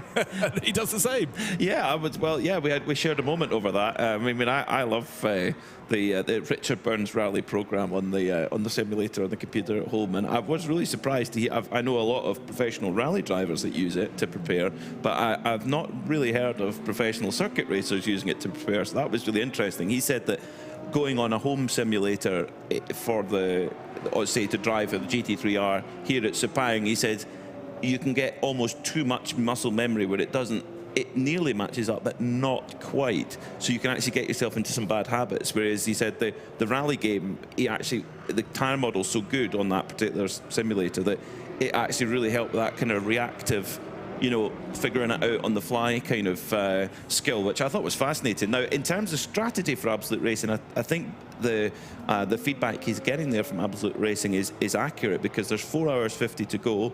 So if you took a maximum 2.5 hour stint for Luke Hartog, it's absolutely perfect. Actually, it's going to work out. Double stint Luke Hartog, double stint Patrick Niederhauser. Ideal. Keep it simple. Now, one thing that happened while you were away was there was a moment involving the 87 Origin Motorsport Porsche that ended up sort of going on the grass, and unfortunately they're deemed to be the guilty party. 10-second time penalty for not respecting event rules of conduct has just been issued in the last couple of minutes, and bear in mind that they're still running at the sharp end of the field, but maybe that's why Robert Renau didn't really count them. Car number 87 is the one I'm talking about, the Origin Motorsport car. And so that will be a setback for them. So the car that's leading, that has a 10-second penalty when it comes in next, has just taken the lead. Alfred Renau, the Herbert Motorsport car, didn't serve it last time, we'll have to next time. Origin Motorsport now just been promoted to second place with the number 10 Porsche from Absolute Racing, the erstwhile leader in the pit still. That's got a 10-second penalty as well. So not only have Absolute Racing sort of timed the timing of their final sector of this race falling with natural stint lengths, they don't have a penalty as yet to serve. So that is an advantage coming that way, and a disadvantage for the number 87 Origin Motorsport crew. They've been noted and they've been penalised. Pit stop for 610 Racing. Lu Jie-wei has just brought that car in the 992 category, in third in 992 overall, second in the AM subclass. New Michelin tyres going on, absolutely no double stinting going on this weekend, to the surprise of nobody, although it might well be different when we get to the first round of the European season at the very beginning of March in Mugello. That might be where a double stint may well be happening. It was pretty cold and wet last time we were there, but it made for the most exciting race. No, exactly. But again, this is a chance for them all to work out what works best for them in warmish conditions. Great preparation as well for the upcoming 6 hours of Abu Dhabi, and of course, the 24 Hours of Dubai, one of the flagship events of Michelin 24-hour series racing. And of course, all those 3 races, including this one, are part of the Middle East Trophy too. So get the points on the board here. So Luke Hartog in that Absolute Racing Porsche, now back onto circuit, filled up with fuel, 4 hours 47 to go. I think Absolute have back-timed this really, really well. They've planned it out to the moment, and they've got their 2 quick drivers in now to the end of the race. They could put Antares out back in, but they don't have to. I suspect they've given every impression that they're here to win. So I think they'll be putting their 2 quickest guys into the end of the race. Well, look, it's not just a case of the teams that generally compete across Asia just wanted to come and play. They wanted to show that they can learn the rules and get it right first time out. And for Absolute Racing, the team headed by Ingo Mata, passionate about their racing, but they've got their local reputation to, to consider. And if they can put one over the teams that have been competing this series, far more the teams from Europe, they're definitely going to be going all guns blazing to do that. And the initial stint of the race, we thought, were they right not to come in under that first code 60? But they made the decision, and they've stuck to it, and here we are with what? 4 3/4 hours remaining, and leading potentially the way. Of course, with that pit stop, they've just fallen down the order a little bit, but when their 2 rivals come in about 15 laps, we expect the Herbert Motorsport car to be back in. That's leading the way at the moment. Then we'll have the number 10 Porsche for Absolute Racing back into the lead.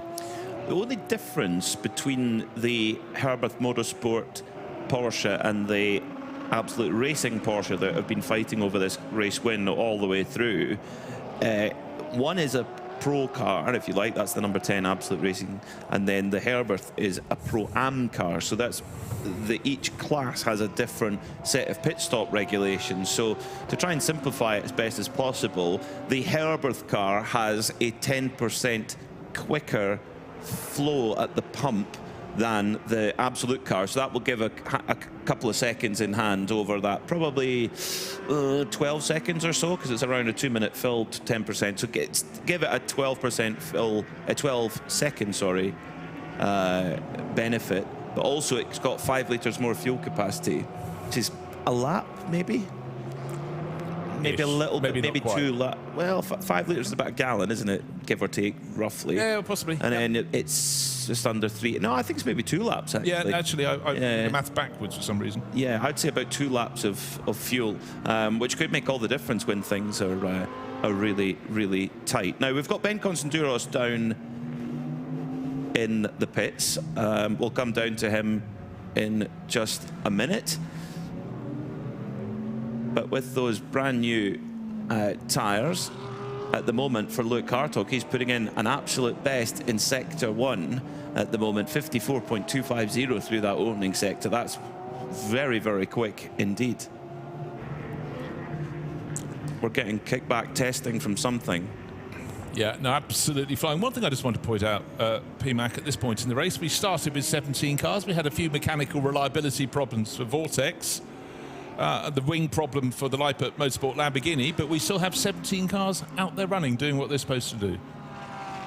Yeah, the attrition rate has been very, very low indeed, which has been very pleasing to see. Very good, very, very good coexistence, shall we say, between the cars out there and the GT3 cars not being too overly aggressive. Who was it who said? Was it Bryce Fullwood who said he's just watching the mirror all the time to watch for those GT3 cars coming through, particularly when they're in a battle with one another as well.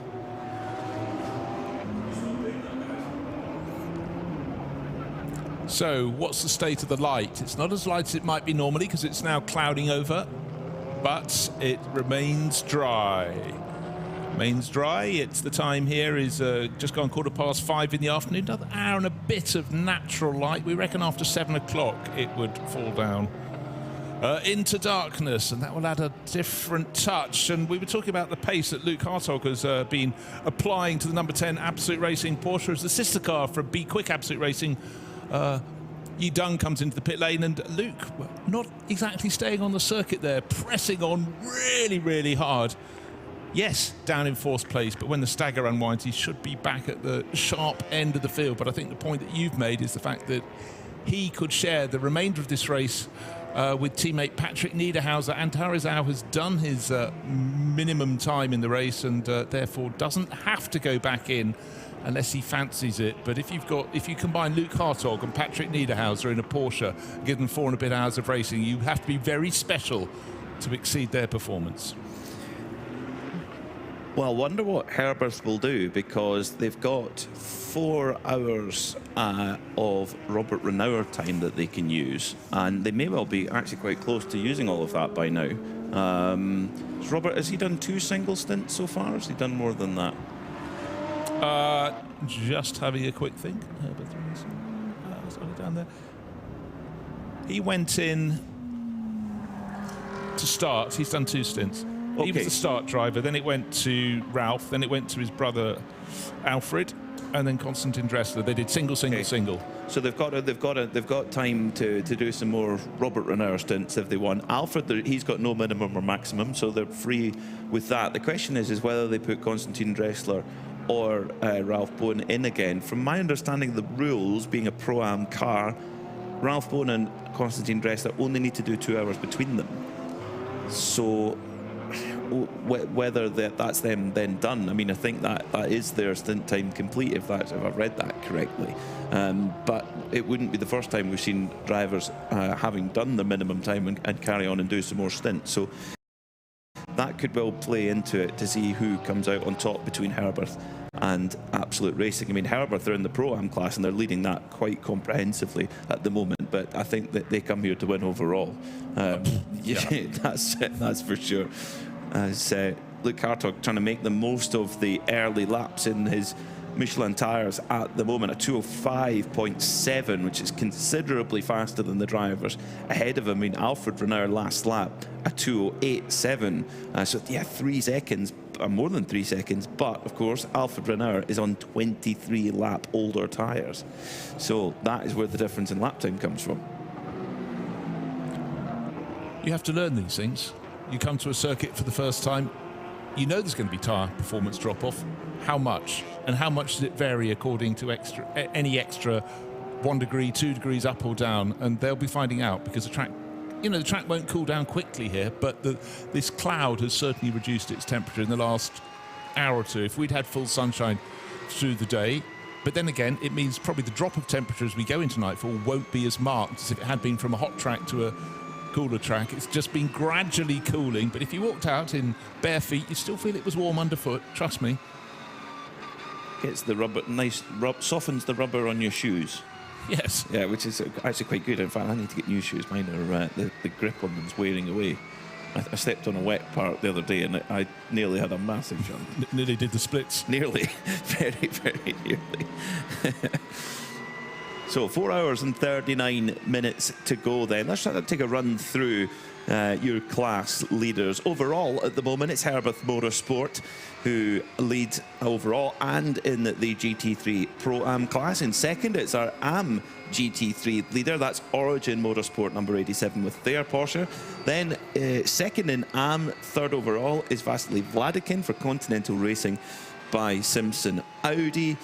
Absolute Racing have just taken a pit stop with their number 10 Porsche, driven now by Luke Hartog, who's on a strong pace on those fresher tyres as things stand. Climax Racing, they are in 5th overall, 2nd in Pro-Am, just ahead of the 3rd in Pro-Am car. That is 6th place overall for Ayrton Redont for Ajith Red Ant Racing. Win here, be quick. Absolute Racing, Vincenzo Ricci in 7th. Then it's Dominic Ang for Viper. Nisa Racing in 8th. LM Corsa in 9th. And Leipert Motorsport round out the top 10 with Axel Bengtsson at the wheel. In 992, it's Red Camel Jordans, who haven't let a loose splitter get in the way of their progress. They lead the way by around a lap at the moment from John Shen for Modena Motorsport. Spencer Proper in the Czerny Motorsport BMW for GT4 is 13th. Then third in 992 is Yang Ho Chi for the 610 Racing crew. Paul Meyer for Milner Motorsport, unfortunately several laps behind the 992 leaders due to a hub problem a couple of hours ago. Asbest Racing with their Cooper in 16th, and Vortex V8, they round out 17 positions at the moment. I wonder how how the tyre degradation is going to play out over the course of the darkness hours, and if there's going to be as much of a drop-off as the temperature on the track comes down. We promised you Ben Constanduros in the pits, and now it's time to deliver on that promise. Ben, what do you have for us? Hello. Yes, it wasn't me calling prayer time. I was setting up myself an interview with Elias Seppänen. Remember the Mercedes that was on the pole position? Well, Elias set that time. How's it been going so far? Because we've sort of been focusing on the Porsches at the head of the field, but you've been there and thereabouts. Yeah, so far everything running smoothly. We're focusing to, we have the minimum 6 hours for the 2 amateur drivers, so we've been focusing really hard to get their driving time done early as possible. So actually, I'm just about to jump in for my first stint of the day, so arriving the track 8 o'clock this morning and still at 6, haven't driven, so. But yeah, everything looking good. Almost done with the amateur drivers, and then I will be more towards the end of the race to bring the car home. How much have they been leaning on you for advice and helping this team and this setup? Because they're used to driving a Mercedes. They've had a Mercedes all year. Yeah, exactly. So both Mike and Lee Chow, they experienced with the Mercedes. They've run it the last couple of years already. So in terms of the car, there's nothing new. But of course, in Sepang, due to the temperatures, we're experiencing quite a low grip compared to before. And as well, having the low grip with the high engine power we have is actually quite tricky to drive. So, you know, Tanat and myself, we are working also quite hard to help the Mike and Lee Chow as well. Because, you know, in the end, it's a team sport. You know, you need all the 4 drivers in the car perform, otherwise the result won't be good in the end. So it's a lot of new stuff, especially for Lee Chow, because he never driven the Michelin tire before, but you know, every day he's improving. Now he's doing a good job. So about to finish this last stint as well. So yeah, so far everything going well. Have you got much experience with this Michelin tire? With this compound, not. This compound very new for pretty much everyone here. We just ran it the first time on Thursday, but luckily it suited our car really well from the beginning. We didn't need to do any huge changes for the setup. So yeah, so far it's been good for us. And for you, Sepang, Malaysia, first time here, or have you experienced this before? It's a wonderful place to be. Yeah, it's a nice track. I driven the Asia Le Mans series here last year, and also my first time in the Formula 4 was here back in 2019. So, you know, always some good memories. First time driving a real race car here. So, it's interesting track. Wow, that must give you a nice sense to come back here and sort of feel like where it all began. I know many racing drivers love their karting because that was where it sort of began for you, but yeah. Car racing here. Yeah, exactly. So, you know, coming actually after 2019, when I did the first time here, I didn't come back until last year. So, long time passed, but still, you know, always nice to come here. And my encyclopedic knowledge commentator, Peter Mackay, says you've actually got the lap record here in that car. Really? I did not know that, but that's a nice statistic for sure. Hopefully in the night with this BOP, the cars are quite fast compared to usual because we are running quite a high power, all the car running quite a high power compared to other series, so maybe in the night can give it another shot with the GT3 then. That's quite fun, isn't it, to be able to open it up because so often you're so restricted. Yeah, exactly, it's fun. Even the Thursday, you know, I noticed the car suddenly becomes quite loud when you have so much more power in the car, so for sure it's quite fun. Thank you for taking the time to speak to us, Elias. Thank you very much. And enjoy your stints, because you're finally going out and getting some lap times in. Brilliant, thank you very much. Cheers. Yeah, sorry guys, yeah, I didn't hear you properly there. There was some joke about me being a lap record holder, not him. But maybe later he'll be able to get a lap record. Well, when you were talking about karting, Ben, I thought, here comes the point going, well, I broke the lap record yesterday for Rotax 2-strokes at the Sepang kart track. Just saying. We're just jealous, Ben. We're just jealous.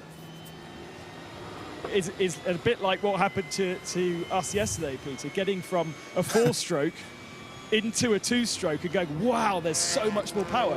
Clearly, they're enjoying having GT3 cars that are able to sing a bit more than It's they a used great to. point, isn't it? Yeah, I mean, the GT3 car, you can run it in quite from it being really held back to its absolute maximum, there is a really big gap between them. I mean, was it Jules Gounon that drove a completely unrestricted GT3 AMG at Bathurst, and it was massively quicker?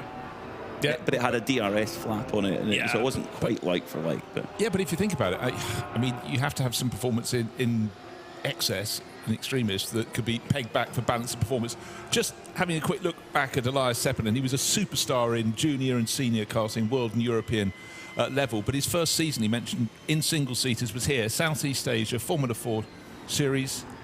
Not only did he win the championship, he did so by winning 11 races. I can't imagine there were more than, let's say, 21 races in that championship, maybe only 18. So he absolutely hit the ground running and, has moved on since then, but still cars with roofs. He's a two-time ADAC GT champion, 2023, 2024, so his credentials clear to see. And the fact he's only just turned 22 at the end of last month, the very end of October, means he's not got that many years on the clock, but clearly very quick. But as he said, the last time he was here before this time was 2019. It's quite a while.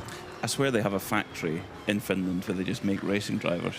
Yeah, they do. They actually have one, and it's got 2 doors. One is to rallying and one is to racing. But I still think they put 2 through the rallying door, 1 through the racing door. Am I right in thinking those ADAC Masters Championships were in Mercedes?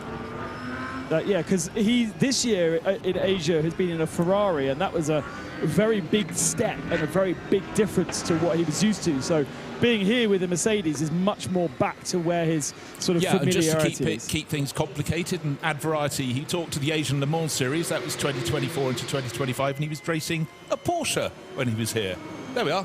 Got to be adaptable. So he knows the lie of the land. He knows where the strengths and weaknesses are in each car. Yeah, it was with Landgraf Mercedes he won the 2 ADAC GT Masters titles. So yeah, great addition to that Climax Racing 999 team that took pole sitting car, of course. Don't forget, and they've had to work hard to get their minimum driver times in for the AM-graded drivers as well. All part of the strategy here in the Michelin 24-hour series, as it is in many sports car series like European Le Mans, Asian Le Mans, IMSA GTD, etc., etc. So it's Alfred Renard leading the way at the moment, lapping in the mid-208s as he's getting towards the end of his tyre stint. He's probably got 15 minutes left of fuel in the car. He's just gone over an hour of his stint. 208.4 the last time by, so about 3 seconds off the car's ultimate pace. But as he reaches the end of the stint, of course, the tyre not giving its performance. One car that's had great performance and is the Red Camel Jordans number 909. Adrian Flack hopping out of that car with a very dashing blue, yellow and black helmet. Cool design that. As I'm going to take a guess that it's Luke Breukers that's just jumped in. The reason why I guess that is maybe a mildly educated guess. He has a kind of sky blue helmet, which is just peeking through the windscreen at the moment. So I'm going to guess it's Luke, but we will confirm that when that Red Camel Jordan's leading 992 car comes out of refueling, which has just begun now.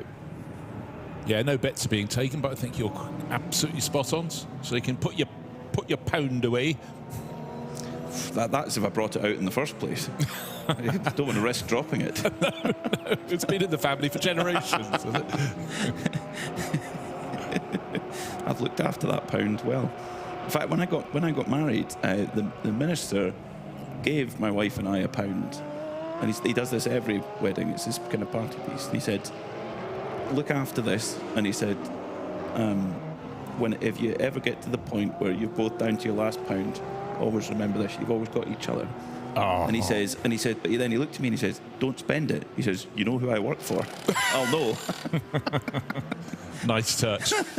Right, good. The Vortex is still in the race because in the initial ad of 12, It had 2 problems and stopped out on the circuit. They knew what it was. It took quite a while to get it repaired. He's 30 laps down on everyone else. But, you know, for me, the sight of that car, you know, when you see all the cars in the pit lane and then you see them on the grid, a lot of people will be drawn to the GT3 cars up the front. They're not used to seeing vortexes, and first time it would have been here. Then you suddenly see people look at that going, wow, that's something different. It makes one of the best sounds in the race, the fabulous V8 burble. So I'm delighted that's still going. As we pointed out, some way down, Lionel Amrouche down in the fueling area at the moment. But the good thing is we started with 17. We still have 17 going. Brilliant job by all the teams. For many of them to come to a racetrack for the very first time, ever that, you know, they've had to really get on top of the machinery quick, get the cars set up, and we've seen some teams where they've got it set up slightly wrong. It's weared the tyre a bit more, so they've had to get on top of that. I mean, normally in a Michelin 24-hour series race week, you have a lot of track time before. You have the Creventic track days, is what they're called, for open testing, but some teams will make full use of that and some won't, for a variety of reasons, whether it's time or budget or whatever. But when you're coming to a circuit for the first time, even that's probably not enough time to get everything absolutely dialed in right. So the teams have done a top job. Yeah, they have, and for a lot of, this is the opening round effectively of 2026. We know it's still 2025, but this is the first of 3 races in the 24H Middle East series. But for a lot of these crews, you're still melding together people who've never driven these cars, never driven for the team, steps up a category. You know, people, we're looking at the GT4, Cherney Motorsport, BMW, still a team that's very new to racing. There's still a lot of fantastic road and racing cars, but they're gaining form. They absolutely admitted this is a meeting in which they're gaining experience to gel together for the 2nd and 3rd rounds of the championship, respectively in Abu Dhabi and Dubai, and doing a very good job. And they had the setback last night, collision with the barriers, damaged the car almost even more. So the crew working through till 4:30 this morning, poor things, to get the car ready. And bear in mind, it wasn't like you go away, you finish at 4:30, go to your hotel, come back from an afternoon start. We started at 10 o'clock this morning, cars on the grid at least half an hour before,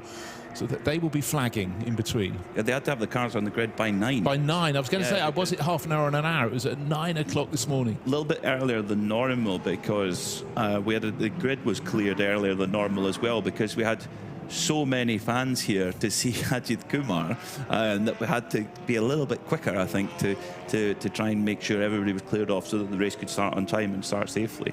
But I think that the grid walk is one of the best racing experiences you can have. And there's a few championships where there's many championships where it's completely the reserve of VIP guests that seem to operate in a different universe to what we do. But here in the Michelin 24-hour series, there's various points through the year where the grid walk is open to fans and they can come and enjoy it. Barcelona is a great example. We have a big grid walk there. And then you look at things like the IMSA WeatherTech Championship, one of the biggest sports car series in the world. Daytona, everybody, in you come. Normal ticket, come and join the grid. Speak to the drivers, get a picture, whatever you want. And frankly, for me, there needs to be a lot more of that. Use it. Oh, I agree. It's stuff that costs relatively little or nothing, but why not do it? I say that a lot from in club racing as well. If you've got people who have made the effort to come along and watch, get them on the grid, get them up close to the cars, feel that atmosphere before a race. 100%. I remember as a child where they would allow you into the pits on the morning of a Grand Prix, and you'd be the first at the gate, and if you weren't at the first at the gate, you crush those who were in front of you and carry on and get up there first, because then you get your close-up photographs for anyone else was in the way. All it does is one thing, it just cements your love of the sport all the more. And yeah, to be kept away, it's, I understand it at certain places, certain points, but if you can, why not do it? And certainly it's very much been a feature of Creventic ever since I've been racing. And, people are very, very respectful, but, you want to get up close. But if you suddenly notice cameras are coming through, you need to get out of the way for the journalists to get through. But, I must say it just adds to the whole feeling of this event. And certainly with the fans for Ajit Kumar, they were down by the 100 on the track. Fantastic. One of my favourite grid walk stories was at the Sebring 12-hour 2007, 2008. And Team Penske were right in the hunt for the win, and there was real nervous energy. But the grid at Sebring is packed with fans. It is incredible. You cannot move. And at the time, Team Penske were running a Porsche prototype, and a very fragile thing, if you imagine. and they had a protective ring of mechanics all the way around the car to make sure that it didn't get damaged during the or anything was ripped off it or whatever during the grid walk. And Roger Penske is very, very, even more involved then than he still is now. And he was trying to make sure that everything was ready for the start of the race. And he wanted to check tyres. He wanted to talk about tyres. And he grabbed one of the mechanics. He said, "You." Yes, Mr. Penske. Where's the Michelin man? And the mechanic panicked because he didn't want to upset the big boss. And he said, and points over in another direction. There he is, he's over there. And Roger Penske turned round. And here's Bebentham with his hands in the air. Oh, no. And he goes, "No, not that Michelin man." Yeah, the man with the tyre pressures. Yes, the man with the big head and big forehead and clipboard. That's the Michelin man he wanted to speak to. Yes, obviously another thing, you tend to have fewer grid walks with single-seaters, because if you do trip over and stand on a front wing, you can imagine that wouldn't improve matters. But also it's the very nature of endurance racing tends to lend to a more open approach to things like grid walks. But may they reign and may they increase is all I can say. Pit stop going on at the moment for Asbest Racing. A little bit of finger trouble here getting everything all put together. Single lug nut wheel change this is not. Multiple lug nuts having to be tightened up, probably while the clag's being removed at the rear of the car. Incredible amount of tyre pickup here. Around halfway through the race, there was a full dustpan's worth of clag taken out the back of this front wheel drive Cupra.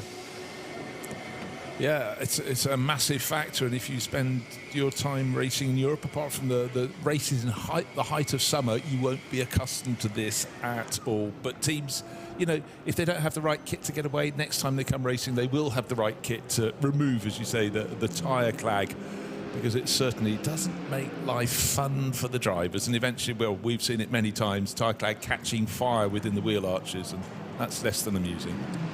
Yeah, very, very unhelpful indeed. 4 hours and 20 minutes to go then, so we're nearly into the final third of this inaugural 12 hours of Malaysia. Race leader Alfred Renauer will be into the pits in the next 3 laps, I would wager, because he's getting towards the end of that stint length in terms of fuel, and just put in a 207.8 on 32 lap old tyres. That's really impressive there from Alfred Renauer. And while he carries on doing that superb job, let's get an update from Ben Constanouros in the pits. Our Asbest Racing TCX machine with a used set, but a tidied set of tyres going onto that car. You'll be able to see on your data screens exactly how many laps those tyres have done. It's a good question that we haven't got the bottom of exactly what number that is, because sure, the rear tyres on that car will have done a lot more than the front.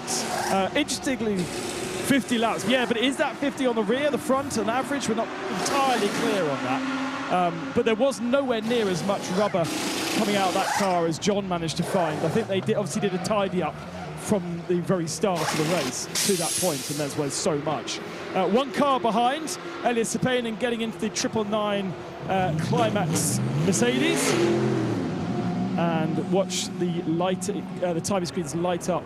Now he is aboard that car. He got given a brand new set of tyres to go and play with, so he is going to be very, very fast indeed. We also had Modena in, and Viper Nisa have made a pit stop as well, but we have yet to see our leaders, waiting on them to come in surely soon, because if we wait too much longer, they are going to be on the hour, and then all those calculations saying that Absolute we're in a good position will be thrown out the window. Well, Alfred Renauer at the moment, his stint length is 1 hour and 11 minutes. We're usually looking at 1 hour and 15-ish for a stint. Maybe even push it to 1 hour and 20 if you can do a bit of fuel saving, and that might be what he's doing at the moment. I mean, the lap time isn't showing that he's fuel saving, but he could well be. 4 hours and 18 minutes to go. So if he pits now, yeah, he can get at that and trying to divvy all that up. That's going to be tight in terms of how that calculates. And I'm sure actually we're trying to think of every stint. Maybe if you can put a lap onto every stint, that could probably help them. They might even be able to save a stop. Lots of if, buts and maybes. Yeah, but that's endurance racing, isn't it? How far can you stretch the envelope, the parameters that are defining you? If it's not defined by rule book, you can define it yourself, then there is something to be said for that. But I've already stood up in the commentary box as the Herbert Motorsport 91 Porsche goes past us. So another lap going on the board. Stint length goes out to, what's it now, an hour and 12 and a half minutes. But I'm wanting to see next time he comes in, whether it's the end of this lap or the end of the one after that, I want to see if he stops at the penalty box, because last time the penalty had been issued not too long before, but 10 seconds extra needs to be served in the penalty box. Hasn't been served. And perhaps next time around, or the next time when they're in the pits, they will get round to it. But I just want to make sure I see it, that's all. The car that Herbert will be watching closely is Luke Hartog in Absolute Racing Porsche at number 10. 2:06.7 last time by. It's right in the middle of his stint at the moment. He's 39 seconds behind the third-placed Audi, Continental Racing by Simpson Audi, which will be coming in within the next 15 minutes or so to the pit lane, which would then put the Absolute car back up onto the podium. Where Origin fit in the mix? Are they as our wonderful American colleague Ryan Marine says, the snake in the grass? That's very kind. Quite a lot of snakes in the grass in this part of the world. Yes, they are. Stay on the track. Stay on the track. Don't go off. That's certainly for sure. We haven't seen one yet, thankfully. I really hate snakes. No, they're not my favourite things. And I must say, I was very glad when I completed a track walk, the Irangatu Katai circuit in India once. Someone said, "You are aware there are lots of snakes out the back." Rather. And I did the same in Indonesia as well. I've done a track walk here without seeing one, but I'm quite happy not to see any. It's something we've had a wonderfully full and fulfilling trip, but I can do without the snakes, definitely. You like your snake bite in a glass? Yeah, exactly. Yeah, even that.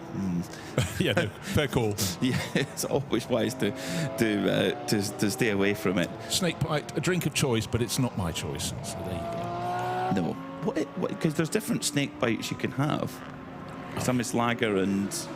I thought it was cider and... Is it cider? Never mind. Never mind. Never tried. Don't touch it, kids. Through goes Alfred Renauer again. An hour and 14 minutes into his stint. So has he started to build a little bit of extra margin with some fuel saving? I mean, I think over a whole stint you could, with a concerted effort, you could save a lap. I think just a lap. I think to go beyond that. But he's lapping 2-minute 8-second laps now, high 2-minute 8s, but that's just the fall off of the tyres. And as we've seen, the 2:08.7 on the very end of the stint is actually a good time. And yeah, it's all in context. If you took an initial glance at the screen, you go, "Oh no, he's 2 seconds lap slower than Hartog. Oh, it's a disaster." But Hartog, of course, his tyres are only 16 laps old. I can't remember a race, even in the heat of the summer.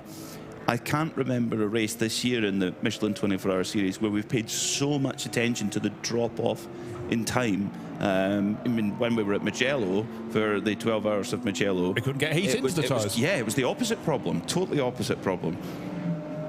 But then again, I'm actually quite a fan of, if you have a championship, if you can have diversity across the various races, not just in the type of circuit, but the weather too. And so if you're a champion across that extra array of temperature, how to manage your tyres, it's another feather in your hat, another accolade. No compromise. Unga side liyo, enga side liyo. GT Holidays, South India's #1 travel brand. Iron சத்து தலைமுடி உதிர்தலை தடுக்கும் மிதமான சூடு பாலில் கலந்து பருகலாம். Lion Date Syrup தினமும் 2 spoon. உங்க toilet cleaner Bryson toilet cleaner குவாலிட்டியை விட பெட்டர்னு நிரூபிச்சா உங்க மொத்த பணமோ ரீஃபண்ட். இப்போது 79 ரூபாயில்